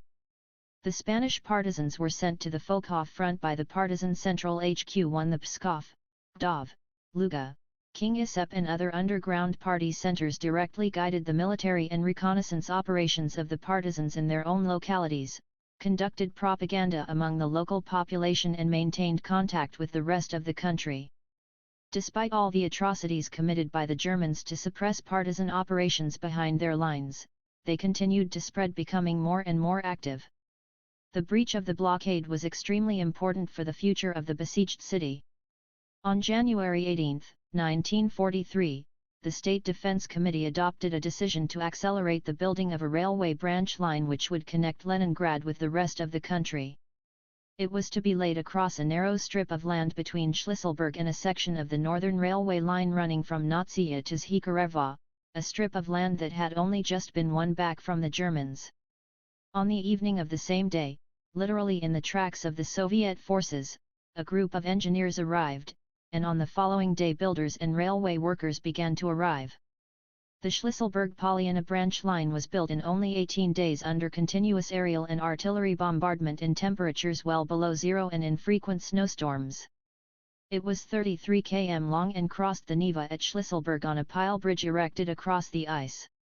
This section of the road was built in the shape of an arc, 1,300 m long, with its bulge pointing downstream. Train loads began to arrive in the city bringing coal, oil, food, and arms. On the morning of February 7, 1943, the people of Leningrad gave a triumphant welcome to the first trainload which had come from the mainland. From February to December 1943, a total of 3,104 trainloads were brought in along the newly built railway line, and the population of Leningrad began to have the same rations as other towns in the USSR. Raw materials and fuel were now supplied to Leningrad plants and factories, and this significantly increased the output of military hardware. Reinforcements, weaponry, equipment, and ammunition were all brought to the Leningrad front. The blockade was breached at the time when the Soviet armed forces had just won an outstanding victory at Stalingrad and begun major offensives on a number of strategic sectors. News of the Soviet winter offensive and the breach of Leningrad's blockade was welcomed in all the Allied countries. The Canadian Star noted in a leader that by breaching the blockade the Soviet troops had written yet another glorious page in the history of the Russian army. The defenders of Leningrad had gone through all the hardship and suffering with the unshakable spirit that characterized the whole of the Russian defense from the beginning of the war. The Baltimore Sun wrote that breaching the blockade was of invaluable importance for the Soviet Union and was a severe blow to the prestige of the Germans. But the people of Leningrad still had more battles to fight and more hardships to endure, though the worst was now behind. With the mighty support of the whole country, Leningrad had stood in mortal combat with a vicious and powerful enemy and overcome the terrible sufferings caused by the blockade. The time was now ripe for the final defeat of the Nazi armies at Leningrad. The people of Leningrad clearing their city of snow and ice. March 1942. 14/6/45. Leningrad in June 1942. A kitchen garden in the square outside St. Isaac's Cathedral. 1942. Lesson in an air raid shelter. 1942. In the reading room of a public library. 1942. Baltic Fleet Marines leaving for the front line. 1942. A bookstall at Nevsky Prospect. August 1942. Party meeting between battles. 1942. In the partisan zone of the Leningrad region. Partisan commanders at a meeting. 1942. Soviet counterattack in one of the sectors of the Leningrad front. 1942. German troop train blown up by partisans from the Leningrad region. 1942. Volkhov Front offensive. 1943. Soviet troops enter Shlisselburg. January 1943. A. Kuznetsov, Secretary of the Leningrad City Party Committee. Troops of the Leningrad and Volkhov fronts meet. January 1943. A heavy siege gun used by the Germans against Leningrad. War prisoners on the Nevsky Prospect. Fighters patrol the Leningrad skies. 1943. Volkhov Front Commander K.A. Mereskov presenting an order to V.N. Pyakov, a courageous sniper. Chapter 4. The Great Offensive. The year 1943 marked a radical change in the history of the Great Patriotic War and the Second World War as a whole. The Soviet people won many important victories at the front and in the rear. On February 2, the Soviet armed forces finally defeated the 330,000 strong German army that had been encircled at Stalingrad. With this victory, the strategic initiative passed into the hands of the Soviet armed forces, and the drive to rid the USSR of occupying forces began. After the blockade of Leningrad had been breached, Soviet troops liberated the northern Caucasus, inflicted a severe defeat on the enemy in the Battle of Kursk and cleared the Donbass, the left bank Ukraine, northern Toria, a large part of the eastern Byelorussia, part of the Kalinin and the whole of the Smolensk regions of the invading forces. By late September, Soviet troops had forced the Dnieper, which had been an enormous obstacle, and in the area of Kiev and Dnipropetrovsk had secured two important strategic bridgeheads from which subsequently the grand offensive was launched in the right bank Ukraine. From November 1942 to December 1943, the Soviet army advanced westward between 500 and 1,300 kilometers, crushed 218 enemy divisions and liberated almost half of the temporarily occupied Soviet territory, which before the war had been inhabited by almost 46 million people. The advantages of the socialist system and the labor exploits of the Soviet people enabled the country to put its economy completely on a war footing in 1943. Military output increased vastly, and this made it possible for the Soviet armed forces, including the Navy, to be supplied with everything they needed, in the first place the military equipment and armaments that were necessary for large-scale offensive operations. In 1943, the war industry produced some 35,000 planes, 24,100 tanks and self-propelled guns, more than 130,000 field guns of all calibers, some 70,000 mortars and vast quantities of rifles and ammunition. In 1942, 1.5 million tons of ammunition was sent to the fronts. In 1943 this figure doubled. Factory workers, collective farmers, engineers, designers, and scientists worked day and night to provide the army and the navy with everything they needed to live and fight. Their selfless labor was crowned with complete success. By the end of the year the Soviet forces were superior to the Nazi forces in terms of the quantity and the quality of their military equipment. Leningrad in 1943. The breaching of the blockade and the re-establishment of overland communications with the rest of the country had a favorable effect on the lives and fighting potential of those who were defending Leningrad. The Party Central Committee and the State Defense Committee organized nationwide help for the heroic city. From February to the end of the year, 4.4 million tons of food, fuel, raw materials, arms, and ammunition and other cargo were brought into Leningrad by the new railway laid along the southern shore of Lake Ladoga. The pipes and electric cables laid across the bottom of Lake Ladoga brought increased supplies of liquid fuel and electricity to the city. The Leningrad Party organization rallied all the population of the city and mobilized them to provide what was necessary for the front. Improving the supply of food and services, bettering the work of industry and transport and restoring production capacities were all matters of constant concern for Communist Party members. They initiated undertakings and saved tens of thousands of lives.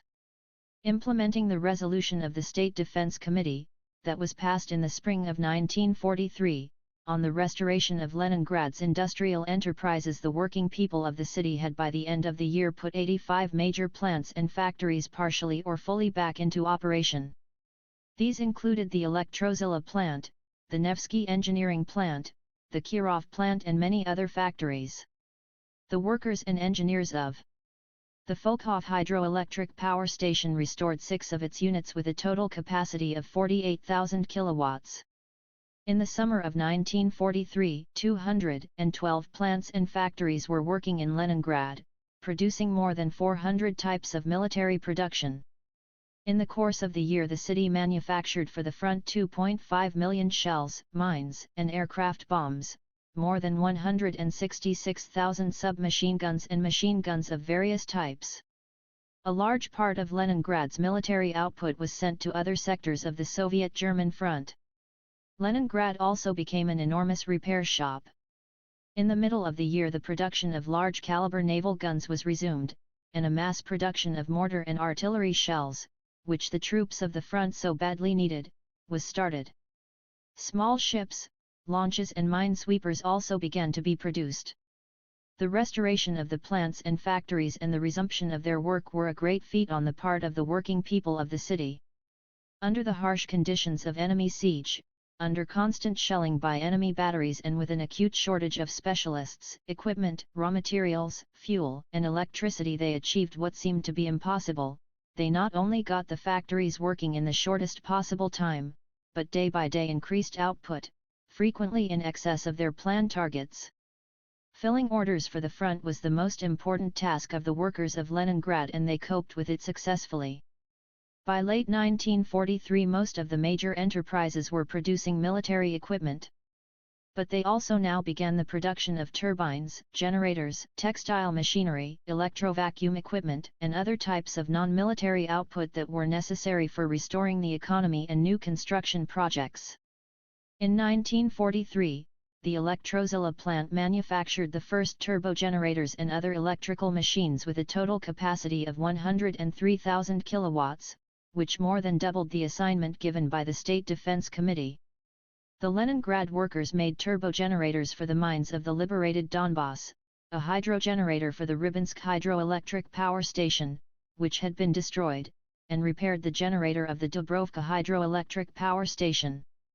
The people of Leningrad were one of the first to give help to the people of Stalingrad in restoring their city. As early as March 1943, the railway workers of Leningrad and the workers of the Proletarsky and Oktyabrskaya plants assembled or repaired equipment for Intermediate Depot, a water pump sta. Soviet offensive at Leningrad and Novgorod. January 14–March I, 1944. 2 locomotive inspection points, a mobile electric power station, a wrecking train equipped with a crane, 10 station wagons and various other pieces of railway equipment. At the end of March all this equipment was sent to Stalingrad. The people of Leningrad, who had themselves suffered a terrible siege, knew the worth of fraternal solidarity. They continued to give a helping hand to the city on the Volga later as well. Leningrad continued to live, work and fight. The terrible days of the blockade were now over, but its aftermath was still felt in the spring of 1943. Thousands of people still died from the effects of malnutrition, and the fight against dystrophy remained the main problem. The city party organization was still forced to pay it paramount attention. Apart from the rational utilization of foodstuffs, which the people of Leningrad began to receive after the breaching of the blockade through the same centralized system and in the same quantities as the rest of the country, the city also strove to increase the production of its local food resources. The suburban state farms and subsidiary farms run by various enterprises and institutions harvested 74,000 tons of vegetables and potatoes. On individual plots and patches of wasteland, that were for the most part within the city limits, a further some 60,000 tons were grown. This was a great help in feeding the city's population. Help for Leningrad from the rest of the country assumed an extremely large scale at the time. The fund that was set up in 1942 by the working people all over the country to help the beleaguered city was being rapidly augmented by voluntary contributions of money and foodstuffs. The peasants of the Novaya Zhizn collective farm in the Novosibirsk region, for example, sent to Leningrad more than 1,000 poods of grain, 20 head of cattle, 10 pigs, and more than 100 poods of milk. They then called upon all collective farmers in Siberia to hold a Leningrad Aid Week from January 24 to February 1, 1943. After the breaching of the blockade and the establishment of a direct rail connection with Leningrad, a flood of delegations of working people came to the hero city from many republics, territories, and regions. Each of these delegations brought gifts ol food. The people of Leningrad received gifts from the Volga region, the Urals, Kazakhstan, Siberia, the republics of Central Asia and the Transcaucasus. Gifts were even sent by towns and villages that had only just been liberated from enemy occupation. Thus, in January 1943, the working people of the Tula region sent 51 wagon loads of food. In April 1943, the inhabitants of Leningrad received flour, semolina, dried mushrooms, vegetables and walnuts in excess of the fixed rations. These gifts of food from all parts of the Soviet Union helped to improve the diet of the Leningraders. Another measure to improve food supplies for factory and office workers was the Soviet government's decision to set up workers' supply departments at enterprises throughout Leningrad. The network of public canteens and feeding centers was also enlarged, as was the number of dining rooms that were specially designed to provide better diets for those suffering from malnutrition. Several health and holiday homes began to function once more. In accordance with the city party committees and the military council's decision, military units that had been stationed in picturesque suburbs of Leningrad away from the front were recruited in dugouts and tents for the summer, and the places they had occupied were used for children's summer holiday camps. In this way 14 young pioneer camps were set up in the Leningrad region, which during the summer of 1943 accommodated 15,000 children. These were mainly the children of frontline soldiers. A further 27 health camps accommodating some 6,000 children were opened in the city itself. The number of medical institutions was also increasing. Many schools, clubs, and hotels were now being converted into hospitals and clinics. Measures to improve food supplies and the heroic struggle fought by the doctors and nurses to save the lives of the people of Leningrad had beneficial results. By late 1943, the sickness rate had dropped sharply and so had the mortality rate from various diseases caused by emaciation. The total number of deaths in Leningrad for 1943 was approximately 20,000, and this included some 1,500 people who were killed in the shelling. Throughout the spring and summer of 1943, measures, in which the population took an active part, continued to be taken to prevent fires. Some 900,000 buckets of sand were taken into the attics and the upper floors of buildings to extinguish incendiary bombs. As a result of these and other measures, the number of fires in the city was reduced by 60% compared with the previous year, and damage caused by fires dropped dozens of times. The city began to restore its medical institutions, schools, kindergartens, creches, libraries, cinemas, baths, and laundries, as well as the tram depot and less damaged dwelling houses. Buildings that had suffered badly were pulled down. Roofs were mended, the water supply and sewerage systems, bridges, road surfaces, tram tracks and river boats were repaired. By the winter of 1943 to 1944, almost all the houses in Leningrad had running water, 3,500 houses had electricity, and trams were running on 12 routes. A task of particular concern for the party and local government bodies of Leningrad was to ensure the normal functioning of secondary schools. From January 1943, more and more schools began to open, and the number of children not attending them grew fewer. The children now looked more cheerful and friendly. They even started to smile. True, their lessons were frequently held to the thunder of artillery cannonade and the boom of exploding shells. Fuel and electricity were also in short supply in the schools. Sofia Segovskaya, a teacher of Russian language and literature in school number 50, recalled, "Winter. The heating is not working in the school. All we have to keep warm is small homemade stoves. They don't give much heat, but they make a lot of smoke, and they are completely dependent on the weather. If the wind is favorable, they burn well, but if the wind is coming from the other direction, the smoke goes straight into the room. But however the stove works, it is still cold in the classrooms. We sit in coats, felt boots, fur caps, and mittens. At night the ink would freeze, and in the morning we would have to melt it on the stove. Oral lessons are easier than written ones, because your hands start to freeze. The children keep breathing on their blue, frozen fingers to warm them, and then start writing again. At times shells whistle over the school and dull thumps from explosions can be heard. We've got used to the sound of the shells, and if they fall not too near, we continue our lessons. There isn't the time to waste." The city's Palace of Young Pioneers opened once more, as did the houses of young pioneers and school children in all districts. Repairs to school buildings were given priority. More than 300 had suffered serious damage in the bombing and shelling. It was in Leningrad during the Great Patriotic War that for the first time in the country schools were set up for the working youth. These allowed the teenage boys and girls, who had gone into the factories to replace their fathers and elder brothers fighting at the front, to complete their education without discontinuing work. Their experience in the factories soon showed that it was impossible to become a skilled worker without raising the level of one's general education. The schools that were formed by the end of 1942 at the city's major enterprises were attended by a total of 5,500 teenagers, more than 85% of whom at the end of the first school year were able to move up into a higher class. While helping to defend their city, the young patriots of Leningrad performed a heroic feat themselves. In the words of the Soviet writer Alexander Fadeyev, which were written after his visit to the besieged city, the greatest feat performed by the school children of Leningrad was the fact that they carried on learning.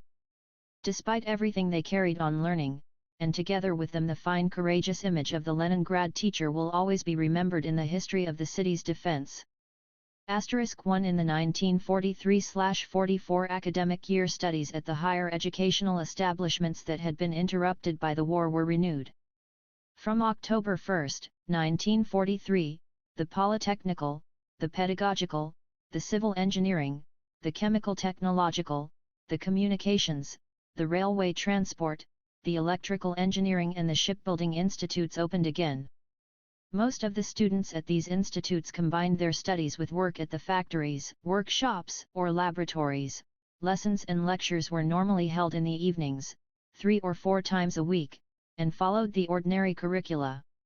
A great contribution to the defense of Leningrad was made by its scientists. The results of their scientific efforts and discoveries were applied directly on the front line, on proving grounds, on warships, and at war factories. Being involved in matters that related to defense and having established close ties with production, the scientists of the city strove to get the results of their achievements immediately embodied in new materials, machine tools, better weapons and other military equipment, ammunition, and effective medicines. The breaching of the blockade led to an upsurge of creative scientific activity among those scientists and scholars who had not been evacuated from the besieged city. In 1943, a total of 61 research institutions were functioning in Leningrad. The center of all defense research work was the Bureau of Scientific and Technical Aid to the City and the Front, which was organized at the Scientists' Club. With the active participation of members of this bureau, more than 200 topical problems were solved in metal manufacturing, machine building, instrument making, chemistry and other fields. The educational work done by the scholars and scientists of Leningrad among the soldiers of the Leningrad Front, the sailors of the Baltic Fleet, and the inhabitants of the city was also noticeably intensified. In 1943, thousands of lectures were read in military units, and dozens of scientists spoke at the lecture theatre of the city party committee and at factories and plants. For all that they were civilians by training or background, the scientists and scholars of Leningrad showed themselves to be courageous patriots during the time of mortal danger that hung over the city and the country. As members of the local anti-aircraft defense groups, they patrolled the rooftops of their institutes, put out incendiary bombs and gave first aid to the victims of bombings and shelling. Many of the objects of scientific and cultural value in Leningrad were saved thanks to the selfless labor of the small teams of scientists and scholars who remained in the besieged city. To the whistle of bullets and the thunder of explosions they managed to remove from the main astronomical observatory at Pulkovo telescope lenses and valuable materials gained as a result of hundreds of years of observations. The staff of the Botanical Institute preserved thousands of rare plants, and the workers of the All-Union Institute of Plant Growing a unique, world-famous collection of seeds, containing some 200,000 different varieties of grain, vegetable and industrial crops. Though they suffered and died of starvation, not one box of grain was touched. A small team from the archives of the USSR Academy of Sciences not only managed to preserve documents of great historical value, but also to augment the archives by documents received from other academic institutions. In 1943, as in the previous years of the blockade, great importance was attached to the printed word. Central newspapers like Pravda, Izvestia, and Komsomolskaya Pravda were now brought in regularly by plane in matrix form and then 202 printed in the city. From these papers the people of Leningrad learned the details of the encirclement and destruction of the enemy at Stalingrad, the Soviet victory at Kursk and the beginning of the mass expulsion of the Nazi occupation forces from the Soviet Union. They also read articles about the heroic exploits of Leningrad defenders, and it made them proud and happy to constantly feel their links with the rest of the country and the Soviet people. Local newspapers, like Leningradskaya Pravda and Smina, and the papers issued by factories and plants, gave wide coverage to the hostilities on the northwestern strategic sector of the Soviet-German front, particularly at Leningrad. They contained articles devoted to front rankers in production and the mass defense work in the city. The papers always kept their readers posted on all the developments in and outside the country. Frequently they contained articles by such prominent political figures as M. I. Kalinin and yet M. Yaroslavsky, or by writers like A. N. Tolstoy and A. A. Fadeyev. The publishing houses of Leningrad brought out many works by Leningrad writers and poets, written during the years of the siege. Most popular among the people of Leningrad were Leningrad Goes into Battle by Nikolai Tikhonov, the Leningrad poem by Olga Berggoltz and Vera Inber's poems. New editions of War and Peace by Lev Tolstoy, Chopiv by Dmitry Furmanov, and How the Steel Was Tempered by Nikolai Ostrovsky were published in the city, as was the third volume of Alexei Tolstoy's novel, Peter the Great, which appeared for the first time in Leningrad. The literary magazines Zvezda and Leningrad and the children's magazine Campfire continued to be published in the besieged city. Handsomely gotten-up photo albums devoted to the Komsomol pilots and sailors who fought in the Battle of Leningrad were published, and posters, leaflets and postcards on the war, the life of the city and its defense appeared in huge editions. Radio occupied a particularly important place in the life of the besieged city. It linked the people of Leningrad with the rest of the country, kept them informed of events outside the beleaguered city, served as one of the vital sources of their endurance and steadfastness, helped them strengthen their defenses, and was a powerful means of stimulating their political and labor activity. Radio was also the main means for informing the population about the danger which threatened them. During enemy 203 air raids and shelling, the city radio network with loudspeakers in houses, buildings, and offices and on the streets and in the squares, was immediately placed at the disposal of the Anti-Aircraft Defense HQ. Attention! Attention! This district is being subjected to artillery shelling. Traffic on the streets is to be stopped and people are to take shelter immediately. These words of warning were familiar to every Leningrader who lived through the blockade. Leningrad radio correspondents went to the front and broadcast directly from the scene of hostilities, from the front line, the forward edge of the battle area, dugouts, observation posts, weapon emplacements, and ships of the Baltic Fleet. Hundreds of documentary broadcasts were made from the front, and many of the remarkable and truly historic events of the heroic defense of Leningrad were recorded on film. In January 1943, when the blockade was breached, cameramen filmed exciting episodes like the crossing of the Neva and the link-up of the troops of the Leningrad and the Volkhov fronts, and many other events from those unforgettable days. Somewhat later they filmed the awarding of the Guards banner to the 63rd Guards Infantry Division, which particularly distinguished itself in the battles between Shlisselburg and Sieniavino. After the breaching of the blockade, Leningrad's cultural and educational institutions became much more active. Large-scale work began on the restoration of museums, clubs, and libraries that had been barbarously destroyed by enemy bombing and shelling. The people of Leningrad now began to experience an acute need for social contacts and activity, and their evenings were now often spent at clubs and at the palaces of culture. There they listened to lectures and talks, took part in the activities of various circles, and visited exhibitions. New Year parties and matinees were put on for younger children, while evenings were organized for older children where they could meet with heroes of the front and labor heroes. During the years of the blockade, the museums of Leningrad bore little resemblance to the beautiful treasure houses of art which visitors knew before the war and which they know today. During the blockade they served mainly as storehouses where valuable objects not evacuated were kept. The main task for the scholars who worked in the museums was to preserve them. Altogether they were quite a few in number. The 204 Museum of Russian Art had more than 300,000 exhibits, and the Hermitage had enough to form another large museum. Furthermore, the museums began to receive private collections while their owners lived in evacuation to look after them. Many of these collections were brought in together with the wills which indicated who they were to be bequeathed to in the event of their owner's death.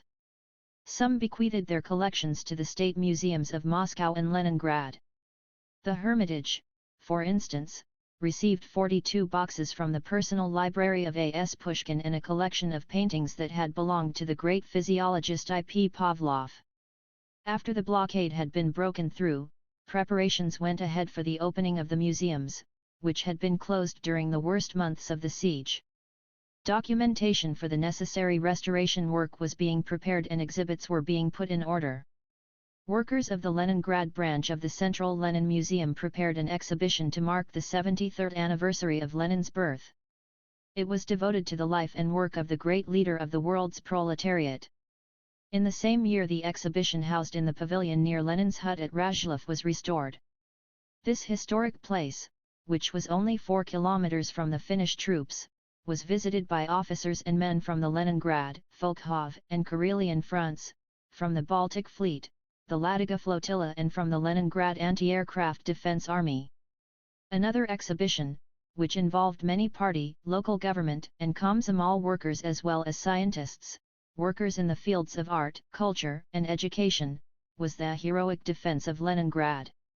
This exhibition was opened in April 1944 after the blockade had been finally raised, and it was a genuine paean to the unprecedented courage and steadfastness of the defenders of Leningrad and to the unconquered hero city.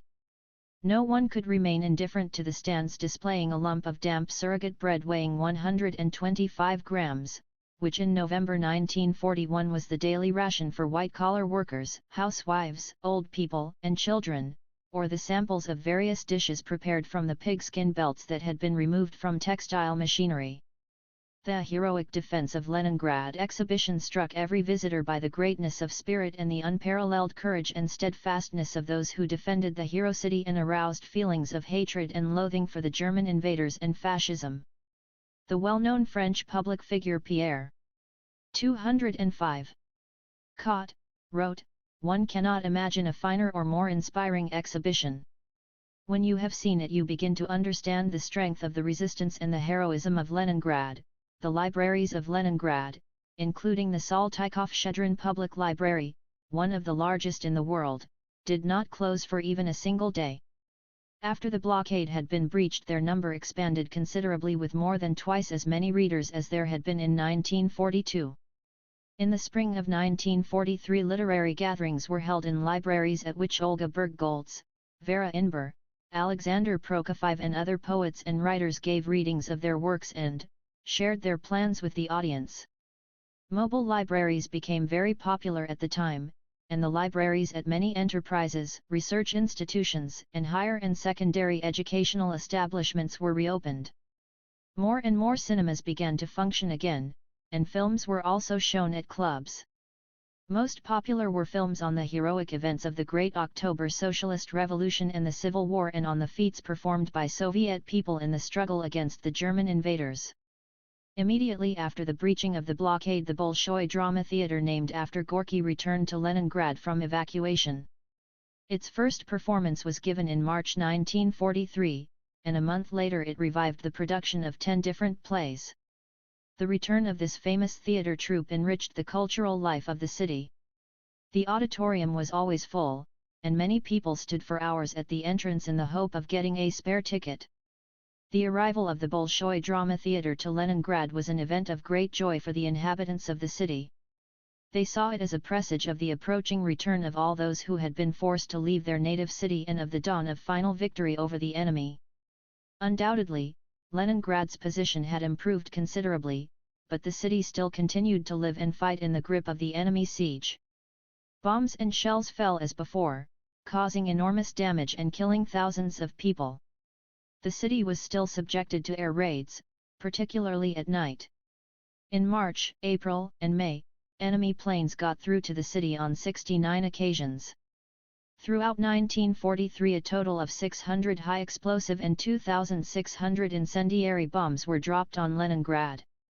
To start fires throughout the city, the Germans used large-caliber incendiary bombs weighing more than 50 kilograms. The air defense of the city remained as difficult as before. But its effectiveness in 1943 rose considerably thanks to the improved skill of the crews and the deliveries of better weaponry. The regiments of the 7th Fighter Corps now had a larger number of new fighters like the Yak-7 and the La-5. The number of radar stations and anti-aircraft units increased, making it possible to fight more effectively against enemy aircraft at night. Throughout 1943, the units of the Leningrad Anti-Aircraft Army shot down altogether 350 enemy aircraft and damaged 63. In the summer of 1943, a group of fighter pilots wrote an oath letter to the people of their native city. Dear friends and fellow comrades from Leningrad. For 2 years now our pilots have been protecting the air approaches to Leningrad. Happy is the soldier to whom his fatherland has entrusted the defense of such a great and beautiful city. We defend it together with you. We with weapons, and you by your labor. Your excellent labor. Our strength is in our unity. Our hands will never falter and our hearts will never be at peace so long as the Nazi planes fly in our skies. We swear to fight the hated enemy without sparing ourselves or our lives. The sky above Leningrad, the sky above our beloved fatherland will be cleared of the fascist vultures. 2. The fighter pilots and the anti-aircraft ground crews successfully mastered the new weaponry and fought skillfully against the enemy aircraft. In the second half of 1943 the number of air raids sharply reduced. In July and August there were only 9 and in September not a single one. In October, only one plane got through. The country highly appreciated the feat of those who defended the skies over Leningrad. On July 7, 1943, the 7th Fighter Corps was made the Leningrad 2nd Guards Corps. Many of the anti-aircraft artillery units and fighter units were decorated with government awards. German long-range artillery continued as before to do great damage to Leningrad. In 1943, the enemy increased the number of heavy guns being used against the city, and the barbaric shelling intensified. During the year 1943 the Germans fired some 69,000 shells at Leningrad, killing 1,410 people and wounding nearly 4,600. The warning sirens sounded 2,486 times. To cause the maximum disorganization in the city and the maximum number of deaths, the enemy fired volleys on Leningrad at intervals of from 5 to 10 minutes. The batteries would either concentrate on individual targets, or fire on several districts at once. To start fires the Germans often used thermite shells. When a fire broke out they would intensify the shelling of adjacent areas so as to make extinguishing more difficult. Thus on May 3, 1943, the Krasny Neftyanik oil tank yard was hit. Several oil tanks were destroyed and a huge fire broke out. Some 400 firefighters, including many women and girls, tried to combat the fire. The burning oil flowed between their legs, setting fire to clothes and blinding the eyes with acrid fumes. The situation was made worse by the enemy stepping up the artillery shelling of the area. Many firemen were killed and wounded, but no one left their posts. With great difficulty the fire was put out, but the losses were great. 40 firefighters were injured and 14 were killed by fire and shells. As a result of the shelling, huge fires broke out in the Bolshevik and Krasny Vyborzhets plants, at the port and in a number of other places. Particularly great damage was done to those parts of the city which were closest to the front. The Sovkabel, Elektrozilla, and Kirov plants and the Bolshevik plant were also subjected to intensive shelling. There was an unwritten rule among the people of Leningrad not to stop work during the shelling. They only went into shelters when shells began to explode nearby. And it was not uncommon for people to be killed at their place of work during artillery bombardment. Combating the German artillery became one of the most important tasks for the troops on the Leningrad front and a matter of constant concern not only for the command of the front, but also for the Stavka. The Germans had 10 artillery groups at Leningrad, one of which was Finnish, with a total of more than 2,000 guns. The weapon emplacements were well camouflaged and protected by AK against Soviet aircraft.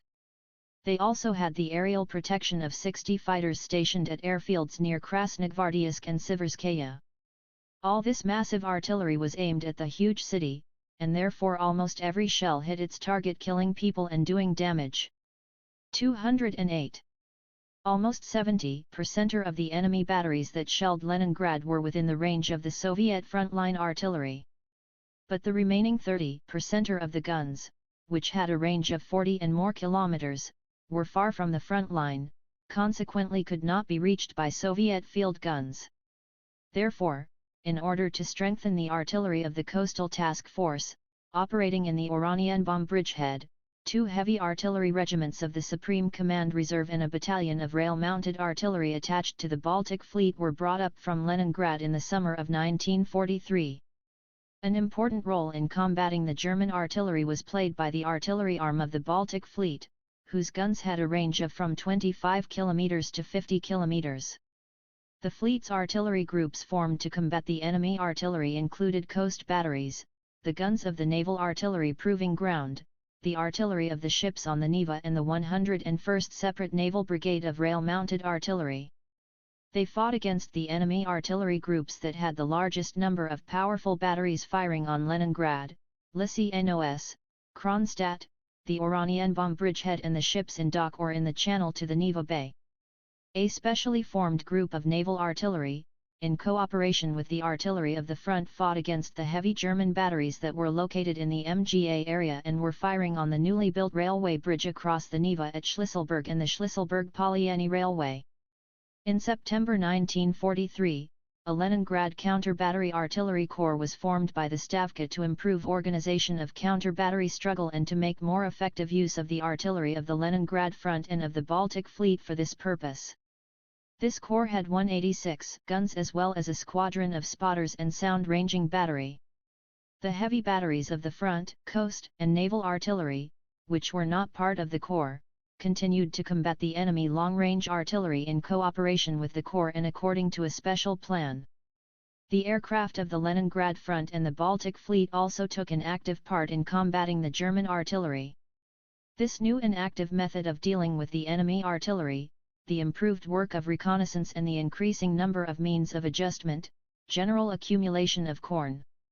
Bad experience enhanced the effectiveness of the counter-battery struggle. Fighting at Sinyavino and MGA. The active fighting continued at Leningrad even after the breaching of the blockade. In late January and in February 1943, the troops of the Leningrad and Volkhov fronts continued their offensive south of Lake Ladoga, in the course of which they liberated several villages and took a number of pockets of resistance at the 8th Power Station and at the 1st and 2nd Gorodok. In March they launched another offensive against the enemy concentration at MGA and Sinyavino, but they were not able to crush it at the time. But they did retain the initiative, inflicted heavy losses on the German 18th Army, and frustrated the planned German counter-offensive with a view to re-establishing the land blockade of Leningrad. In the spring and summer of 1943 the city's defenses were further strengthened and the troops underwent training for major offensive operations. Units were strengthened in terms of men and materiel. Both the Leningrad and Volkhov fronts were reinforced with reserves of the Supreme Command Stavka. In the second half of July 1943, when the Battle of Kursk was at its height, the Stavka ordered the troops of the Volkhov and Leningrad fronts to begin a new offensive against the enemy concentration at Sinyavino and MGA so as to pin the German forces down in this area and prevent them from being transferred to the central sector of the Soviet German front. On July 22, the 55th and 67th Armies of the Leningrad Front and the 8th Army of the Volkhov Front launched an offensive. The heavy fighting in the area of the MGA salient lasted for more than a month. The Nazi command was not only unable to free forces from Leningrad to reinforce other sectors, but was forced to bring up reinforcements from the passive sectors to hold their positions. The fighting took place under extremely difficult conditions. Drawn out, exhaustive battles were fought in almost impassable swamps and forests. This is how General A.V. Batluk, former commander of the 120th Infantry Division, described them in his memoirs. In winter the peat bogs were at least slightly frozen, but in summer it was all like hell on earth. Along the narrow paths between the innumerable peat pits. 210. There was nowhere for even the stretcher-bearers to take cover. The whole area was commanded by the heights which the Germans had taken back in 1941. Our guns got stuck sometimes up to 4 meters in the bogs. The heat, the marsh miasmas and the continually smoldering peat made one wretch, and in a week your shirt was rotten with sweat and giving at the seams. Govorov ordered each division fighting under these conditions to be relieved after 10 days. 1 every 10 meters of advance were achieved at the cost of enormous effort. The stomach offensive was what the soldiers called those battles. Courage, valor, initiative, and skill were required from every officer, every political worker and every soldier and sailor. The following episode is characteristic. For a long time it was impossible to take one of the Sinyavino hills. During the day the enemy could see every movement, and many had paid with their lives for attempting to approach it. Once the commander of the 106th Engineers Battalion, Major 1.1. Solomakin, was invited to General L.A. Govorov. Major Solomakin proposed a way of taking the hill in a night attack without artillery support. Requesting permission from General Govorov to attempt the attack, he was asked how his men had trained for such a complex operation. "We've made a precise copy of the German fortifications from an aerial photograph, and for several nights we've been training on it," he said. "Every platoon knows its section of the trenches by heart with all its foxholes and dugouts. We'll crawl across the swamp right up to the enemy trenches. We don't need any artillery preparation. I myself and my political officer will lead the battalion into attack. The plan is this." General Govorov spent a night personally inspecting the training and, after he had seen what they could do, gave his permission for a night attack. As darkness descended on August 11, 1943, the troops of the 106th Engineers Battalion began to approach the enemy defences. For 3 hours they crawled on their stomachs through the slime of the bog, ducking under completely whenever illumination rockets were fired. Reaching their destination, they engaged the enemy in a hand-to-hand battle lasting some 20 minutes, using sharpened sappers' spades and knives. The sappers wiped out almost a company of enemy soldiers, and many others surrendered in panic. The hill was taken. For his courage, valor, initiative, and skill, Major 1.1. Solomakin was awarded the Order of Suvorov, 3rd class. All the company commanders were decorated with the Order of the Red Banner, and almost all those who took part in the operation were awarded orders and medals. The battles for the Sieniavino Heights were fought by units of the 30th Guards Infantry Corps under General N.P. Simonyak, which was formed in April 1943 on the orders from the Supreme Command Stavka. The corps comprised the 45th and 63rd Guards Infantry Divisions of the Leningrad Front and the 64th Guards Infantry Division of the Volkhov Front. The Stavka suggested that some units of the corps should be used in an offensive operation to achieve a breakthrough in the direction of the main thrust, and in a defensive operation as the front's reserves for counterattacks. According to the Stavka, during the offensive operation, which lasted till August 24, the troops of the Volkhov and Leningrad fronts diverted to themselves considerable operational reserves of the enemy and inflicted heavy losses upon its forces. 1. The German plan to regain the southern shore of Lake Ladoga and restore the blockade was frustrated. About 10 enemy infantry divisions were bled white, and the Germans were prevented from moving their forces from Leningrad to the Kursk salient. The battles fought by the ground forces were actively supported by the Air Force. In one day alone, July 22, 1943, the pilots flew 540 sorties, bombing and strafing enemy positions and giving cover to their own ground forces from the air. The battles fought in the skies above Sieniavino were extremely hard. Once again, Captain Alexander Karpov, who was one of the finest aces of the Leningrad front and was subsequently made a hero of the Soviet Union twice, fought brilliantly. On August 3, 1943, 4 fighters under his command encountered 26 enemy fighters and bombers. In a headlong attack they split up the enemy formation, and Karpov, firing from his cannon and machine guns, brought down the leading enemy bomber. This prevented the enemy aircraft from attacking the Soviet ground forces. Later on the same day, Karpov, again commanding his 4 fighters but now escorting Soviet bombers, shot down 2 German Focke-Wulf 190s, bringing his total of downed planes to 22. The partisans continued to be of great assistance to the defenders of Leningrad. Day and night they harried the enemy rear. They blew up roads and railways, stopping enemy troop movements for many days. Sometimes important front-line routes such as the Warsaw and Vitebsk railway lines and the Pskov and Utergosh highways were put out of action completely.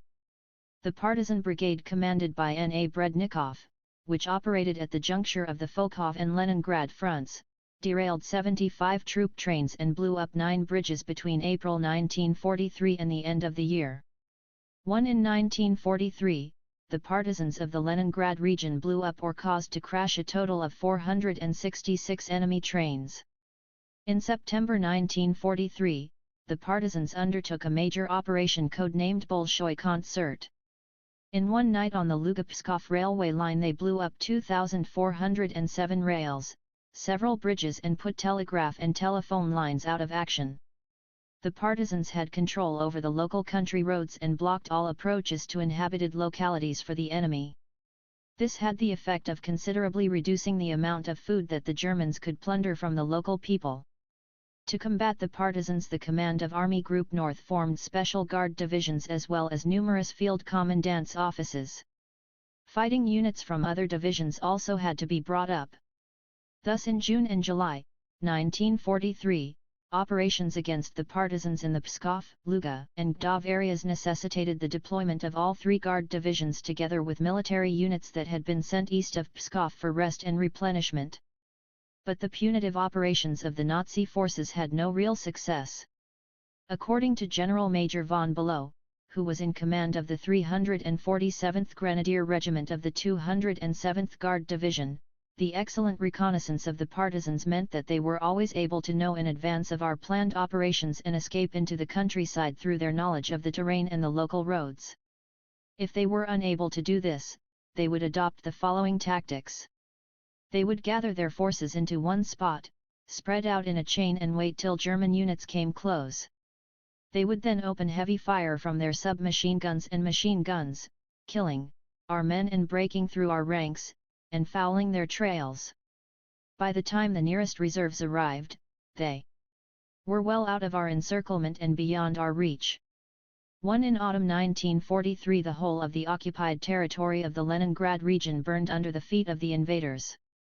In response to an order from the German command to evacuate all of the population deep into the German rear, the Soviet people took up arms. The partisan war assumed a hitherto unprecedented scale. The inhabitants of all the villages in the region rallied around the partisan regiments and detachments. 1.1. Sir Gunnan, the former commissar of the 5th Partisan Brigade, recalled, on November 16, 1943, among the many volunteers reporting to the brigade headquarters were two brothers carrying a short but exciting letter from their father. He wrote, "Comrade Commander of the partisan detachments, I am a Russian and cannot stand aside from our common cause, the fight against the Nazi invaders. They have brought us so much grief and tears. My heart burns with hatred for them. Comrade Commander, I am sending you my two sons, Nikolai and Vladimir. As a father I give them my blessing to fight against the German brutes. To Nikolai I entrust my rifle, which I have carefully preserved for many years. For Vladimir, I am sure, you will find a weapon. My sons will be true to their military duty and to their Soviet motherland. This I swear to you, Comrade Commander. I am at present unable to come to you myself, but I will soon get well enough to hold a rifle and fight alongside you." The father of Nikolai and Vladimir, Leonid Semyonov. 2. The underground Communist Party committees and the partisans roused the population in a number of districts to an armed uprising. More than 14,000 rifles, 7,000 submachine guns, some 1,200 machine guns, 123 anti-tank rifles, 112 mortars, almost 11,000 mortar shells, 80,000 grenades, 114 tons of explosives and 17 million cartridges were brought by air to the resurrectionists from the Leningrad Partisan HQ. 3. They liberated a vast territory and established Soviet power there. Enemy communications, garrisons of towns and railway stations were constantly raided by the People's Avengers. The main force of the partisan movement in the occupied districts of the Leningrad region consisted of 13 partisan brigades totaling some 35,000 men in December 1943. On the eve of the decisive battles, Soviet economic achievements, on the one hand, and the 1943 victories on the fronts, on the other, made it possible for the Communist Party and the Soviet government to set before the armed forces of the country an important military and political task to liberate the whole of the temporarily occupied Soviet territory and transfer hostilities beyond the borders of the Soviet Union so as to help the enslaved peoples of Europe in ridding themselves of the fascist yoke. For this purpose it was proposed to launch a number of consecutive offensive operations in different sectors of the front. This would prevent the enemy from concentrating its reserves on the threatened sectors in order to counter Soviet attack. Possessing the strategic initiative, the Soviet Supreme Command could choose the direction and time of its thrusts.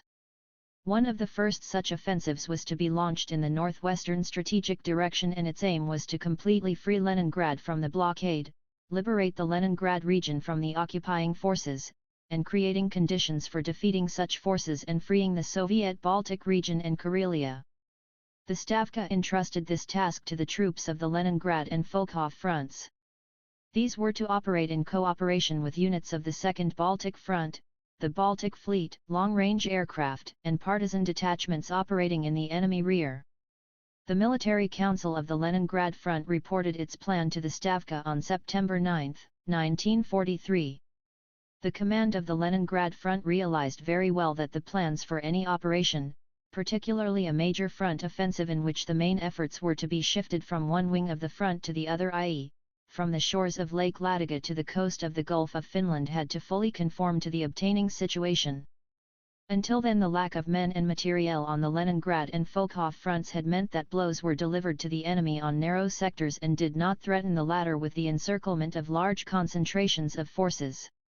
The commander of Army Group North had been able to regroup his forces within the front and to extensively maneuver the forces and materiel of the 18th and 16th Armies and of his operational reserves.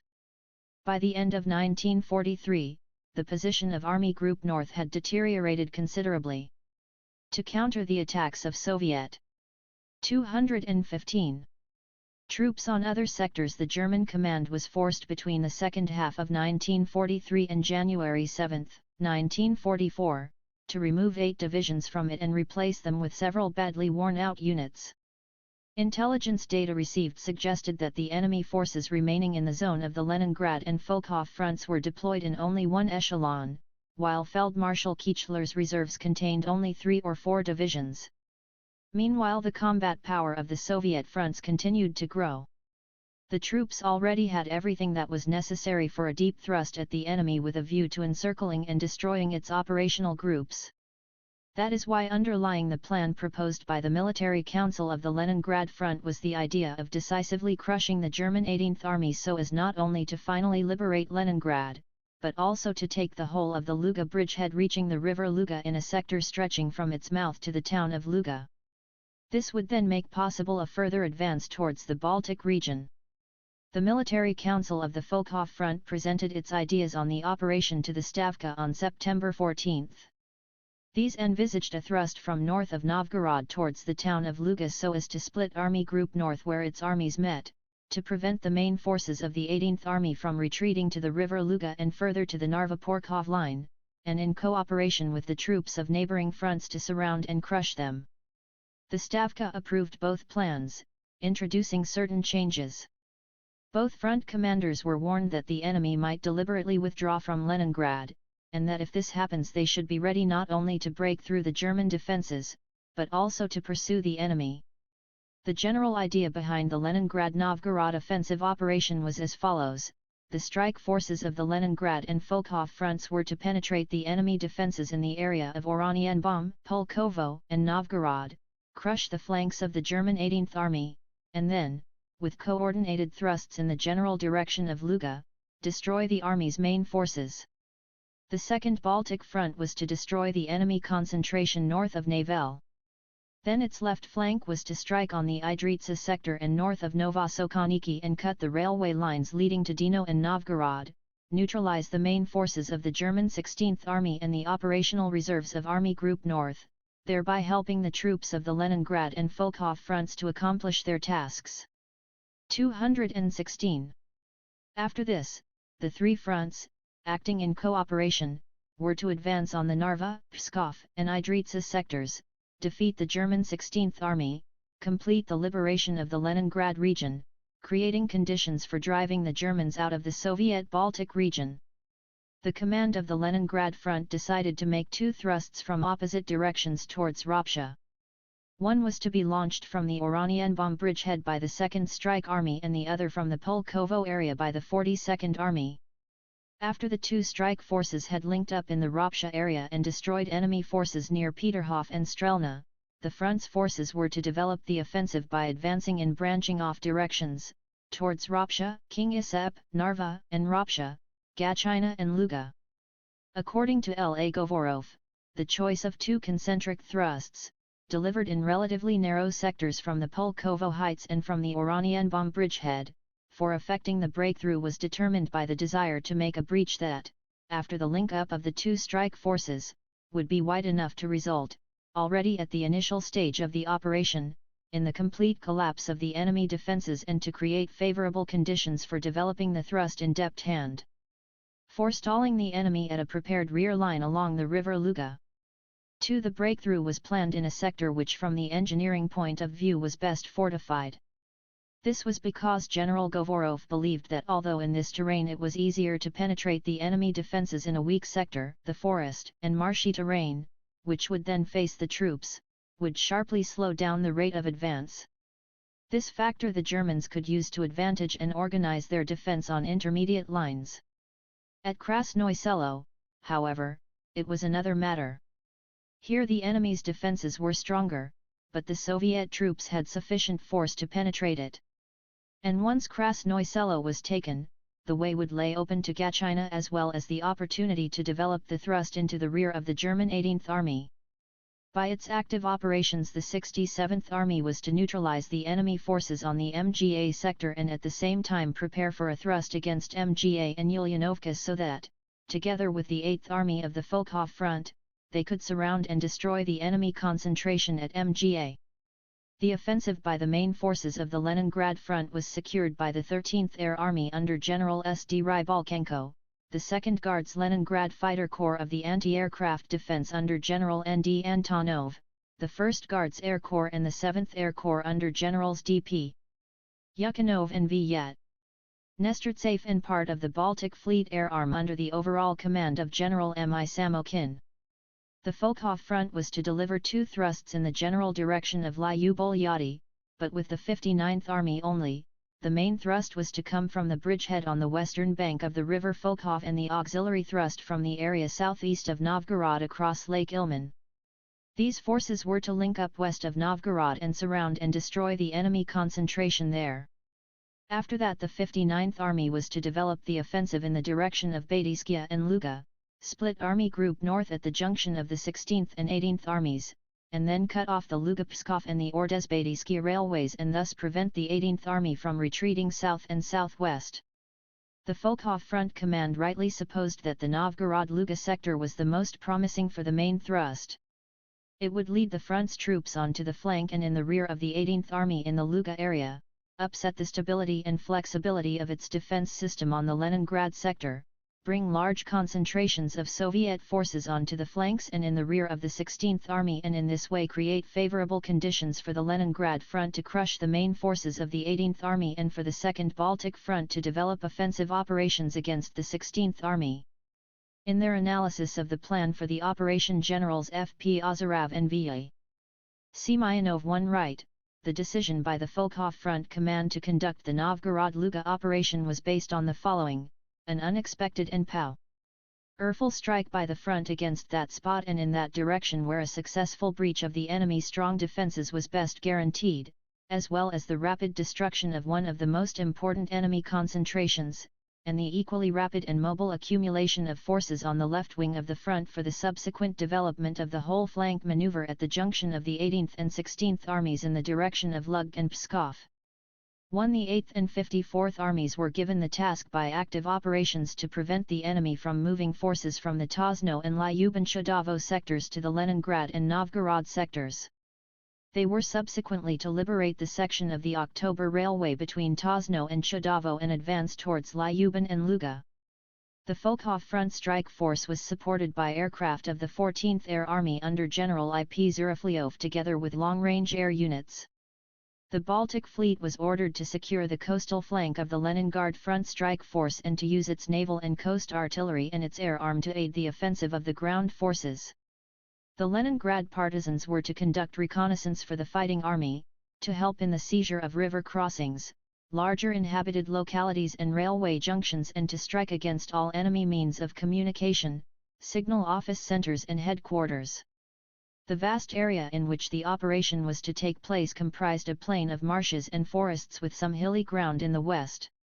The vast, innumerable swamps never froze completely even in the depths of winter, and the winter of 1943 to 1944 was unusually mild. They were covered only by a thin layer of ice, which was often insufficient to bear the weight of even infantry soldiers. There were few roads. The advancing troops had to cross a number of rivers, the Volkhov, the Narva, the Luga, and the Plyusa, and along all of these the Germans had built defense works. The ice on these rivers and lakes was never more than 25 centimeters thick, and in order to bring military equipment across it, it had to be artificially thickened. The German command assumed that if the Soviet army was to launch a general offensive, the troops of the northwestern strategic sector would sooner or later start moving. In early December 1943, it noted that the preparations for an offensive by the Volkhov and Leningrad fronts, which have long been detected, are evidently continuing according to plan. The most likely areas for the launching of this offensive seem at present to be the Novgorod-Volkhov bridgehead and the areas south of Leningrad and Oranienbaum.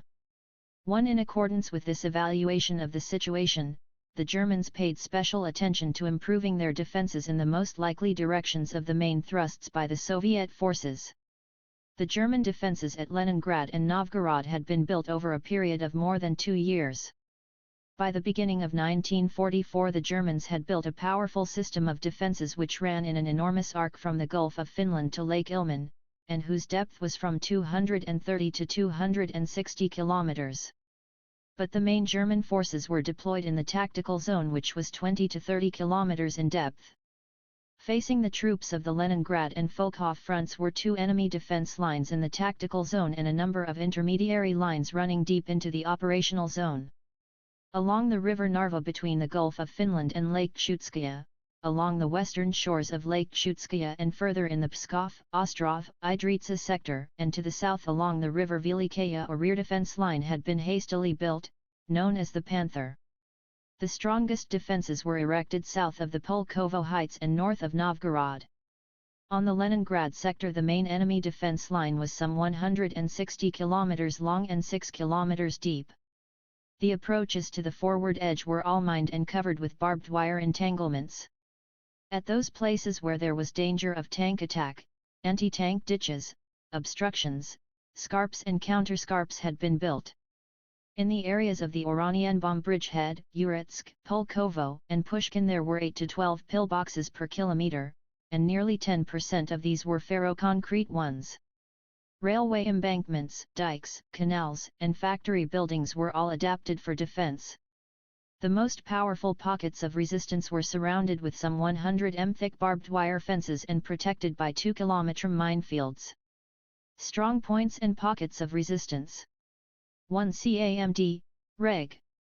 500, Case 12451, File 650, Sheet 188. 220. With powerful fortifications were built at Koparai, Dyatlitsy, Ropsha, Krasnoye Selo, Pushkin, Pavlovsk, Ulyanovka, and Mga to protect important road junctions and the gaps between forest tracts. The main line of the enemy defense on the Novgorod-Luga sector consisted of a widely ramified system of interconnected company strong points and battalion resistance centers. The walls of the forward edge trenches were reinforced with metal nets with brushwood interwoven into them. The most powerful defenses were built at road junctions, in villages, and defile between the swamps. The woods were full of obstructions and abysses surrounded by minefields. For every kilometer of the frontage the Germans had 15 to 18 pillboxes and gun turrets. A powerfully protected defile between the river Volkhov and Zamoshsky swamp with Podborizhzhia as the center of this pocket of resistance guarded the northern gates to Novgorod. Podborizhzhia was the road and railway junction through which the enemy Novgorod concentration received its supplies. Without taking this pocket of resistance, it was impossible to reach the operational spaces in which mobile units could be brought into action. The ancient town of Novgorod had been turned by the Nazis into a fortified area. The numerous weapon emplacements concealed behind the thick walls of stone structures and the large number of fortifications and obstructions made Novgorod truly impregnable. Many weapon emplacements had also been built on the bogs and on the marshy banks of the rivers. Fascist propaganda referred to this powerful, deeply echeloned defense line on the Leningrad sector as an impregnable northern rampart. Rudolf Herrig, a military correspondent for the engineer section of the General Staff of the Ground Forces, who was taken prisoner at Leningrad, recounted, "I was sent to the Leningrad area where I was to look at the work of the German sappers. I arrived at the front in November. At the 50th Army Corps HQ. I received the necessary information and visited the Ligovo Canal and the area around Pushkin. Everyone was confident that our defenses were impregnable and could withstand any Soviet attack. The northern rampart was held by the German 18th Army, which had a total of 168,000 men, some 4,500 field guns and mortars and about 200 panzers and assault guns. Aerial support came from part of the 1st Air Fleet. The German command was expecting the Soviet offensive at Leningrad and realized the importance of holding their positions on the northwestern strategic sector. In one of the documents of the 18th Army, which was captured at the headquarters of the German 28th Light Infantry Division, it was stated, "The liberation of Leningrad is as important to the stability of the Soviet system as the defense of Moscow and the battles for Stalingrad.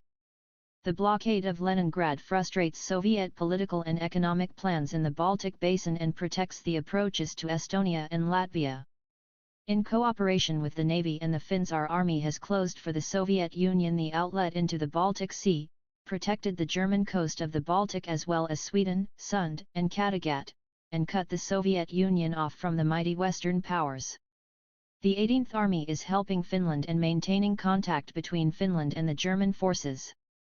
Nevertheless, fearing the encirclement and destruction of the 18th Army, the commander of Army Group North intended to secretly withdraw it to the Panther Line and thereby preserve his manpower and increase his troops' strength by reducing the front line. According to General Furtsk, who was at the time Chief of Staff of the 18th Army, measures were taken to prepare for the withdrawal. By the end of December 1943, the rear agencies, spare material resources and ammunition depots had been evacuated beyond the Panther Line. As subsequent events showed, this ensured great mobility for the retreating enemy troops and possibility of a more extensive maneuver, in terms of men and materiel. But the German High Command demanded that the positions at Leningrad and Novgorod be held whatever the cost as the basis of the whole left strategic flank of its eastern front. As a consequence, the commander of the 18th Army, General Oberst Lindemann, issued an order in December 1943 that the defences should be held at any cost and that each strong point, each pillbox and each metre of land should be fought for to the last man. In late December 1943 and early January 1944 a major strategic offensive was launched by the troops of the Ukrainian fronts in the right bank Ukraine, and it was here that the Stavka sent its main reserves. But considerable number of long-distance aircraft, together with self-propelled artillery and units from the special arms of the service, were nevertheless sent to the Leningrad and Volkhov fronts. Many artillery, tank, and air units were issued with new equipment just before the offensive. The reserves provided by the Supreme Command Stavka and the regroupings that took place within the fronts and between them, together with the bold concentrations of men and materiel on the main sectors, meant that the Leningrad and Volkhov fronts attained decisive superiority over the enemy. Without the 23rd Army of the Leningrad front, the two Soviet fronts had a total of 716,000 officers and men, 12,165 field guns and mortars, 1,132 tanks and self-propelled artillery mounts. They also had the air support of 1,070 aircraft.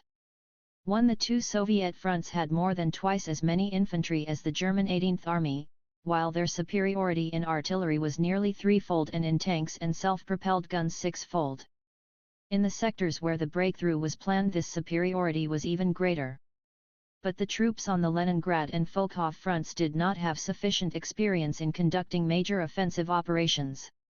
They had to break through a strong, echelon defenses and then advance across a terrain that was full of forests and marshes, which hampered troop maneuvers and impeded the mass use of heavy weaponry. Thus careful preparation on the part of the headquarters and troops was vitally important. Intense training went on day and night in any weather in the fronts. And as in the days when the troops trained for breaching the blockade, mock UPs were made in the rear, which were precise reproductions of the enemy defenses in the sectors of the oncoming operations. The soldiers learned to overcome barbed wire entanglements and minefields and to storm the pillboxes. As a rule, the artillery, tanks, and engineers took part in these tactical exercises together with the infantry, and the commanding officers practiced in coordinating their efforts. At the army, corps, and divisional staffs numerous exercises and war games were held. Air units staffs practiced various methods of combat cooperation with the infantry and tank units, and the flying crews trained in bombing and strafing small targets. Paramount importance was attached to the initiative of the infantry units and their commanders, to the effective cooperation between the infantry and the assault groups, which were to fight against the enemy pillboxes, and to overcoming the minefields and obstructions. The infantry units were trained to fire on the move, to attack immediately after their own artillery shells had exploded and to engage in hand-to-hand fighting in the trenches and in firearms fighting in night conditions. Great attention was paid to the moral-psychological training of the troops as they prepared for the offensive. The soldiers were rearing to go to battle, but they needed help in getting rid of the habits and attitudes of the trenches, and in becoming confident of their own strength and in the power of their weapons. This was the task of the combat and political officers. On the Volkhof front an exhibition of captured arms and equipment was held. The fighting men who came to the exhibition could see with their own eyes how a bold and skillful soldier could tame any German tiger or panther. They were also taught there how to use captured arms and equipment. During the preparation for the offensive the engineers had a considerable amount of work to do. They prepared the ground from which the offensive was to be launched, widening the network of trenches, laying roads for the tanks, building weapon emplacements for the reinforcing artillery and building command and observation posts. In the zone of the Leningrad front alone 926 minefields were cleared of 423,000 mines. At the same time, in the second half of December 1943, 43 kilometers of barbed wire entanglements were removed with explosive snakes 1 and 9,000 mines were rendered harmless. The task facing the engineers on the Volkhof front was particularly complicated. They had to secure the crossing of the Volkhof and Malý-Volkovec rivers to the Volkhof bridgehead from where the main thrust would be launched, and across Lake Ilmen where the auxiliary thrust was to be delivered. The breach of the enemy's powerful defences and the subsequent offensive over a wooded and marshy terrain required elementary engineer training for the infantrymen, the gunners, and the tankmen. In each platoon there were men who had learned how to cut barbed wire entanglements, defuse mines, clear roads, lay log paths across the bogs and pull out equipment that had got stuck. On the Leningrad front more than 30,000 men underwent this training. Army General L.A.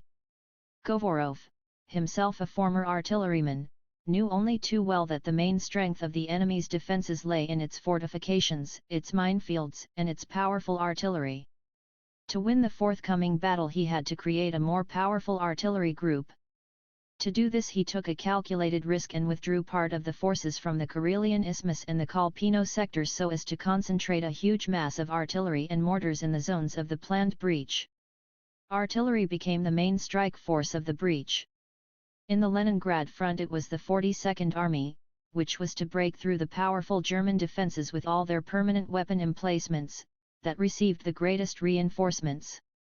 Along the strip of the projected breach it had 138 barrels per kilometre, in the 2nd Strike Army the figure was 123 and in the 59th Army, 106. The command of the Leningrad and Volkhof fronts knew that they would not be able to achieve surprise in their offensive.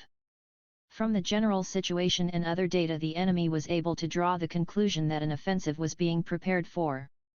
But the important thing was to mislead the enemy as to the direction of the main thrusts of the offensive and the date set for its launching.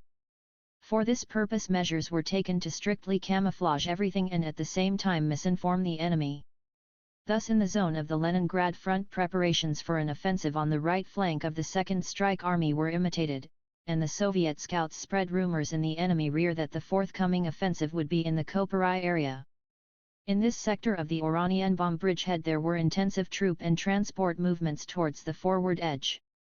Dummy guns and tanks were set up, the signalers increased radio exchange, imitating the work of new radio stations of arriving units, the aviation stepped up its reconnaissance and bombing of the enemy on the King Isep sector, and along the whole frontage of the Oranienbaum bridgehead, and particularly on the right flank scouting and reconnaissance in force were stepped up.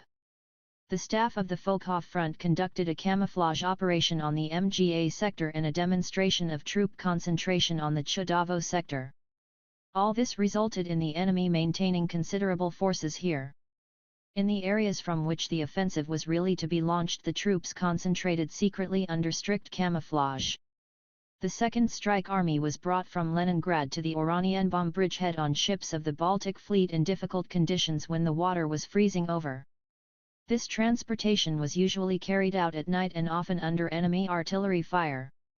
From November 5, 1943, to January 21, 1944, the Baltic Sea sailors conveyed to the bridgehead 5 infantry divisions with artillery, 18 artillery and mortar regiments, and a total of 1,323 guns and mortars with traction facilities, a tank brigade, 2 tank and 1 self-propelled artillery regiments, a large amount of ammunition, food, fuel, lubricants, and various other materials that were necessary to the troops.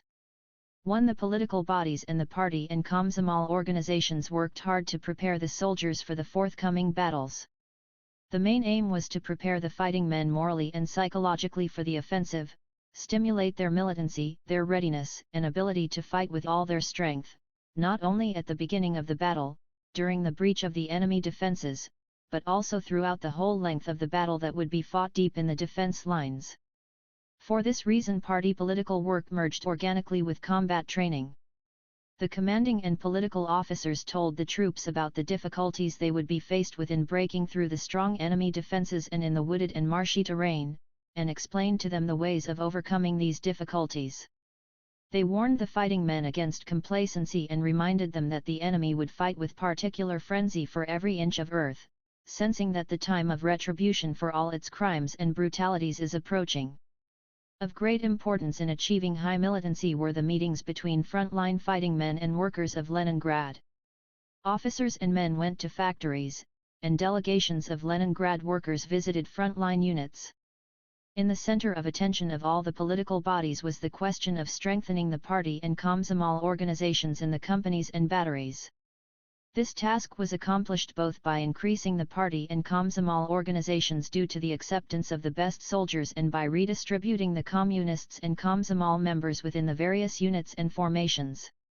By the time the offensive was due to begin, strong party and Komsomol organizations had been set up in every company and battery, and this meant that every section and every crew had a few communists and Komsomol members. As usual, in the most responsible and possibly last days of their lives, many of the fighting men wished to join the Communist Party. The finest of them applied to be accepted to the Communist Party or the Komsomol.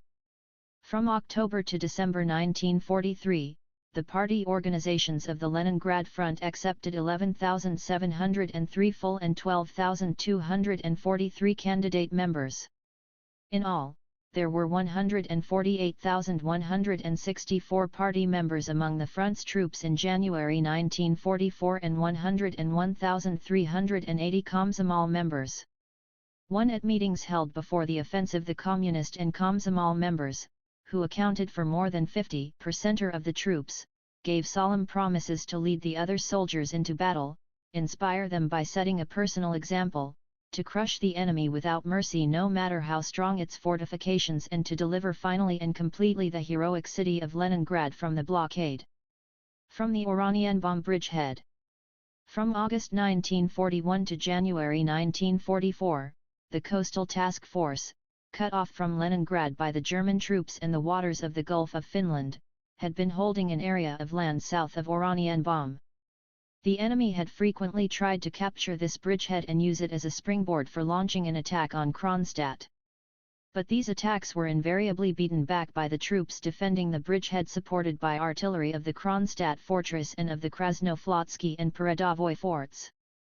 It was to the troops of the Coastal Task Force, to whose sector the Second Strike Army had been transferred, that the honor fell to be the first to strike the blow that would lead to the final defeat of the Nazi armies at Leningrad. On the night of January 13, 1944, the troops on the bridgehead took up the initial position for the offensive. Lorries loaded with shells, mines, cartridges, food, and equipment moved in different directions. Infantry units stretched out in a continuous line from the forest, heading for the trenches from where they were to strike at the enemy defences. A little way back from the front line, the gunners and tankmen checked their weapons and verified ranges and tank routes. In the sky, the rumble of aircraft could be heard as the bombers of the 7th Long-Range Air Corps set off, despite the inclement weather, to bomb the enemy troops and long-range artillery. By dawn everything had been ready in the main, but the weather had not improved. Dark, low, leaden clouds were floating across the sky, and thick fog hampered observation. By 9 a.m. the fog had begun to clear away, and the quiet of the early morning was suddenly split by a thunderous cannonade that seemed to spread along the whole length of the horizon.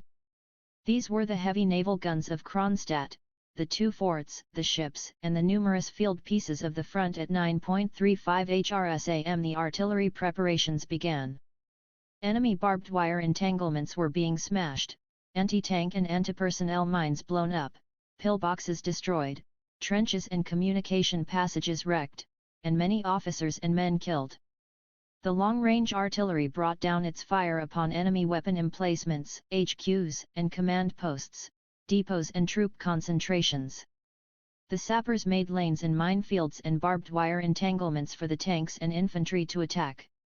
The artillery bombardment was kept up for 76 minutes, during which more than 104,000 shells and mortar bombs were fired at the enemy, causing great losses and disrupting its fire system and troop control. The offensive of the infantry units of the 2nd Strike Army began well. The Kolokina Hill, where the command and observation posts of Generals L.A. Govorov and 1.1 Fedyuninsky were situated, offered an excellent view of the lines of troops of the 43rd and 122nd Infantry Corps. Above the lines of the attacking troops the military banners flew proudly, and the shouts of hurrah merged with the thunder of bands. The infantry units quickly took the first trench and, supported by tanks, penetrated the enemy defences at a considerable depth. The hail of fire and lead that fell upon the enemy and the headlong attack by the tanks and the infantry stupefied the Germans at first. For the first 30 to 40 minutes they used only their rifles, submachine guns, and machine guns against the attacking forces. Along all signal lines of the 9th and 10th Airfield Divisions there were requests for help and panic reports. Like Russian artillery fire of enormous strength, suffering much damage from their direct laying guns. Where the hell is our fire, or trenches destroyed along the whole sector, Russian infantry is attacking. Hurry with artillery fire, or again about a regiment of Russians has broken through. We're forced to retreat. Request barrage fire. The German gunners reported, our infantry is quitting the trenches, but the SS 3rd Panzer Corps did manage to regain troop control and organize resistance. When the Soviet forces reached the 3rd trench they were met with a hail of fire.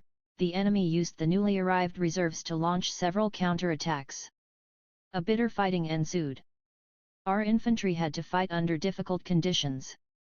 Aircraft support was poor due to the bad weather, while the accompanying tanks and field guns often lagged behind because there were no roads and the snow was deep and loose. Nevertheless, the troops of the 2nd Strike Army succeeded in overcoming the fierce resistance put up by the enemy and penetrating the forward edge of the enemy defences on the entire 10 km sector of the breach. By the end of the day they had driven a wedge 3 to 5 kilometers deep. They were not, however, able to completely break through the enemy's main defense zone on the first day. On the morning of January 15 the fighting became even more bitter. Bringing up their reserves to the breach sector, the Germans mounted repeated violent counterattacks. They could not undertake anything more effective because the Soviet 42nd Army assumed the offensive on the same day, neutralizing the enemy's main reserves on the Krasnoye Selo sector. To strengthen the thrust, General Fedyuninsky, the commander of the 2nd Strike Army, brought into action the 152nd Tank Brigade and then the 2nd Lines of the Infantry Corps. After a bitter 3-day fighting the 2nd Strike Army penetrated the main zone of the enemy defences and advanced to a depth of 8 to 10 kilometers, expanding the frontage of the breach to 23 kilometers, which gave them the opportunity of developing the offensive towards Ropsha. Low clouds and a snowstorm still kept the aircraft on the ground and they were unable to give support to the ground forces. In the very first engagements the Soviet fighting men already showed great determination and mass heroism. Inspired by the noble task of finally delivering Leningrad from the blockade, the officers and men fought without thought for themselves. The selflessness and stamina they displayed and the help they gave each other largely determined the successful outcome of the most difficult stage of the offensive, the penetration of the main zone of the enemy defenses.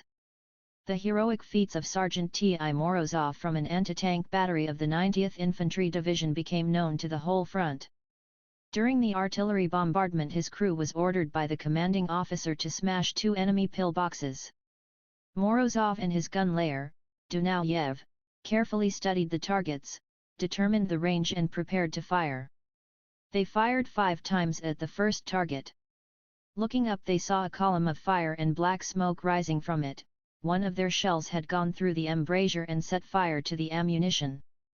Morozov ordered his men to fire at the second pillbox. At that moment a shell burst some 20 meters away from their gun. Dunayev covered his face with his hands and slowly sank onto the gun carriage. Morozov rushed up to his comrade and saw that his face was covered with blood. While Dunayev was being bandaged by Burakov, another crew member, Morozov replaced him at the gun and with 3 shots destroyed the second enemy pillbox. Some time later, as they were advancing well beyond the enemy's second trench, Morozov was hit in the back with a mine splinter. The gun loader, Starikov, supported his commander, who was now suffering acute pain and weakness, and with great difficulty extracted the splinter from his back. He then bandaged it up with his own first aid pack. Burakov found an old ski stick and with its aid Morozov was able to walk. The artillerymen then carried on, dragging their gun forward. They destroyed enemy weapon emplacements that were hampering the advance of the infantry. But by the end of the day the crew numbered 6 men. Dunayev, weakened by loss of blood, had to be sent to the field hospital. Late that evening the enemy was driven out of Gostilitsy. Morozov was ordered to take up position at a fork in the road and cover the junction with the neighboring unit. The crew got no sleep that night, and at dawn the Germans launched a counter-attack supported by 4 panzers. Suddenly Morozov saw about 60 enemy soldiers, running towards the place where his gun stood. Realizing that he would not be able to beat off the attack with shells alone and that his own infantry would not have time to get there, Morozov ordered 4 members of his crew to take their submachine guns and grenades and lay on either side of the gun. Starikov, the gun loader, he ordered to stay with him. As soon as the enemy got close enough, the 4 men on the ground opened fire with their submachine guns, while Morozov and Starikov fired armor-piercing shells at the tanks and grape shot at the infantry. The Germans, caught by surprise, took to their heels, leaving their dead and wounded behind. A Soviet infantry unit then arrived and completed the rout of the enemy. By the end of that day Sergeant Morozov's crew was already several kilometers south of Gostilitsy. But hardly had they set up a weapon emplacement when the Germans once more launched a counter-attack. An enemy panzer, firing simultaneously from its machine gun and its cannon, was approaching them, but 3 shots were enough to put it out of action, and the infantrymen then took what remained of the German crew prisoner. Fighting bitterly, the Soviet units developed their offensive in the depth of the enemy's defenses. Realizing that the German troops in the Peterhof and Strelna area were in danger of being encircled, the Nazi commanders began to withdraw them southward. To cover this retreat they brought up their 61st Infantry Division, which was in reserve, and some special units. Enemy resistance was mounting. The weather improved and the Soviet aircraft once more took to the skies. On the night of January 16, long-range bombers attacked the Krasnoye Selo and Gachina areas as well as the stations where reserve troops had arrived. During the day the skies above the battlefield were the scene of other, no less heavy fighting as Soviet attack planes struck at enemy troop concentrations and artillery batteries. Thanks to the precision bombing of Senior Lieutenant Yet Ikabanov's wing of the 8th Mine and Torpedo Air Division, the enemy divisional command post at Ropsha was destroyed. Throughout January 17, units of the strike force, with artillery and tank support, continued to expand and deepen the breach. Despite bitter resistance, they took a number of large inhabited localities, Kochheretsi, Dyatlitsi, Sokolai, and Gliadino. During the battle for Dyatlitsi, Company Commander Senior Lieutenant A.I. Spirin of the 98th Separate Tank Regiment raced ahead with his tank crew, destroying a number of enemy anti-tank guns and pillboxes and damaging 2 panzers. Spirin personally conducted an artillery duel with a number of German Tiger panzers, but his tank was hit by an enemy shell. Though wounded and deafened, he called out to his crew to quit the tank, but no one answered. Then Spirin opened the hatch, grabbed his submachine gun and almost fell into the snow beside his tank. As the German soldiers were running up in the hope to take the Soviet tank crew prisoner, he opened fire. When Soviet infantrymen arrived, they counted nearly 60 dead Germans around the tank, but the wounds received by Spirin also proved fatal. Morozov, now promoted to senior sergeant, also distinguished himself on the approaches to Dyatlitsi. In the heat of the battle, a German Tiger panzer came crawling out of a nearby wood. Morozov immediately opened fire, but his first shots were unsuccessful, for they hit the panzer but were not powerful enough to pierce the frontal armor. At that moment an enemy assault gun also appeared on the battlefield. Morozov saw a heavy Soviet tank going to head off the Tiger and lifted fire to the assault gun, which his crew put out of action with several shots. When the Tiger turned its right side towards Morozov's gun, he fired several armor-piercing shells at it, which produced the desired effect. For bravery and valor shown in fighting, Senior Sergeant Timofey Morozov was made a hero of the Soviet Union. His crew members were also awarded orders and medals. On January 18, General 1.1 Fedyuninsky brought the second line of his army, the 108th Infantry Corps, into the battle. Fighting all out with the enemy, the units of the 108th and 122nd Infantry Corps moved steadily forward towards the 42nd Army and on January 19 took Ropsha by storm, striking from the Pulkovo Heights. The offensive launched by the 42nd Army under the command of General 1.1 Maslenikov developed in a slightly unusual way. A day before it began, the heavy artillery commenced the destruction of the enemy's strongest defense works, of which there were many in the sector of the planned breach. On January 14 the 42nd Army opened fire on the enemy at the same time as artillery preparation was begun in the sector of the 2nd Strike Army. The day ended with the destruction of 165, 232 permanent weapon emplacements and 4 observation posts. At 09:20 HRSAM on January 15, the direct artillery bombardment was begun. From the southern outskirts of Leningrad as far as Pulkovo the guns began to thunder. Large-caliber Soviet guns fired from the meatpacking plant, the Metallostroy, Moskovskaya Slavianka, and Kolpino areas, and their roar was seconded by the thunderous boom of the long-range naval batteries. These came from the battleship Oktyabrskaya Revolyutsia, the cruisers Maxim Gorky and Petropavlovsk, the leader Leningrad, the destroyers Stroiny and Strugi, and the coast and rail-mounted artillery. During the artillery bombardment more than 220,000 shells were fired. The commander of the front, General L.A. Govorov, who had flown in shortly before from the Oranienbaum bridgehead, was watching the events from an observation post in a southern suburb of Leningrad. Being a professional artilleryman, he had taken part in deciding questions related to the use of the artillery in this way, particularly during the artillery preparation, and he was therefore highly satisfied to watch the sea of fire and columns of earth being thrown in the air all along the forward edge of the enemy defenses. The thunder of the artillery bombardment could be heard clearly in Leningrad. People came onto the streets to listen and their mood was joyful. They realized that the enemy began to be routed at the walls of the city and that soon the last links of the enemy blockade would be smashed. This was the moment they had been waiting for 900 days of exhaustive and bitter struggle. For 100 minutes the flames raged over the enemy defenses. In the skies, squadron after squadron of Soviet attack planes flew over the enemy lines, destroying its soldiers and guns and clearing the way for the attacking infantry. German long-range artillery emplacements and other targets that lay well back from the fighting front were subjected to aerial bombings. Covered by a wall of artillery fire and keeping closer to the explosions of their own shells, the infantry moved forward to the enemy defences. The guardsmen advanced firing from their submachine guns. Red banners fluttered in front of many units, particularly the glorious banner of the 190th Guards Infantry Regiment, which had been formed in 1918 by the famous Civil War hero, J. F. Fabricius. 233.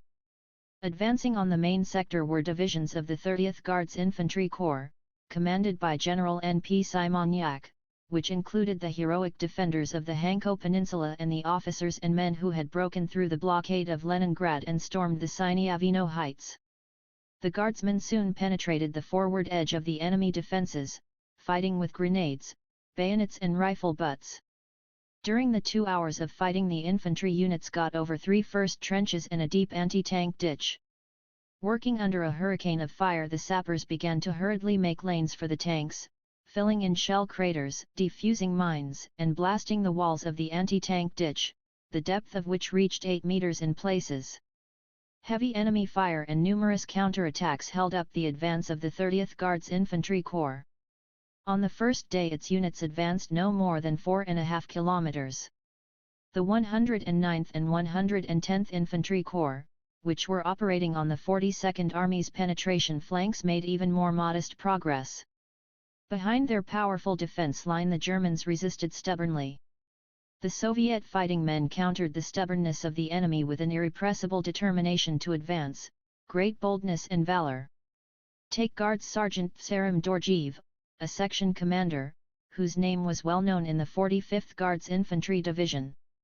Together with a group of riflemen he burst into the enemy trench, but could not get any further because of the heavy fire from the enemy pillboxes. One after another his men were shot down as they tried to move forward. Dorjiev then asked his commanding officer for 4 soldiers and a tank.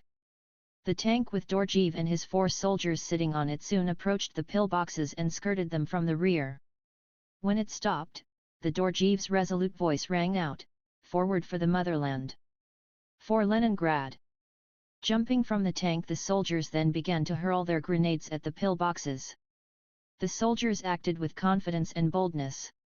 18 German corpses were left on the trampled snow. Dorjiev and his men took a heavy and a light machine gun, a flamethrower, and a radio station. The enemy pillboxes were silenced, and the soldiers moved on.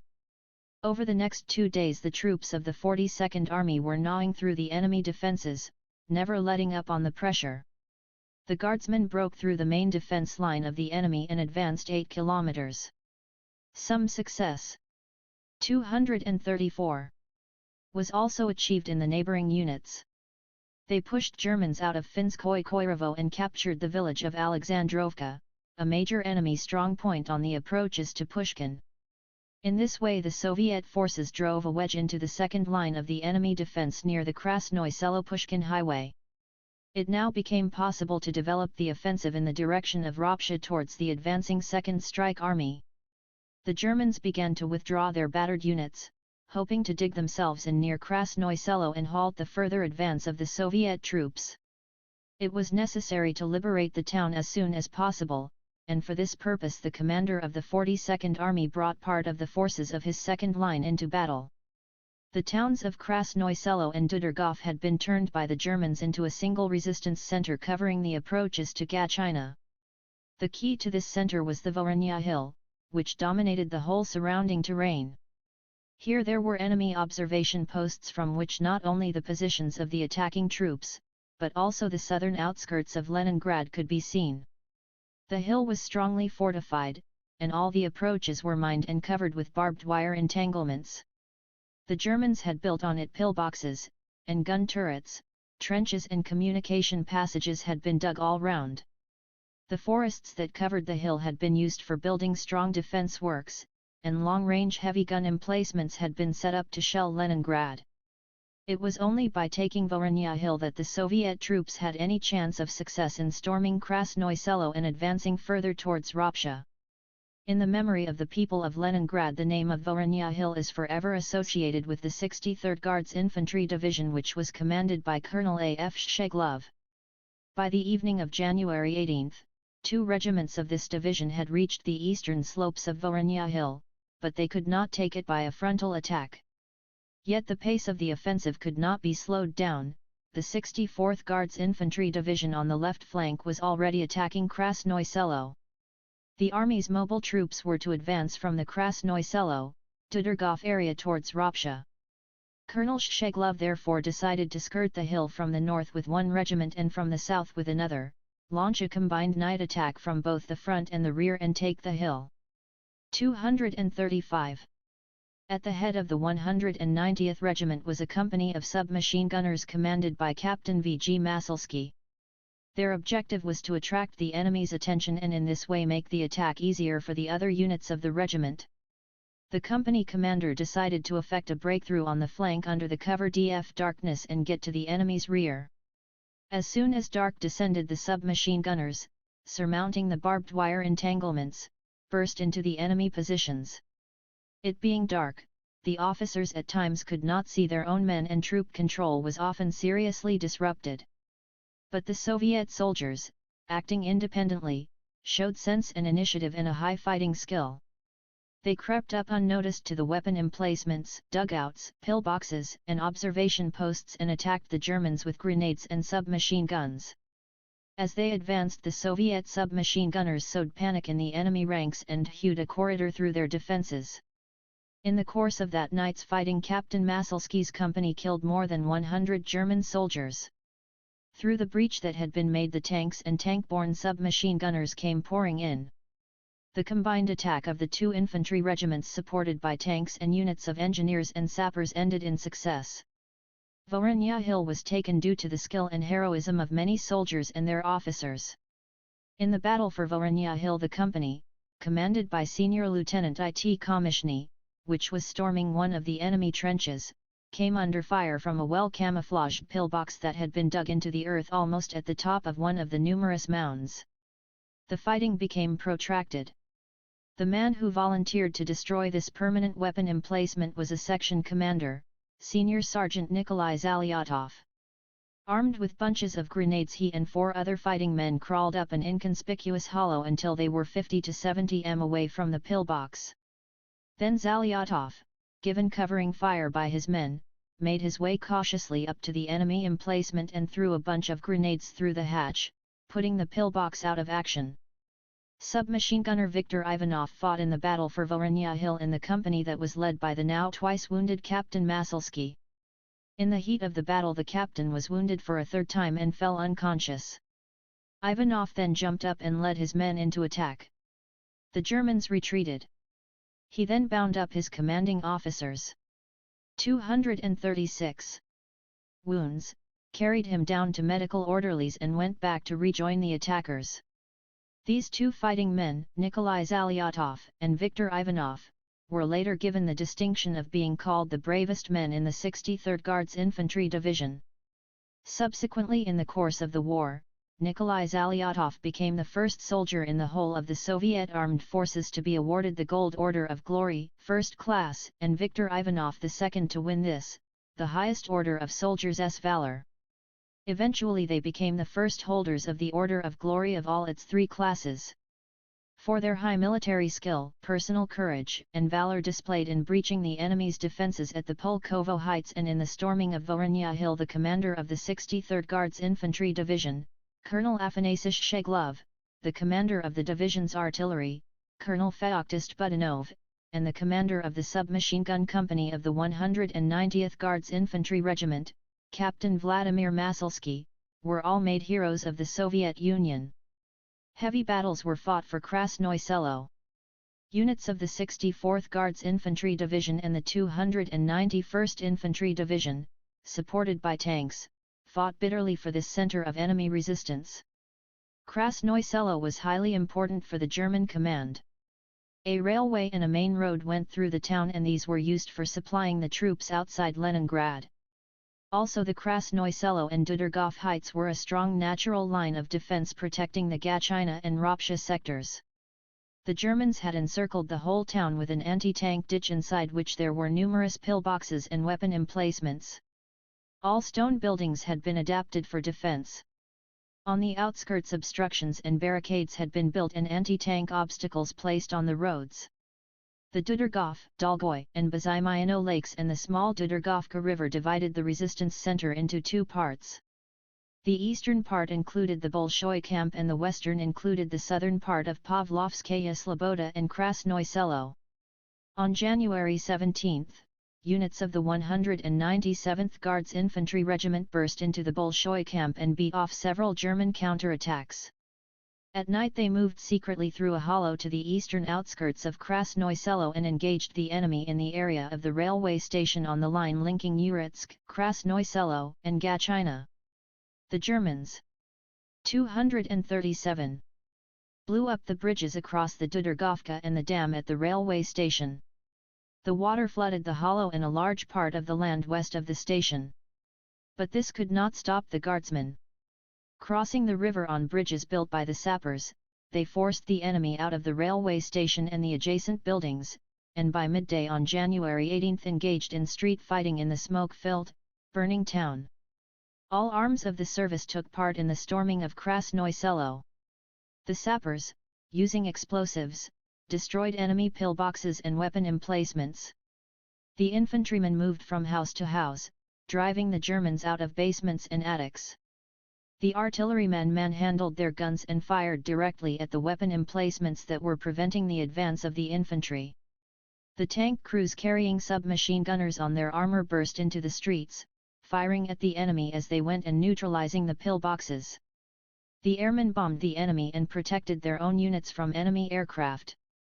On the morning of January 19, Soviet troops took Krasnoye Selo, thereby breaking through the enemy's second line of defense.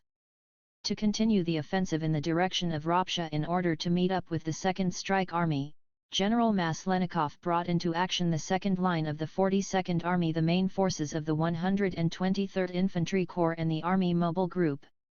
The Mobile Group, which comprised 2 tank brigades, 2 self-propelled artillery and 1 anti-aircraft artillery regiments, an anti-tank battery and 2 companies of sappers under the overall command of Lieutenant Colonel V. L. Protsenko, the commander of the 220th Separate Tank Brigade, moved via Kipen and Telazi towards the forces of the Second Strike Army.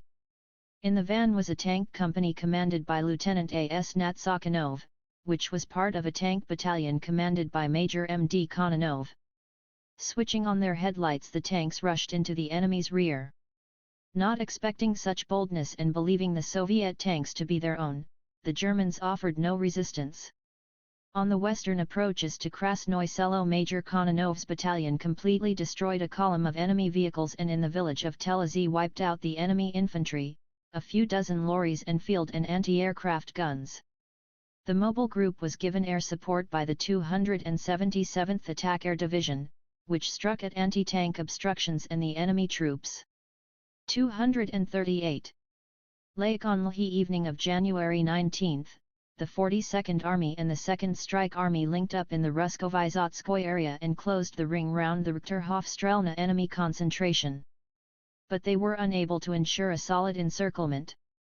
All that night the enemy slipped through in small groups in the southern direction, but those that did not get out were wiped out on the next day by joint efforts of the two armies. German losses here amounted to almost 20,000 killed, more than 1,000 of officers and men were taken prisoner.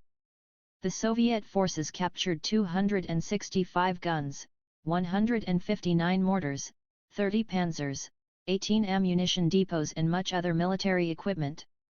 Among the other captured items were 85 heavy guns, which the Germans had used for their barbaric shelling of Leningrad. As the German General Tippelskirch was subsequently forced to admit, the siege guns that had been amassed at Leningrad over the years could not for the most part be saved and fell into the hands of the Russians. The defeat of the Nazi forces at Krasnoye Selo, Ropsha, and Uritsk was of great operational and political importance. It also did much to raise the morale of the people. 2 enemy divisions were completely crushed and 5 suffered heavy losses. Striking in converging directions, the 2nd Strike Army and 42nd Army broke through the powerful German defences to a depth of more than 25 kilometers and formed a common front for the offensive. This resulted in an improvement in the control of the troops and their supply and provided broader opportunities for maneuvering men and materiel. It also made it possible for an offensive to be developed on the King Isep and Luga sectors. The advancing forces were given considerable help by the air and artillery arms of the Baltic Fleet, the long-range aircraft and by the 13th Air Army. The powerful blows delivered by the defenders of Leningrad who, according to Goebbels' propaganda, were supposed to be completely demoralized, and the enormous losses suffered by the Nazi forces had their effect on the morale of the German soldiers. They were also definitely influenced by the leaflets and broadcasts in German organized by the political bodies of the Leningrad Front with the active help of German communists and progressive workers who were in the besieged city at that time. These leaflets and broadcasts told of the victories of the Soviet forces, of the futility of further resistance and of the inevitable collapse of the Nazi regime in Germany. The Soviet Supreme Command expressed its gratitude to all troops which had taken part in achieving the breach and in the battles for Krasnoye Selo and Ropsha. To mark the victory, a 20 volley salute was fired in Moscow on January 19, 1944, from 224 guns. At ancient Novgorod. Although the fighting at Novgorod took place at a considerable distance from the besieged city of Leningrad, it played an important part in the final lifting of the blockade. The commander of the German 18th Army, General Oberst Lindemann, said at the time, "If we fail to hold Novgorod and Folkhov, we shall lose the war." Fearing that units of the Folkhov front would reach the communications of his own units operating at Leningrad, he was compelled to concentrate considerable forces at Novgorod. It is difficult to say now which of the two Soviet fronts was the hammer and which the anvil, but it is precisely between this hammer and anvil that the German 18th Army actually found itself in those days of January 1944. At dawn on January 14, 1944, after an artillery bombardment lasting 1.5 hours, the northern group of the 59th Army of the Folkhov Front began its offensive from a bridgehead on the western bank of the river Folkhov. But here snowstorms and blizzards made accurate artillery fire difficult and aircraft simply had to remain in their airfields. Therefore it was not possible to destroy some of the enemy's weapon emplacements, and so when the 6th Infantry Corps launched its attack it was met with heavy fire. Many tanks got stuck in the bogs, as a sudden thaw turned tussocky fields of ice into acres of slush and mud. The result was that on the first day of the offensive 2 infantry divisions advanced only 600 to 1,000 m into the enemy lines, i.e. failed to break through the first position of the main defense line. Units of the 14th Infantry Corps, attacking from the eastern bank of the Folkhov, crossed the river on the ice, captured bridgeheads on the western bank, and began to develop their offensive in the direction of Podberezhye, towards units of the 6th Infantry Corps.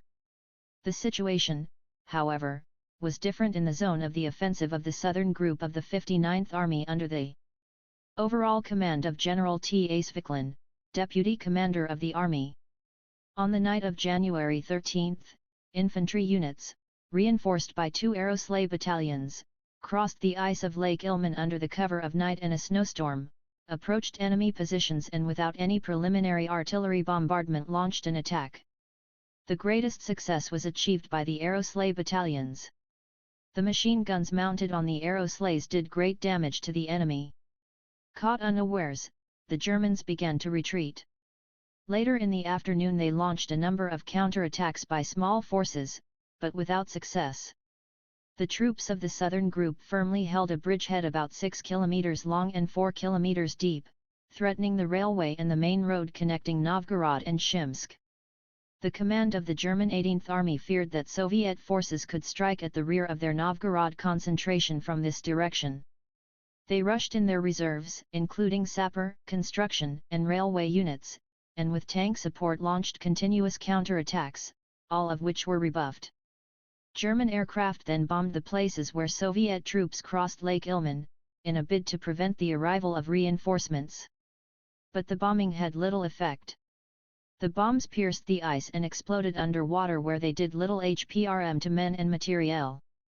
The holes and section of broken ice were easily crossed by the infantry, which used specially prepared portable bridges or simply bypassed them. Having assessed the situation, the commander of the 59th Army, General I.T. Korovnikov, sent to this bridgehead an infantry division from the Army's second line. On the night of January 14, this division made a forced march through miles of open country and in the morning joined in the battle. A battalion of armored vehicles was also sent to the bridgehead from Army General K. A. Mereskov's reserve. To complete the breach of the enemy main defense line in the northern group's zone of offensive, an infantry division and 2 tank brigades were brought into action. But the advance was slow. The wooded and marshy terrain, the lack of roads, the beginning thaw and the growing resistance of the enemy demanded from the Soviet fighting men the utmost in physical strength and morale. They had to advance up to their knees in mud across bogs that were only partly frozen, and carry their guns, mortars, and ammunition. The main burden of the fighting had to be borne by the infantry, as the artillery often lagged behind. The tanks could only cover a distance of some 7 to 8 km per day, since they often got bogged down in the broken, half-frozen peaty soil. To get them moving, the sappers cut down trees and used them to make a path, and in these places the speed of the tank's advance as often as not depended on the speed at which the path could be laid. Furthermore, the bad weather prevented the 14th Air Army from stepping up its activity.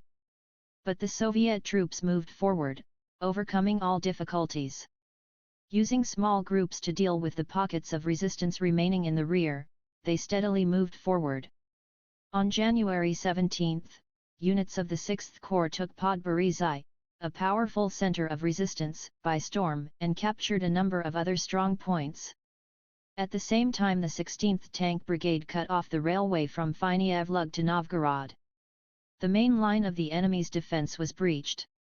It was now possible to envelop and subsequently encircle the enemy concentration at Novgorod. A day before this, the 54th Army, which had been fighting on the Lyuban sector, joined the offensive. Harassing the enemy by their vigorous actions, they impeded the transfer of German troops towards Novgorod. On January 18, the second line of the 59th Army, which consisted of the 112th Infantry Corps and a tank brigade, joined the fighting. It was to advance westwards from Podborizhzhia and, in cooperation with the 54th Army, to smash the enemy concentration at Lyuban and Chudavo. In this way, the 59th Army broke through the enemy's main line of defense north of Novgorod in 5 days of heavy fighting and expanded their bridgehead south of the city, cutting off the railway line from Novgorod to Shimsk. The enemy concentration at Novgorod was now threatened with encirclement. To avoid this, the German command moved to the penetration sector 1 light infantry and 4 infantry divisions, as well as a number of other units from other sectors of the front. The Germans mounted continual counterattacks and did everything they could to prevent the southern and northern groups of the 59th Army from joining up and to evacuate the garrison. The Army's troops fighting north and south of Novgorod broke the enemy's resistance. They cut off all roads leading out of the city and on the morning of January 20 joined up in the Gorainvo area, thereby completing the encirclement of the enemy concentration at Novgorod. At 11:25 HRS on the same day, the red banner was raised in the center of Novgorod. The town was liberated by units of the 14th and the 7th Infantry Corps, the latter being brought up from the front's reserves. The Soviet soldiers were confronted with a city in ruins. Everywhere there were the remains of barbaric destruction and devastation. Of the 2,346 houses in the city, only 40 remained. The Nazis had destroyed the meat packing factory, the bakery, the shoe and furniture factories, the foundry, the engineering and ship repairing factories, the sawmill, 2 brick factories, the tile factory, the shipyard, and much else. All industrial equipment had been dismantled and taken to Germany. Schools, clubs, cinemas, and hospitals had been destroyed or burned down. Magnificent monuments and works of Russian art and culture had been wrecked and plundered.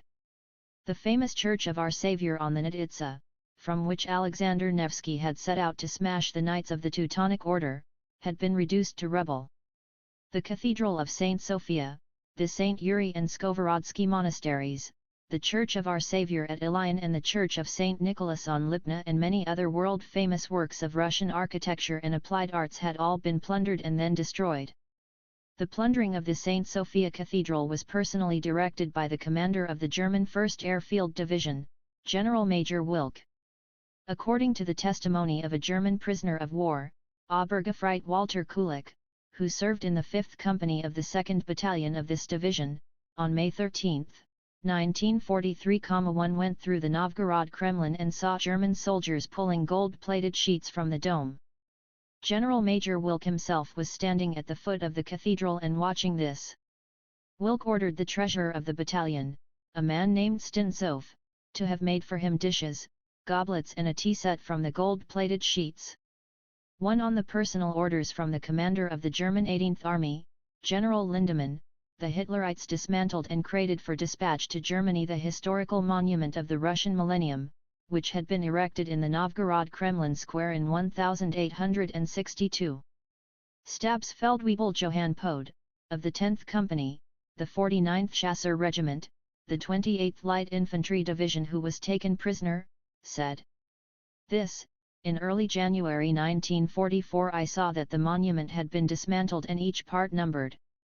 I heard from what the soldiers were telling that General Oberst Lindemann had ordered it to be dismantled and sent to Germany. Unfortunately for the Germans, however, they were unable to send the monument off to be melted down as scrap metal, because they were pushed out of Novgorod by the Soviet forces before this could be done. The German invaders carried out the planned extermination of the civilian population of the city and the prisoners of war, who were either killed or forcibly driven to hard labor camps in Germany. Of the original population of Novgorod, only 30 inhabitants remained in the city at the time of liberation. Of the 80,000 inhabitants of the Novgorod district, only 900 were left alive. Of the 5,000 Soviet prisoners of war who were distributed among 6 camps in the Novgorod district, only 336 were still alive at the end of 1943, the rest had died from hunger, back-breaking toil, and executions. It took only 1 day for the troops of the 59th Army to extirpate the remains of the enemy concentration at Novgorod. All in all, the Germans lost more than 15,000 officers and men, and 3,000 surrendered. Some 200 field guns, 120 mortars, and 28 food and munitions dumps were captured.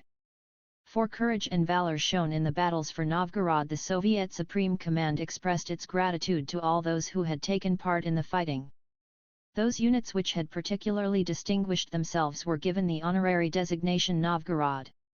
On January 20, 1944, a salute was fired in Moscow for the troops of the Volkhov Front who had liberated that ancient Russian city. ******. In 7 days of bitter fighting, the troops of the Leningrad and Volkhov fronts had broken the strong defences of the German 18th Army on its flanks and thus upset the stability of the whole German defence on the Leningrad sector. The troops of the Leningrad front advanced 30 kilometers south, removing the immediate threat to the city. The defeat of the flank groups of the 18th Army and the real threat that its units could be encircled at the center of an operational formation forced the commander of Army Group North to order the army to withdraw from Mga and Tosno. On the night of January 20, the Germans began to retreat southwest, covered by strong rearguard units and minefields and other obstructions. The 67th Army under General V. P. Sviridov and the 8th Army under General F. N. Starikov, fighting at the junction of the Leningrad and Volkhov fronts, began to pursue the retreating enemy troops. The Leningrad and Volkhov fronts were now able to develop the offensive towards Narva and Luga. These fronts were aided in achieving their immediate objectives by the offensive operations of the Second Baltic Front. For 9 days and nights the fighting went on unceasingly in the Novosokhaniki area.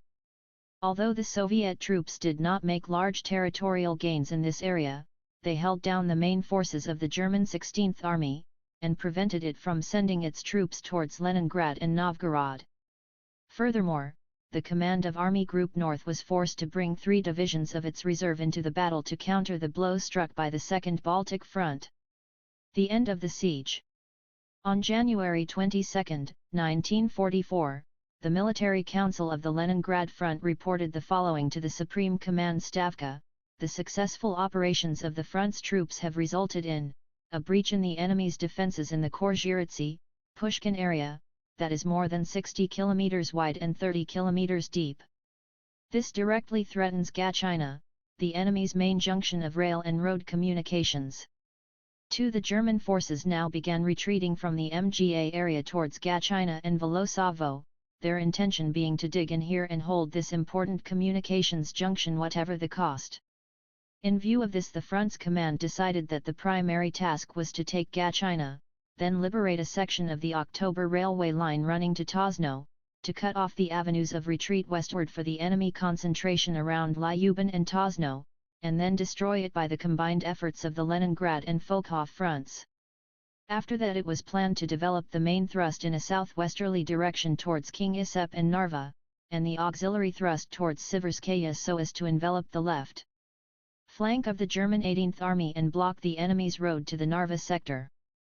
The Stavka approved the plans of the Military Council of the Leningrad Front for the further conduct of the operation, and the troops set about carrying out their new tasks. The 2nd Strike Army advanced towards Yelizavtina station. On January 25, its units reached the Zaostrovye, Klyasina, Bolgovo, Smolkovo line and then turned and began advancing west. 2 days later, the 11th Infantry Division, supported by tanks, took Volosovo by storm at night.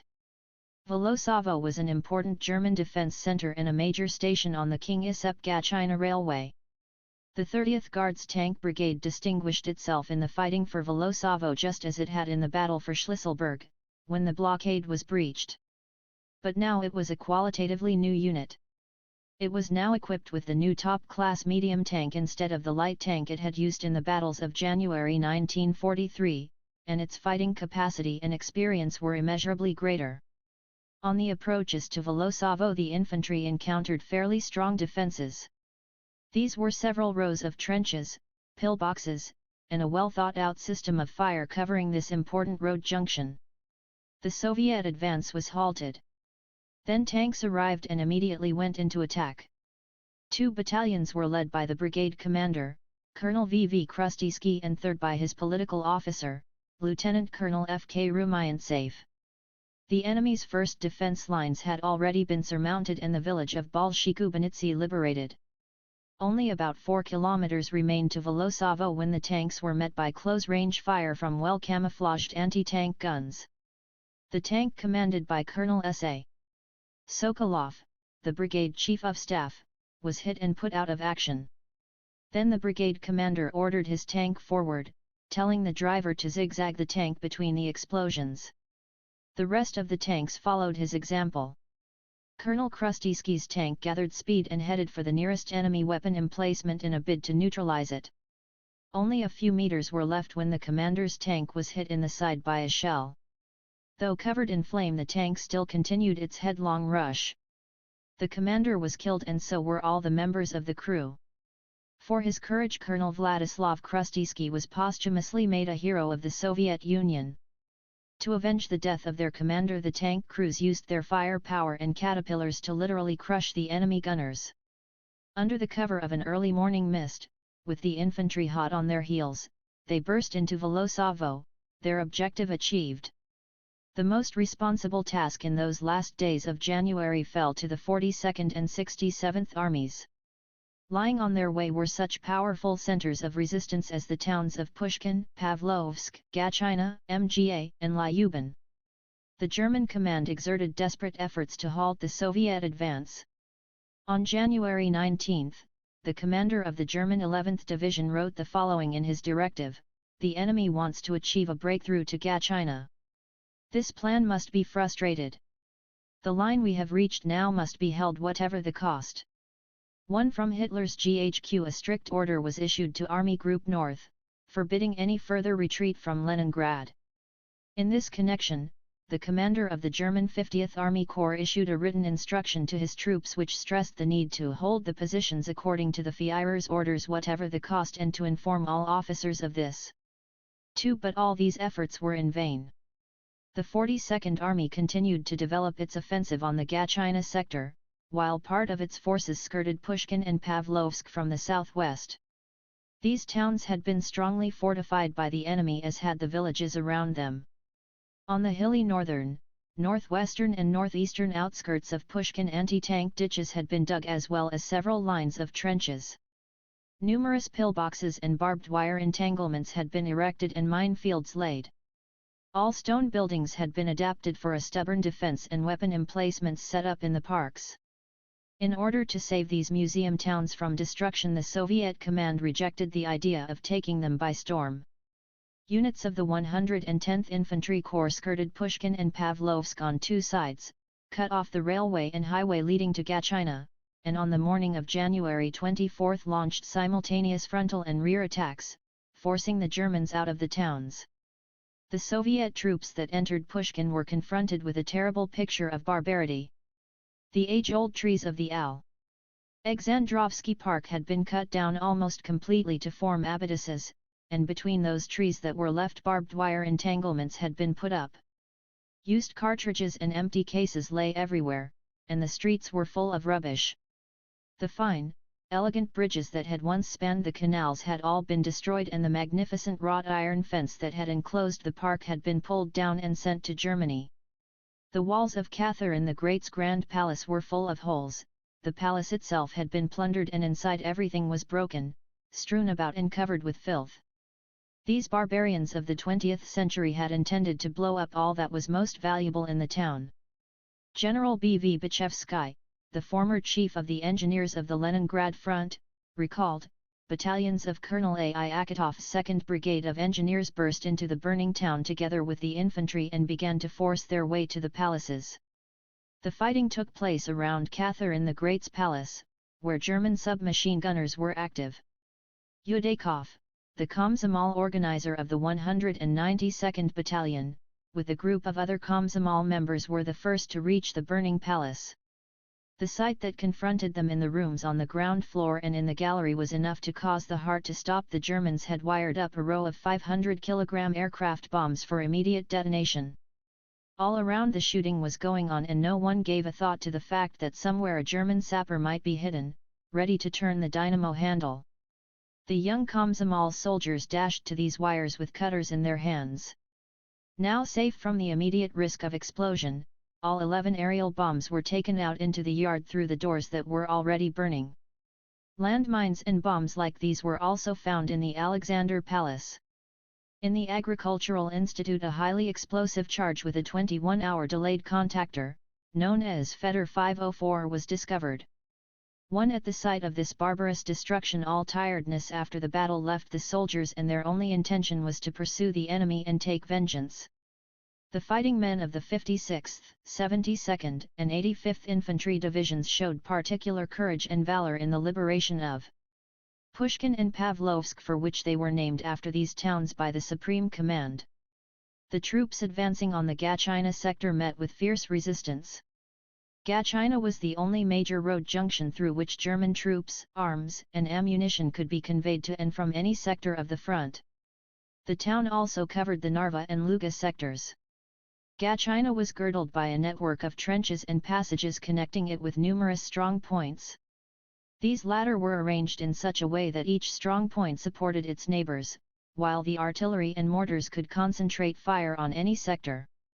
The whole resistance center was protected by deep anti-tank ditches, minefields and barbed wire entanglements. On the approaches to Gachina was a township called Tatsi. Units of the 117th Infantry Corps had tried to take it at night, but without success. Then the commander of the 120th Infantry Division, Colonel A.V. Batluk, sent a ski battalion to skirt Tatsi and ordered the 543rd Infantry Regiment under Lieutenant Colonel F.I. Galayev to block off the township. The regimental commander had considerable military experience. Back in 1918, Galayev had fought the White Guards at Pskov, and then in the ranks of the famous 1st Cavalry Army. Now he set his observation post in the forward infantry battalion, but facing numerically superior enemy forces, the battalion was forced to gradually retreat. In such a situation, army regulations required that the regimental commander move his observation post. But Galayev could see that the battalion faltered. Realizing that at this critical moment his move back would only demoralize the troops, he remained where he was but sent an infantry company into the rear of the attacking enemy. This surprise attack from the rear caused panic in the enemy ranks. The battalion restored the situation. In the meantime, the Ski Battalion, which had skirted Tatsi, cut off the road to Gachina. Bitter fighting ensued, resulting in the almost complete destruction of the enemy garrison by 2 regiments of the division. The Germans who escaped retreated beyond the river Ishora. Here, using villages that had previously been adapted to all-round defense, they held out for 2 days. Firing from pillboxes and weapon emplacements, housed in village buildings, they hampered the infantry's advance.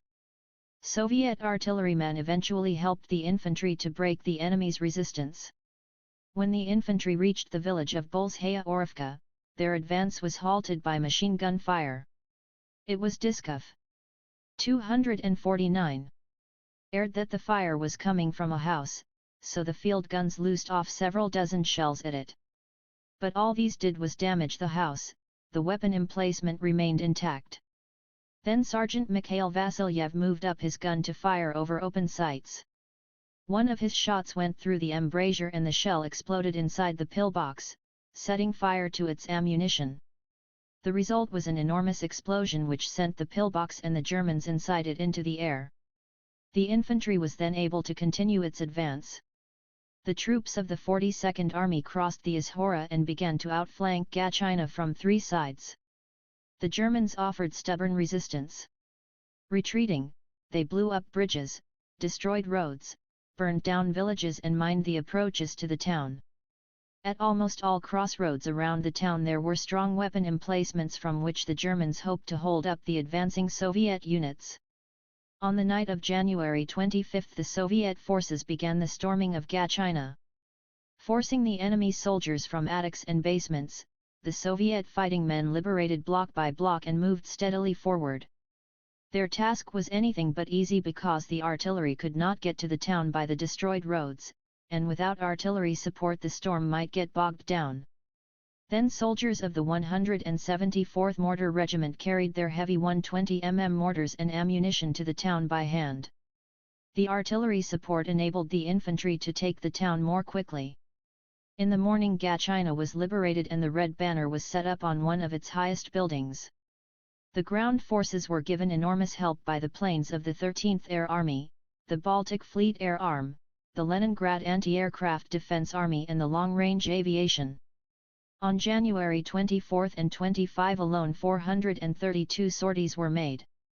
The Soviet Supreme Command expressed its gratitude to all those who had taken part in the battle for Gachina, and the units which had particularly distinguished themselves were given the name of that town. Moscow marked the occasion with an artillery salute. In Gachina, a town of palaces, museums, and parks, the occupying forces had held sway for 2.5 years. They had plundered and burned down the palaces, destroyed ancient monuments and cut down the trees in the park. The town's inhabitants had been brutally treated and oppressed. Almost all the young people had been driven to Germany. Those who were left behind died slow deaths from back. 250. Breaking toil at peat quarries. The town was under a regime that was similar to that in the concentration camps. Whole blocks were fenced off with barbed wire and to leave these blocks meant execution. At the entrance to the market a gallows had been erected and here the bodies of tortured Soviet patriots would hang for days. The Germans' treatment of Soviet prisoners of war was particularly brutal. But the invaders had not been able to bring the Soviet people to their knees. Those who were capable of carrying weapons joined the partisans and fought heroically in the enemy's rear. By liberating Gachina the Soviet troops cut off the lateral railway running from Narva to Tosno via Gachina. This deprived the enemy of its most important means of communication and consequently its freedom of maneuver along the front line. The troops on the Volkhov front fought in close cooperation with the troops on the Leningrad front. After the Novgorod enemy concentration had been crushed, the Volkhov front's task was to cut off the railway lines running from Leningrad to Dino via Batyskaya and from Leningrad to Pskov via Luga and thereby prevent the enemy from getting reinforcements and organizing a planned withdrawal of its forces in the face of the 2 advancing Soviet fronts. The Stavka ordered the front commander to liberate Luga with the troops of the left wing no later than January 29 to 30, which were then to reach the Luga-Soltsi line. The right wing was to take Lyuban by January 24 and together with left flank units of the Leningrad front to take Tosno and advance towards Siverskaya. The Volkhov front resumed the offensive without a break on January 21. The 8th Army, in close cooperation with the 67th Army of the Leningrad Front, took Mga and Tosno stations. The 54th Army under General S.V. Rajinsky liberated Lyuban and Chudavo. The October railway line linking Moscow and Leningrad was now completely free. The successful operations by the 8th and 67th Armies threatened the German forces concentrated at Lyuban and Chudavo with encirclement. To avoid this, the command of the German 18th Army issued orders for a retreat. The troops of the 59th Army developed its offensive in the direction of Baidyskaya and Luga, crushing stubborn resistance from the enemy who was trying to hold the Ordesdino railway line along which its forces were to retreat from Lyuban and Chudavo. By the evening of January 26, they had approached the upper reaches of the river Luga, captured 251. A bridgehead on its western bank and cut off the Leningrad-Dino railway in the Peredolskaya station, Utergosh sector. Fighting then took place for the towns of Utergosh, Medved, and Shimsk. As a result of this offensive, which lasted 2 weeks, the troops of the Leningrad and Volkhov fronts penetrated the defences of the 18th Army on a 300 km wide front, crushed its main forces and advanced from 60 to 100 kilometers, cutting off the enemy's most important lines of communication. Faced with the real threat that what was left of the 18th Army would be encircled, the commander of Army Group North, Feldmarschall Kichler, ordered withdrawal to the west and southwest. The joy of victory. The liberation of Pushkin, Gachina, Lyuban, Chudavo, and the October railway line marked the end of the blockade of Leningrad. The historically unprecedented epic of the heroic city, which had endured a 900-day siege, came to an end. But the city had not only endured the siege, it had come out victorious. January 27, 1944, will always be remembered by the people of Leningrad. The city was shrouded with fog. Outside, on the streets, an unusually warm weather for that period had turned the snow to slush. Tens of thousands of people came out of their houses to listen to the street loudspeakers that had once warned the population of impending air raids and shelling. Many still hugged the walls of houses from force of habit and avoided those parts of the street where there was a notice saying during the shelling this part of the street is most dangerous. But, recalling the defeat of the Nazi troops, they smiled. The announcer was reading an address to the troops of the Leningrad front. Comrade Red Army men, sergeants, and officers of the Leningrad front. Sailors of the Baltic Fleet. The working people of Leningrad. In the course of 12 days of heavy fighting, the troops of the Leningrad front broke through and surmounted the strong, deeply echeloned enemy defences along the whole length of the front at Leningrad, took by storm the most important enemy resistance centres and strong points outside Leningrad, including the towns of Krasnoye Selo, Ropsha, Uritsk, Pushkin, Pavlovsk, Mga, Ulyanovsk, and Gachina, and successfully 252. Developing their offensive, have liberated more than 700 inhabited localities and pushed back the enemy from 65 to 100 kilometers from Leningrad all along the front. Our troops' offensive is continuing. In the course of their offensive, our troops have crushed the enemy forces that were besieging Leningrad and captured large amounts of arms and equipment. As a result of the battles, an historically important task has been accomplished. Leningrad has been completely liberated from enemy blockade and from the barbaric shelling. To mark this victory and the complete liberation of Leningrad from the enemy blockade today, January 27, at 20:00 HRS, the city of Leningrad will salute the valiant troops of the Leningrad front with 24 volleys from 324 guns. I express gratitude to all troops of the front and to the sailors of the Baltic Fleet who took part in the battle to liberate Leningrad from the blockade.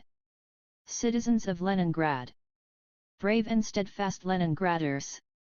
Together with the troops of the Leningrad front, you have defended our beloved city. Overcoming all the difficulties and hardships of the blockade, you were forging the weapons of victory by your heroic labor and adamant endurance, giving your all for victory. On behalf of the troops of the Leningrad front, I congratulate you on this red-letter day of the great victory at Leningrad. Glory to the fighting men of the Leningrad front. Glory to the working people of Lenin's city. Eternal glory to the heroes who fell in the struggle for Lenin's city and for the freedom and independence of our motherland. The address was signed by the commander of the Leningrad front, Army General L.A. Govorov, members of the Military Council of the Leningrad front, Generals A.A. Zhdanov, A.A. Kuznetsov, and N.V. Solovyov, and the Chief of Staff of the front, General D.N. Gusev. The city, in which the last enemy shell had burst 5 days before, once more shuddered as a 324-gun salute was fired in honor of the military and labor feats performed by the people of Leningrad. Guns fired on the field of Mars, on the banks of the Neva and on the ships of the Baltic Fleet. The sky was lit up with myriads of multicolored stars as the rockets flew up. Searchlights, which only a short while before had been used to spot enemy planes, crossed over Palace Square to form an enormous illuminated vault above the evening city. For the first time in 29 months of siege, the blacked-out, alert and stern city was lit up with radiant light. The poetess Olga Berggoltz, who spent the whole blockade in Leningrad and lost her husband from hunger, wrote the following about that evening: "It was a good salute and the city was lit up with colored rockets for a long time. It could all be seen now, our poor, beautiful city, for which we had given so much blood, so many lives. But whatever the sacrifices made, a great miracle has happened. After all, the city was doomed in the autumn of 1941, the German command was preparing to take it, it was dying, collapsing. For 2 years and 5 months it was shelled, it was fired at point blank almost with impunity. But it has not surrendered, it has held out, and has emerged victorious." Leningrad rejoiced. That tremendous joy was aptly expressed in a poem entitled January 27, 1944 by U. Voronov, who as a teenager had lived through all 900 days of the blockade. Salute discharge of guns. In heated air, rockets flying like motley flowers in fiery dance. And Leningraders softly crying. There is no need to moderate or try to calm the people down. The thing is, their joy's too great, and Leningrad salute resounds. Their joy is great, but their pain returned. They suffer its pulsation, half Leningrad won't come again to join salute and celebration. They sing and sob, and they won't hide their joy, their pain, their tear-stained faces. In Leningrad all people cry. Salute. And tears. And embraces. In those places where crowds of people gathered, spontaneous meetings were held. With all their heart the people of Leningrad thanked their motherland, the Soviet people and the Communist Party for the help they had given them during the blockade and for defeating the enemy. Immediately after the salute was over, a woman worker from the Skarakid factory, Vasilyeva, spoke over the Leningrad radio and on behalf of all the people of the city expressed the heartfelt gratitude to the soldiers of the Leningrad front and the sailors of the Baltic Fleet. "Dear brothers, fathers, and fighting men," she began. "I am addressing these warm words of greeting and profound gratitude to you on behalf of the people of Leningrad. It was in honor of your heroic feats that the artillery salute was fired today. It was your victory over Hitler's beasts that Leningrad celebrated. And it was not the bursts of enemy shells, but the victorious salute of our own guns that Leningrad heard today. Today it is bright and festive in our streets. And this is all due to you, our dear fighting men. The children of this great city are blessing you. Smash the bloodthirsty Nazis, drive them farther to the west, don't let them leave the soil of Leningrad alive. Tomorrow we will get down with new strength to the joyous work of restoring our city.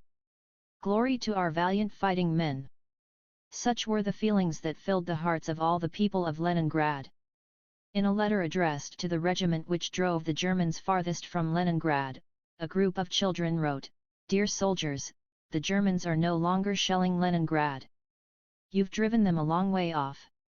We are very grateful to you for this, because we can now walk freely about the town, go to school and the cinema, play in the streets, drive in our sledges. In the name of the children of the second grade of school number 16 in the Volodarsky district, we give you our thanks.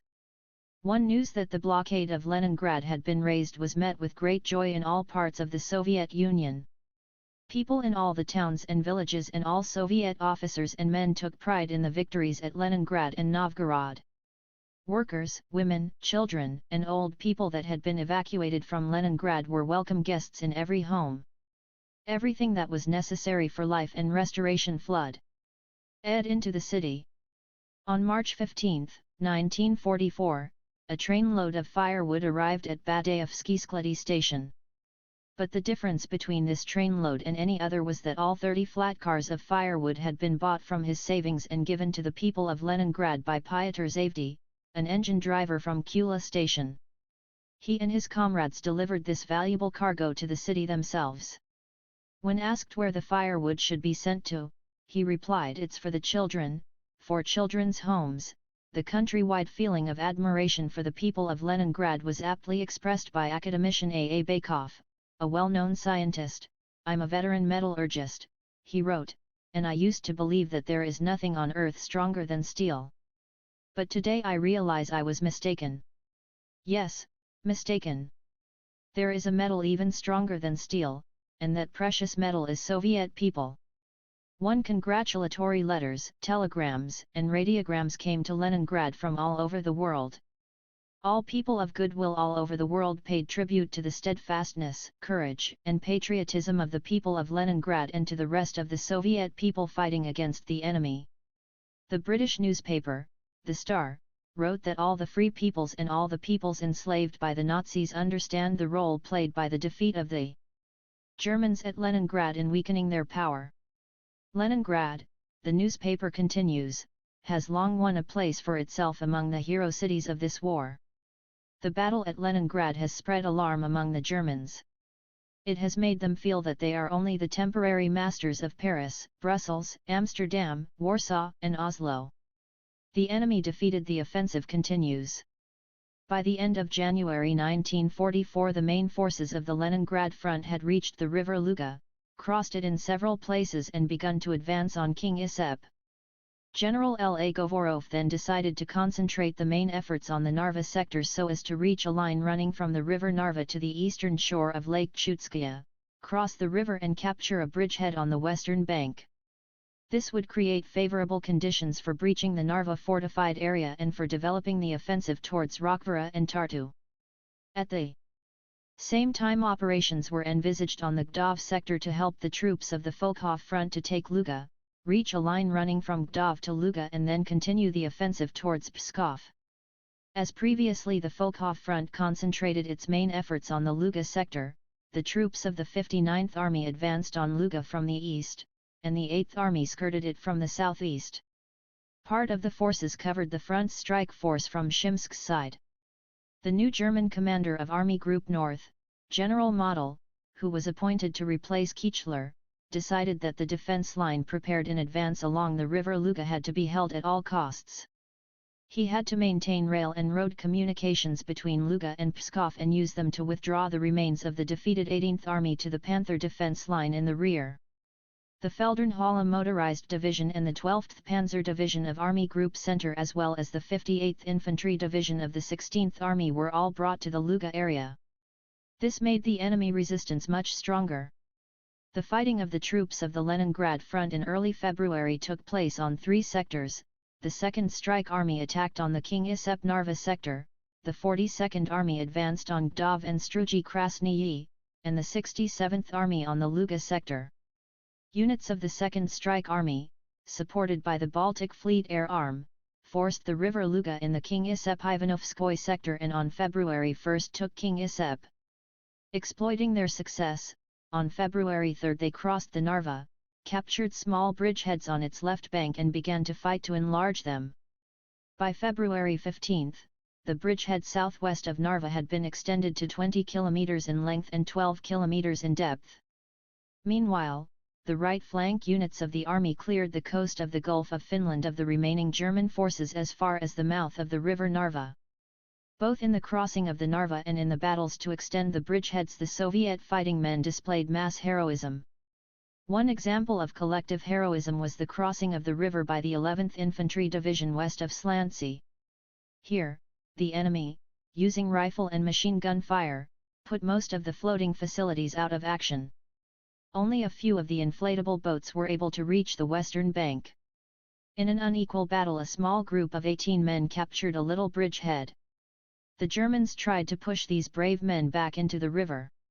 Here Junior Sergeant K.P. Orjan, a machine gunner, showed particularly great resourcefulness and courage. Again and again he forced the attacking Germans back. When his machine gun went out of order, Orjan immediately took up his submachine gun. Repelling all the attacks, the men dug themselves in. They were worn out and, moreover, began to run out of ammunition. The regimental commander had to be informed of the situation, and it was once again Junior Sergeant Orjan who volunteered to do this. He took off his sheepskin jacket and felt boots and, as darkness fell, swam across the river. Finding the command post on the other side, Orjan reported the situation and indicated the most convenient places to cross the river. That night reinforcements were sent to the bridgehead. For his feat Junior Sergeant Konstantin Orjan was made a hero of the Soviet Union. In the 42nd Army's zone of operations the enemy resistance in early February was weak. There were only small groups here, and as they retreated, they blew up bridges and burned down villages.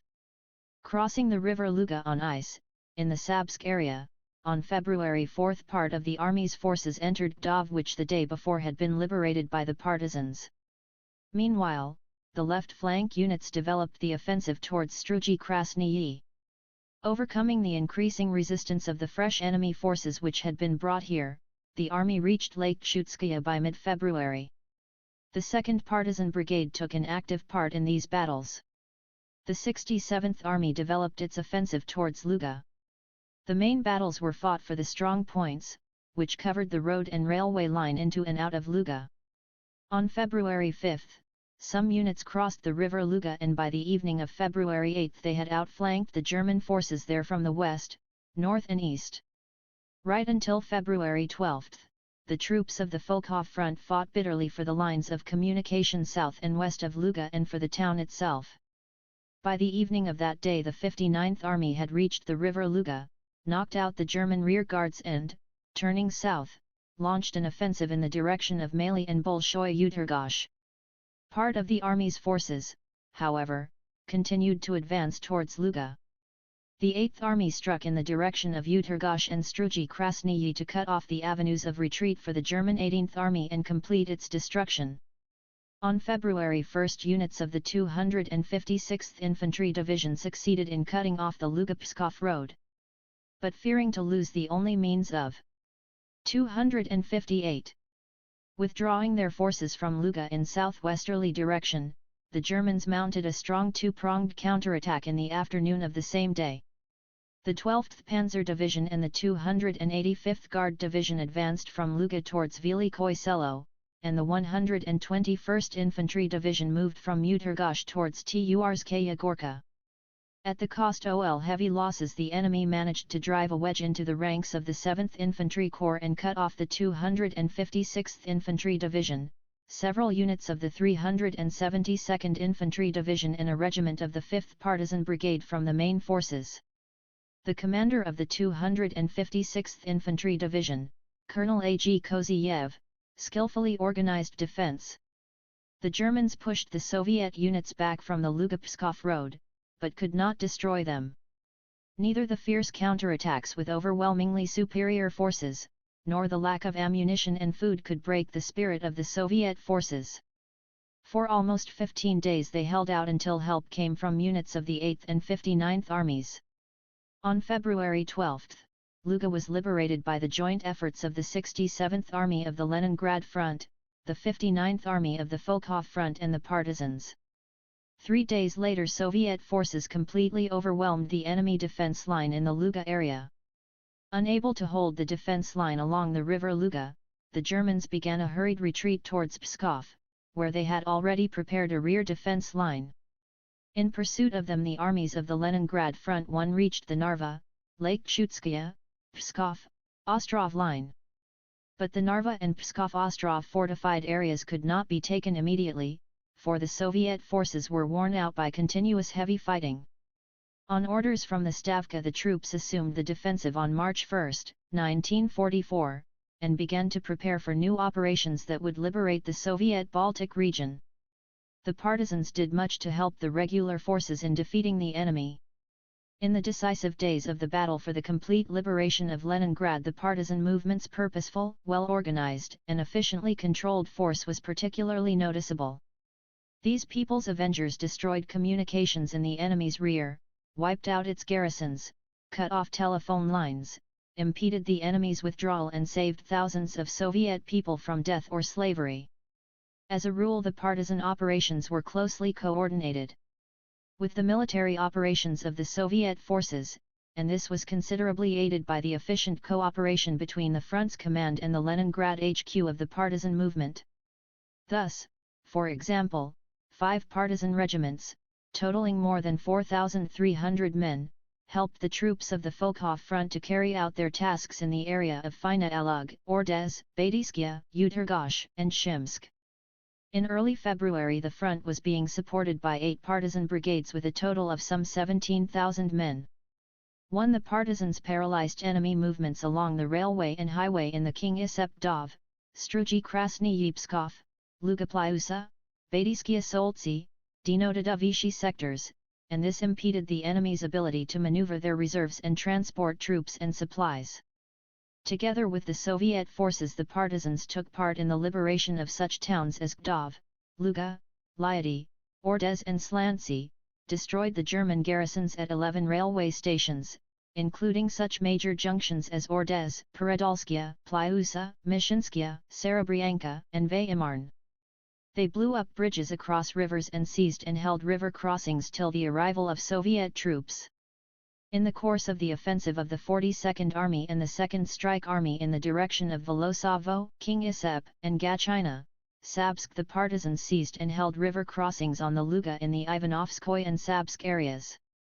During the offensive operations against the German forces at Leningrad and Novgorod, the partisans killed more than 20,000 Nazi soldiers, blew up almost 59,000 rails and 300 bridges, derailed 136 trains, destroyed more than 500 kilometers of telephone and telegraph wires, 1,620 motor vehicles and 28 depots. Together with the attacking forces, the partisans saved some 500,000 Soviet citizens from being sent to slave labor camps in Germany. They did much to prevent livestock, grain, public and personal property from falling into the hands of the invaders, and stopped enemy saboteurs from blowing up and burning down several thousand inhabited localities. 2. The partisan movement was directed by the underground district party committees and local party organizations, which also conducted mass political work among the population in the temporarily occupied districts of the Leningrad region. On the directive of the party Central Committee and the State Defense Committee, they established contact with the Soviet rear and ensured the regular distribution of the newspapers, Leningradsky Partisan and Za Sovetskoye Rodinu, which were brought in across the front line by plane. The Communists encouraged the people to sabotage the measures initiated by the occupying authorities, regulated the influx of people into the partisan movement, raised the people's morale and strengthened their faith in an imminent victory. In March 1944, as soon as the areas of their operations had been liberated, large partisan delegations came to Leningrad, where they were given a rousing welcome by the workers of the city. Some 22,000 of the former partisans joined the forces fighting on the Leningrad front, the rest returned to their homes and helped restore the national economy. The motherland highly appreciated the heroic efforts of the Leningrad partisans. Some 6,000 partisans, both men and women, were decorated with orders and medals for their heroism, courage, and active assistance to the troops of the Leningrad and Volkhov fronts. 19 partisans were made heroes of the Soviet Union. ******. The battles at Leningrad and Novgorod marked the beginning of a series of new offensive operations by the Soviet armed forces in 1944 and new defeats for the Nazi army. The so-called Northern Rampart, a strong, deeply echeloned defense, had collapsed under the blows dealt by the Soviet troops, and this upset the stability of the whole left strategic flank of the German forces on the Soviet-German front. After defeating the main forces of the German 18th Army, the Soviet troops pushed them back some 250 kilometers south of Leningrad and liberated almost the whole of the Leningrad and part of the Kalinin region. From the banks of the Neva, the Soviet fighting men moved to the Narva and then confidently entered the Estonian SSR. Nearly 90,000 enemy officers and men were killed and 7,200 taken prisoner. 97 German planes, 289 panzers, some 2,000 field guns and much other equipment were destroyed, and 189 panzers, 1,852 field guns and an enormous amount of ammunition, small arms, food, and military equipment were captured. The military and political importance of the victories at Leningrad and Novgorod lay primarily in the fact that the Bloc 261 8 of Leningrad was completely razed and its population delivered from the barbarous artillery bombardment. The Baltic Fleet became more securely based in the Gulf of Finland, and favorable conditions were created for subsequent operations in the Karelian Isthmus, Karelia, and the Soviet Baltic region. As M. I. Kalinin, a Soviet statesman, said, the victory at Leningrad was a military victory of importance not only to Leningrad but to the whole course of the Soviet people's struggle against the German invaders. The defeat of the Nazi forces at Leningrad and Novgorod further undermined the morale of the German army and the armies of Germany's allies, and deepened the crisis of the Hitler coalition. Germany's influence in Finland and other Scandinavian countries weakened considerably. The operations of the Leningrad, Volkhov and Second Baltic fronts, the Baltic Fleet, the long-range aviation and the partisans were ably directed and coordinated by the Supreme Command Stavka. The timely assignment of combat tasks, the strengthening of the fronts commensurably with these tasks, the proper determination of sectors where the troops' main efforts were to be concentrated, the movement of fronts and armies from one sector to another, and clear-cut directives concerning the provision of the troops with the material and technical facilities they needed all played an extremely important role in the victorious outcome of the Soviet Army's operations on the northwestern strategic sector of the Soviet-German front in the winter of 1944. The victories at Leningrad and Novgorod embodied the high moral and political uplift and militancy of the soldiers and sailors. Their heroism was not just of individuals, it was the mass heroism of units and formations. More than 180 military units of the Leningrad, Volkhov, and Second Baltic Fronts and of the Baltic Fleet received the honorary names of the cities and towns they liberated. During the offensive, Moscow gave 10 salutes in honor of the valorous fighting men of the northwestern strategic sector. The final battles. The defeat of the German armies in the winter of 1944 and their retreat to Narva and Pskov removed the main danger from Leningrad. But the front line was still very close. The Finnish forces were only 30 kilometers from the city, on the 262 Karelian Isthmus, and from behind their strong defences various dangers threatened. The reality of these dangers became apparent soon.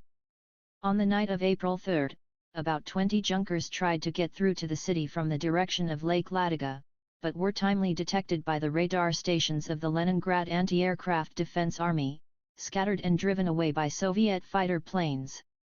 The Finns also held southern Karelia, through which the Kirov Railway ran, connecting Leningrad with the country's northern ports. But the threat to Leningrad from the north did not last long. It was removed as a result of the Vyborg-Petrozavodsk operation undertaken by the Soviet armed forces in the summer of 1944, the basic aim of which was to crush the Finnish army and liberate the Karelian Isthmus and southern Karelia, which in the final analysis would mean Finland's withdrawal from the war. Finland at the time was in a state of deep crisis. Its economy was totally exhausted. An anti-war movement was spreading in the country. Among its ruling quarters, many realized that after the winter defeat of Army Group North it was pointless for Finland to continue the war on Germany's side. The Finnish government approached the Soviet government to ascertain the terms on which Finland could cease hostilities and withdraw from the war.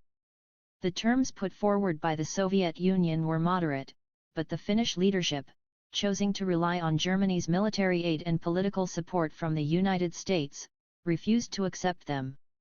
The Finnish command ordered its forces to hold their positions whatever the cost. The main Finnish forces were in southern Karelia and on the Karelian Isthmus.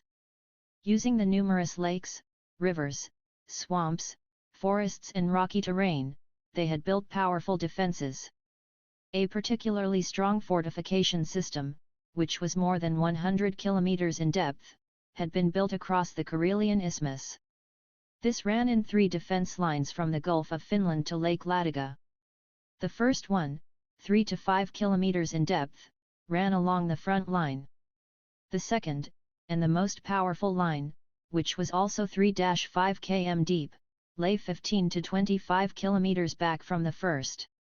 The third line lay 60 to 65 kilometers from the forward edge. In addition to this, there was a defence line built in the Viborg area. This system contained a large number of ferroconcrete and earth wooden weapon emplacements and gun turrets. It was full of anti-tank ditches, thick barbed wire entanglements, granite anti-tank obstructions and minefields. 263. The depth of the defences in southern Karelia between Lake Ladoga and Lake Onega reached 180 kilometers. The strongest section was between Sverstroi and Lake Ladoga, where the Finns had their main lines of communications. The Soviet Supreme Command entrusted the conduct of the Viborg-Petrozavodsk operation to the troops of the Leningrad and Karelian fronts. These were to be supported by the Baltic Fleet, the Ladoga and Onega flotillas and the long-range aviation. The troops and the fleet began to prepare for the offensive in early May 1944. In the first place, the troops of both fronts were regrouped and considerably reinforced. The 21st Army and a number of other units were transported from the Oranienbaum area to the Karelian Isthmus by ships of the Baltic Fleet. By the beginning of the offensive, the Soviet forces were vastly superior to those of the enemy. They had 1.7 times as many men, 5.2 times as many guns and mortars, 7.3 times as many tanks and self-propelled guns and 6.2 times as many planes. This vastly superior force was needed to achieve a rapid breakthrough of the enemy's deeply echeloned defences on a terrain that was extremely difficult for offensive operations. The units and formations trained on terrain that was similar to that on which they would have to mount the offensive, with defences copied from those used by the Finns. To overcome the enemy's permanent fortifications, special assault battalions, squads, and detachments were formed from the toughest and most experienced soldiers. Party political work among the troops was aimed at cultivating high fighting spirit in them, and strong party and Komsomol organizations were formed in practically every infantry, assault, strike, and reconnaissance unit or detachment. The troops of the Leningrad front under the command of Army General L.A. Govorov were the first to launch an attack on the Karelian Isthmus. On June 9, the day before the offensive began, the artillery and the air arms of the front and the Baltic Fleet pounded for 10 hours the most heavily fortified defense works along the enemy's first line of defense. On the morning of June 10, after the heavy artillery and aerial bombardment, the commander of the 21st Army of the Leningrad Front, General D. N. Gusev, sent forward his troops to storm the enemy defences. Overcoming strong enemy resistance, they broke through the enemy's first defence line and forced the river Sestra in their stride. The Finnish forces were 264. Thrown back 12 to 14 kilometers.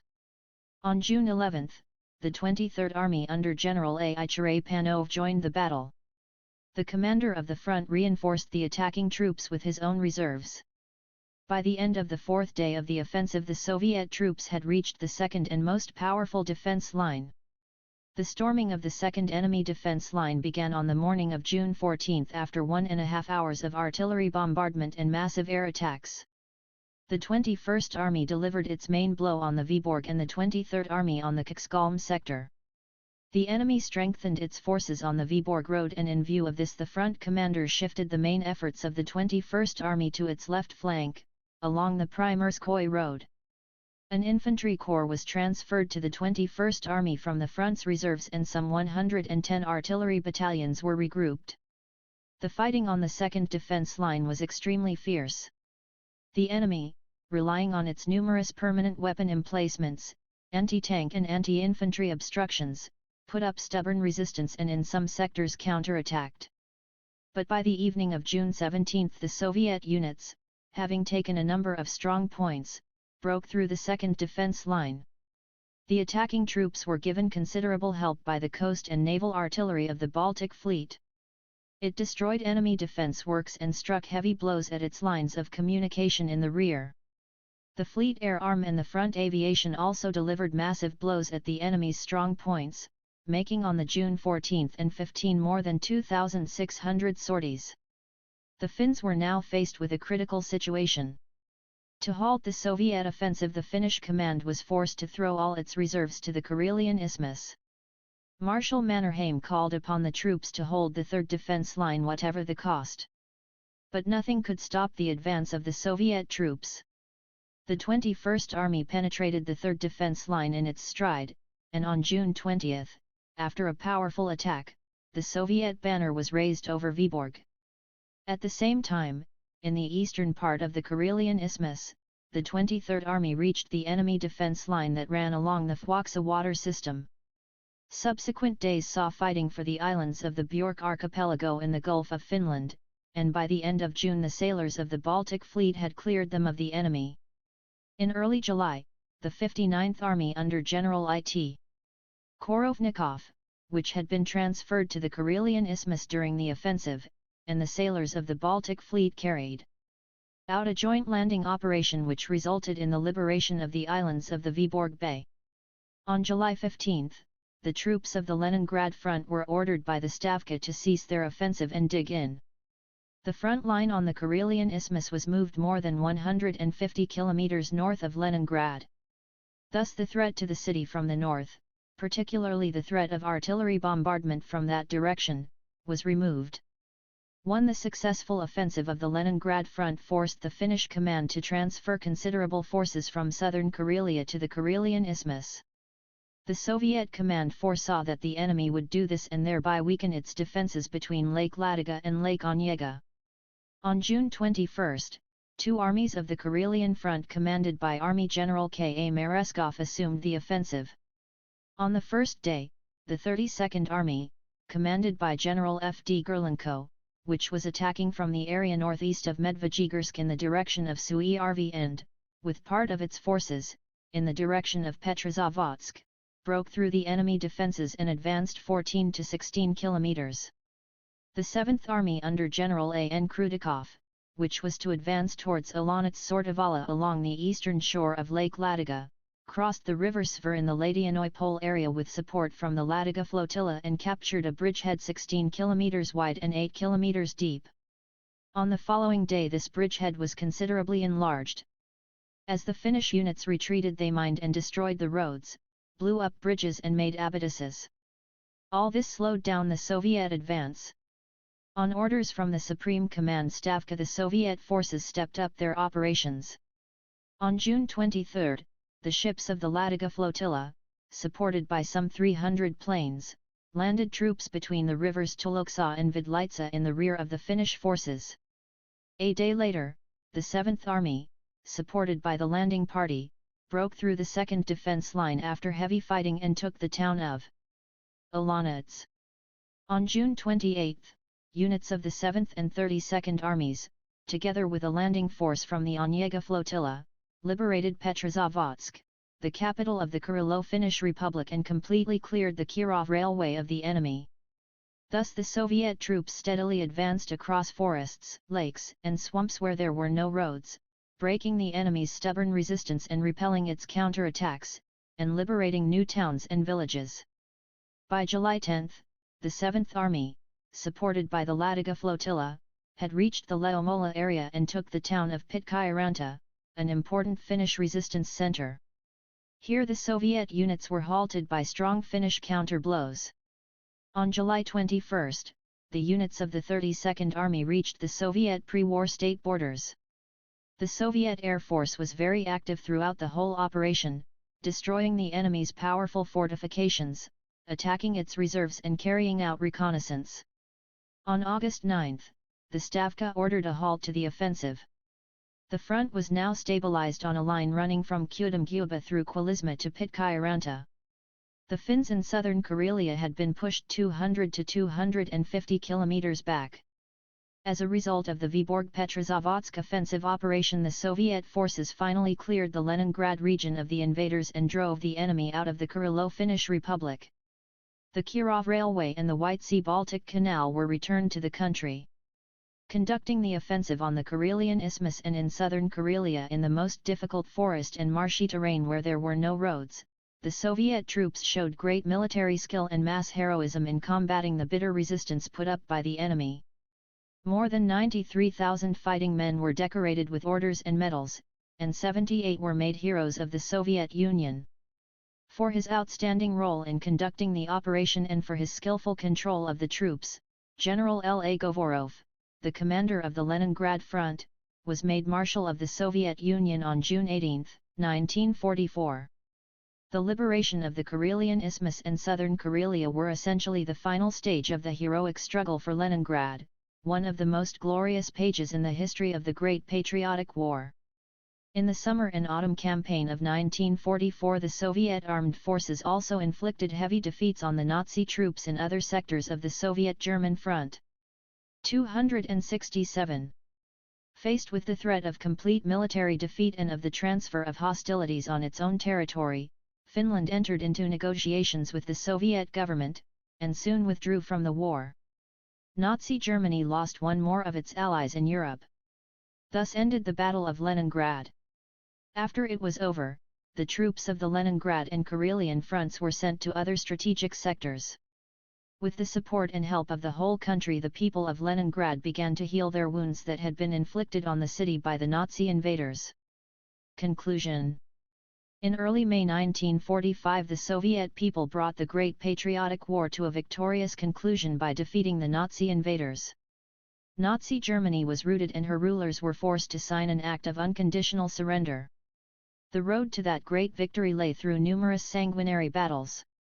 One of the most outstanding and impressive events in that war was the heroic defense of Leningrad, an unprecedented epic of human courage, endurance, and selfless patriotism. It was one of the greatest and most astounding feats of heroism ever performed by a civilian population and an army in the history of warfare. For 3 years Leningrad was a front-line city, and its citizens and the soldiers and sailors who defended it experienced the severest of trials. They were to endure the continual enemy pressure, the starvation enforced by the blockade, and to live and struggle with death staring them in the face literally every minute. To save Lenin's glorious city and defeat the enemy, the people gave everything they had: their labor, their strength, and their lives. A total of 107,000 demolition and incendiary bombs were dropped on and more than 150,000 shells fired at the beleaguered city. The people of Leningrad and the soldiers defending it were killed by bullets, shells, and bombs and died from hunger and cold. But none of these sufferings and deprivations could break their will to fight the invader. In the course of the fierce fighting for Leningrad, the city's heroic defenders not only repulsed numerous attacks by superior enemy forces, but inflicted a decisive defeat on them. The best forces of German Army Group North were worn out and bled white at Leningrad and then pushed far back to the west and north.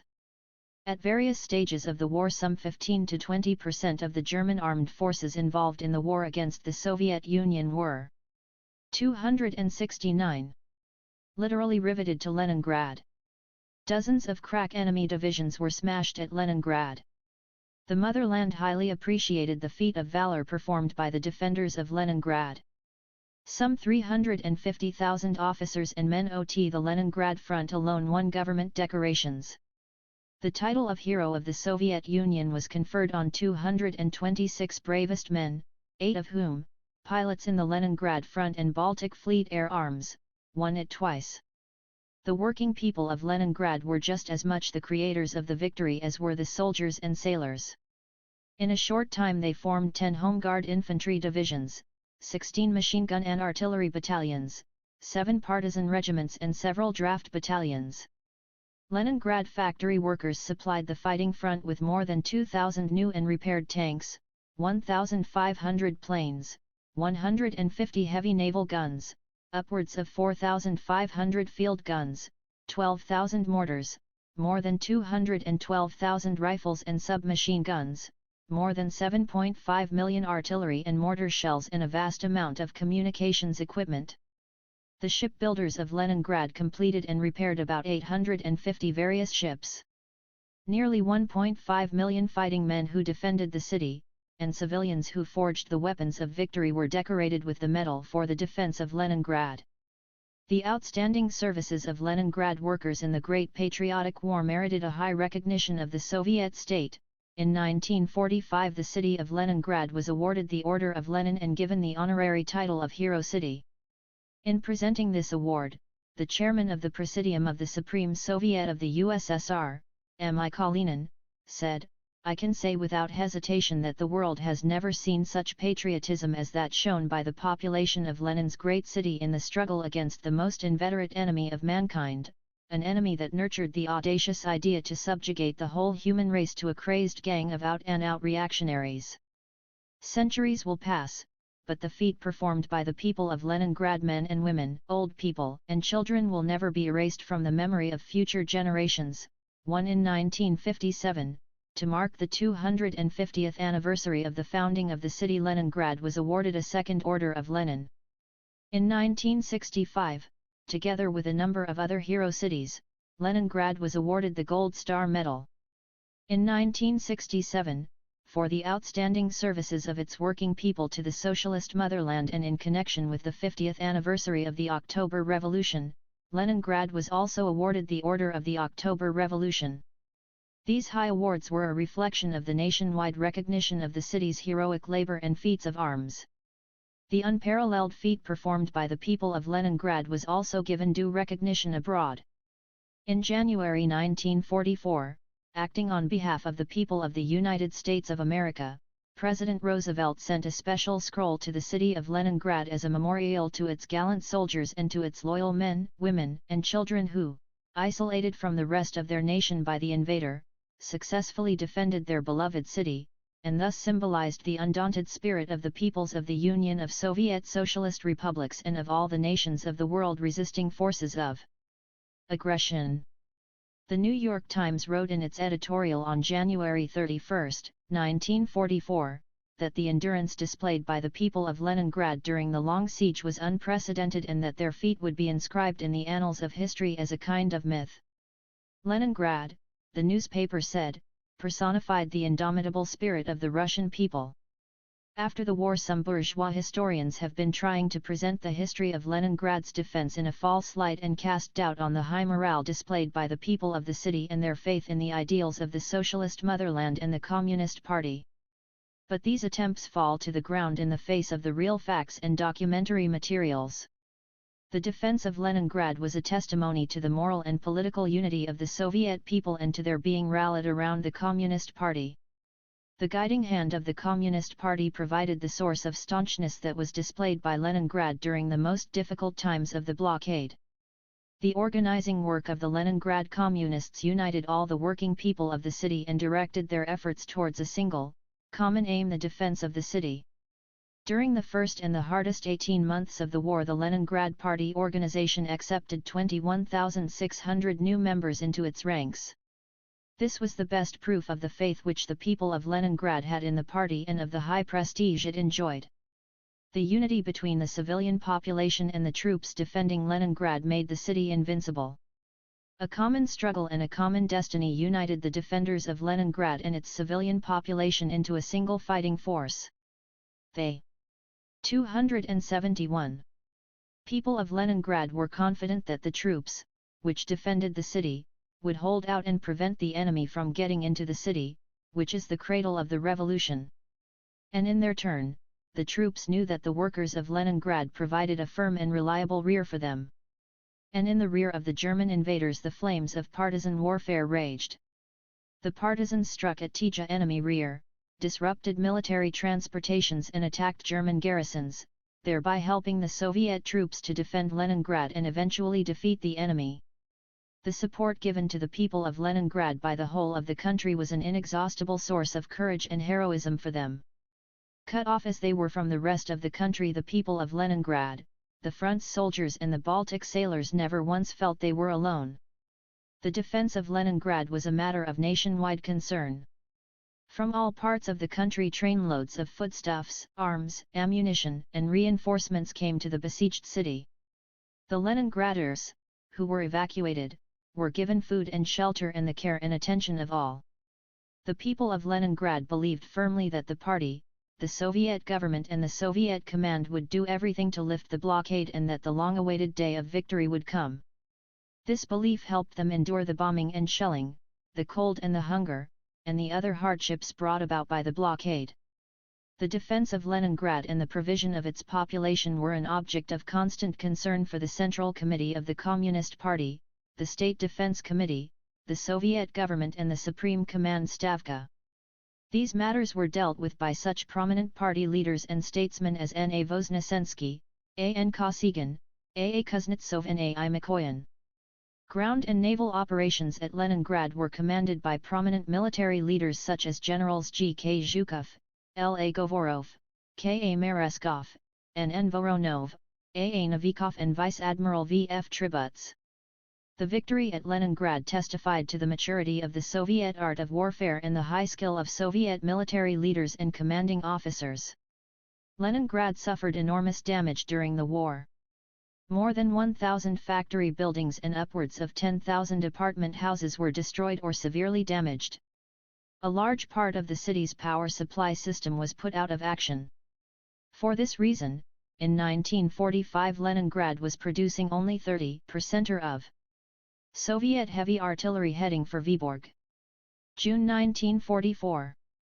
Commander of Army Group North W model with a group of generals and other officers at a new defense position. March 1944.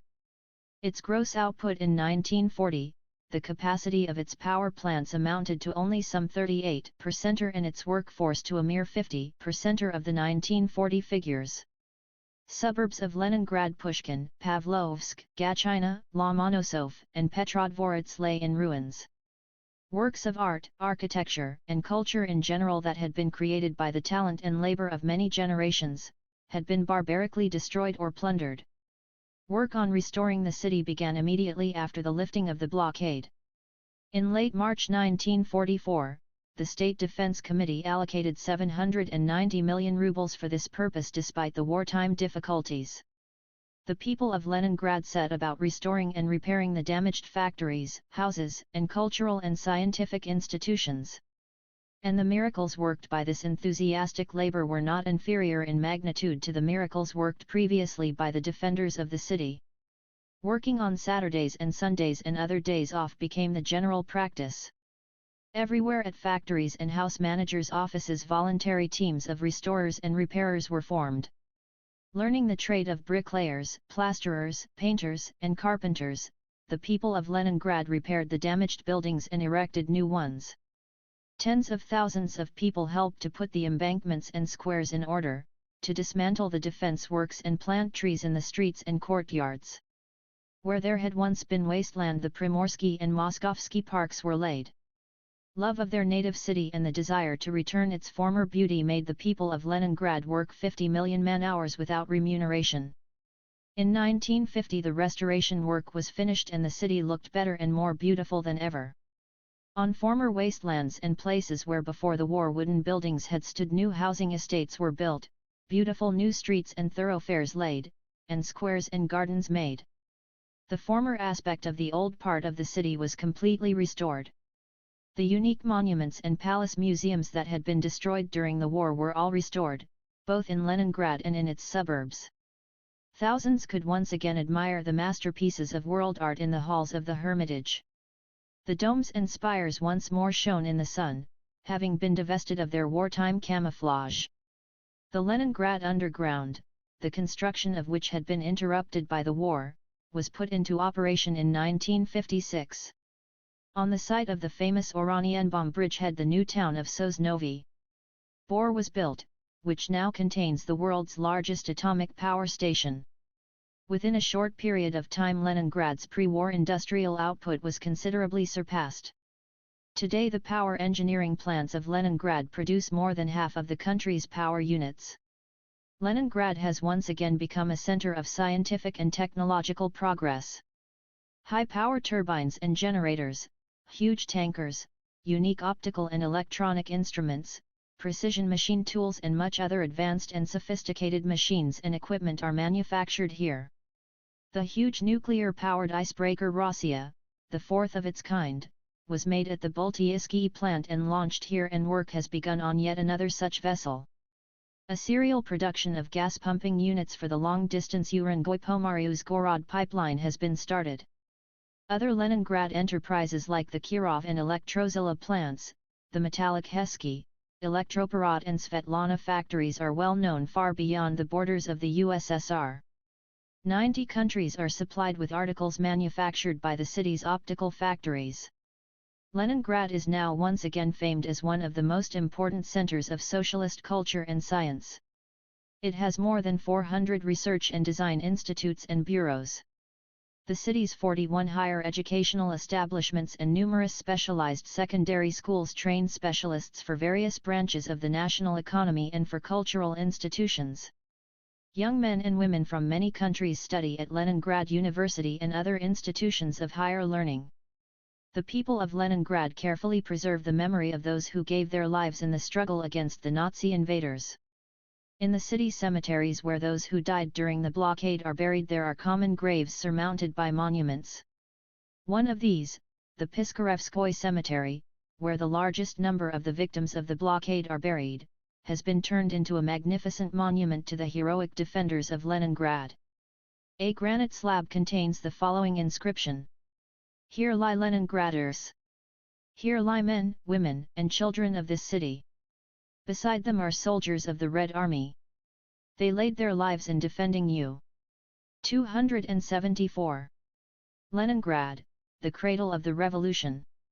Their noble names cannot be listed here. So many are they, eternally safeguarded by granite. But no, whoever hearkens to these stones. Nobody and nothing has been forgotten. People come to the Piskarevskoy Cemetery in an endless stream, either in groups or alone, to honor the memory of those who died in the besieged city. People walk in silence with concentrated, thoughtful faces.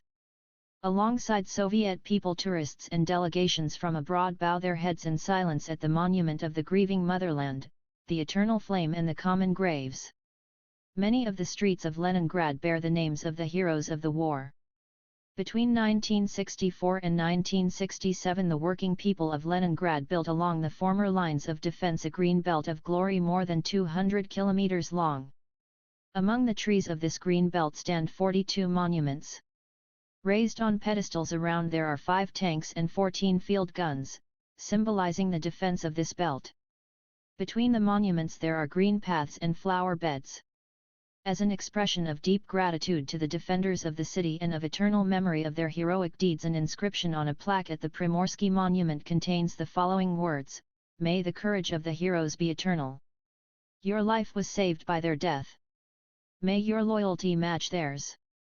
A memorial ensemble built on voluntary contributions at Victory Square has become the center of the Green Belt of Glory. During the war, this was where the city ended and the line of defense began. The monuments commemorate the heroism and staunchness of the soldiers of the Leningrad Front and the inhabitants of the city, the heroic feats of the Baltic Fleet sailors and of the drivers who carried essential goods across the lifeline, and all the important events of the 900-day siege and the lifting of the blockade. The wounds inflicted by the war have long since been healed. New generations now stand together with the war veterans. Peacetime gives birth to new heroes. They are building towns, smelting steel, growing wheat, and bringing up children. But they know that the peaceful skies were won in mortal battle. Remembering the Second World War, the Soviet people are doing everything to maintain and consolidate peace on Earth, to save our beautiful planet from world conflagration and to prevent a nuclear catastrophe. This underlies the policy of peace, reason, and goodwill indefatigably pursued by the CPSU and the Soviet state. Our ideal, said Mikhail Gorbachev at the 27th Congress of the Communist Party of the Soviet Union, is a world without weapons and violence, a world in which each people freely chooses its path of development, its way of life. 1.